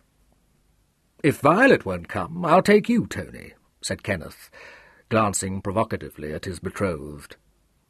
"And if you won't, I'll take Leslie." "I've already told you, darling, I'm not going with you," Violet said. "We should be bound to meet any number of people we know, and what they would think I daren't imagine. Tony can please herself, but I hope she has too much sense, let alone proper feeling, to go near the ball." After this short speech they all cheered, said Kenneth instantly. "Will you come, Tony?" "She's dining with me and going to a show," interposed Giles. "I see, thus evincing a proper respect for the dead." Giles laughed. "More or less. Will you come, Tony?" "Yes, please," said Antonia. "Is it a party, or just us?" "Of course it's not a party," said Kenneth. "Where's your sense of decency?" "I've no doubt these little social convenances seem absurd to you, dear," remarked Violet. "But Mr. Carrington is perfectly right. Going to a public ball and dining quietly with someone at a restaurant are two entirely different things." "What a discerning mind you've got, my pet," said Kenneth admiringly. "Now, don't start quarrelling," besought Roger. "Personally, I've no objection to Kenneth going to the ball, none at all. If I wanted to go to it, which I don't, I shouldn't bother about whether it was decent or not for an instant." "That we believe," said Giles. "Oh, I'm your guest. Sorry, Roger, but you asked for it." "You needn't trouble about my feelings, because they're not easily hurt," replied Roger. "My theory is that everybody should do just as they like. There's a great too much interference in this world. If Kenneth wants to go to a dance, why shouldn't he? And if Violet doesn't want to, that's her affair. I tell you what, you come and have dinner here with me, Violet." This casual invitation produced a noticeable tension in two at least of the party. Antonia, thinking it a trifle crude, scowled at Roger, and Kenneth fixed Violet with a smouldering gaze, awaiting her answer. She excused herself gracefully, but failed to satisfy Kenneth, who harked back to the invitation on the way home, and informed her that in case she had any idea of spending the evening with Roger, she could get rid of it immediately. "Darling, how silly you are," she sighed. "Of course I'm not going to do any such thing. Didn't you hear me refuse?" "I heard," Kenneth said rather grimly. "But it also transpired, my love, in the course of Roger's artless chatter, that you dined with him 2 nights ago, a circumstance hitherto unknown to me." She coloured slightly. "Oh, you mean the night you were out?" she said. "Well, what if I did? Tony apparently went off with Rudolph, and poor Roger was left alone in the flat. I merely took pity on him." "You have a lovely nature, my sweet. I suppose it slipped your memory, which is why you forgot to tell me about it." "I knew you would make a ridiculous fuss if I did tell you," replied Violet in her calm way. "You're so taken up with your own grievance, Kenneth, that you don't see that Roger's really rather a pathetic figure." "No, I can't say that I do." "Well, I find him so. If he did commit the murder, of course it's dreadful, but I can't help feeling sorry for him. The whole thing is very much on his mind. I know he pretends it isn't, but he has the idea that the police are watching him all the time." "Form of D.T., said Kenneth callously. "The police haven't any more reason to suspect Roger than they have to suspect me. It's time we gave up thinking about it. No one will ever be arrested, and, what's more, the police know it. Are you coming to the Albert Hall, or are you not?" "But, darling, I've told you already."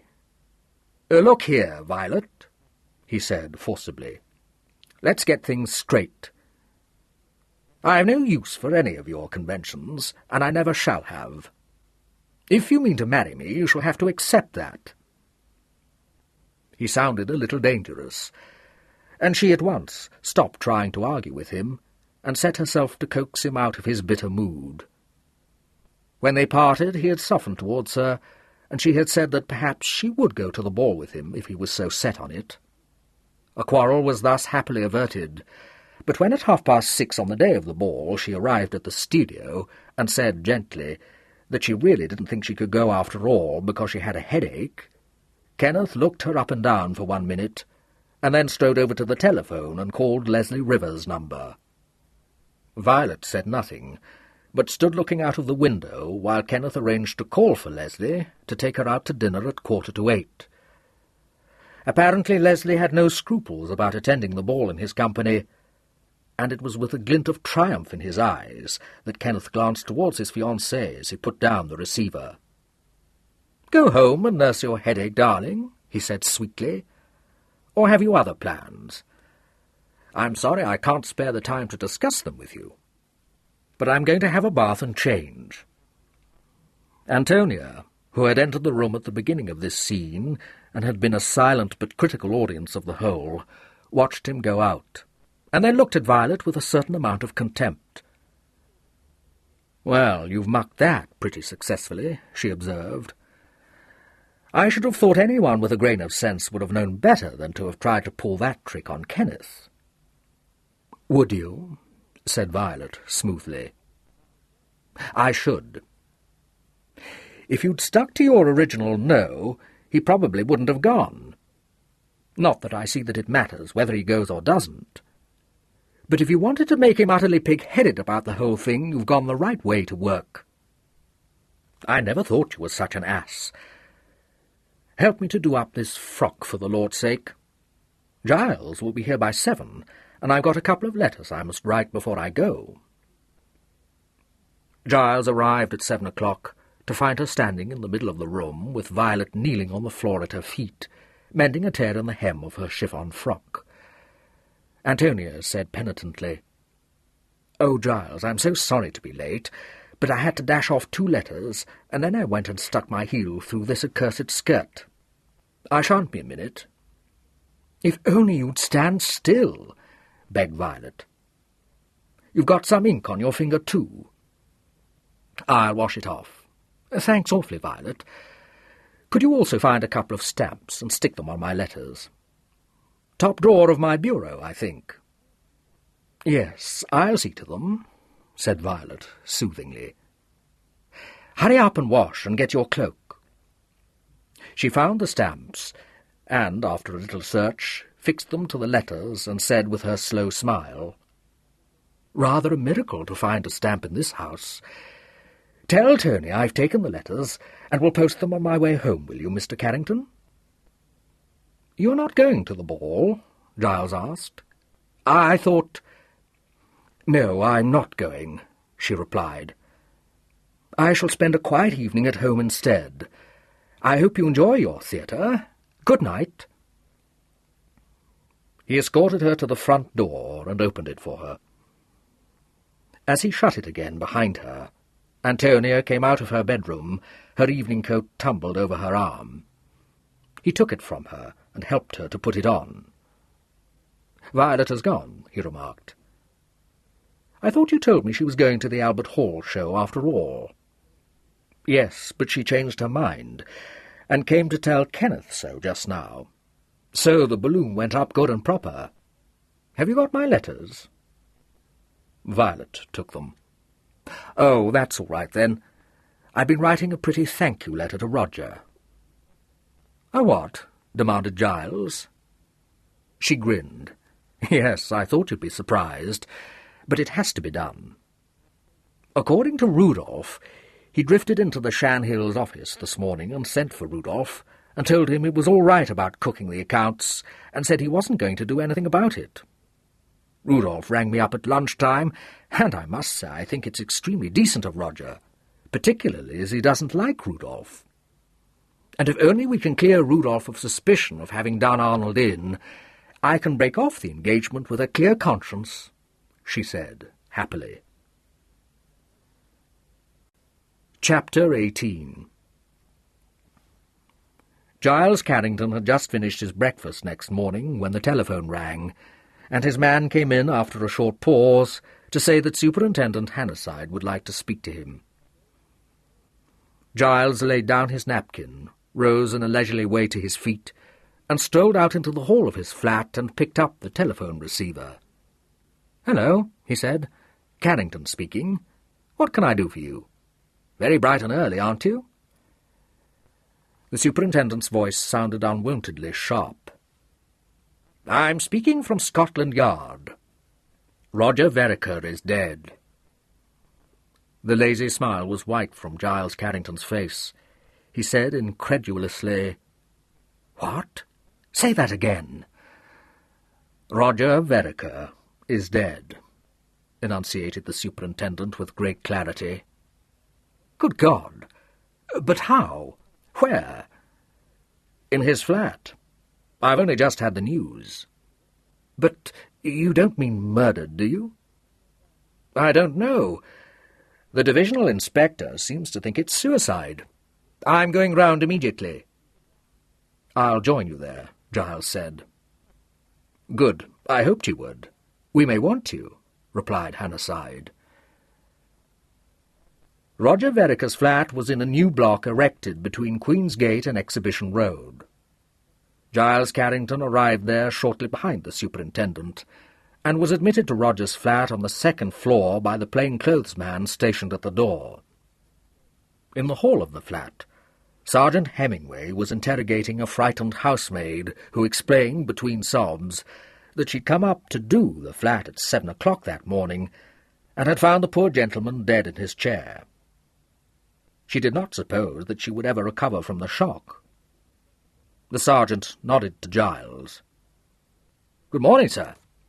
You find the superintendent in there," he said, jerking his thumb in the direction of the sitting-room. Nothing had been touched there as yet, and the first thing that met Giles's eye as he entered the room was the figure of Roger Vereker, seated in a chair turned a little way from his desk. He had fallen forward. His head rested on the edge of the desk, and his right arm hung loosely down on the ground. An automatic pistol lay on the floor just under his hand, and there was an ugly wound in his right temple, from which the blood had run down his face and his arm, to form a congealing pool on the pile carpet. The superintendent was listening to what a dapper inspector had to say, but he looked round as Giles entered and smiled. "Good man. I hope you don't mind. We'll have it taken away in a minute." "I can put up with it," Giles said rather shortly, his frowning eyes on Roger's body. The superintendent said, "You're quick. I've only just arrived myself. I'm afraid he's been dead for some hours." He turned back to the inspector and nodded to him to continue. The inspector had not much to tell. A maidservant, whose duty it was to sweep and dust the flat before breakfast, had entered at 7 o'clock using a pass-key, and had been surprised to find the hall light still on. She had switched it off, concluding that it had been forgotten overnight, and had then noticed a streak of light under the sitting-room door. She had opened the door and had found the room lit by electricity, all the curtains drawn, the ashes of a dead fire in the grate, and Roger Vereker dead in his chair. She had let fall her dustpan and brushes, and rushed screaming from the flat downstairs to sob out her discovery to the hall porter. The porter's first action had been to go upstairs and see for himself, but one glance had been enough to satisfy him that this was a case for the police, and before notifying the manager of the flats, who occupied a suite on the ground floor, he had rung up the police station. A sergeant had come round at once with the police surgeon, and, upon discovering the name of the deceased, had instantly connected it with the Vereker case, which he had been following in the newspapers with a good deal of interest. He had taken care to touch nothing in the flat, but had notified the station sergeant, who, in his turn, had rung up the divisional inspector. "And though it looks an ordinary suicide, Superintendent, I thought proper to advise you before going any further," ended the inspector. "Quite right," Hannasyde answered. He glanced down at the pistol, and then at the dead man, his lips slightly pursed. "We'll have a photograph, I think," he decided, and opened the door to give a brief order.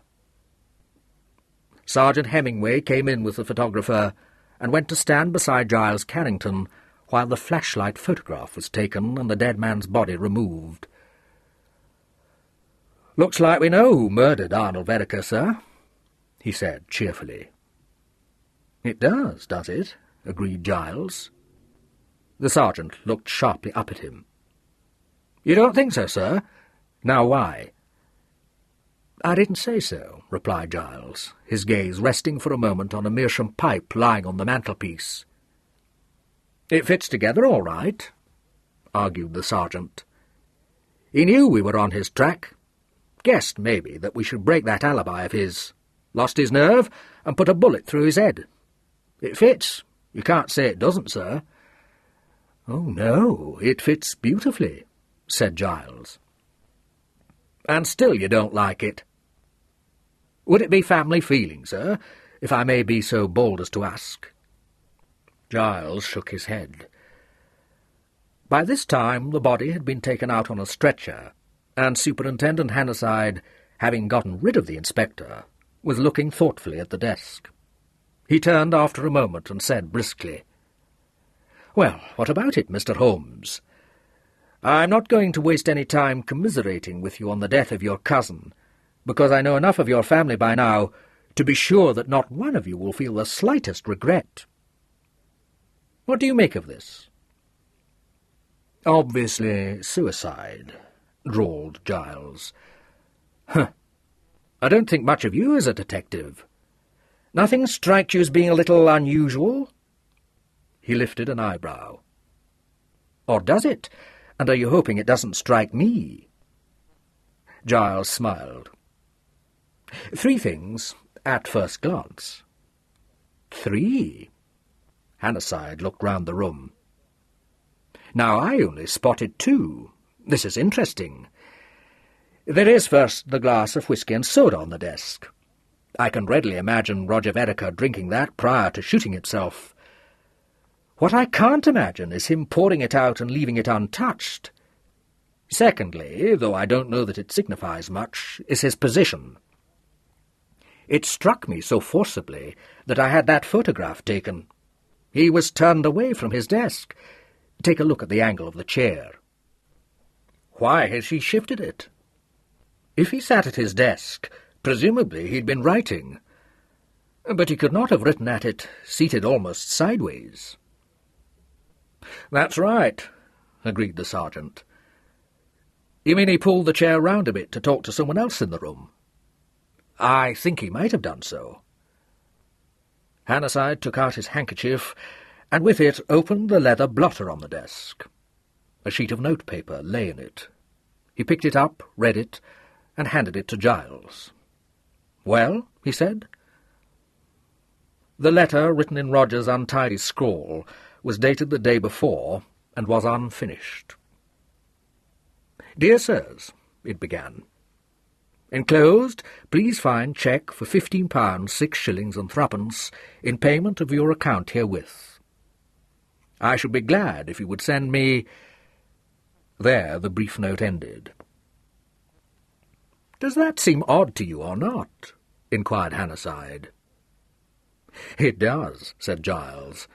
"Roger, in the act of paying a bill, seems more than odd to me." "In some ways you're very like your cousins," said Hannasyde tartly. "Interrupted," said the sergeant, in his turn reading the note.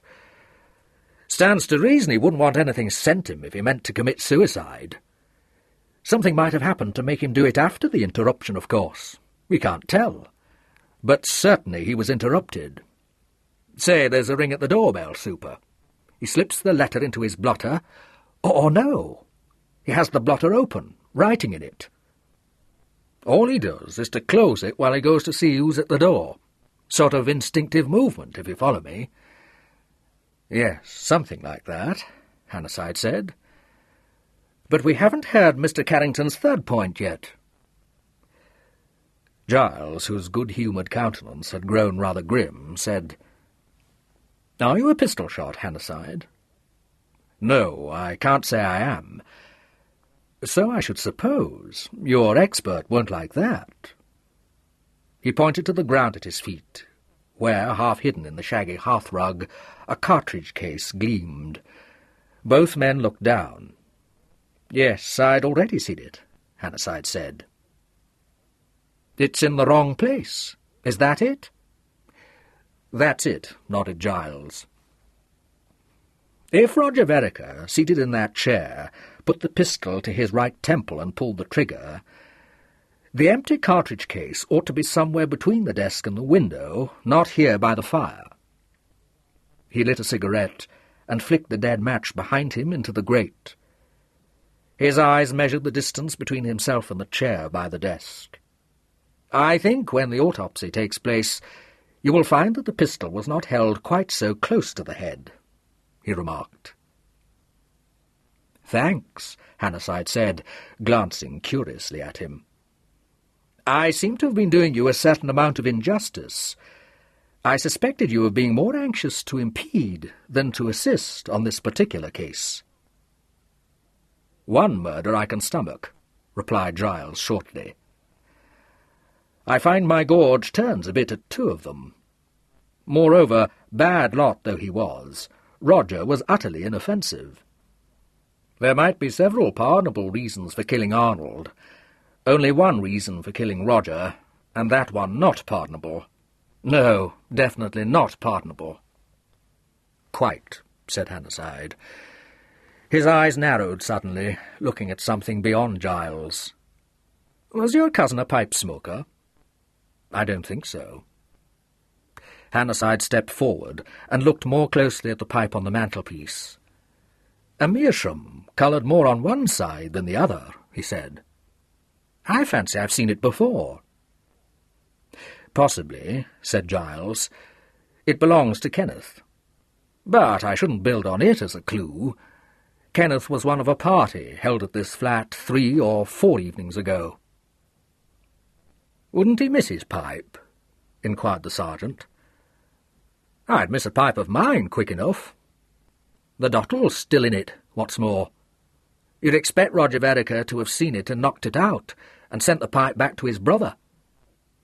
"On the contrary," said Giles, "I shouldn't expect Roger to do anything so energetic." "You're probably right," said Hannasyde, "but a little of the ash has fallen out of the pipe, as you see. Would you not expect the housemaid who cleans this flat to have dusted that away?" "It depends on the housemaid," answered Giles. Hannasyde picked the pipe up and slipped it into his pocket. "I'll see the hall porter, Hemingway. Ask him to come up, will you?" Giles smiled. "I take it you'd like me to stay, to be sure that I don't quite get to Chelsea ahead of you." "Quite right I would," answered Hannasyde. "Not that I think you'd do that, but at this stage I'm taking no risks. Would you have said that Roger Vereker was likely to commit suicide?" "No, I shouldn't," said Giles. "He certainly complained that it got on his nerves to have detectives cropping up at every turn, but he didn't appear to me to be particularly alarmed. However, I didn't see very much of him, so I may be wrong." "I don't think you are wrong," Hannasyde said slowly. "Do you remember the day he told me that preposterous story of how he went to Monte Carlo? I have a vivid recollection of him saying, 'Do I look the kind of man who'd shoot himself?' Of course I don't." "Yes, I remember that," Giles replied. "But you never know with a man who drinks as much as he did. That cartridge case is more to the point, and I think it argues an unaccustomed hand. Had I done this, for instance, I should have looked carefully for that case after firing the shot. People don't always keep their heads under such circumstances. If they did, there would be more unsolved mysteries." "True, but didn't we decide some time ago that the murderer in this case must have been a very cool customer?" "Assuming the murderer of Arnold Vereker and the murderer of Roger Vereker to have been one and the same person," said Hannasyde a little ruefully. "I haven't much doubt of that myself, but whether I shall ever prove it is another matter." "Where, by the way, were you last night?" "I thought that was coming," remarked Giles. "From 7 o'clock, when I called for her at the studio, until about 11:45, when I took her back to the studio, I was with Miss Vereker. We dined at Favoli's, and went on afterwards to Wyndham's. After I left Miss Vereker, I drove back to the Temple in a taxi, the same taxi that took us home from the theatre. That ought to be easy to trace. When I reached the Temple, I went to bed. I'm afraid my man was asleep by that time, so I can't offer you any proof that I stayed in bed till this morning. How long did the police surgeon think my cousin had been dead?" "According to Inspector Davies, at least 7 or 8 hours, and possibly more." He saw the body at about 7:45 this morning, I understand. Well, I suppose I could just have done it, reflected Giles. Only I rather doubt, from my knowledge of him, whether I should have found Roger still up and writing letters at 1 in the morning. You are not at the moment one of my suspects, replied Hannasyde with a glimmer of a smile. He turned as Sergeant Hemingway came back into the room escorting the hall porter, and said in his pleasant way, "Good morning. You're the hall porter here." "Yes, sir," said the man, looking rather fearfully round the room. "Leastways the night porter, more properly speaking. What's your name?" "Fletcher, sir. Henry George Fletcher." The sergeant interpolated. "I've got the name and address, Superintendent." "All right. What time do you come on duty, Fletcher?" "At 8 p.m, sir, and go off the same a.m. "Are you on the premises for the whole of that time?" Fletcher gave a slight cough. "Well, sir, official-like, if you take my meaning. Sometimes I do stroll out for a breather. I wouldn't be gone more than a couple of minutes or so. Not often, that is." "Did you go out last night?" "No, sir." "You're quite sure of that?" "Yes, sir. It turned that chilly yesterday evening I wouldn't want to. Being what you call susceptible to cold, I had a bit of a fire in my room downstairs, which the sergeant here has seen." "Small room, I thought," said the sergeant. "Draughty, I dare say." "It is that," agreed the porter. "Sit with the door shut?" "There isn't anything against it, not in my orders," said Fletcher defensively. "If I'm wanted, I'm rung for, and I'd hear the lift working, door or no door. I can keep me eye on things with it shut, on account of the upper part being glass, like you saw." "If you weren't having 40 winks, you could," said the sergeant shrewdly. "I don't sleep when I'm on duty," muttered Fletcher. Hannasyde said, "All right, Sergeant. I shouldn't imagine that anyone would blame you if you did doze for a bit, Fletcher. It must be dull work. I take it you didn't hear anything that might have been a shot last night?" "No, sir, else I would have up and said at once.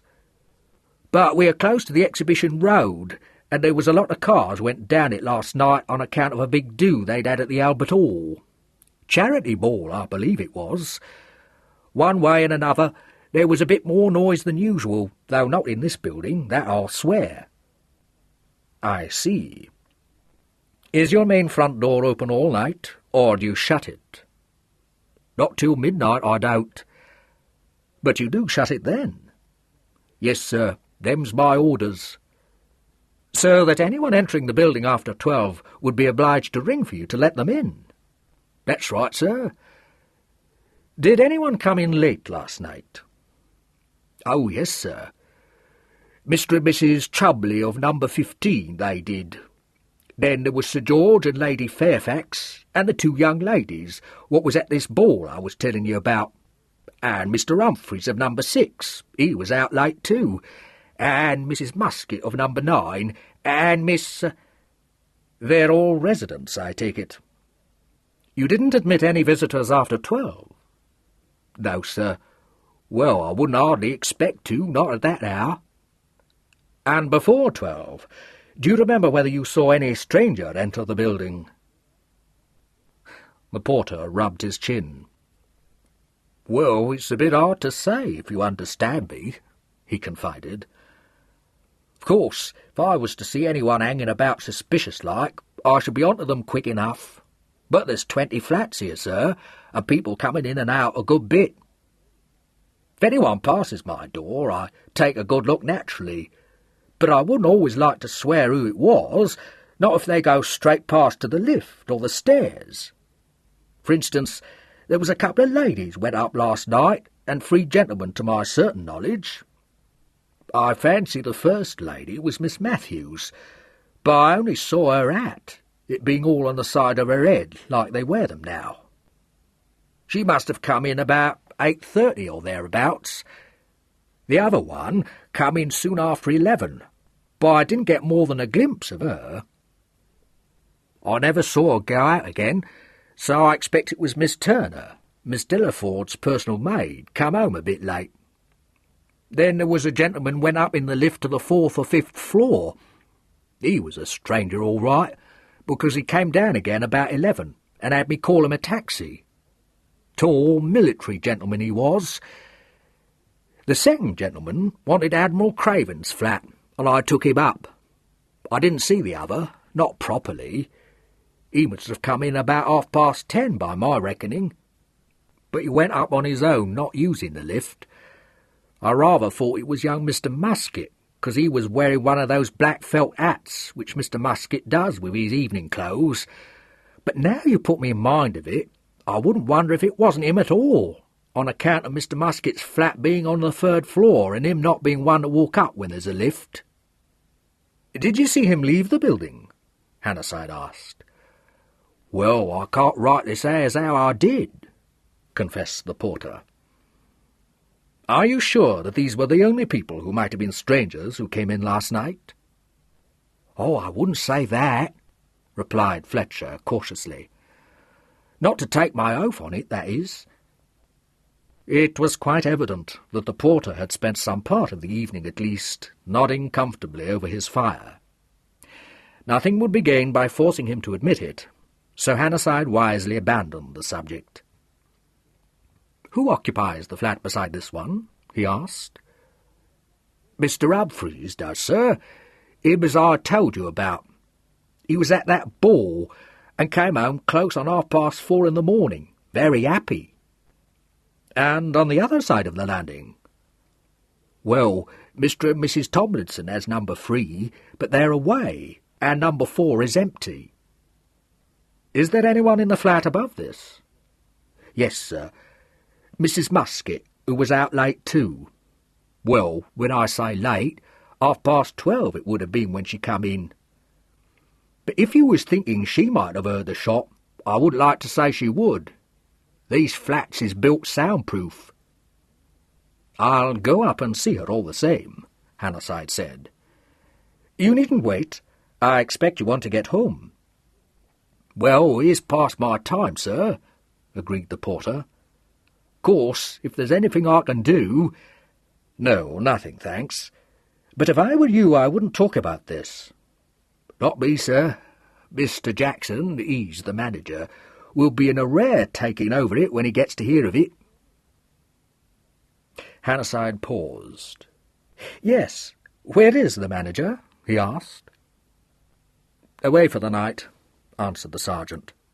"Expected back this morning." "I see.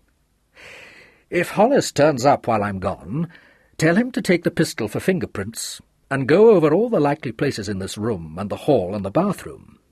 I shan't be long, I hope." He went out as he spoke, and the sergeant and Giles Carrington were left to entertain one another until he returned. Sergeant Hollis arrived 5 minutes later, and Giles, watching him set to work, said, "Well, this is interesting anyway. Do you think you could do the telephone first, Sergeant? It dawns on me that I'd better ring up my office and tell them I'm frying other fish this morning." "Wasting your time a bit, aren't we, sir?" said Hemingway sympathetically. "It's routine work, this. I'd be willing to bet a fiver we don't get a single print, unless it might be on that cartridge case." Giles had just concluded a conversation with the elder Carrington, who said, explosively, that if Giles meant to spend all day and every day in his cousin's pockets, the sooner they were all wiped out, the better it would be, when Hannasyde came back into the room.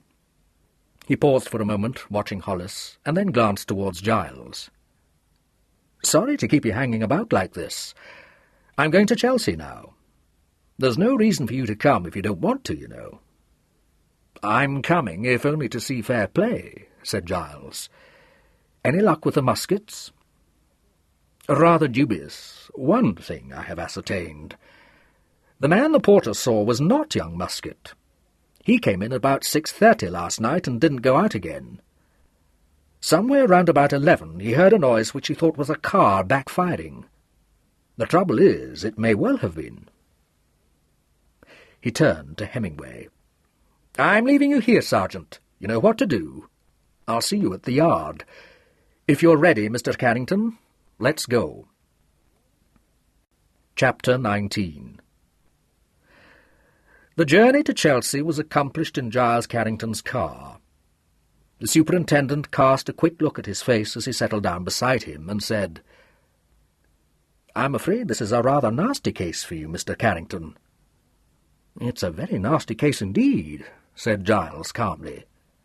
"Not particularly for me." He changed into second gear and then into top.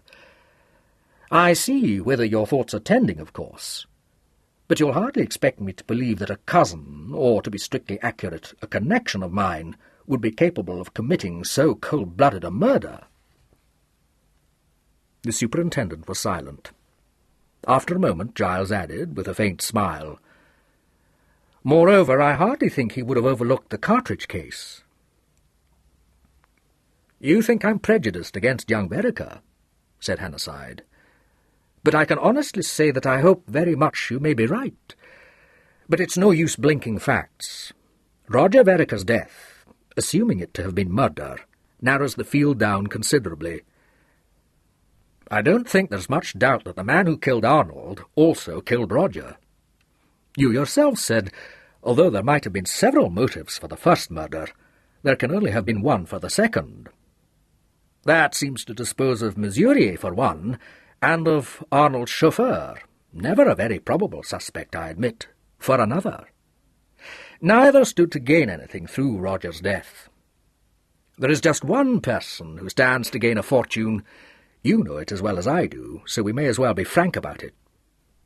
What's more, Mr. Carrington, you've never been sure that Kenneth Vereker didn't commit that first murder.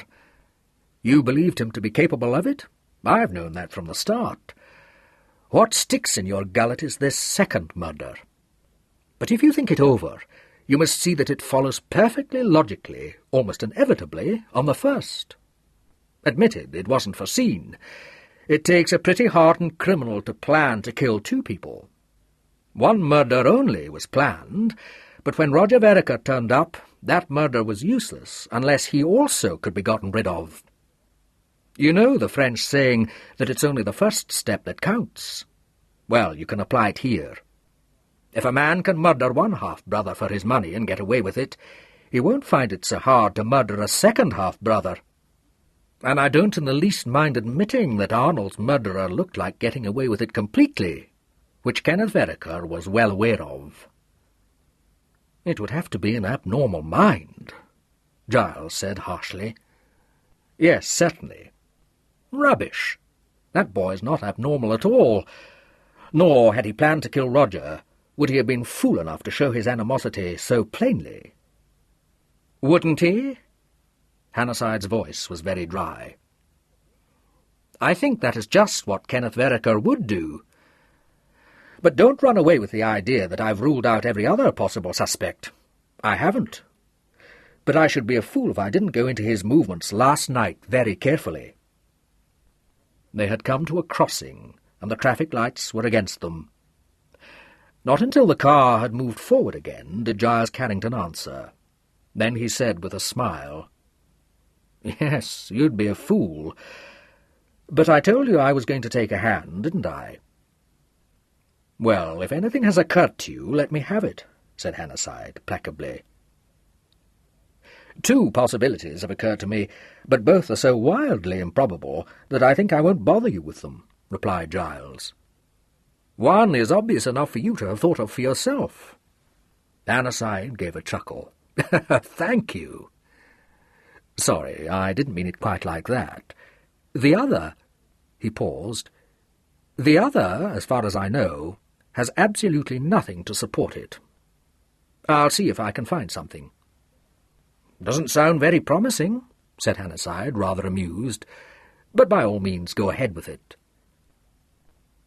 In another few minutes they had arrived at the studio. Giles ran his car a little way down the mews and followed Hannasyde up the stairs to the door of the flat. It was opened to them by Murgatroyd, who exclaimed, "What? Again?" in tones of deep disgust. "Well, one thing's certain. You can't go worrying my young lady and gentleman now. They're having breakfast. Good morning, Mr. Giles." "Having breakfast, Murgatroyd?" Giles said. "Do you know it's nearly 11? "Yes, and it was nearly 5 before Mr. Kenneth and Miss Leslie came back from that dance," said Murgatroyd grimly. "Well, I'm sorry, but Superintendent Hannasyde is a busy man. Mr. Kenneth will have to be disturbed." "If you say so, sir," conceded Murgatroyd disapprovingly, and stood back. "Not but what I doubt whether Miss Leslie's dressed to receive company, but I'll see." "Miss Leslie? Is she here?" "Oh, yes, she's here, and has been all night. What there was left of it by the time Mr. Kenneth brought her back," replied Murgatroyd. "What must she do but leave her latchkey behind, so sooner than knock up her landlady she wakes Miss Tony and gets into her bed." She opened the door into the studio as she spoke and looked in. "Is Mr. Giles with the superintendent, Miss Tony? Will I let them in or not?" "Oh, my God, at this hour!" groaned Kenneth. "Say we're out." "No, don't. Of course they can come in," said Antonia. "You don't mind, do you, Leslie? Hello, Giles. Good morning, Superintendent. Have some coffee." The breakfast table had been laid in the window. Antonia, fully dressed, was seated at one end, behind the coffee-pot, with Leslie Rivers in a kimono on one side of her, and Kenneth in pyjamas, a pair of flannel trousers and an old blazer, on the other. Kenneth, who looked half asleep, blinked somewhat morosely at the visitors and said, "Well, what's happened now? Don't spare us. For God's sake, cover up those repulsive eggs, Tony. Murgatroyd must be mad. Where's the ham?" "We finished it yesterday. Do sit down, Superintendent. This is Miss Rivers, by the way. You're looking rather grim, Giles. Is anything the matter?" "I'm afraid something very serious, Tony. Roger is dead. Shot." There was a moment's frozen silence. Then Antonia gasped out, "Gosh!" Kenneth, who had stayed his coffee-cup halfway to his mouth, blinked again and drank with a good deal of deliberation. Then he set the cup down in the saucer, wiped his lips with his napkin, and said coolly, "If true, slightly redundant. Is it true by any chance?" "Perfectly true, Mr. Vereker," said Hannasyde, watching him. It struck Giles, also watching, that Kenneth's control over his features was almost too perfect. There was a suggestion of rigidity about the mouth, a curiously blank look in his eyes. They travelled from Giles's face to Hannasyde's. Then Kenneth picked up his cup and saucer and handed it to Antonia. "More coffee, please," he said. "How my fortunes do fluctuate." "You don't seem to be greatly surprised, Mr. Vereker." "I should hate you to know how very greatly surprised I am, my friend the Superintendent. You did say shot, didn't you? What does that mean? Suicide?" "That or murder," said Hannasyde. The word, uttered so baldly, had an ugly sound, and made Leslie Rivers shiver involuntarily. "Let's stick to suicide," suggested Kenneth. "It's more likely." "Do you think so? Why?" "Obvious inference. He killed Arnold, thought you were onto him, lost his nerve and pulled the trigger. Violet said he'd had the wind up." "Did she?" It was Giles who spoke. "What made her think that?" "I didn't ask." Leslie said in rather a strained voice, "He must have had the wind up. I thought so myself." "Well, I never saw any signs of it," said Antonia flatly. Leslie looked steadily at her. "Oh, yes, Tony. He often had a sort of scared expression in his eyes." "That was only because he thought you'd like to murder him," replied Antonia irrepressibly. "He said you—" She broke off, flushing scarlet. Oh, Lord, what on earth am I saying? It was only a joke, of course. He didn't really think so. No, I should hardly suppose he did, said Leslie quietly. I can't say I liked him much, but I hadn't any desire to murder him. However, perhaps it's just as well that I've got an alibi. She turned to Hannasyde and smiled. I was with Mr. Kenneth Vereker last night, from 7:45 onwards. We had dinner together at the Carlton, and went on from there to the Albert Hall, where we danced till after 4 o'clock. Then we came back here. Were you together the entire evening, Miss Rivers? Yes, of course, she answered. Kenneth's eyes went swiftly to her face, with a look in them hard to read. Did you go to the ball alone, or in a party? Asked Hannasyde. It seemed to Giles that she hesitated for a moment. We joined a party, she said. A large party, Miss Rivers? No, not very. How many were in it? About a dozen all told, said Kenneth. We shared a box. And you naturally danced with other members of the party besides Miss Rivers? Naturally, concurred Kenneth. But we always met in the box again after each dance, Leslie struck in. I don't think we lost sight of each other for more than 5 minutes at a time the whole night, did we, Kenneth? No, said Kenneth slowly. Probably not. Giles thought, with a sinking heart, that's a lie, and Kenneth isn't doing it well. You didn't leave the Albert Hall during the course of the dance, Mr. Vereker? No. There was a pause. Hannasyde put his hand in his pocket and drew out the meerschaum pipe. Have you ever seen that before? He asked. Kenneth looked at it, then held out his hand. Hannasyde put the pipe into it. Kenneth inspected it more closely and gave it back. Many times. It belongs to me.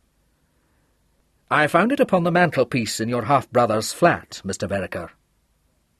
Did you? Said Kenneth. I must have left it there. When? 2 or 3 nights ago. I was dining there. You haven't missed it? No, said Kenneth indifferently. I don't always smoke the same pipe. A meerschaum is usually a somewhat cherished possession, Hannasyde said. I, too, am a pipe smoker, you know. You may be, but you're not a Vereker, returned Kenneth, the ghost of his impish look in his eyes. He pushed his plate aside and set his elbows on the table. And now may I ask a few questions? In a moment, Mr. Vereker. I want you first to tell me the names of the other members in your party last night. You're going to have a busy day, remarked Kenneth. Leslie, who is in our party? Well, the Hernshaws, for one, began Leslie thoughtfully. 2, darling. Mr. and Mrs. Gerald Hernshaw, Haltings, Cranley. Superintendent, that'll be a nice little jaunt for you. And Tommy Drew, continued Leslie. Honourable Thomas Drew, Albany. That's an easy one for you, but he wasn't noticeably sober after 11, so he may not be so useful. And some people called Westley. I don't know where they live. Were those the Blights that came with Arthur and Paula? Inquired Kenneth, interested. I danced with the female one. They live somewhere on Putney Hill and breed Pomeranians. You made that bit up, said Antonia accusingly. I did not. The she, Westley, said she got 3 firsts at Richmond with her bitch Pansy or Portmore. Then Portmore is probably the name of her house, said Antonia. I call Pansy a perfectly rotten name for a dog. At this point Giles intervened. This would be done more expeditiously if Miss Rivers told Superintendent Hannasyde what he wants to know, and you two kept quiet, he said. Well, don't forget the copper-headed wench, said Kenneth, getting up and strolling over to the fireplace. She came with Tommy and appeared to regret it. He selected a pipe from the rack on the mantelpiece and began to fill it from an earthenware jar of tobacco. By the time it was alight, Leslie had come to the end of her list, and the superintendent was jotting down the last name in his notebook, Kenneth puffed for a moment and then said, "And now, if you've no objection, when did my half-brother shoot himself?"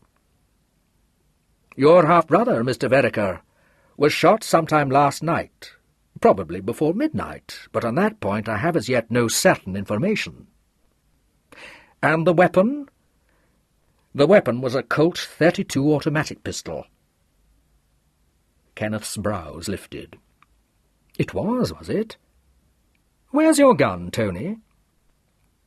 She looked startled, saw the hint of a frown in Giles Carrington's eyes, and said jerkily, "What are you driving at? I didn't shoot Roger."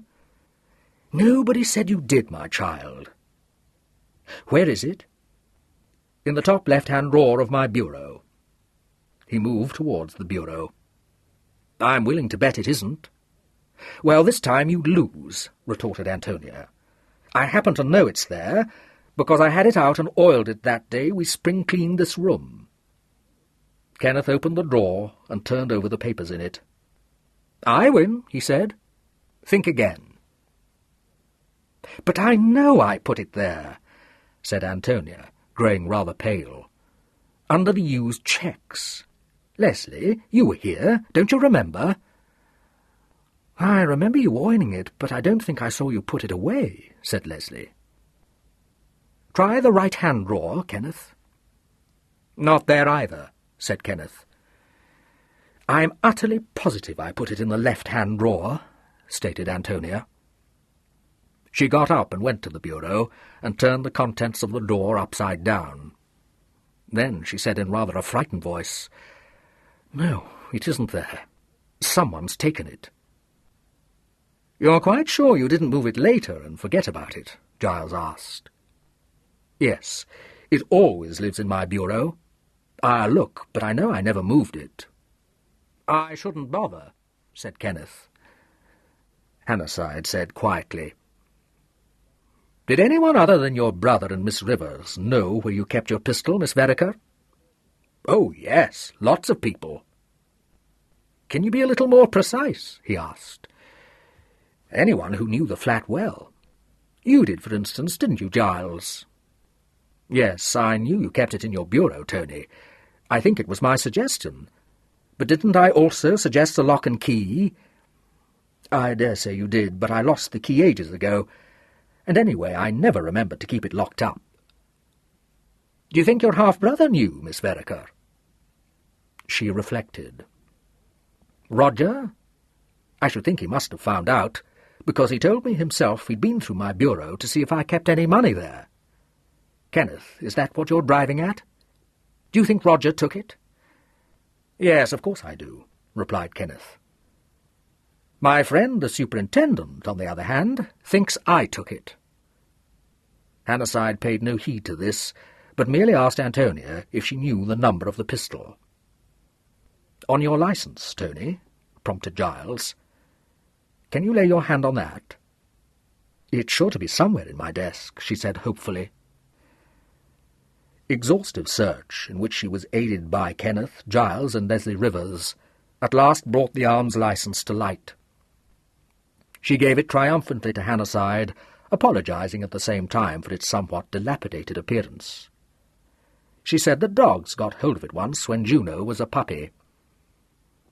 Hannasyde noted down the number of the pistol, gave her back the licence, and prepared to depart. Kenneth stopped him. "How serious are you in thinking that this may not have been a suicide, friend Osric?" he demanded. "You have reminded me yourself that I am not a Vereker," replied Hannasyde. "I don't joke on such matters." "Some reason up your sleeve for thinking it was murder?" "Yes," said Hannasyde. "Several reasons." "Is there anything else you would like to know?" "Certainly there is," answered Kenneth, a trifle unexpectedly. "I want very much to know who, after me, is the next heir." His words produced a surprised silence. Hannasyde broke in. "That is hardly my province," he said. "I hate to contradict you," said Kenneth, "but it's very much your province. If this was murder, I look like being the next victim." And frankly, I don't fancy myself in the part. I want police protection, please. Chapter 20. The superintendent looked at him for a moment under slightly frowning brows. It was Antonia who spoke. "But aren't I the next heir?" she asked. "Giles, aren't I?" "I'm not sure, Tony. Your father didn't visualize the deaths of all 3 sons when he made his will. You may be." "What of it?" said Kenneth blandly. Antonia said with feeling, "You beast, Kenneth." "If you're serious in wanting police protection, no doubt you'll get it upon application to the proper quarter," said Hannasyde. "Meanwhile, I should like to see your maid, Murgatroyd, please." "That ought to be good value," observed Kenneth, and lounged over to the door and called to Murgatroyd. She came at once, and upon being told that Superintendent wanted to speak to her, confronted him with undisguised hostility in her eyes. "Well," she said, "no need to tell me something's happened. I can see that." "You'll never guess what, though," said Kenneth. "Roger's dead." She looked quickly from one to the other of them. "Dead?" she repeated. "You're not making a game of me, are you, Master Kenneth?" "Ask my friend the superintendent," he shrugged. She drew in her breath in a hissing sound through her teeth. "Well, that's a surprise, I will say. Dead. And drunk at the time, I'll be bound. And no loss either, though I'm sure I didn't wish him as much harm as that." She glanced at Hannasyde. "What is it you want to ask me?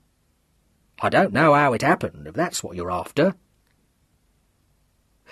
"Where were you last night?" he asked. "What's that got to do with you?" she retorted.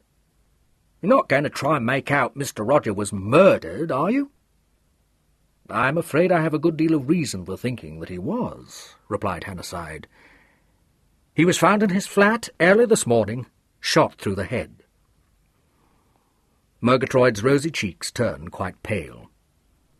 She took a step backwards, was stopped by a chair, and sat down in it with a plump. "Oh, my goodness gracious me!" she gasped. "Whatever next? Of all the unnatural, I never did in all my born days." "And needless to say," put in Kenneth, "the police think I did it." This brought her up out of the chair with a bounce. "Oh, they do they? Well, let me tell you," she said, rounding upon Hannasyde, "that Mr. Kenneth was at a dance-hall last night, as Miss Rivers here can swear to." "That wasn't what I asked you," said Hannasyde quietly. "I want you to tell me where you were." "At the pictures," she replied. "Alone?" "Yes, I was." "And afterwards?" "Straight back here, where I was when Miss Tony came in." "What time did you get back?" 20 minutes past 11. You can ask Mr. Peters if you like. You'll find him further down the mews. He owns the lock-up garages, and he saw me come in and asked me what the picture was like, which I told him." There was nothing more to be got out of her. Hannasyde let her go, and in a few minutes he had left the flat. For some moments after the front door had shut behind the superintendent, no one spoke. It was Murgatroyd, coming back into the room, who broke the silence. "I've got my vegetables to do," she said prosaically. "Let alone all this washing up, so it stands to reason I can't waste time talking. You'd better come and give me a hand, Miss Tony. You won't do any good sitting there looking scared. It's a nasty set-out and no mistake, but brooding won't mend matters." Antonia looked at Giles. "Giles, it's all getting so beastly," she said. "I didn't mind about Arnold, but I hate this. Kenneth, you were at the Albert Hall the whole night, weren't you?" "God bless the girl! Now she thinks I did it." Giles said, watching Kenneth. "You lie badly. You were in Roger's flat last night, weren't you?" "He wasn't. I tell you, he never left the hall. Leslie struck in fiercely. Giles paid no heed to her, but kept his eyes on Kenneth's face. Kenneth met that look challengingly. "Why should I have been in Roger's flat? Can you think of any reason?" "Yes," said Giles, "I can." Kenneth's lips curled. "I see. Murder. You're wrong." "Not murder. Jealousy." A flush crept into Kenneth's lean cheeks. "Again, you're wrong." "Very well. What was the reason?" "You've already heard me say that I didn't leave the Albert Hall until past 4. Is that statement likely to be corroborated by the other members of your party? Miss Rivers gave that alibi, not you. I was watching you. You weren't expecting it. I think you nearly denied it." "Why don't you join the police force?" inquired Kenneth. "You've missed your vacation." Giles got up. "You young fool! Can't you see what a tight corner you're in?" he said. "Lie to Hannasyde if you must, but if you lie to me you can look for another lawyer. I won't touch your case." "As you wish," Kenneth said. "Don't throw him over, Giles," Antonia begged, a catch in her voice. "Please, please don't desert us." His face softened. He said more gently, "I shan't do that, Tony, but I can't handle a case where I'm kept in the dark." "All very moving," remarked Kenneth. "So far I haven't asked you to handle my case. Supposing someone in my party did lose sight of me for half an hour. Have you ever danced at the Albert Hall? It's a largish sort of place, you know." "Yes, and we sat out a good bit," Leslie said. Antonia looked anxiously at Giles. "You think he's in a mess, Giles?" "I know he's in a mess." "Any fool could see that," said Kenneth contemptuously. "First I kill Arnold, then Roger turns up. So, naturally, I kill him as well. All for filthy lucre, too. Take that worried look off your face, Tony. There's no evidence." "There's your pipe," she pointed out. "They won't hang me on that," he answered. They could get no more out of him than that. He walked up and down the studio, his hands in his pockets and his pipe clenched between his teeth. "It's possible they may arrest me," he said, frowning. Giles, who had moved to the desk and was flicking over the pages of the telephone directory, glanced up. "More than that." "Very well, more than that. You ought to know. But it isn't enough if they prove I left the Albert Hall during the dance. They must prove I went to see Roger, and that they can't do." Giles, having apparently found what he was looking for, shut the directory and laid it down. "Think it over," he advised, "and don't overlook the fact that no one has so strong a motive as you for murdering Arnold and then Roger. I'm going now, but if you come to your senses, ring me up." "What? With a full confession?" jibed Kenneth. Giles did not answer. Antonia went out with him, and at the front door detained him for a few moments. "Giles, it's getting worse. I'm dead sure he was with Roger last night. You can always tell when Kenneth's lying. He does it so badly. What will happen if they find out?" "Tony, my dear, I don't know, because I've no idea when he was there or what he did there. But things are going to look remarkably ugly if he's caught out in a lie. Everything points to him already." "Yes, I can see that. But I don't believe he did it all the same," she replied. "I wish Leslie hadn't nipped in with that alibi before he had time to speak. I think she's queered his pitch." She paused, and then said in a troubled way, "There's one rather horrid thing, Giles. I don't know whether you've thought of it. If Kenneth didn't do it, who could have? Nobody else had any reason to kill Roger." "Yes, I have thought of it," he said curtly. "I expect a jury would too," she suggested, raising her eyes to his face. "Undoubtedly." He took her hands and held them comfortingly. "Don't worry, chicken. I don't believe Kenneth did it any more than you do." He smiled down at her. Here's one cheering thought for you at least. Murier looks like being cleared of all suspicion." "Oh, him," said Antonia. "I'd forgotten about him. He's fed up with me, by the way. Not that I blame him. I don't think I'll get engaged any more. It doesn't seem to lead anywhere." "It will next time," said Giles. "That I promise you." He gave her hands a quick squeeze, released them, and ran down the stairs to his car. 5 minutes later, he drew up outside a house in a street leading up from the embankment. It had been converted into 2 maisonettes, the one on the ground and the first floor having Violet Williams' name on a brass plate beside the door. He rang the bell and was presently admitted by a middle-aged woman in a dirty overall. Her method of announcing him was to call out, "Oh, Miss Williams, here's somebody to see you." Violet came out of a room at the front of the house.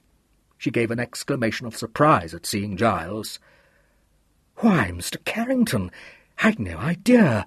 Oh, do come in." He followed her into a sitting-room furnished in bleached oak with jade-green curtains and cushions.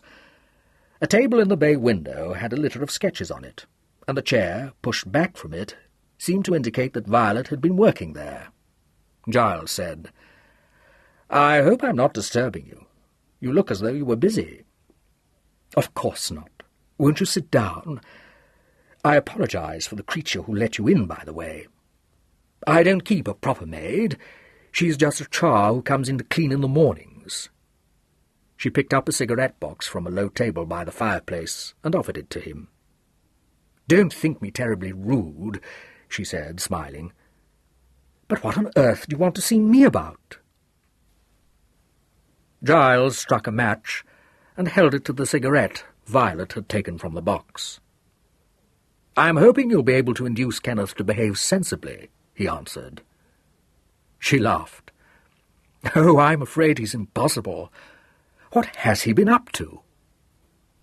"I wish I knew, Miss Williams. You see, something rather shocking has happened. Roger Vereker has been found shot in his flat." She gave a start. "Mr. Carrington, oh no." "I'm afraid it's quite true," he said gravely. She put a hand over her eyes. "How awful! Poor, poor Roger. I never dreamed he was feeling it all as badly as that. I knew he was on edge, of course, but that he would actually... Oh, it doesn't bear thinking about."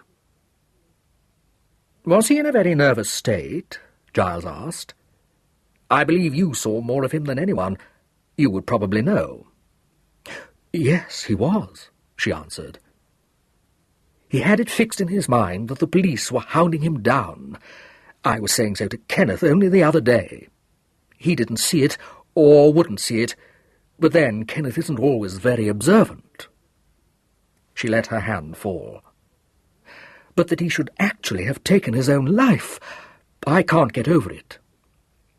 "I don't think he did take his own life, Miss Williams." She turned very pale. "You mean... Oh, impossible."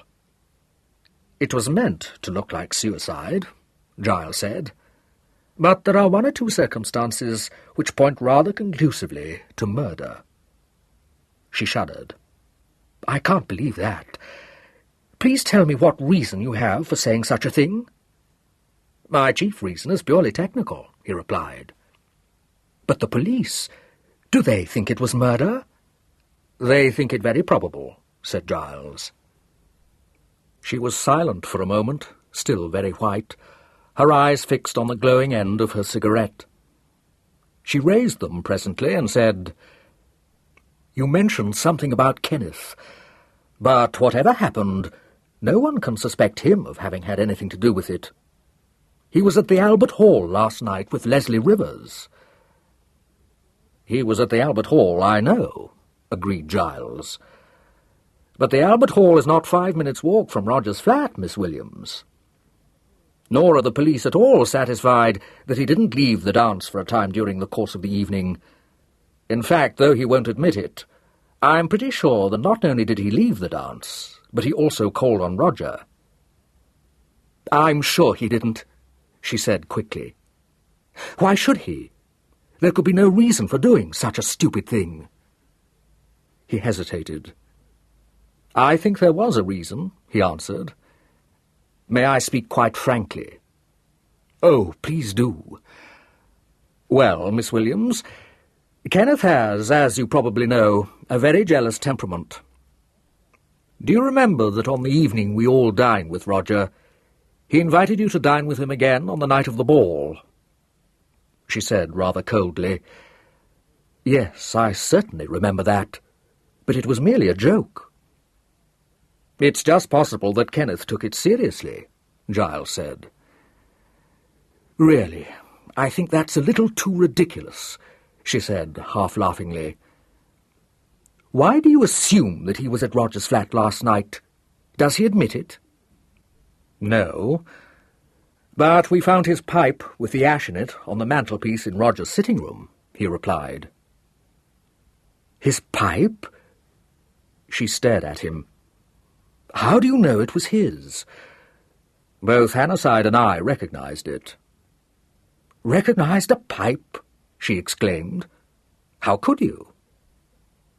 He smiled. To a pipe smoker, all pipes don't look the same, Miss Williams. But that's beside the point. Kenneth admitted it was his as soon as he saw it. She looked at him with an expression of incredulous horror in her eyes. But it's impossible. I don't believe it. What time was Kenneth in the flat? What was he doing there? That is precisely what I, as his legal adviser, want to find out, said Giles. According to Miss Rivers, he was never out of her sight the entire evening. Kenneth corroborated that statement, but only after a moment's perceptible hesitation, Miss Williams. To put it baldly, he was quite obviously lying. His tale, or rather Miss Rivers' tale, is that the whole party met after each dance in the box they were sharing. Superintendent Hannasyde has only to question the other members of the party to find out whether that is true or not. If, as I am very much afraid, it is not true, Kenneth will be in an extremely dangerous position. And since he has this bee in his bonnet, that he's capable of handling his own case without assistance, I can't do anything to help him. But why do you come to me? She interrupted. What has it got to do with me? What can I do about it? I hope very much that you will exert your influence to make him see sense, replied Giles. He doesn't realize how serious the situation is, nor how essential it is that I at least should know the truth about his movements last night. She struck her hands together as though exasperated. He's a fool, she said. Why on earth should he elect to call on Roger last night? What took him there? It's utterly mad. There is one all too obvious reason, Miss Williams, said Giles. She looked at him uncomprehendingly for a moment. I can't imagine. She stopped. Her eyelids flickered. I see what you mean, she said. You will hardly be surprised at my not considering that. Nothing would induce me to believe that he had any hand in Roger's death. You can't think— No, I don't think it, he said. I'm trying to discover what other reason he can have had for that visit. What I suspect is jealousy. I don't understand you. Giles said deliberately. He heard Roger invite you to dine with him, Miss Williams. It was evident that he didn't like the idea. He is, as I said, an extremely jealous young man, and we know that he resented from the outset any friendliness on your part towards Roger. Last night, at the 11th hour, you cried off that dance, didn't you? I never definitely said I'd go with him, she answered. I always disapproved of it, and hoped he'd give it up. Quite. But you did allow him to think that you might go with him after all, didn't you? Oh, to avert a scene, but I didn't promise. At any rate, your last-minute refusal made him very angry, said Giles. Now I know what Kenneth is like when he's roused. I think that he lashed himself into suspecting that you had cried off the dance so that you could spend the evening with Roger. That may have been why he called on Roger, just to assure himself that you were not at the flat. I've never heard of anything so insulting, she said, stiffening. I in Roger's flat at that hour? It may interest him to know that so far from being with Roger, I was at home the entire evening. And if he doesn't believe me, you may tell him to apply to Miss Summertown, who came to dinner with me and stayed till 11, when I went to bed. I don't suppose that in his cooler moments Kenneth would dream of suspecting you, said Giles in his calm way. And if he went to Roger's flat, he must know that you weren't there, mustn't he? Perhaps he suspects I hid behind a screen, she said icily. I think it's just as well that I can produce a witness to prove that I was in my own home the whole evening. Well, please don't condemn him on the strength of what may prove to be my idle imagination, he said, smiling. He may have had another reason for going to see Roger. She was silent, her lovely mouth compressed into a thin red line. She sat very straight in her chair, one hand clenched on the arm. There was an air of implacability about her, and the unconscious hardening of her face made her beauty seem a brittle thing, surface-deep. She turned her head presently and looked directly at Giles. "You're thinking that I'm stupidly annoyed," she said. "Well, I am rather annoyed, but that doesn't matter. I mean, it's so much more important to get Kenneth out of this dreadful mess. Personally, I have an absolute conviction that it was suicide. I don't know what your reasons are for thinking it wasn't, but I keep remembering things Roger said. I didn't set any store by them at the time, at least not enough to foresee this, but now that I look back, I can't help feeling that I ought to have guessed. Only I don't know what I could have done quite if I had. I did speak to Kenneth about it, but he paid no heed." "It wasn't suicide, Miss Williams." She frowned. "I don't see how you can say that so positively. Why wasn't it?" "I don't think you'd be much the wiser if I explained," he answered. "It's a question of where the empty cartridge case should have been found. Moreover, I can't for the life of me see what could have induced Roger to shoot himself when he must have known that there was no evidence against him. He was no fool. Technicalities about pistols are beyond me, I'm afraid. Where ought the empty case to have been found?" "In quite a different place," he replied. "There were other points, too, minor ones, but significant." "I see. But they can't prove Kenneth did it. He might have left his pipe there any time, and if Leslie sticks to her story—" "If Arnold Vereker had not been murdered, things might not look so black," he said. "But Arnold Vereker was murdered, and Kenneth had no alibi that he could prove. Everything he said was calculated to make the police look askance at him. He said he came here to see you, but he didn't see you. According to him, you were out. He then said he went to a cinema, but he didn't know which one, and he slept through the greater part of the programme." "Oh, I know," she said. "He was utterly impossible." "Well," Giles said, getting up, "he's being just as impossible now, Miss Williams. It amused him to see how far he could fool Hannasyde over the first murder, and he was so successful that it's gone to his head. But he's in a far more precarious position now." She, too, rose. "Yes, I quite see. I'll go round to the studio at once and talk to him. Of course, he must take you into his confidence. I shall tell him so, and I expect he'll call on you at your office." "Thank you," said Giles. "I hope he will." Chapter 21. From Violet's maisonette, Giles drove to Adam Street, where he found his father upon the point of going out to lunch. Mr. Charles Carrington looked him over, grunted at him, and said that he'd better come to lunch too.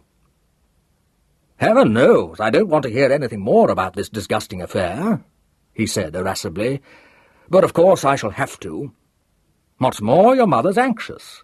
Says Kenneth isn't capable of murder. Bunkum. Did he do it? Good God, I hope not. Oh, feel like that about it, do you? Quite agree with you. Don't like scandals. What was that red-headed little minx Tony up to last night? She was with me, replied Giles. The devil she was. So your mother was...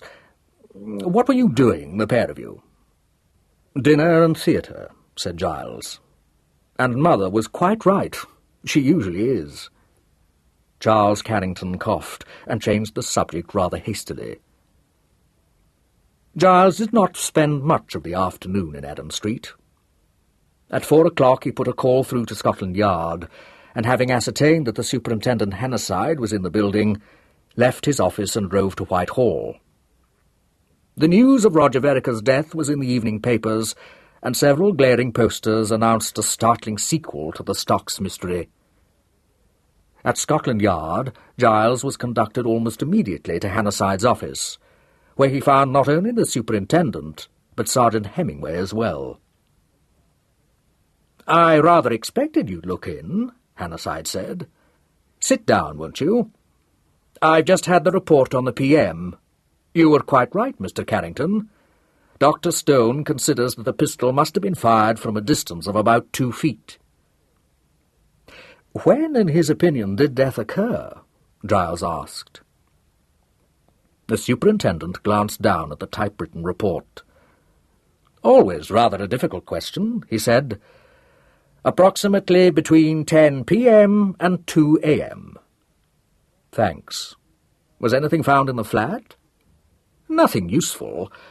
A slight trace of oil on the handle of the sitting-room door, and a fingerprint, Miss Vereker's, on the cartridge case." "It was her gun, then?" "Yes. She was here only half an hour ago." He smiled faintly, "displaying the greatest interest in the business of taking an impression of her own hand." "That I can imagine. And the position of the cartridge case?" "You win over that, too." He paused and looked squarely at Giles. "You may as well know it now as later, Mr. Carrington. The evidence of the other members of that party at the Albert Hall does not bear out the story told me by Miss Rivers and Mr. Vereker. As a matter of fact, I was on the point of going to the studio when you rang up." Giles nodded. "I see. I'll come along if you don't mind." "No, I don't mind," said Hannasyde.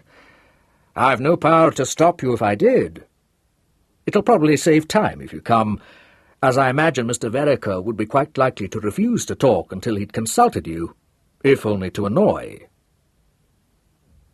Kenneth, however, when they found him a little later, while at his studio, seemed to be in one of his more cheerful moods, and showed no desire to be obstructive.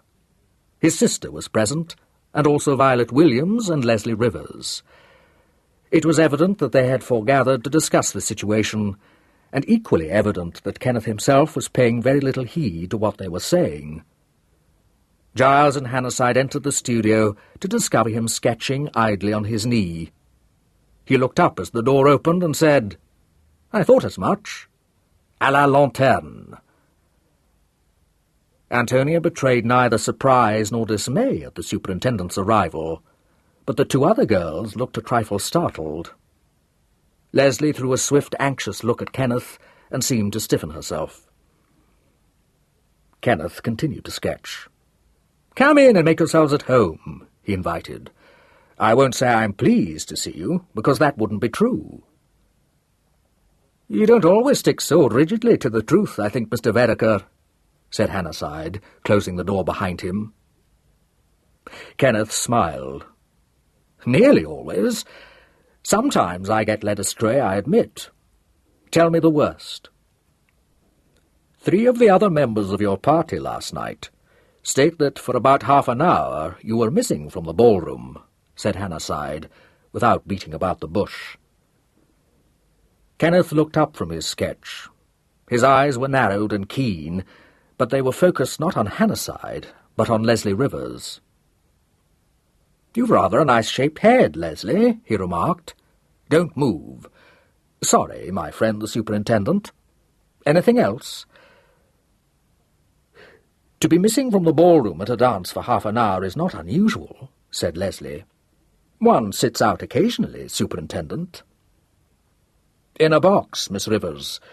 There is not, I believe, very much accommodation for sitting out anywhere else at the Albert Hall." "Except outside in one's car," she replied. "Hush, misguided child," said Kenneth. "The most elementary methods will discover that my car went to Hornet's garage to be decoked yesterday. Am I not right, Superintendent?" "Quite," said Hannasyde. "And am I not right, Mr. Vereker, in saying that you left the Albert Hall by the main entrance at 10 and returned just before 11? "Pausing on both occasions to exchange a few words with the commissionaire," added Kenneth, still at work on his sketch. "Thus doing what I could to stamp myself in his memory. The question which worrying you at the moment, of course, is, am I diabolically cunning or incredibly stupid?" "Don't pay any attention to him," Leslie said quickly. "This is all nonsense, every word of it. He didn't leave the Albert Hall until we came away after 4 o'clock together." Kenneth tossed the sketch aside. "My dear girl, do dry up. I'm sick of this involved story anyway. But don't you realize that at any moment now my friend the superintendent is going to produce that commissionaire out of his hat to identify me?" He glanced at Hannasyde. "Well, my friend, produce him. Let it be admitted that I did leave the Albert Hall during the course of the evening. It does not follow that I went to my half-brother's flat, and you know it. You have, as they say in American films, nothing on me." "Oh, yes, I have, Mr. Vereker," replied Hannasyde quietly. Kenneth looked contemptuous. "One pipe, which I may have left in Roger's flat 4 nights ago. Not only your pipe, an automatic pistol also." "I shouldn't build on it," said Kenneth. "At a rough estimate, 6 other people could have laid their hands on that pistol." "Had 6 other people any motives for killing your half-brother, Mr. Vereker?" "Not having been in Roger's confidence, I can give you no information on that point," replied Kenneth. The superintendent looked at him under his brows. "What sort of a hat were you wearing last night, Mr. Vereker?" Kenneth smiled. "Unworthy of you, my friend. Didn't your commissionaire tell you?" "I asked you." "Don't answer," Leslie said, gripping her fingers together in her lap. Violet's cool, well-modulated voice interrupted. "Really, Leslie, you're making yourself positively ridiculous. You had much better keep quiet, if you don't mind my saying so. You seem to me to have done quite enough harm already." Leslie flushed and answered rather unsteadily. "It's easy for you to be superior. You weren't at the ball. You aren't involved. What do you care?" "You forget, I think, that I'm engaged to be married to Kenneth." Leslie was silent. Kenneth said, "Leave the kid alone, Violet. If she's misguided, at least it's with the best intentions." "Oh, certainly, my dear," Violet said silkily. "But her anxiety to make us believe that you were with her all the evening would almost lead one to suppose that she would like to prove an alibi for herself." Antonia removed the cigarette from her mouth. "Cat," she remarked. Hannasyde interposed. "I am still waiting to know what sort of a hat you wore last night, Mr. Vereker." "A black felt," said Kenneth. "Thank you. When you left the Albert Hall shortly before 10:30, where did you go?" "That question," said Kenneth, "I must regrettably decline to answer." There was a short pause. Violet looked towards Giles, who had strolled to the other end of the studio and was standing by the window, one hand in his pocket, his shoulders propped against the wall. "You realize, do you not, Mr. Vereker, that your refusal to answer me may have extremely serious consequences. "Produce your handcuffs," recommended Kenneth flippantly. Giles's eyes rested thoughtfully on Hannasyde's face. It was quite impassive, nor was there much expression in Hannasyde's voice as he said, "Very well, Mr. Vereker. If you are determined not to answer, I have no option but to detain you." Giles carefully tipped the ash off the end of his cigarette.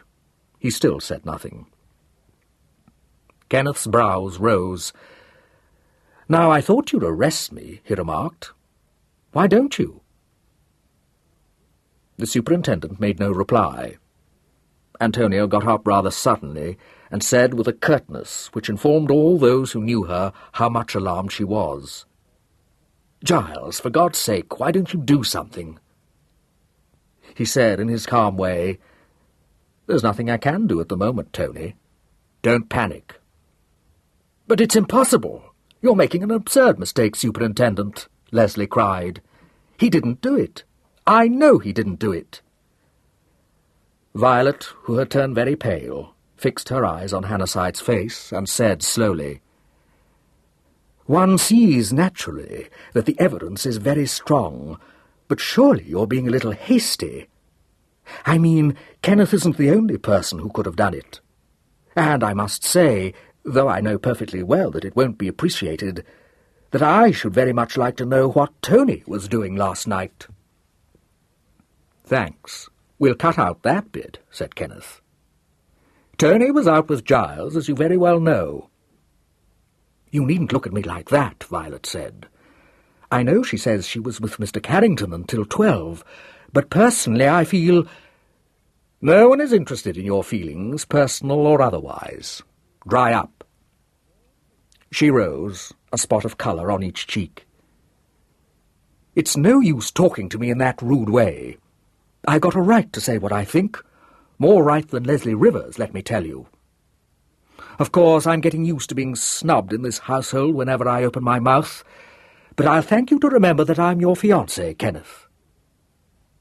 He looked at her in a detached way, as though he found her a curious but not uninteresting specimen. "Funny," he remarked. "Tony always said you had a streak of vulgarity. I see what she means now." "How dare you insult me?" she flashed, her lips thin with anger. "If you don't want me to insult you, lay off my sister," he said, a hard light in his eyes.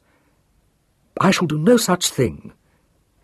You've behaved like a fool over this whole affair, but if you won't help yourself, you needn't think I shall keep my mouth shut. If you weren't utterly selfish, you'd try and understand my point of view. You don't suppose I'm going to enjoy seeing you arrested for murder, do you? You haven't even thought of what will happen to me if they convict you." "No," said Kenneth with a crooked smile. "I haven't." "Well, I have thought. And I want to know whether Tony really was with Mr. Carrington till midnight. You needn't tell me that Murgatroyd saw him bring her back here. Murgatroyd would say anything. In fact, it wouldn't surprise me at all to discover that she has a great deal more to do with both these murders than we've any idea of." "One moment, Miss Williams," said Giles. "You're forgetting my evidence, aren't you?" "No, Mr. Carrington, I'm not. But it's quite obvious that you'd say or do anything to shield Tony. I'm sorry if you're offended, but I can't and won't stand by and see Kenneth taken to prison for want of a little plain speaking." At this point Hannasyde interposed by asking Kenneth if he was ready to go with him. "No," said Kenneth, "I'm not. I want a word in private with my cousin." "Certainly," Hannasyde replied. "Come to my room, will you?" Kenneth said to Giles. "I've no intention of running away, Superintendent, so you needn't worry." Giles followed him out of the studio and across to the little hall to his bedroom. He shut the door and watched Kenneth sit down on the end of his bed. Kenneth had a taut look about him, and when he spoke it was a little jerkily. "Go on. You're my solicitor. What do I do now?" "Keep your mouth shut," answered Giles without hesitation. "Were you at Roger's flat last night, or were you not?" A faint smile flickered in Kenneth's eyes. "Wouldn't you like to know?" "If I don't know, I tell you in all seriousness, Kenneth, I won't touch your case."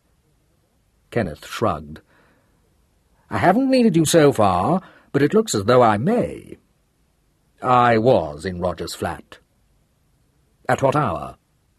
"Precisely the hour specified by our clever detective." "What did you go there for, Kenneth?" "Private affairs." "Luckily I can interpret that," said Giles. "You went to see if Violet Williams was there, didn't you?"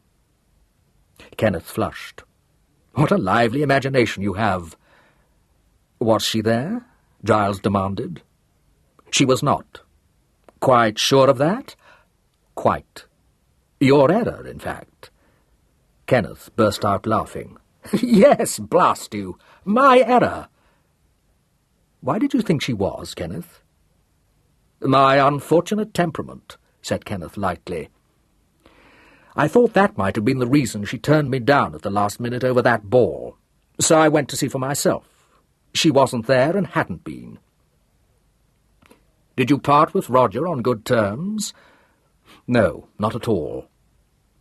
Giles sighed. "Why not?" "What was there to quarrel over if Violet hadn't been there?" "I could always find something to quarrel over with Roger," replied Kenneth. "In this case, it was his advice to a young man about to marry. But I didn't kill him." "All right, leave it at that. Does Violet know?" "What, that I went to the flat in search of her? You bet she knows. Haven't you noticed the air of outraged virtue? If I have the least regard for her feelings or my own dignity, I shall keep my disgraceful conduct to myself. How long am I likely to be in Jug?" "I hope no more than a day or two. Don't annoy the police more than you can help." "The temptation," said Kenneth, getting up and opening the door, "is pretty well irresistible." Hannasyde was waiting for him in the hall, and at the sight of him Kenneth's eyes gleamed. "Hush, not a word," he said. "This is where I fade out, skipping the leave-takings. On your way, my friend the superintendent." Hannasyde, propelled towards the front door by an insistent hand on his elbow, looked back to say, "I'll send a man round to fetch what Mr. Vereker needs. Would you ask Miss Vereker to pack a suitcase, Mr. Carrington?" "Tell her to shove my sketching block in and the usual appurtenances," ordered Kenneth. "I'm going to do a series about black-and-white policemen. After you, Macduff." Giles went back into the studio. Violet was standing by the fireplace, her lips still tightly compressed, and a look in her face more of exasperation than concern. Leslie had put on her hat and seemed to be on the point of departure. Antonia was lighting a cigarette from the stub of her old one. They all three looked towards the door as Giles entered, but it was Violet who spoke. "Well," she said, "where's Kenneth?" "Gone," replied Giles unemotionally. "Gone?" exclaimed Antonia. "I quite thought you'd be able to think of something, Giles. Couldn't you get him out of it?" "Not yet, Tony. Don't worry. He'll be all right." "I think," said Violet in a voice of still anger, "that this is the last straw." "Oh, damn you, shut up!" snapped Antonia. "How could he help going?" Violet spoke with meticulous politeness. "Will you please not swear at me? I'm quite well aware that he had to go, but I don't in the least understand why he could not take the trouble to say goodbye. It's a piece of rudeness which—" "If you don't hold your tongue, there'll be a third murder," said Leslie with deadly calm. "You've said more than enough already. In fact, there's only one thing you forgot. Why didn't you advise the superintendent to inquire into my movements last night?" "I'm quite sure that he had done so, dear," replied Violet sweetly. "Not that I think you did the murder, for, after all, what motive could you have?" "If it comes to that, what motive could Tony have had? She doesn't inherit." Not while Kenneth is alive, agreed Violet, with meaning. Antonia, not in the least indignant at this remark, frowned thoughtfully. "Well, I don't know," she said. "I should have to be pretty hard-boiled to commit 3 murders. It'd be damn silly, too, because I'd be bound to get caught out." "It seems to me that anyone of normal intelligence can get away with murder," said Violet scornfully. "What have the police done over this case? Absolutely nothing. They've no idea who murdered Arnold Vereker, and the best they can think of to do now is to arrest Kenneth. Utterly obvious and utterly brainless." She bent and picked up her gloves and her handbag from the chair where she had left them, and began to draw on her gloves, working her fingers into them.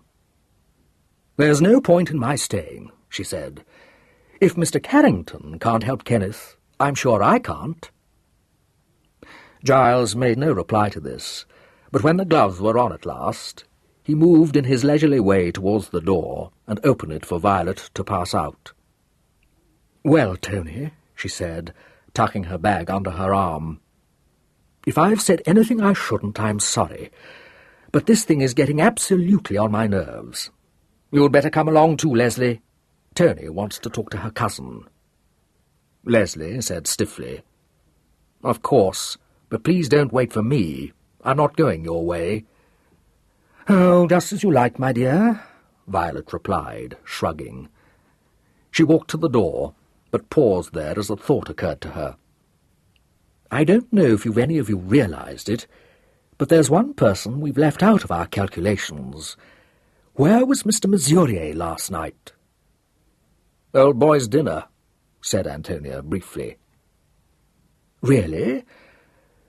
But it wouldn't have been impossible for him to have left early, I suppose." "I do wish you'd stop making these fatuous suggestions," Antonia sighed. "What on earth should induce Rudolph to murder Roger?" "You needn't be so high and mighty, my dear. I can think of one very good reason. We all know that he said he meant to murder Arnold because of his, well, really, I must call it pilfering. Now, if Roger knew about that and meant to prosecute—" "You're missing on all your cylinders," interrupted Antonia. "Roger knew, and he told Rudolph he wouldn't do anything about it. And if you don't believe me, I wrote a letter to Roger thanking him. Can you think of somebody else to suspect?" Violet gave a little laugh. "Oh, nothing I say will meet with approval in this house. I'm well aware of that. Goodbye, Mr. Carrington. No, please don't bother to see me out. I know my way." "Of course, she just had to say, 'I know my way,'" commented Antonia gloomily, as Giles, disregarding her request, went with Violet to the front door. "I used to collect her clichés at first, but it got so boring I gave it up. This is a most sanguinary affair, Leslie." "I know," Leslie said. "Only don't worry, old thing. I'm absolutely sure Kenneth didn't do it, and they practically never convict the wrong person. If there's the least doubt—" "They'll give him penal servitude," said Antonia in a hollow voice. "You needn't tell me. And he'd rather be hanged than that." Leslie patted her shoulder and said with a gulp, "They won't. I'm certain they won't." Then, as Giles came back into the room, she said, "If that sickening female has gone, I'll push off too, Mr. Carrington. You'll look after Tony, won't you, and try to cheer her up? Goodbye, Tony, darling. I'll come round first thing in the morning. Goodbye, Mr. Carrington." The door closed firmly behind her. Antonia was left alone with her cousin. She said forlornly, "You needn't be afraid I'm going to cry, because I'm not." He sat down beside her. "There's nothing to cry about, chicken," he said. She turned a rather sad face towards him. "Giles, I have such a ghastly fear that he may have done it after all." "Have you, Tony? Would you like a bet on it?" he asked, smiling. Her eyes questioned him. "You don't think he did?" "I'm very nearly certain he didn't," replied Giles Carrington. Chapter 22. This pronouncement did not have quite the desired effect, for after staring at Giles blankly for a moment or two, Antonia tried to smile, failed, and felt a choking lump rise in her throat. Giles saw her face begin to pucker, and promptly took her in his arms. "Don't cry, Tony darling," he said gently. "It's going to be all right." Antonia hid her face in his shoulder, and gave way to her overwrought feelings. However, she was not one to indulge in an orgy of tears, and she soon stopped crying, and after one or two damp sniffs, sat up and said shamefacedly, "Sorry, I'm all right now. Thanks for being nice about it." Giles drew his handkerchief out of his pocket and compelled Antonia to turn her face towards him. He looked down at her lovingly and said, "I won't kiss a wet face. Keep still, my lamb." Antonia submitted to having her tears wiped away, but stammered, rather red in the face. "Don't talk rot, Giles." "I'm not talking rot," he replied, and took her in his arms again, this time not gently at all, and kissed her hard and long. Antonia, unable to utter any protest, made one feeble attempt to push him away, and then, finding it impossible, grasped his coat with both hands and clung to him. When she was able to speak, she first said foolishly, "Oh, Giles," and then, "I can't. I mean, you don't really. I mean, we couldn't possibly. I mean—" "You don't seem to me to know what you mean," said Giles, smiling into her eyes. "Luckily I do know what I mean." He possessed himself of her left hand, and drew the ring from her third finger and put it into her palm, closing her fingers over it. "You'll send that back to Murier tonight, Tony. Is that quite clearly understood?" "I was going to anyhow," said Antonia. But if you actually mean you want to marry me instead, I can't see how you can possibly want to." "I do actually mean that," said Giles. "Just as soon as I finished with this affair of Kenneth's." "But I can't think Uncle Charles would like it if you did," objected Antonia. "You'll find that he's bearing up quite well," replied Giles. "Will you marry me, Tony?" She looked anxiously at him. "Are you utterly sure, Giles?" He nodded. "Because you know what a beast I can be, and it would be so awful if you were only proposing to me in a weak moment and I accepted you, and then you regretted it. I'll tell you a secret," he said. "I love you." Antonia suddenly dragged one of his hands to her cheek. "Oh, darling Giles, I've only just realized it, but I've been in love with you for years and years and years," she blurted out. It was at this somewhat inopportune moment that Rudolph Murier burst hurriedly into the studio.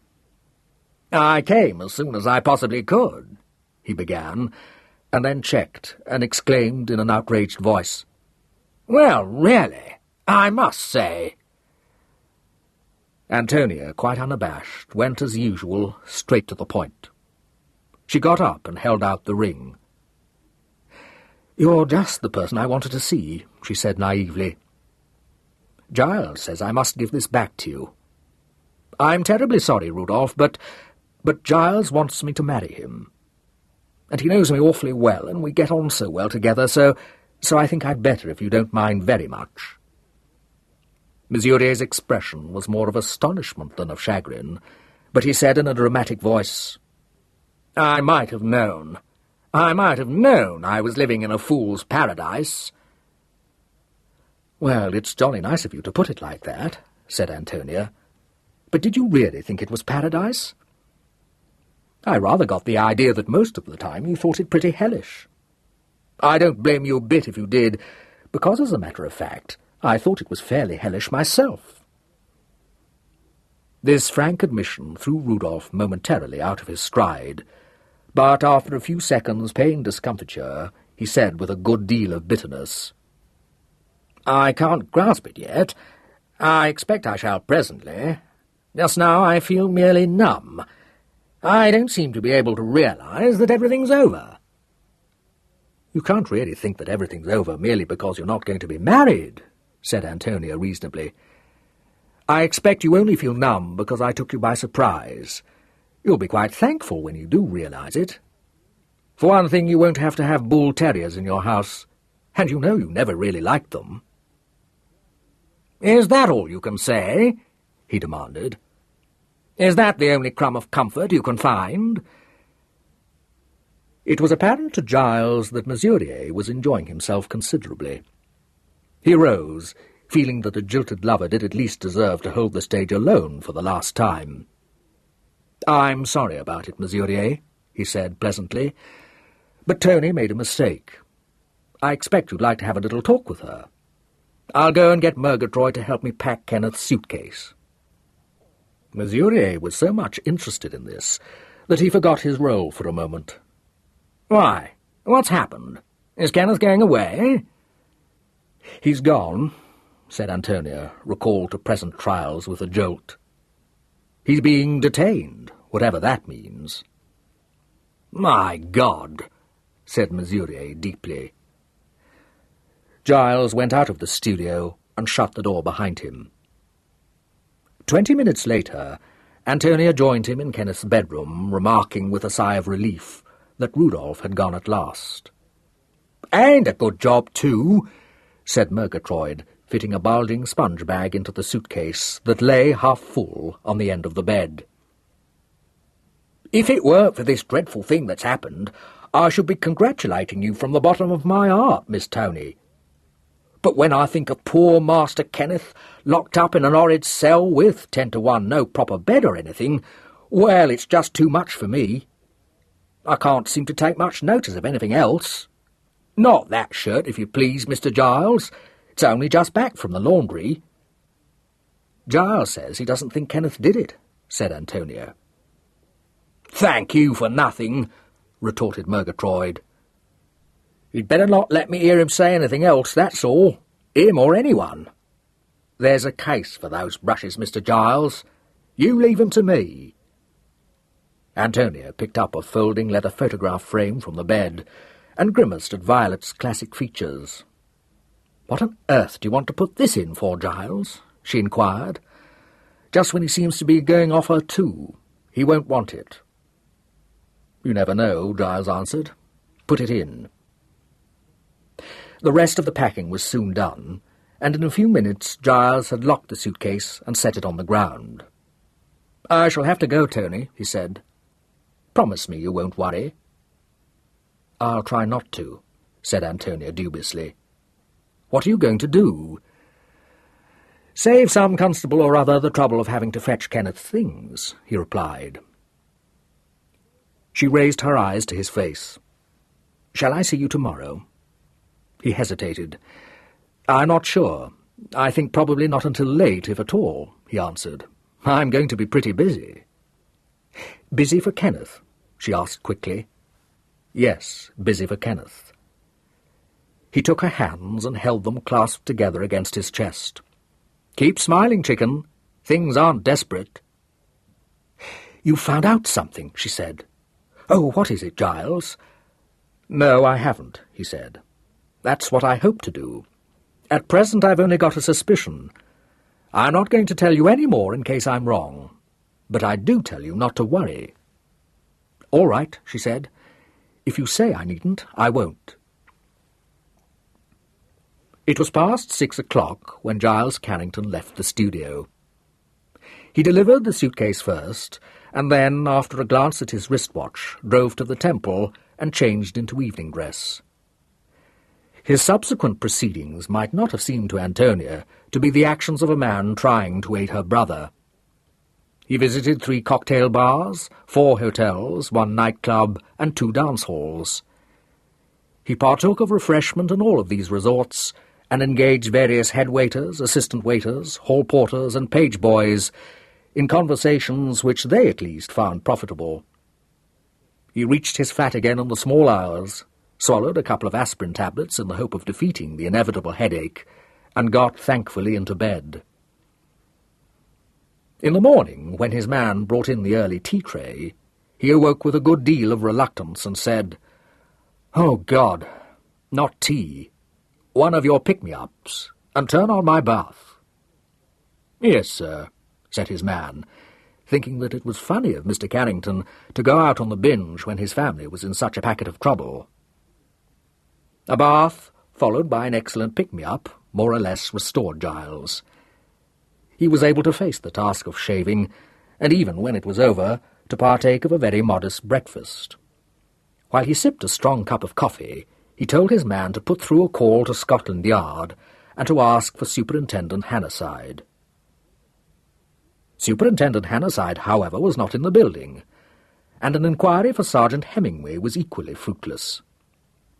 The voice at the other end of the telephone was polite but unhelpful, and after a moment's reflection, Giles thanked the unknown, said that it didn't matter, and rang off. His next call was to his own office, and his man, hovering discreetly in the background, had his curiosity whetted by hearing that Mr. Carrington was to be told that Mr. Giles Carrington had important business out of town and would not be at the office that day. It was certainly a queer set-out, and what Mr. Giles Carrington thought he was playing at, heaven alone knew. At 5:30 in the afternoon, Giles walked into Scotland Yard and once more asked for Superintendent Hannasyde. This time he was more fortunate. The superintendent had come in not half an hour earlier. He was with the Assistant Commissionaire at the moment, but if Mr. Carrington would care to wait... Mr. Carrington nodded and sat down to wait for 20 minutes. At the end of that time, he was escorted to Hannasyde's office and found Hannasyde standing by his desk, a sheaf of papers in his hand. Hannasyde looked up. "Good afternoon, Mr. Carrington. I'm sorry I was out when you rang up this morning. I've had rather a busy day." He looked more narrowly down at Giles and said, "Sit down. You look as though you've been having a busy day too." "I have," said Giles, sinking into a chair, "and a still busier night. What I want to know is, did your men find anything that had any possible bearing on the case when they searched Roger Vereker's flat yesterday?" Hannasyde shook his head. "No, nothing." "Was that what you wanted me for this morning?" "Partly that, and partly to let you know what I've been doing." He moved rather restlessly in his chair, frowning. "I want to see that night porter, by the way. I wish I'd been present when the flat was searched." Hannasyde regarded him with some slight show of amusement. "My dear Mr. Carrington, there was nothing there other than what we saw." "Kenneth's pipe? Oh, that's not it. Kenneth had nothing to do with either murder. I wanted you to come and piece out the first murder with me today, but when I couldn't get hold of you, I thought I'd better do it myself, rather than hang about perhaps for hours." Hannasyde stared at him in astonishment for a moment, and then drew out his chair from behind the desk and sat down in it. "Forgive me, Mr. Carrington, but have you been drinking, or are you just having a little joke with me?" he inquired. A rather weary smile touched Giles's lips. "To be frank with you, I've been drinking," he answered. "Not quite lately, but last night from 7 o'clock onward. I had to be so tactful, you see, pursuing what might have turned out to be a wild and scandalous goose chase." "Mr. Carrington, what have you got hold of?" demanded Hannasyde. "Arnold Vereker's murderer, I hope." "Arnold Vereker's murderer?" exclaimed Hannasyde. "Rogers, too. But if there was no clue of any kind in the flat—" Hannasyde drew in his breath. "What there was you saw, Mr. Carrington," he said patiently. "You saw the pipe, the pistol, the half-finished letter in the blotter, the glass of whisky and soda, and the note from— No, you didn't see that, now I come to think of it. Hemingway found it after you'd left, but it hasn't any bearing on the case that I can see. It was only a note from Miss Vereker, thanking her half-brother for—" He broke off, for Giles Carrington's sleepy eyes had opened suddenly. "A note from Miss Vereker?" Giles repeated. "A note. Where was that found?" screwed up in a ball behind the coal scuttle. I should say that Roger Vereker meant to throw it into the fire, but missed his aim. Do you mean to tell me— Where was the envelope? Giles interrupted. We didn't find it. I suppose Vereker had a luckier shot with that. I wish you'd stop being mysterious and tell me just what you're driving at. I will, said Giles. But when I think that if I'd only been present when that flat was searched, you and not I would have spent an entirely hellish 24 hours trying to induce half-wits to identify a face. However, I'm glad I found the link between the two cases. It annoyed me not being able to present you with all the facts. He saw the smouldering light in Hannasyde's eyes and smiled. All right, he said pacifically. Violet Williams. Hannasyde blinked at him. Violet Williams, he said. Are you seriously telling me that she murdered Roger Vereker? Also Arnold Vereker, said Giles. She'd never met Arnold Vereker. Oh, yes, she had, replied Giles. She was the dark girl you couldn't trace. Hannasyde had been twirling a pencil between his fingers, but he put it down at this and sat a little straighter in his chair. Are you sure of that? He asked, watching Giles keenly. I found 2 waiters, 1 commissionaire, and the leader of a dance band to identify her photograph, answered Giles. One of the waiters volunteered the information that he had several times seen her with Arnold Vereker, who was an habitué of that particular restaurant. The commissionaire also said that he'd seen her with Arnold. The leader of the dance band did not know Arnold by name, but he recognized his photograph. In fact, he said instantly that he was the man who was with the most striking woman in the room that night. He's an intelligent fellow, that musician. I've got his name and address for you. He did not only recognize both photographs, but he was able to state on what date he saw the originals. The locality, my dear Watson, was Ringley Halt, which, as you probably know, is a very popular roadhouse about 20 miles to the east of Hanborough. And the date, which is imprinted on my observant friend's memory by the coincidence of its having been the date on which his pianist sprained his wrist and had to be replaced by a substitute, was June the 17th.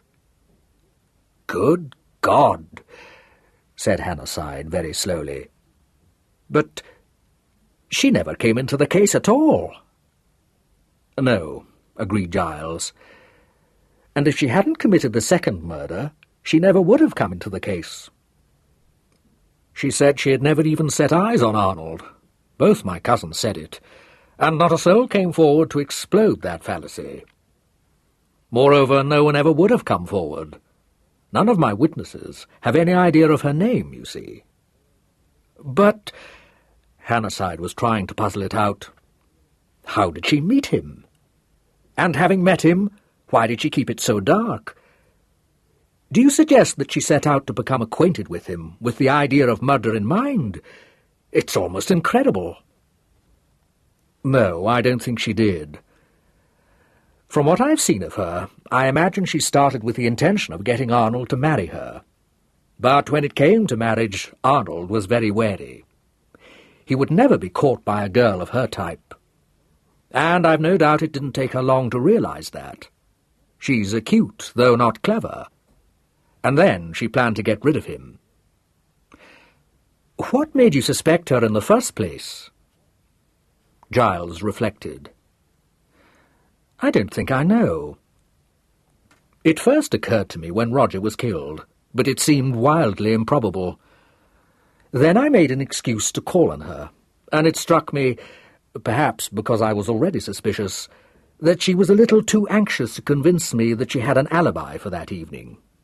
That might have been my imagination, of course, but it was enough to make me go back over everything I knew about her and add it up and find what the total was. To start with, I knew she was a gold-digger. My cousins were continually pointing that out to her. Also, I saw her setting her cap at Roger in a highly determined manner. She thinks more of money than anything else. That was always evident. To go on with, I learned from Kenneth, I think you were present too, that she was a close student of every kind of detective fiction. In itself, that didn't mean anything, but added to the rest, it seemed to me to mean quite a lot. Thirdly, Kenneth went to call on her the night of Arnold's murder, and she was out. He paused. Little things like that, not much in themselves. Also the fact that she was obviously not in love with Kenneth. I never could imagine why she got engaged to him. I remember, too, that Miss Vereker had told me, quite light-heartedly, that Violet had always been in the habit of picking up well-to-do men in hotel lounges and that sort of thing. Then came Roger's death. You didn't know it, of course. How should you? But she did a thing that evening that seemed to me to be stupid and curiously unlike her. At the last moment, she told Kenneth Vereker that she wouldn't go with him to that ball. She put his back up so badly that he at once rang up Miss Rivers and invited her to go in Violet's stead.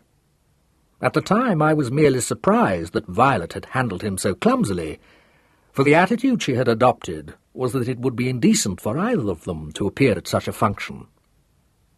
Now I think she did it on purpose to ensure Kenneth's going to the ball and thus providing himself with an alibi. She meant Roger's death to look like a suicide, and it was she who launched the theory that he was in a state of nerves on account of the police. That was one of the most suspicious things she did, I thought.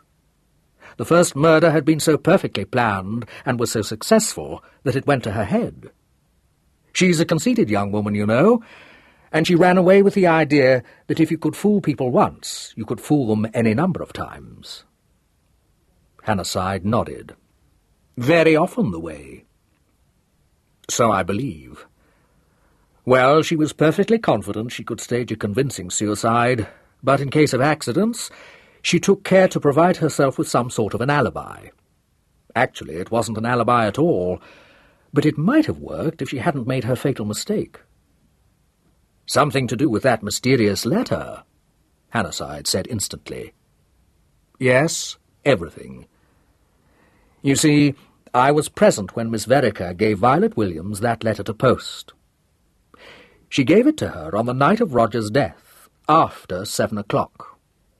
He paused and looked at Hannasyde. Which meant, of course, that having missed the 6:30 collection, it would catch the next. I don't know the exact time, but I suppose not earlier than 8:30, and probably later.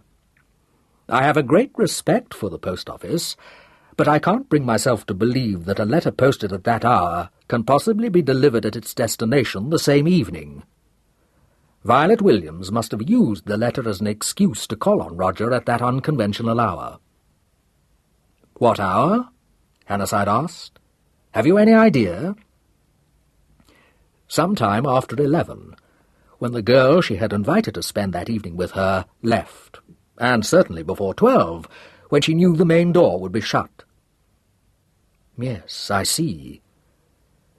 Coinciding with the entrance of the woman who might have been Mrs. Delaford's personal maid, and the noise, which was thought to be a tire burst, heard by Mr. Musket.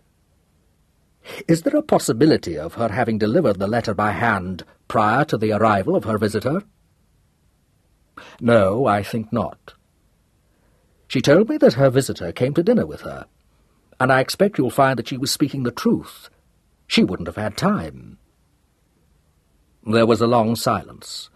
Then Hannasyde said ruefully, If all this turns out to be true, you'll have made me look rather silly, Mr. Holmes.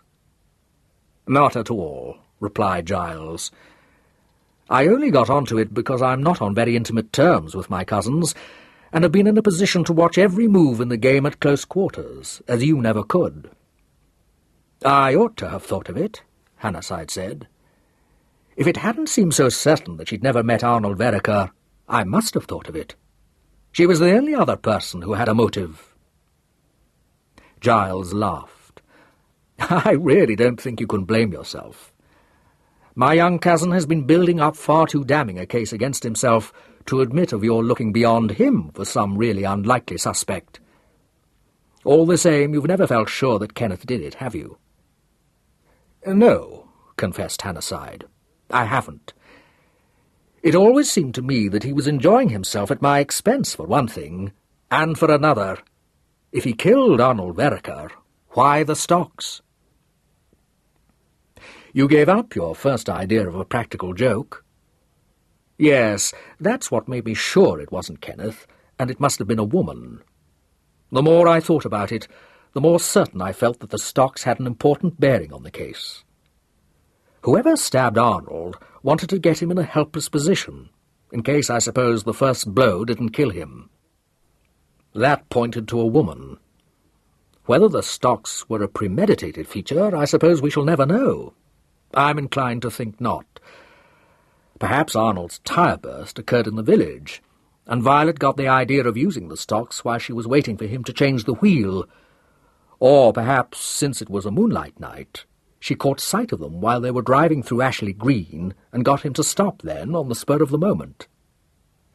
It must have occurred to her that it would be safer to kill him in the open than to wait until they'd reached the cottage. Hannasyde did not speak for a moment or two. Then he said, "What a case! I apologize for not taking your amateur efforts seriously, Mr. Carrington. You ought to be in the CID. That pistol, by the way, had been recently oiled. There should be traces of oil on the gloves Violet Williams wore, or in her handbag, where I suppose she carried it. Probably not noticeable to her. What a fool she was to use Miss Vereker's gun. Suspicion was bound to fall on young Vereker." "Yes, but she thought he was provided with a safe alibi," Giles reminded him. "I don't suppose either that she could lay her hands on any other pistol. Nor is she a clever woman by any means. I grant you that she planned the first murder neatly, but it was quite easy to kill Arnold and leave no trace. When it comes to staging a suicide, it was far more difficult. There were no clues to destroy in the first place, several in the second." "A thoroughly diabolical young woman," Hannasyde said roundly. "Now, Mr. Carrington, if you'll let me have the names and addresses of your witnesses." "Yes, certainly," Giles said, smothering a yawn. "And then perhaps you'll release my client," Hannasyde said seriously. "I'm sorry for that boy. This'll be a bad business for him." "I expect he'll get over it," Giles answered. "It wouldn't surprise me if, when he's had time to recover from the shock of it all, he and Leslie Rivers made a match of it." "I hope they will," said Hannasyde, glancing sideways at Giles. "And does Miss Vereker mean to marry Murier, soon?" Giles smiled. "No, that's off. Miss Vereker has become engaged for the third and last time." Hannasyde stretched his hand out across the table and gripped Giles Carrington's. "Splendid," he said. "Many congratulations. Yes, come in, Sergeant. While we've been chasing red herrings, Mr. Carrington has solved our case for us. We shall have to let Mr. Vereker go after all." "Let him go?" said Hemingway. "You'll have a job to make him go. The last I saw of him, he was asking what they charge for board residence, till he'd finished a set of the most shocking pictures you've ever laid eyes on. Portraits of the police, he calls them. Libels, I call them. Are we going to make an arrest, Super?" "Yes, thanks to Mr. Carrington. Just take down the addresses he's got for us, will you?" The sergeant drew out his notebook and opened it, and moistening the tip of his pencil, looked at Giles, waiting for him to begin. That is the end of Death in the Stocks by Georgette Heyer.